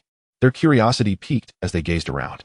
I have this nagging feeling that someone is watching us, Devourer Brother remarked. Agreed, the Mage King added. Qin Ze had already noticed. With his mind bustling with countless clones conversing, his mental acuity was finally honed. Suddenly, the Mage King transformed into a streak of lightning, darting toward a derelict vehicle. Found you, little creature. He tossed a diminutive, light brown aberrant being, barely 1.30 meters tall, at Qin Ze's feet. Is it you? Qin Ze recognized the little creature. It was the same one he had encountered at the crash site. He was astonished that it was still alive. The small aberrant lowered its head, trembling with fear. I remember you can speak, can't you? Qin Ze inquired. The small aberrant timidly nodded, a little. Devourer Brother scratched its head. Doesn't it resemble those aberrants we encountered at the Black Mountain Research Institute? Qin Ze furrowed his brow slightly. Externally, it indeed bore a resemblance. Yet this little being appeared more human, exhibiting a wider range of emotions, reactions, and even thoughts. In contrast, the aberrants from the Black Mountain Research Institute and the shelter were more akin to beasts driven solely by bloodlust, having completely lost their intellect. Have the types of aberrants begun to diversify? How did you come out? The aberrant cautiously lifted its head to gaze at Qin Ze, its small mind brimming with confusion. The three of them quickly communicated within their local network. From the little creature's expression, it seemed there were others here. Where did they emerge from? The Sky Island? Wasn't the Sky Island resistance specifically hunting psychics? After a brief deliberation, they could not ascertain the situation. Why can't we come out? Qin Ze retorted. The small aberrant anxiously replied, you can't come out. Just can't. You must hurry back. It would be bad if you were discovered. The Mage King raised an eyebrow. My legs are my own. I will go wherever I please, and no one can dictate my freedom. The little aberrant stomped its feet in distress. The clan leader says it's dangerous. Qin Ze's eyes lit up. At last, he had captured a crucial piece of information. Can you take us to meet your clan leader? We have inquiries to make. The small aberrant hesitated for a moment, but ultimately nodded. Follow me. The small aberrant led the way, with Qin Ze and his companions trailing closely behind. They weaved through the ruins of towering buildings. Within the local network, Devourer Brother queried. Could this be a trap? Qin Ze replied. The place it leads us to aligns with the direction indicated by the key. Even if it is a trap, we must investigate. The Mage King added. Last time, this little creature's companion was dispatched in an instant. Their combat prowess appears to be quite average. If they are of that caliber, I could infiltrate their stronghold with ease. 6. Devourer Brother interjected. After a brief journey, the small aberrant guided Qin Ze and his companions to a vast space excavated beneath a cluster of buildings, where several hundred aberrants resided. This hideout was exceptionally concealed. From the outside, one would never suspect such a large space lay below. Along the way, the surrounding aberrants cast curious glances at the trio, their eyes clear yet slightly tinged with red. Some even possessed eyes indistinguishable from humans. Notably, none exhibited any inclination to attack. As they ventured deeper into the ruins, Qin Ze encountered an exceedingly elderly aberrant. Draped in a tattered cloth around his waist, his skin was wrinkled, yet his eyes were strikingly normal, deep and compassionate. Qin Ze was reminded of an elderly man basking in the sun by the flowerbed in a community park. I have encountered 3 individuals from outside, the elder declared. The little aberrant approached the chieftain, stammering as he recounted his encounter with Qin Ze and his companions. With a wave of his hand, the chieftain dismissed him, and the little aberrant skipped away to play. What exactly are you? Qin Ze inquired in a low voice. The chieftain replied softly, like you, we are also human. Even though he had anticipated this revelation, the answer stirred a tempest within Qin Ze's heart. Why have you transformed into such a ghastly form? The chieftain's penetrating gaze met Qin Ze's. It appears you did not emerge from that place. Qin Ze ceased to feign ignorance. We hail from a distant land, but I cannot elaborate on the specifics. The chieftain did not press further. Follow me, he instructed, rising to lead Qin Ze and his companions deeper into the ruins. The space grew increasingly constricted, finally accommodating only one person at a time. The surroundings were shrouded in darkness, compelling the wizard to summon a flicker of lightning for illumination. We have arrived. The chieftain halted abruptly. In the dim light, Qin Ze discerned the inscription on the sign overhead. Is this a subway station? Chapter 64. Welcome to the Resistance Headquarters. Jiangcheng Line 3, North Street Station. In the real world, Qin Ze recalled that Line 3 had only just commenced construction in the first half of this year. Yet, the entrance to the subway station in this other realm had long since succumbed to ruin. The chieftain did not advance further, but instead gestured toward the entrance of the subway station below. By proceeding inside, you shall find your answers. With that, he turned and retraced his steps without a moment's hesitation. Are we going down? Asked the devourer. Qin Ze nodded. Since we are here, we must explore. The wizard concurred. Indeed, it feels as though we are navigating a single-player game, and the below may well house the ultimate boss. The devourer queried. If there is truly a boss down there, can the three of us possibly prevail? Qin Ze pulled the wizard to the forefront. You go first. The wizard's eyes widened. Why? Qin Ze retorted matter-of-factly. Because you shine so brightly, like a giant light bulb. Your presence will facilitate illumination. At a critical moment, you can also draw the fire. The wizard rolled his eyes. That last part is the crux, isn't it? Without further ado, the wizard surged forth, amplifying the current coursing through him to enhance his luminosity, and thus took the lead. Qin Ze followed, with the devourer bringing up the rear. After traversing a descending staircase, the trio finally reached the subway platform. The scene was one of devastation. All safety barriers lay shattered, and a significant portion of the tracks had been severed. The tunnel walls bore numerous scars, indicating that a fierce battle had erupted here long ago. Both ends of the tracks were obstructed, one side by crumbled bricks and stones, the other seemingly by a door. Why couldn't that old man have made things clearer? The irritable wizard exclaimed, unleashing a bolt of lightning. The current danced wildly within the subway station. The devourer leapt back. Careful, don't zap me. Suddenly, the lights above flickered to life, illuminating the vast subway station in an instant. The wizard retracted his electric aura, bewildered. I think I just zapped the generator. Qin Ze approached the door, scrutinizing it closely. The wizard and the devourer flanked him, ever vigilant for any signs of danger. This door bore a striking resemblance to the alloy gate of Shelter 10. At its center was a massive mechanical gear lock. The thick layer of dust accumulated atop it indicated that it had not been opened in quite some time. Unlike Shelter 10, there were no numerical designations on this door, suggesting that it was not part of the designated shelters. Is anyone inside? Qin Ze knocked gently. After a prolonged silence, the impatient wizard unleashed another bolt of lightning. However, the formidable current left no mark on the heavy alloy door, merely brushing off some dust. This door rivals that of the shelter, the devourer remarked. Suddenly, a beam of red light descended from above, enveloping the trio. Concurrently, an electronic voice emanated from the door, initiating identity verification. Verifying. Verification complete. Human. Not within the citizen sequence. Qin Ze raised an eyebrow behind his mask. This detection method was reminiscent of the one he encountered upon entering the shelter. It seemed designed to ascertain the visitor's species. If that were the case, it was highly probable that living beings resided within. He lifted his right hand, adorned with the administrator's terminal. I am the administrator of Shelter 10. I mean no harm. I merely wish to speak with your shelter's administrator. The red light scanned the terminal on Qin Ze's wrist once more.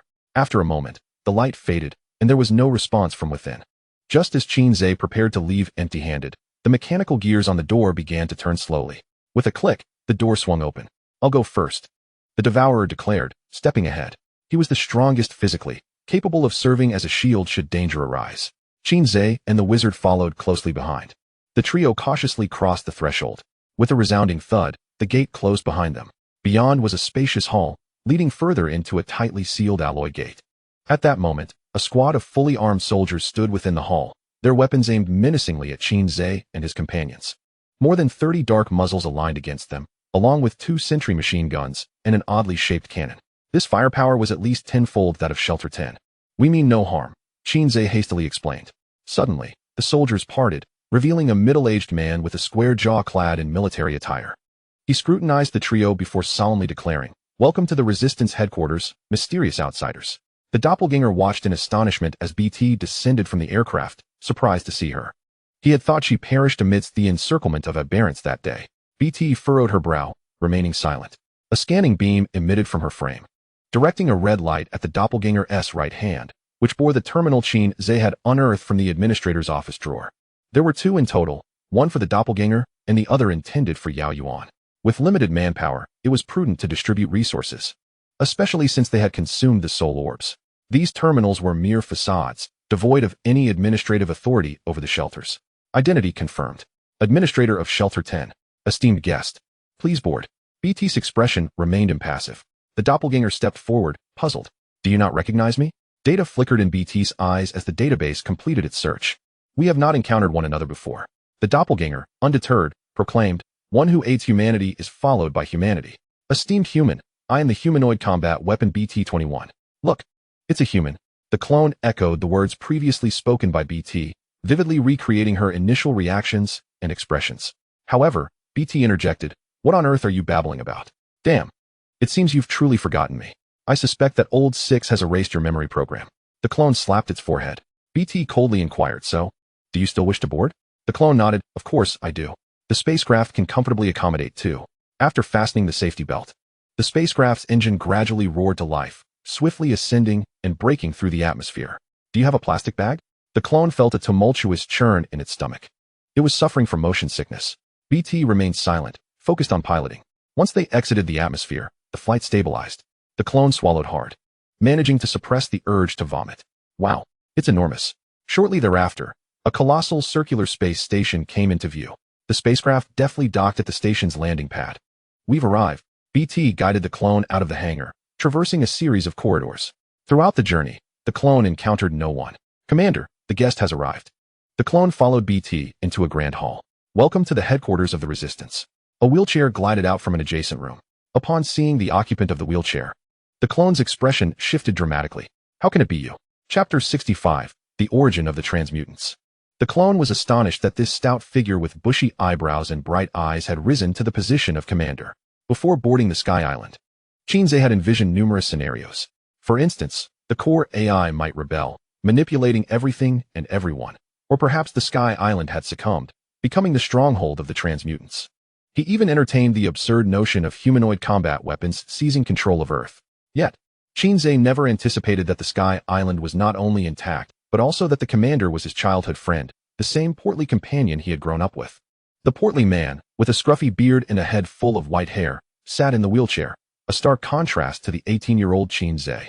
This hefty figure had entered his twilight years, now indulging in the leisurely pastime of soaking goji berries in his cup. It's been years since anyone called me by that nickname. How nostalgic, the portly man said, a reminiscent smile gracing his face. Your voice is strikingly similar to that of a deceased dear friend of mine. May I remove your mask to see your face? Qin Ze slowly took off his mask, his heart a whirlwind of emotions. Upon seeing Qin Ze's face, even the portly man, who was somewhat prepared, could not help but be moved. Z's, the portly man, along with his wheelchair, instantly appeared before Qin Ze. Qin Ze raised an eyebrow. Indeed, the portly man in this world had also awakened the talent for teleportation. They had previously been separated by a distance of 7 to 8 meters. This teleportation range surpassed even BT's capabilities. How astonishingly similar, the portly man reached out, attempting to touch Qin Ze's face, but the latter deftly evaded him. BT, you should take a rest. I wish to catch up with my old friend. BT nodded and departed indifferently. You must have many questions for me, just as I have for you. The portly man maneuvered his wheelchair toward an adjacent room. Following closely behind, Qin Ze entered a chamber that served as the control room of the space station. The walls were adorned with numerous screens of varying sizes, accompanied by countless buttons and control switches. Qin Ze could not help but ask, can you manage all of this alone? The portly man chuckled, of course not. I have an assistant. Xinghe, bring 2 bottles of cola. Moments later, a white, basket-shaped robot glided to the side of the wheelchair. The portly man opened the lid and retrieved 2 bottles of cola, handing one to Qin Ze. I remember you love this. Thank you. Qin Ze accepted the cola. After completing its delivery task, the basket robot swiftly returned to its original path. As you can see, Xinghe is the central AI of the Sky Island Space Station. I only need to issue verbal commands to it to indirectly control all operations within the station. Qin Ze pondered, what about the others in the station? I haven't seen a single person.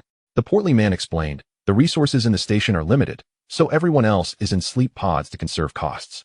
Once the transmutants on the surface are completely eradicated, they will be awakened sequentially to return to the ground and rebuild our homeland.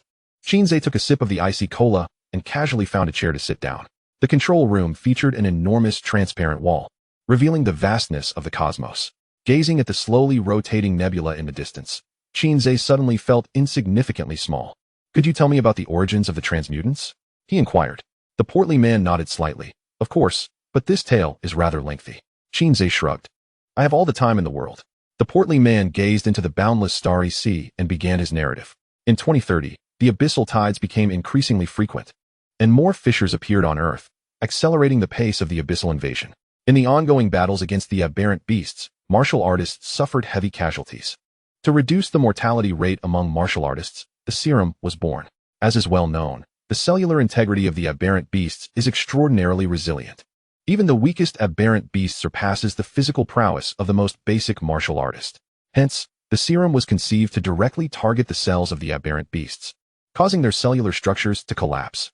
Qin Ze furrowed his brow. The Lin Xiao of the real world was also developing a serum and had achieved initial progress. Is this the Earth decades after the alternate realm's evolution? However, regrettably, after years of research and practice, the serum could only affect F-grade aberrant beasts. Any higher-grade aberrant beasts were entirely immune to it. Consequently, the research on the serum was declared a complete failure. But not long after, Professor Lin Xiao, the project leader, proposed a brilliant idea. Since we cannot easily destroy the aberrant beasts, why not find a way to mass-produce martial artists? Soon, a new serum began to be researched. This serum's raw liquid was derived from the aberrant beasts, undergoing multiple screenings to ultimately enhance the cells of ordinary people. Even individuals devoid of any vitality could, after being injected with this serum, possess combat prowess comparable to that of mediocre martial artists. After the injection, martial artists could elevate their strength to new heights. This serum was known as the reverse serum. The portly man, parched, took a sip of his soda. As I age, I find this beverage increasingly unpalatable. Qin Ze replied nonchalantly, that's quite normal.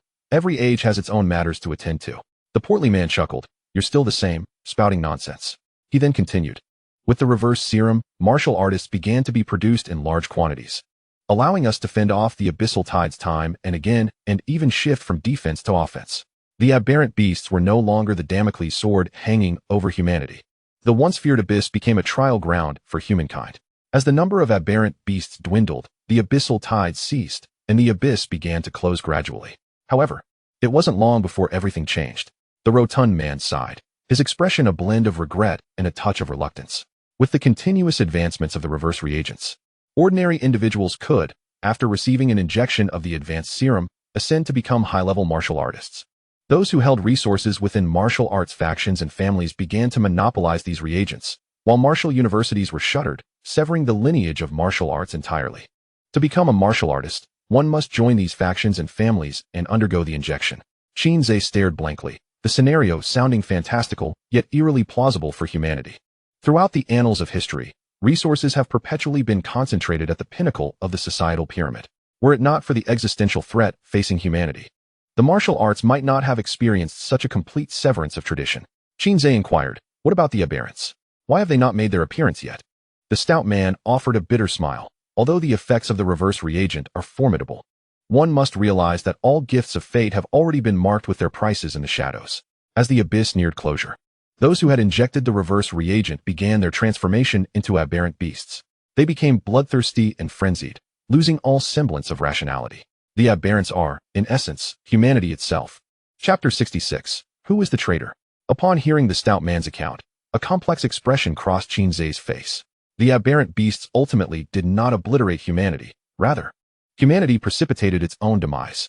With the first aberrant queen breaking free from the confines of the Black Mountain Research Institute, the situation spiraled uncontrollably. The aberrants rallied to her call, crowning her as their sovereign.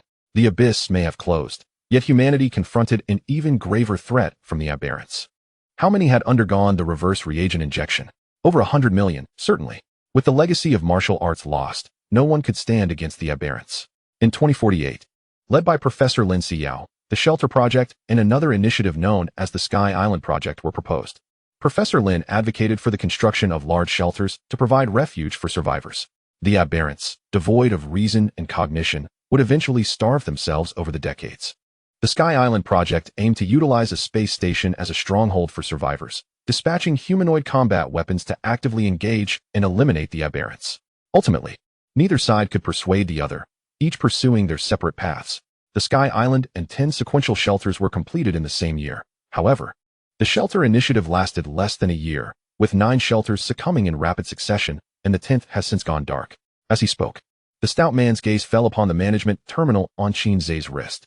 Qin Ze diverted the topic. The BTs possess formidable strength. I have witnessed it firsthand. Why does Professor Lin oppose deploying robots in combat? This perplexes me. A horde of BTs charging towards the aberrant stronghold would undoubtedly bring the queen to her knees in submission.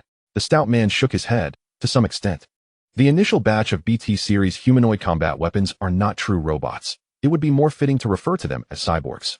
Qin Ze silently marveled, contemplating the fusion of flesh and mechanics. The stout man elaborated. The concept of humanoid combat weapons emerged in the very year the aberrants appeared. At that time, AI was not sufficiently advanced. Its information processing and real-time response could not compete with the human brain. Thus, this desperate measure was conceived. After experimentation, it was found that the physical attributes of female martial artists were the most suitable for modification. The first batch of humanoid combat weapons was drawn from the limited pool of 21 female martial artists, all of whom volunteered. In such an uncertain environment, who wouldn't wish to grow stronger quickly? I was one of the project leaders for the initial batch of humanoid combat weapons. Since I possessed a tangible ability, I replicated my teleportation skill for them through special means. Qin Ze regarded the stout man with newfound respect. The ability to replicate innate talents was impressive. Impressive indeed, he thought. The stout man seemed to perceive Qin Ze's sentiments and chuckled. The project of ability replication was not my undertaking. It was overseen by Professor Chun. He perished during an aberrant attack and missed the flight to the Sky Island. Otherwise, you could have inquired with him. After a pause, the stout man continued. Years later, the second batch of fully mechanized humanoid combat weapons commenced mass production. However, they were entirely mechanical and could not bear abilities. Thus their combat effectiveness diminished significantly. Yet they were sufficient to combat the aberrants. The reverse reagent could also be considered a form of human modification.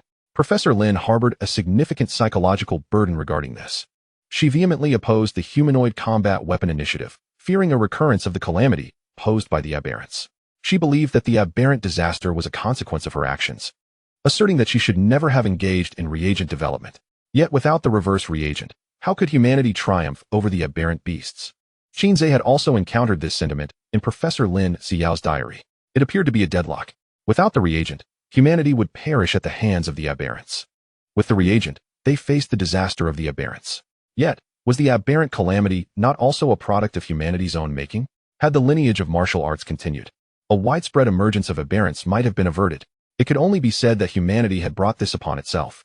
Where are the myriad races? The Maka tribe claims to be strategic partners of humanity. Have they not intervened? This too puzzled Qin Ze. Neither Professor Lin's diary nor the stout man's narrative had mentioned any foreign races. The stout man looked bewildered. What breed of pig is the Maka? Qin Ze smirked slightly. All right, it seems there are no foreign races in this world. What does this imply? An evolution that is not yet complete? Does the Sky Island resistance only exist in the sky, with no ground forces? Qin Ze inquired with curiosity. The stout man frowned slightly. What do you mean? Qin Ze scratched his head. When I exited the shelter, I encountered 2 soldiers claiming to be part of the resistance, insisting on escorting me to their headquarters. Upon hearing this, the stout man's breath quickened. He moved swiftly, grasping Qin Ze's hand tightly. Where's their headquarters? Qin Ze forcefully withdrew his hand. How would I know? My sister taught me that boys should protect themselves when venturing out alone. I can't just follow 2 strangers. So they are also your people? The stout man shook his head, his face twisted with disdain as he gritted his teeth. They are not part of the resistance at all. They are traitors. A despicable band of traitors. The Sky Island is not the headquarters of the resistance. Lin Ziyuan is a shameless traitor. He has betrayed humanity. In a spacious office, a man in military garb with a square jaw was furiously shouting. After confirming the identities of Qin Ze and the other 2 humans, they were escorted behind the second alloy gate. The station was far larger than Qin Ze had envisioned, likely accommodating at least 50,000 residents. The station was divided into several areas: market, living quarters, agricultural zones, and military camps. It was crowded yet remarkably orderly. Qin Ze couldn't help but marvel at the talent of those managing this place. The management terminal in Qin Ze's possession confirmed his status as the administrator of Shelter No. 10. The three were led by the square-jawed man into this office. Through conversation, they learned that the man's name was Nangong Xingye, a level 7 martial artist and the commander of the resistance. Qin Ze also inquired about the origins of the aberrants.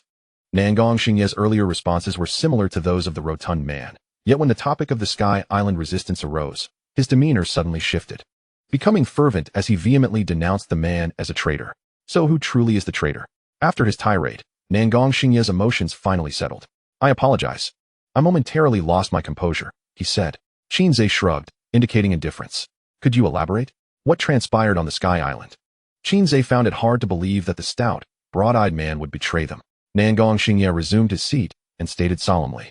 Lin Ziyuan is the lackey of the mutant queen. They have long conspired together in the shadows. Chapter 67, The Past of Sky Island.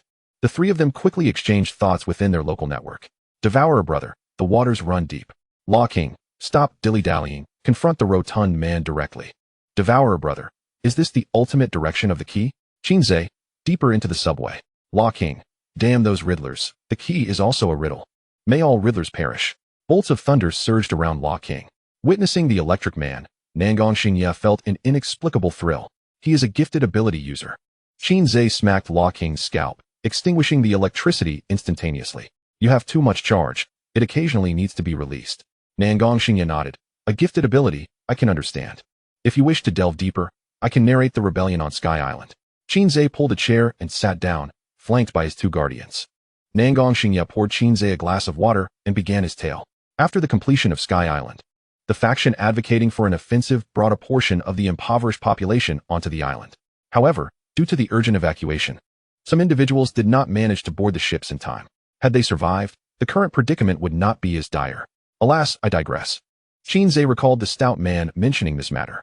A certain unfortunate Professor Chun had failed to board the ship. Rubbing his temples, Nangong Xingye continued. Shortly thereafter, artificial intelligence made groundbreaking advancements, and humanoid combat weapons could be produced en masse without the need for modifications to martial artists. With the deployment of the first batch of purely mechanical humanoid combat weapons, the command center experienced a divergence in developmental policies. Some believe that the martial arts tradition should be reinstated, asserting that one's own strength is paramount, and external forces are ultimately just that, external. However, Lin Ziyuan, the project lead for the humanoid combat weapons, maintained that having humanoid weapons was sufficient. They would reclaim everything lost from the mutants. Given the limited resources on Sky Island and the scant number of martial artists, reinstating the martial arts tradition would be both time-consuming and labor-intensive. It was more prudent to focus all efforts on developing the next generation of humanoid combat weapons.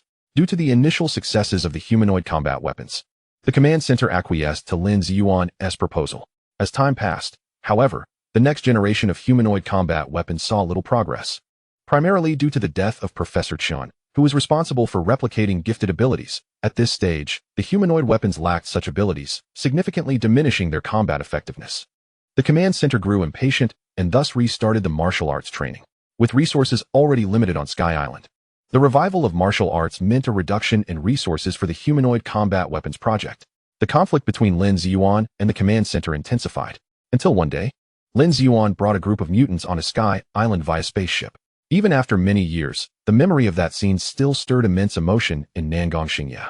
It was a massacre. At least 10,000 civilians perished within the space station. On that day, the command center's upper echelon was in a meeting when high-level mutants stormed the conference room, and everyone perished.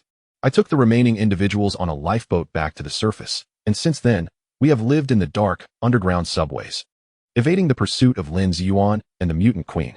The Line 3 subway had been fully constructed prior to the outbreak of the mutant disaster, and from its inception, it was designed as a special refuge, even capable of withstanding a nuclear bomb blast of 100 kilotons. After the completion of the Sky Island project, the Line 3 subway was largely forgotten, yet it was eventually put to use. Today, most of the subway tunnels in Jiang City have collapsed, and Line 3 is merely a fragment that has been preserved. In the long, fragmented tunnels of the subway, locating the position of Nangong Xingye and his companions would be akin to searching for a needle in a haystack. Where were the humanoid combat weapons during the mutant assault on Sky Island? Qin Ze inquired. Nangong Xingye gritted his teeth. All the humanoid combat weapons had been dispatched by Qin Ze on missions. From that point onward, Sky Island became Qin Ze's domain alone.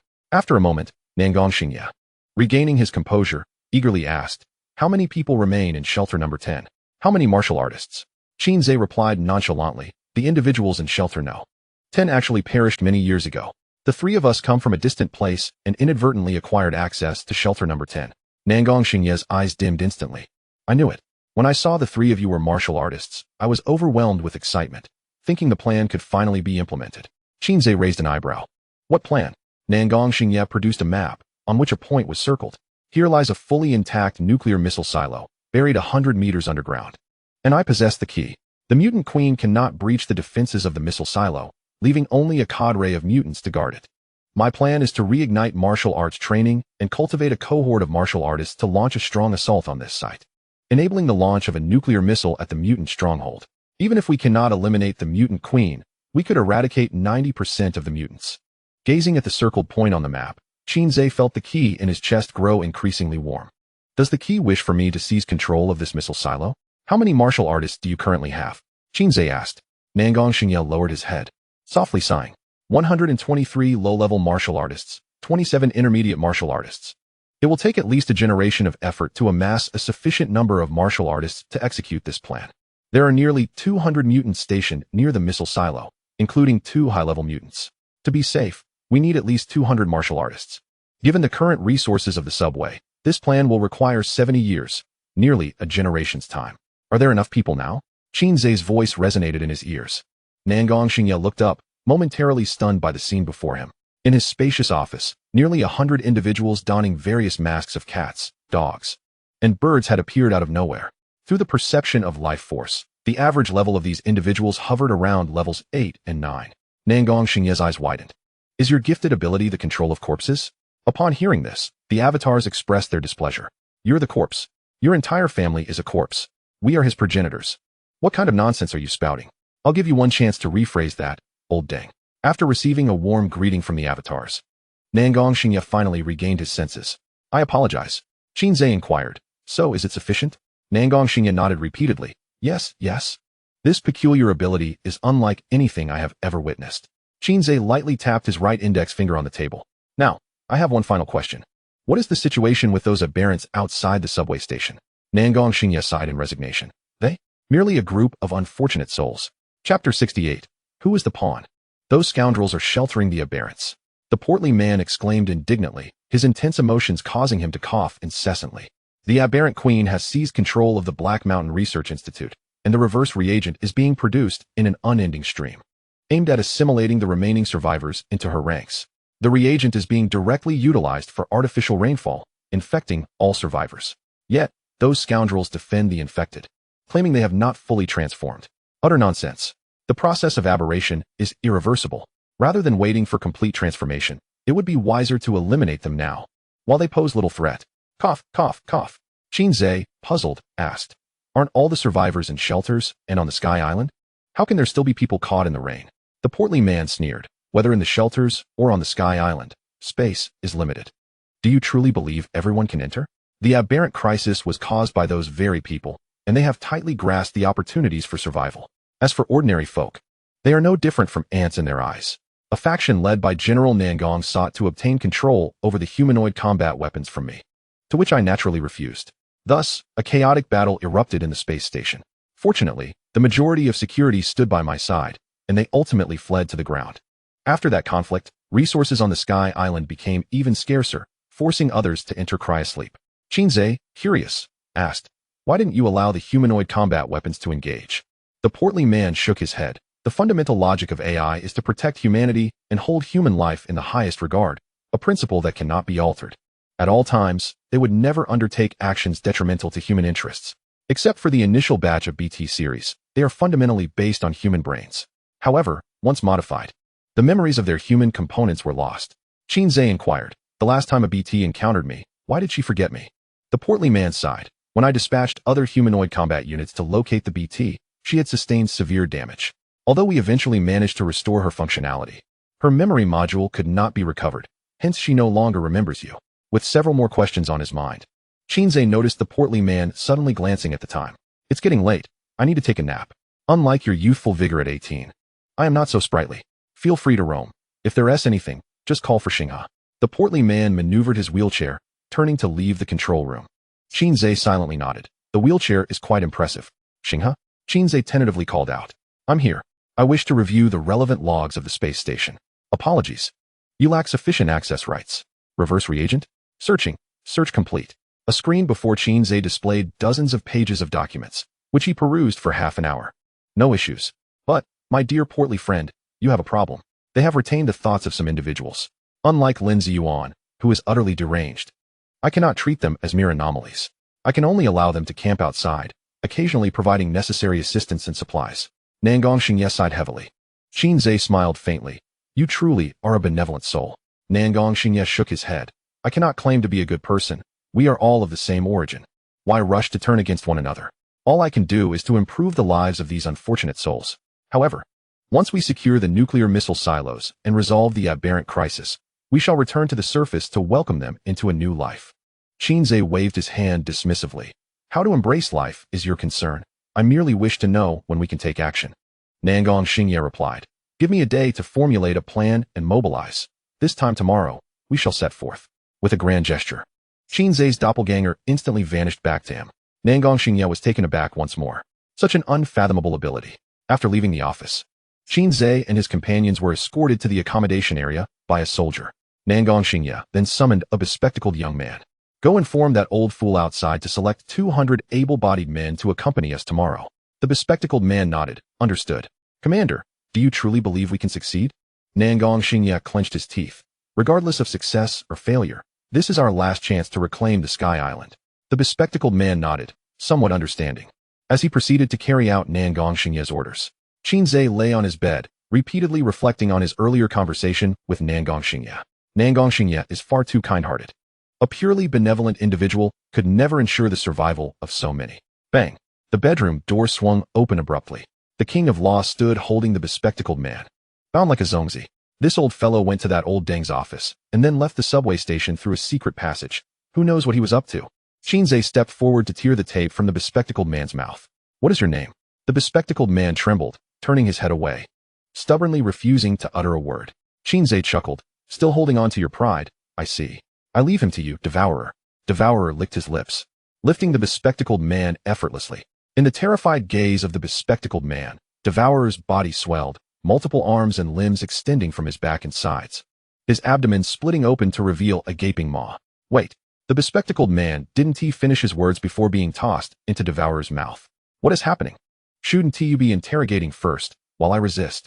Then you would interrogate again, I resist again, and finally, you'd bribe me with money, and I speak?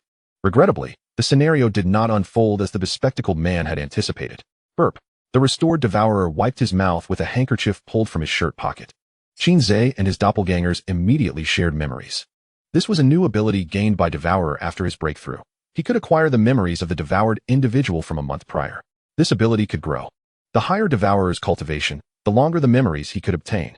The bespectacled man had grown up in the subway and had never experienced the era of the Sky Island. The education he received was all indoctrinated by the subway. Qin Ze caught snippets of the conversation between the bespectacled man and Nangong Xingye after they left the office. Reclaim the Sky Island? After so many rounds of chess, it's the first time someone considers us as pawns. Lightning crackled around the king of law. I knew that old fellow was up to no good. Then shall we proceed tomorrow? Devourer asked. Qin Ze glanced at the key hanging from his chest. Of course, we shall go. Tomorrow, we shall showcase our exquisite chess skills. The Sky Island. Qin Ze spent the day wandering the space station. After having dinner with the portly man, he returned to his room to sleep. In the dead of night, the door was suddenly pulled open. A shadow appeared beside his bed. In his slumber, Qin Ze's right hand was slowly raised. Chapter 69, Everyone Goes Mad. It's a fake. A furious roar erupted from the darkness, belonging to the portly man. You seem quite disappointed? The hefty figure turned his head. Qin Ze had awakened at some point. He lay languidly on the bed, one hand propping up his head, the other arm resting gracefully at his side, exuding an air of allure. With a resounding crash, the hefty man hurled his terminal to the ground, shattering it into countless pieces. You've deceived me. His fierce gaze fixated on Qin Ze. Devoid of the amiable warmth he had displayed earlier, he resembled a raging beast. Qin Ze let out a lazy yawn. Regarding the tale of the floating island you recounted earlier, I possess an alternate version. Would you care to hear it? The hefty man's eyes narrowed slightly. Qin Ze continued unabated. Decades ago, someone, in a bid to ensure the seamless development of the next generation of humanoid combat weapons, employed some unknown method to send the aberrants to a space station. Those who opposed him perished, leaving only the survivors to languish on the ground. The hefty man fell silent. Ha, ha, ha. Suddenly, he burst into hearty laughter. It seems you've encountered them long ago. Qin Ze shook his head. Oh, hefty one. I never anticipated that one day, you, with your thick brows and prominent eyes, would transform into the villainous mastermind. It was you who consistently leaked information, leading to the exposure of the safe house, wasn't it? And now, the aberrants in shelter number 10 are also your doing? The hefty man shook his head. The previous incident was an accident. I genuinely wished to bring you to the floating island for a discussion. The Queen of Aberrants is equally intrigued by you, which is why she pursued you relentlessly. As for the exposure of the safe house, it was due to the communication channels of the humanoid combat weapons being compromised by the Queen. Like me, she may not have attended Wu University, but she is undoubtedly a brilliant mind. I am unaware of the specific circumstances in shelter number 10. The email was merely a threat. Now, regarding the so-called villain, allow me to pose a question. What constitutes a good person, and what defines a bad one? Just as Qin Ze was about to respond, the hefty man interrupted him. Do you know how I lost my legs? He bent down, removing his 2 prosthetic limbs. When my father died, our company was divided among a group of martial artists, and my legs were their handiwork. I was filled with rage. Rage over my inability to cultivate. Rage over not being a gifted individual. Are they truly good people? The heft of his words grew, transforming into a roar. The state of the world today is entirely due to these martial artists. They can hide in shelters and space stations, but what about the ordinary people? They are left to await their demise. They grandly proclaim that those who are not fully aberrant are our companions. What a joke. They merely require a pack of dogs to carry out their bidding on the surface. Tell me, are they good people? Now it was Qin Ze's turn to fall silent. The reality of the martial artists was not as virtuous as they claimed. Otherwise, the Fairness Council would not exist. Yet, they were not entirely malevolent, after all. They stood at the forefront of combating aberrants. The hefty man continued his tirade. They should never have restarted the martial arts. Martial artists should not exist. Their presence only exacerbates the decay of this world. I aim to create a new world devoid of martial artists. Qin Ze raised an eyebrow. So this was the crux of the matter. The struggle for resources was merely a pretext. The moment Nangong Xingye proposed the revival of martial arts, the hefty man had no intention of letting them survive. Qin Ze sighed. No wonder the world seemed destined for destruction. It was indeed a collective insanity. Nangong Xingye's aim in acquiring lethal weapons was not to eradicate aberrants, but to launch an assault on the floating islands. The hefty man had been tirelessly devising plans to extract the individuals from the subway. Externally compliant, yet internally ruthless, such was his approach. Qin Ze remarked. Have you considered that if everyone in the subway perishes, humanity will be left with only you? Do you wish to create a new world that consists solely of yourself? The hefty man grinned widely. There are 1,000,000 human embryos within the floating island. Once I eliminate the vermin in the subway, I will concentrate my efforts on exterminating the aberrants. At that point, I shall hatch all the embryos. Future generations will not need to learn martial arts. The humanoid combat weapons will protect them. That is the underlying logic. The heft of his excitement grew, his face radiating with longing. Without martial artists, it will be a world of equality, an utterly fair new realm. For this new world, I now require you to relinquish the management rights of shelter number 10. The hefty man turned to Qin Ze. The nuclear fuel in the space station is insufficient to manufacture a nuclear bomb that could obliterate the entire Line 3. I need the nuclear reactor and the nuclear fusion core from shelter number 10. Once the new world is established, both you and I shall be crowned as kings. Qin Ze reflected. How fair indeed. Even before the new world has come to fruition, you are already contemplating kingship. The hefty man retracted his smile, his expression turning icy. Qin Ze, I am not negotiating with you. I know you are not the Qin Ze I once knew. I care not where you hail from. As long as you cede the rights to shelter number 10, I shall grant you everything you desire. Qin Ze straightened, his languor dissipating. And what if I refuse? The hefty man, BT, unbeknownst to them, BT had been lurking at the door, suddenly materializing. Observing the dispassionate BT, Qin Ze chuckled. No wonder, aside from BT, I haven't seen a single humanoid combat weapon. You've deactivated them all. After all, aside from the original, no other humanoid combat weapons can harm humans. The hefty man sneered. That is precisely why I went to such great lengths to rescue her. The current BT obeys solely my commands. Qin Ze sighed. My dear friend, nothing irks me more than being threatened. As he spoke, Qin Ze's skin began to flush faintly. The hefty man felt an ominous premonition. What do you intend to do? Qin Ze's lips curled into a smirk. In light of our acquaintance in another timeline, I shall divulge a secret. The group in the subway has discovered a launch site guarded by aberrants, located over 100 miles south of Jiangqing. At 9 o'clock this morning, they plan to seize the launch site. Guess who they intend to target? While the hefty man was momentarily taken aback, Qin Ze erupted with an explosive sound. Commander, be cautious. BT shielded the hefty man with a nitrogen barrier, absorbing the entirety of the blast. The hefty man's brow furrowed tightly. Those damned vermin. However, it works in my favor. Their emergence from their hole saves me a great deal of trouble. The following day, ladies and gentlemen, we are ready to depart. Nangong Xingye pushed open the door, momentarily taken aback by the scene in the living room. Rob the landlord. Why is this energy bar so unpalatable? Everyone, quiet down. I'm trying to cultivate here. What time is it? Can't anyone let me sleep? Dozens of avatars were in disarray, some playing cards, others sleeping, and still others sampling the culinary delights unique to the subway. There was not a hint of tension befitting the eve of battle. Nangong Xingye swallowed hard. It must be my manner of entering that is amiss. Chapter 70. The mantis stalks the cicada, while the oriole waits behind. Old dang, is there something you need? Upon hearing the door open, the avatars turned in unison to look. Nangong Xingye found himself momentarily at a loss. It was time to depart. One of his avatars, who had been engrossed in a game of Do Di Zhu, stood up and declared, "Wait here, I will summon our boss." Moments later, Qin Ze emerged with Tong Shigu and Fa Wang. Nangong Xingye remarked, "Everything is prepared." Qin Ze nodded and gestured to the avatars, signaling for them to move out. The avatars set aside their tasks, following Qin Ze with unwavering resolve as they marched out the door. A sense of envy washed over Nangong Xingye. He too longed for such a devoted cadre of subordinates. He believed that Qin Ze's extraordinary talent lay in possessing a vast, portable space. These subordinates resided within this realm, only revealing themselves during critical moments.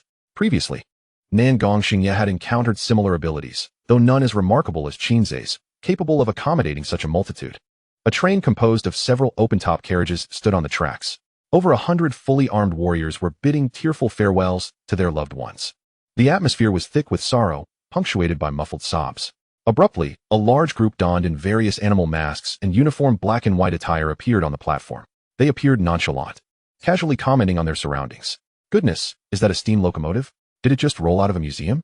How tedious. When do we depart? When the nuclear missile launches. Can I be the one to press the button? What are they crying about? Probably because they're about to die. Their audacious remarks left the warriors and their families in stunned silence. They had never witnessed such reckless individuals. Even Nangong Xingye and his aide were struck with a sense of awe. No wonder the commander was resolute in his confidence. This group was even more formidable than death warriors. Nangong Xingye spoke with an air of indifference. The origins of this group are somewhat mysterious. But that is of little consequence now. Once we secure the launch site, we will have ample time to investigate. He scanned the area and inquired, "Where's Shaoan?" Shaoan, the bespectacled man, had returned from an external mission only to be devoured by Tong Shigu as a snack last night. The aide replied, "I have no idea where he went. He hasn't been seen since early morning. Perhaps he is frightened." Nangong Xingye frowned. What a disgrace to the Nangong family. I shall settle accounts with him upon my return. As the moment arrived, Nangong Xingye stood before the warriors to conduct a pre-battle mobilization. For 40 years, we have dwelled in this lightless subway. During this time, we have reignited the legacy of martial arts and trained over 100 warriors. We have finally regained our strength. Though we stand small before the endless onslaught of aberrants, like a spark that can ignite a prairie fire, we shall be that first spark today. We will return to the surface and declare war on the aberrants. I know many of you may fall, but your successors will honor your legacy as a monument to their progress. You shall be the heroes of a new world, forever immortal. The warriors surged with fervor. Fight! Fight! Fight! Fa Wang turned to Qin Ze and asked, "Shall we also have a pre-battle mobilization?" Qin Ze pondered for a moment and replied in the local network, "Do your best, and I shall soon be behind the wheel of a Land Rover." Damn. 99. Board the vehicle. With Nangong Xingye's command, the group boarded the carriages. Fa Wang and Tong Shigu took their seats in the rear carriage with the avatars, while Qin Ze and Nangong Xingye occupied the front. Nangong Xingye spoke gravely. "I will handle the two high-ranking aberrants. You are to clear the remaining riffraff. We aim to conclude the battle within 20 minutes. After dealing with the high-ranking aberrants, I will proceed immediately to the launch site to deploy the missile." Qin Ze nodded, "No problem." 15 minutes later, the subway came to a halt. "Disembark. This is the nearest exit." Only 2 kilometers remained to the launch site. The 200-strong team slowly exited the subway station. The avatars displayed little reaction, while the warriors were overwhelmed with emotion, some even kneeling to kiss the ground. These individuals had been born and raised in the subway. This was their first encounter with the sun. Qin Ze gazed up at the sky. The performance is about to begin. Don't be late, fatty. At the side exit of shelter number 10, the ground was littered with the corpses of aberrants. Yao Yuan flipped his wrist, sheathing his sword. Do you feel it? The leader of the Maka tribe inquired. Yao Yuan nodded. Indeed, the guidance of the key is growing stronger. The Maka leader furrowed his brow slightly. There is another key besides ours. Yao Yuan smirked. It seems someone has gotten ahead of us. The leader asked, the Fairness Society? Yao Yuan replied nonchalantly, who knows? But we must hasten our pace. Delay any longer, and we might miss our chance. Both men surged forward with newfound vigor, swiftly disappearing into the distance. Moments later, ripples spread through the space where Yao Yuan and the leader had vanished. Shuangyu and Bai Yang materialized, eyeing the blue crystal orb in Bai Yang's hand. Shuangyu expressed curiosity. What is this? It can render us completely invisible, erasing all traces of our presence. Bai Yang cast a sidelong glance at Shuangyu, snorting. A gift from the lion. It's called the source of the world. You wouldn't understand even if I explained. Shuangyu seethed inwardly. How could I understand if you don't tell me? After the last mission's failure, he was relegated to a subordinate role this time. He had bottled up his frustration throughout the journey, forcing himself to remain composed. The mantis stalks the cicada, unaware of the oriole behind. Bai Yang's expression was animated. He had an inkling that today would be his moment of glory. Observing Bai Yang's fervor, Shuangyu shot him a glare and quickly kept pace. Qin Ze and Nan Gong stood atop a hillside, their main force concealed in a hollow behind them. Not far down the hill lay a small military base, with the launch site situated at its center. Over 100 aberrants were entrenched within the base. Among them, 2 large, dung-colored bats hung motionless from a water tower. Qin Ze turned his gaze in another direction, sensing 2 familiar fluctuations. It was the key. A jolt of surprise coursed through Qin Ze. Was his key not unique? At the hotel banquet, his words had indeed come to pass. Did the aberrants truly possess a key? What's wrong? Nan Gong noticed Qin Ze's odd demeanor. Qin Ze shook his head. When shall we attack? Nan Gong surveyed the military base. Let us wait a moment. Suddenly, a throng of aberrants surged down the opposite slope, wielding various metal rods, their demeanor one of fearless determination. Nan Gong Xingye explained. The chieftain heard of our impending assault on the aberrants and sent us reinforcements. Qin Ze, half smiling, replied, what a genius to have them stationed at the subway entrance. They can guard the home front and serve as cannon fodder in critical moments. Nan Gong's lips twitched slightly. Down the hill, the half-aberrants had already stormed into the base. Chapter 71, Chicken Thief. The semi-mutants stormed into the base, awakening the dormant mutants from their slumber. A brutal melee ensued, painted in blood. Though similarly infected by the reverse agent, the semi-mutants, not having fully transformed, retained most of their human traits. Their claws lacked the sharpness of the mutants, and their teeth were not as deadly. Therefore, the moment the battle commenced, it was almost a one-sided massacre in favor of the mutants. In just a single encounter, the blood of the semi-mutants stained the earth crimson. Their disemboweled innards and severed limbs littered the ground. The 2 high-ranking mutants atop the water tower had yet to even engage. Nevertheless, the semi-mutants pressed on relentlessly. For them, death seemed a form of liberation. I am curious, Qin Ze mused. What exactly did you promise them to inspire such desperation? Nan Gong Xingye replied nonchalantly. Nothing much. Merely a place in the new world. Even without complete transformation, their minds are not as sharp as they once were. A little empty promise is enough to spur them to stake everything. With arms crossed, Nan Gong Xingye observed the battlefield below, watching the semi-mutants fall like wheat before the scythe. He displayed no sign of emotional upheaval. They were but cannon fodder. Their deaths were inconsequential. For a fleeting moment, Qin Ze found himself in agreement with the rotund man's sentiments. A world devoid of warriors appeared rather appealing. Despite their numerical superiority of over 200 semi-mutants, their combat prowess paled in comparison. Within merely 10 minutes, the entrance of the base was nearly devoid of standing semi-mutants. Those who had been cleaved in 2 and had yet to succumb still dragged their mangled bodies, attempting to bite at the legs of the mutants. Yet before they could even connect, their heads were crushed into a pulp. Nan Gong Xingye withdrew his gaze, remarking, truly feeble. I had hoped they could delay them a bit longer. Nonetheless, the mutants have expended considerable stamina and energy. It is now our turn. With a sweeping gesture, he signaled the warriors concealed in the recesses to advance. The new recruits, taking their first steps onto the battlefield, inhaled deeply, rallying their spirits. It was unrealistic to claim they felt no fear. Some trembled uncontrollably. In stark contrast, the avatars were eager to leap into action. Upon receiving a signal from Qin Ze, they surged forth like unleashed hounds, howling as they descended the hill. They whizzed past the subway warriors, causing a moment of disarray among them. Requesting deployment for the breakthrough warriors. Do not compete with me for the first kill. Please, maintain composure. The Father of all gods, grant me vision. Explosive team, slow down. It is not yet your time to detonate. If you could run as swiftly as I do, this would indeed be a spectacle. In mere seconds, the avatars had reached the foot of the hill. Over 100 individuals shouted with the fervor of 1,000 troops, even causing the mutants within the military base to pause in astonishment. Nangong Xingya, witnessing this scene, could not help but exclaim, now this is the essence of true warriors. If I could command such a cadre, reclaiming the Sky Island would be mere days away. Conquering the world would be within reach. The subway warriors, too, were swept up in the avatar's fervor. Damn it. If we die, let it be with honor. Let us fight. After this battle, I shall profess my love to her. Charge. The subway warriors followed suit down the mountain. Meanwhile, the leading avatars had already engaged the mutants. Thanks to their shared CPU, the avatars executed their tactics with remarkable precision. They formed groups of 3. One feigned sleep to lure the enemy, while another staged a false attack, allowing the last to launch a lethal ambush. The lower-tier mutants at the entrance were swiftly dispatched.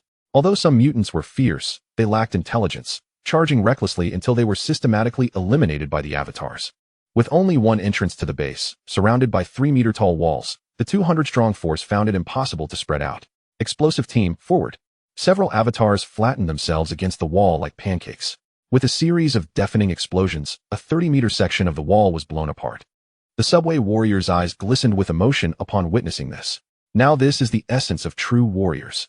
They are willing to sacrifice everything for humanity's return to the surface. The subway warriors were thoroughly inspired by this selfless spirit, with many rushing ahead of the avatars. This left the avatars bewildered. Hey, do not steal my kills. As the wall crumbled, the group of over 200 surged into the base. The 2 high-ranking mutants hanging from the water tower abruptly opened their eyes. They unfurled their 3-meter-long wings and dove from the heights, creating a whirlwind upon their descent. Caught off guard, the avatars and subway warriors were thrown into disarray.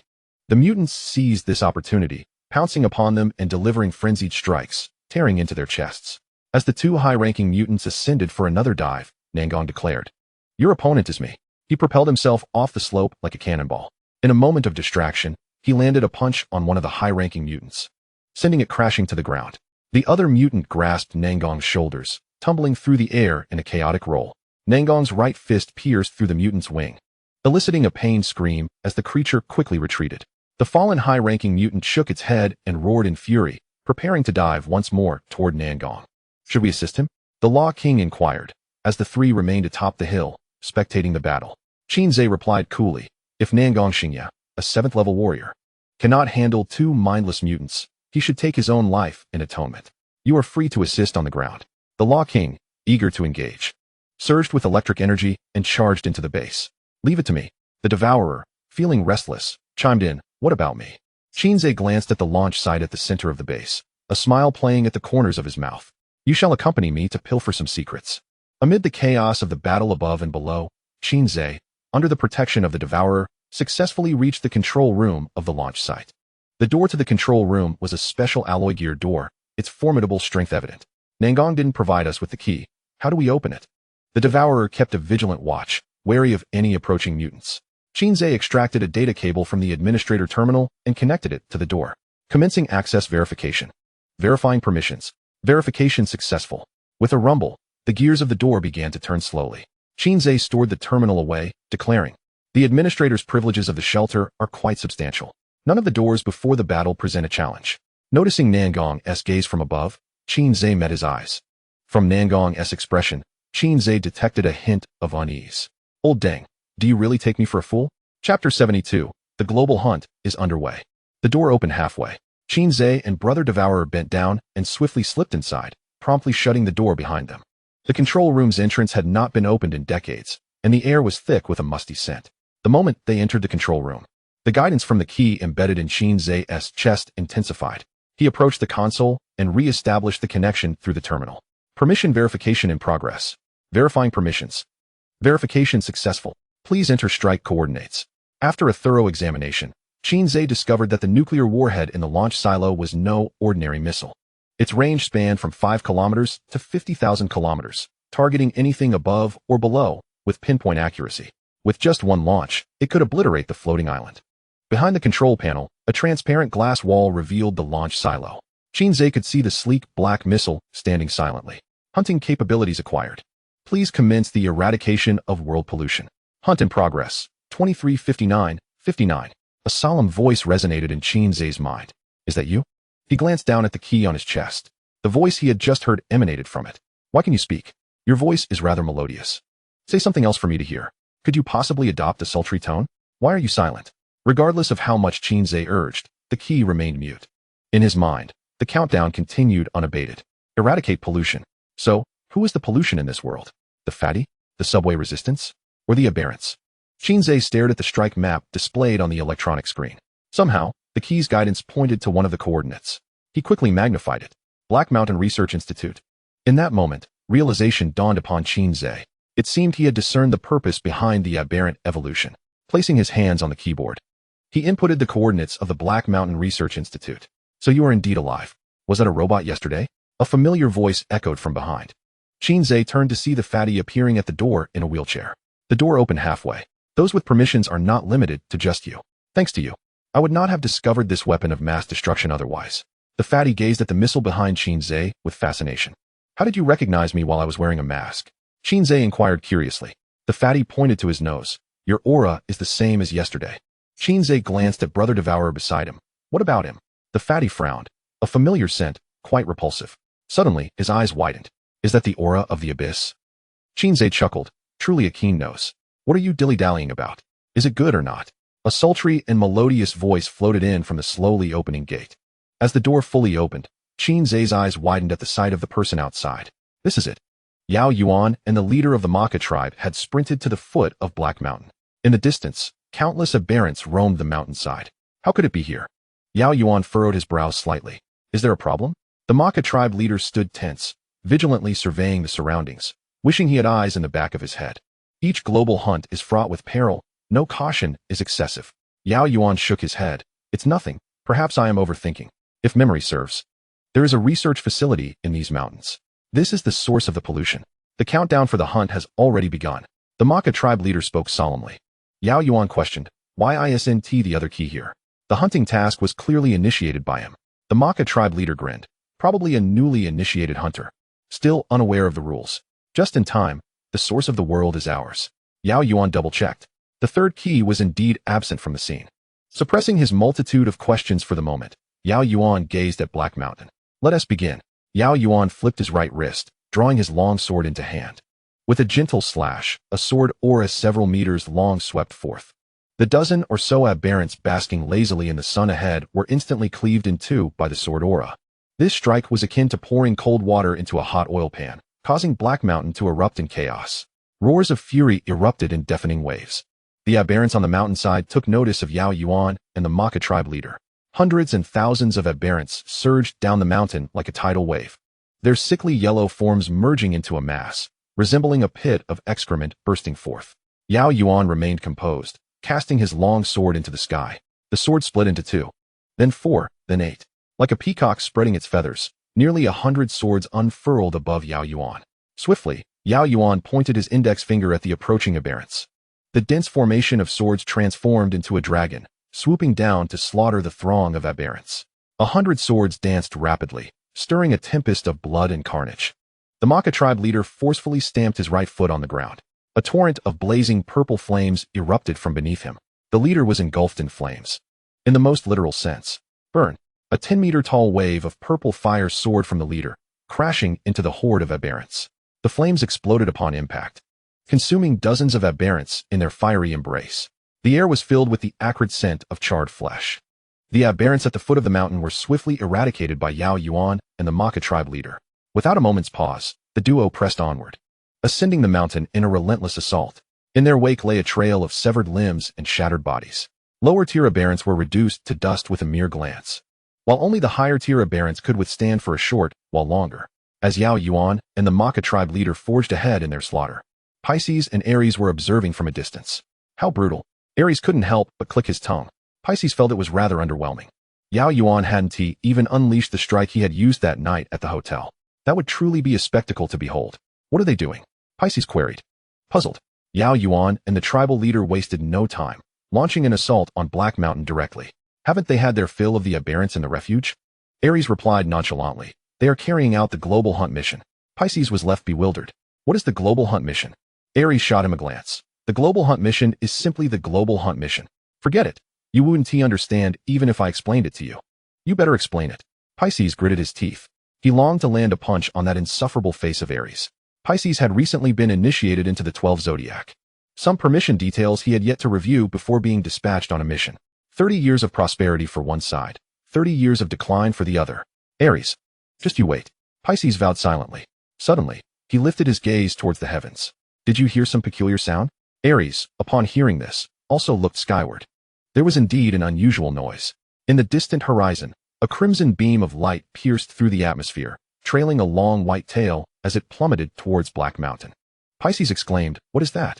Ares pondered. It seemed somewhat familiar. The two dogs exchanged a sharp glance. A missile. Chapter 73. The skill is nuclear annihilation. Sister Ma Yin. As the gate fully opened, Qin Ze beheld the figure outside, clad in a tight-fitting black leather outfit. With long purple hair cascading down her shoulders and a subtle smoky eye, he momentarily thought of Morgana. Unlike the Ma Yin of reality, the one before him exuded an air of otherworldly allure and sinister charm. Upon hearing her name called, Ma Yin, who had just entered, momentarily froze. "You know me, little ghost?" Qin Ze replied. "You don't recognize me?" Ma Yin scoffed lightly. "Does this queen need to recognize an ant?" As Qin Ze removed his mask, he declared, "I am Qin Ze." Ma Yin slightly furrowed her brow. He did seem somewhat familiar. "My sister is Qin Yu." Instantly, Ma Yin's expression transformed, her brows unfurling in surprise. "You're still alive." The hefty man interjected. "He is not from our world." Ma Yin's eyes widened in realization. "You came through the spatial gate from shelter number 10. How intriguing. I attempted to pass through that gate, but could not. How did you manage to enter?" Qin Ze rolled his eyes. "Need I say? If you could have crossed, the timeline would be in utter chaos." "Enough with the nonsense. Just vacate the control console," the hefty man said, losing patience. "It's quite remarkable that you two can collaborate." Ma Yin coldly stated, "The enemy of my enemy is my friend. Since our goal is to eliminate the rodents in the subway, why not temporarily join forces?" Qin Ze regarded Ma Yin with a complex expression. In his memories, she had been a kind-hearted yet stubborn individual, impervious even to the law's authority. It was challenging for him to reconcile the woman before him with the Ma Yin he remembered. "Sister Ma Yin, what was life like before? Were there warm little cats and dogs? Did you encounter someone you loved? Were your past wishes fulfilled? And now, are you truly living as you wished?" Ma Yin's demeanor visibly darkened. "Enough. You have no idea what I have endured. My mother had her legs shattered by a warrior and perished in flames. The Research Institute concealed the side effects of the counteragent, deceiving me into testing it. I was sold to Feng Lu, living a life worse than death. Warmth? Where was the warmth?" As she spoke, a violent aura emanated from her, sweeping across the surroundings. Qin Ze felt as though he were a drowning man, gasping for breath.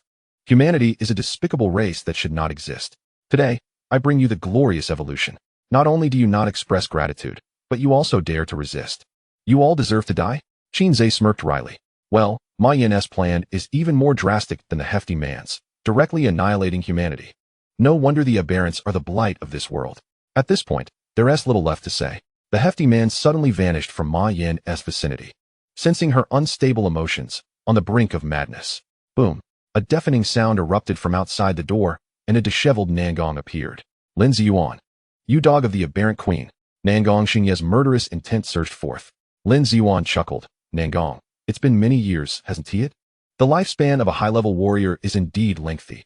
Even after decades, you remain unchanged." Nangong Xingye's face hardened.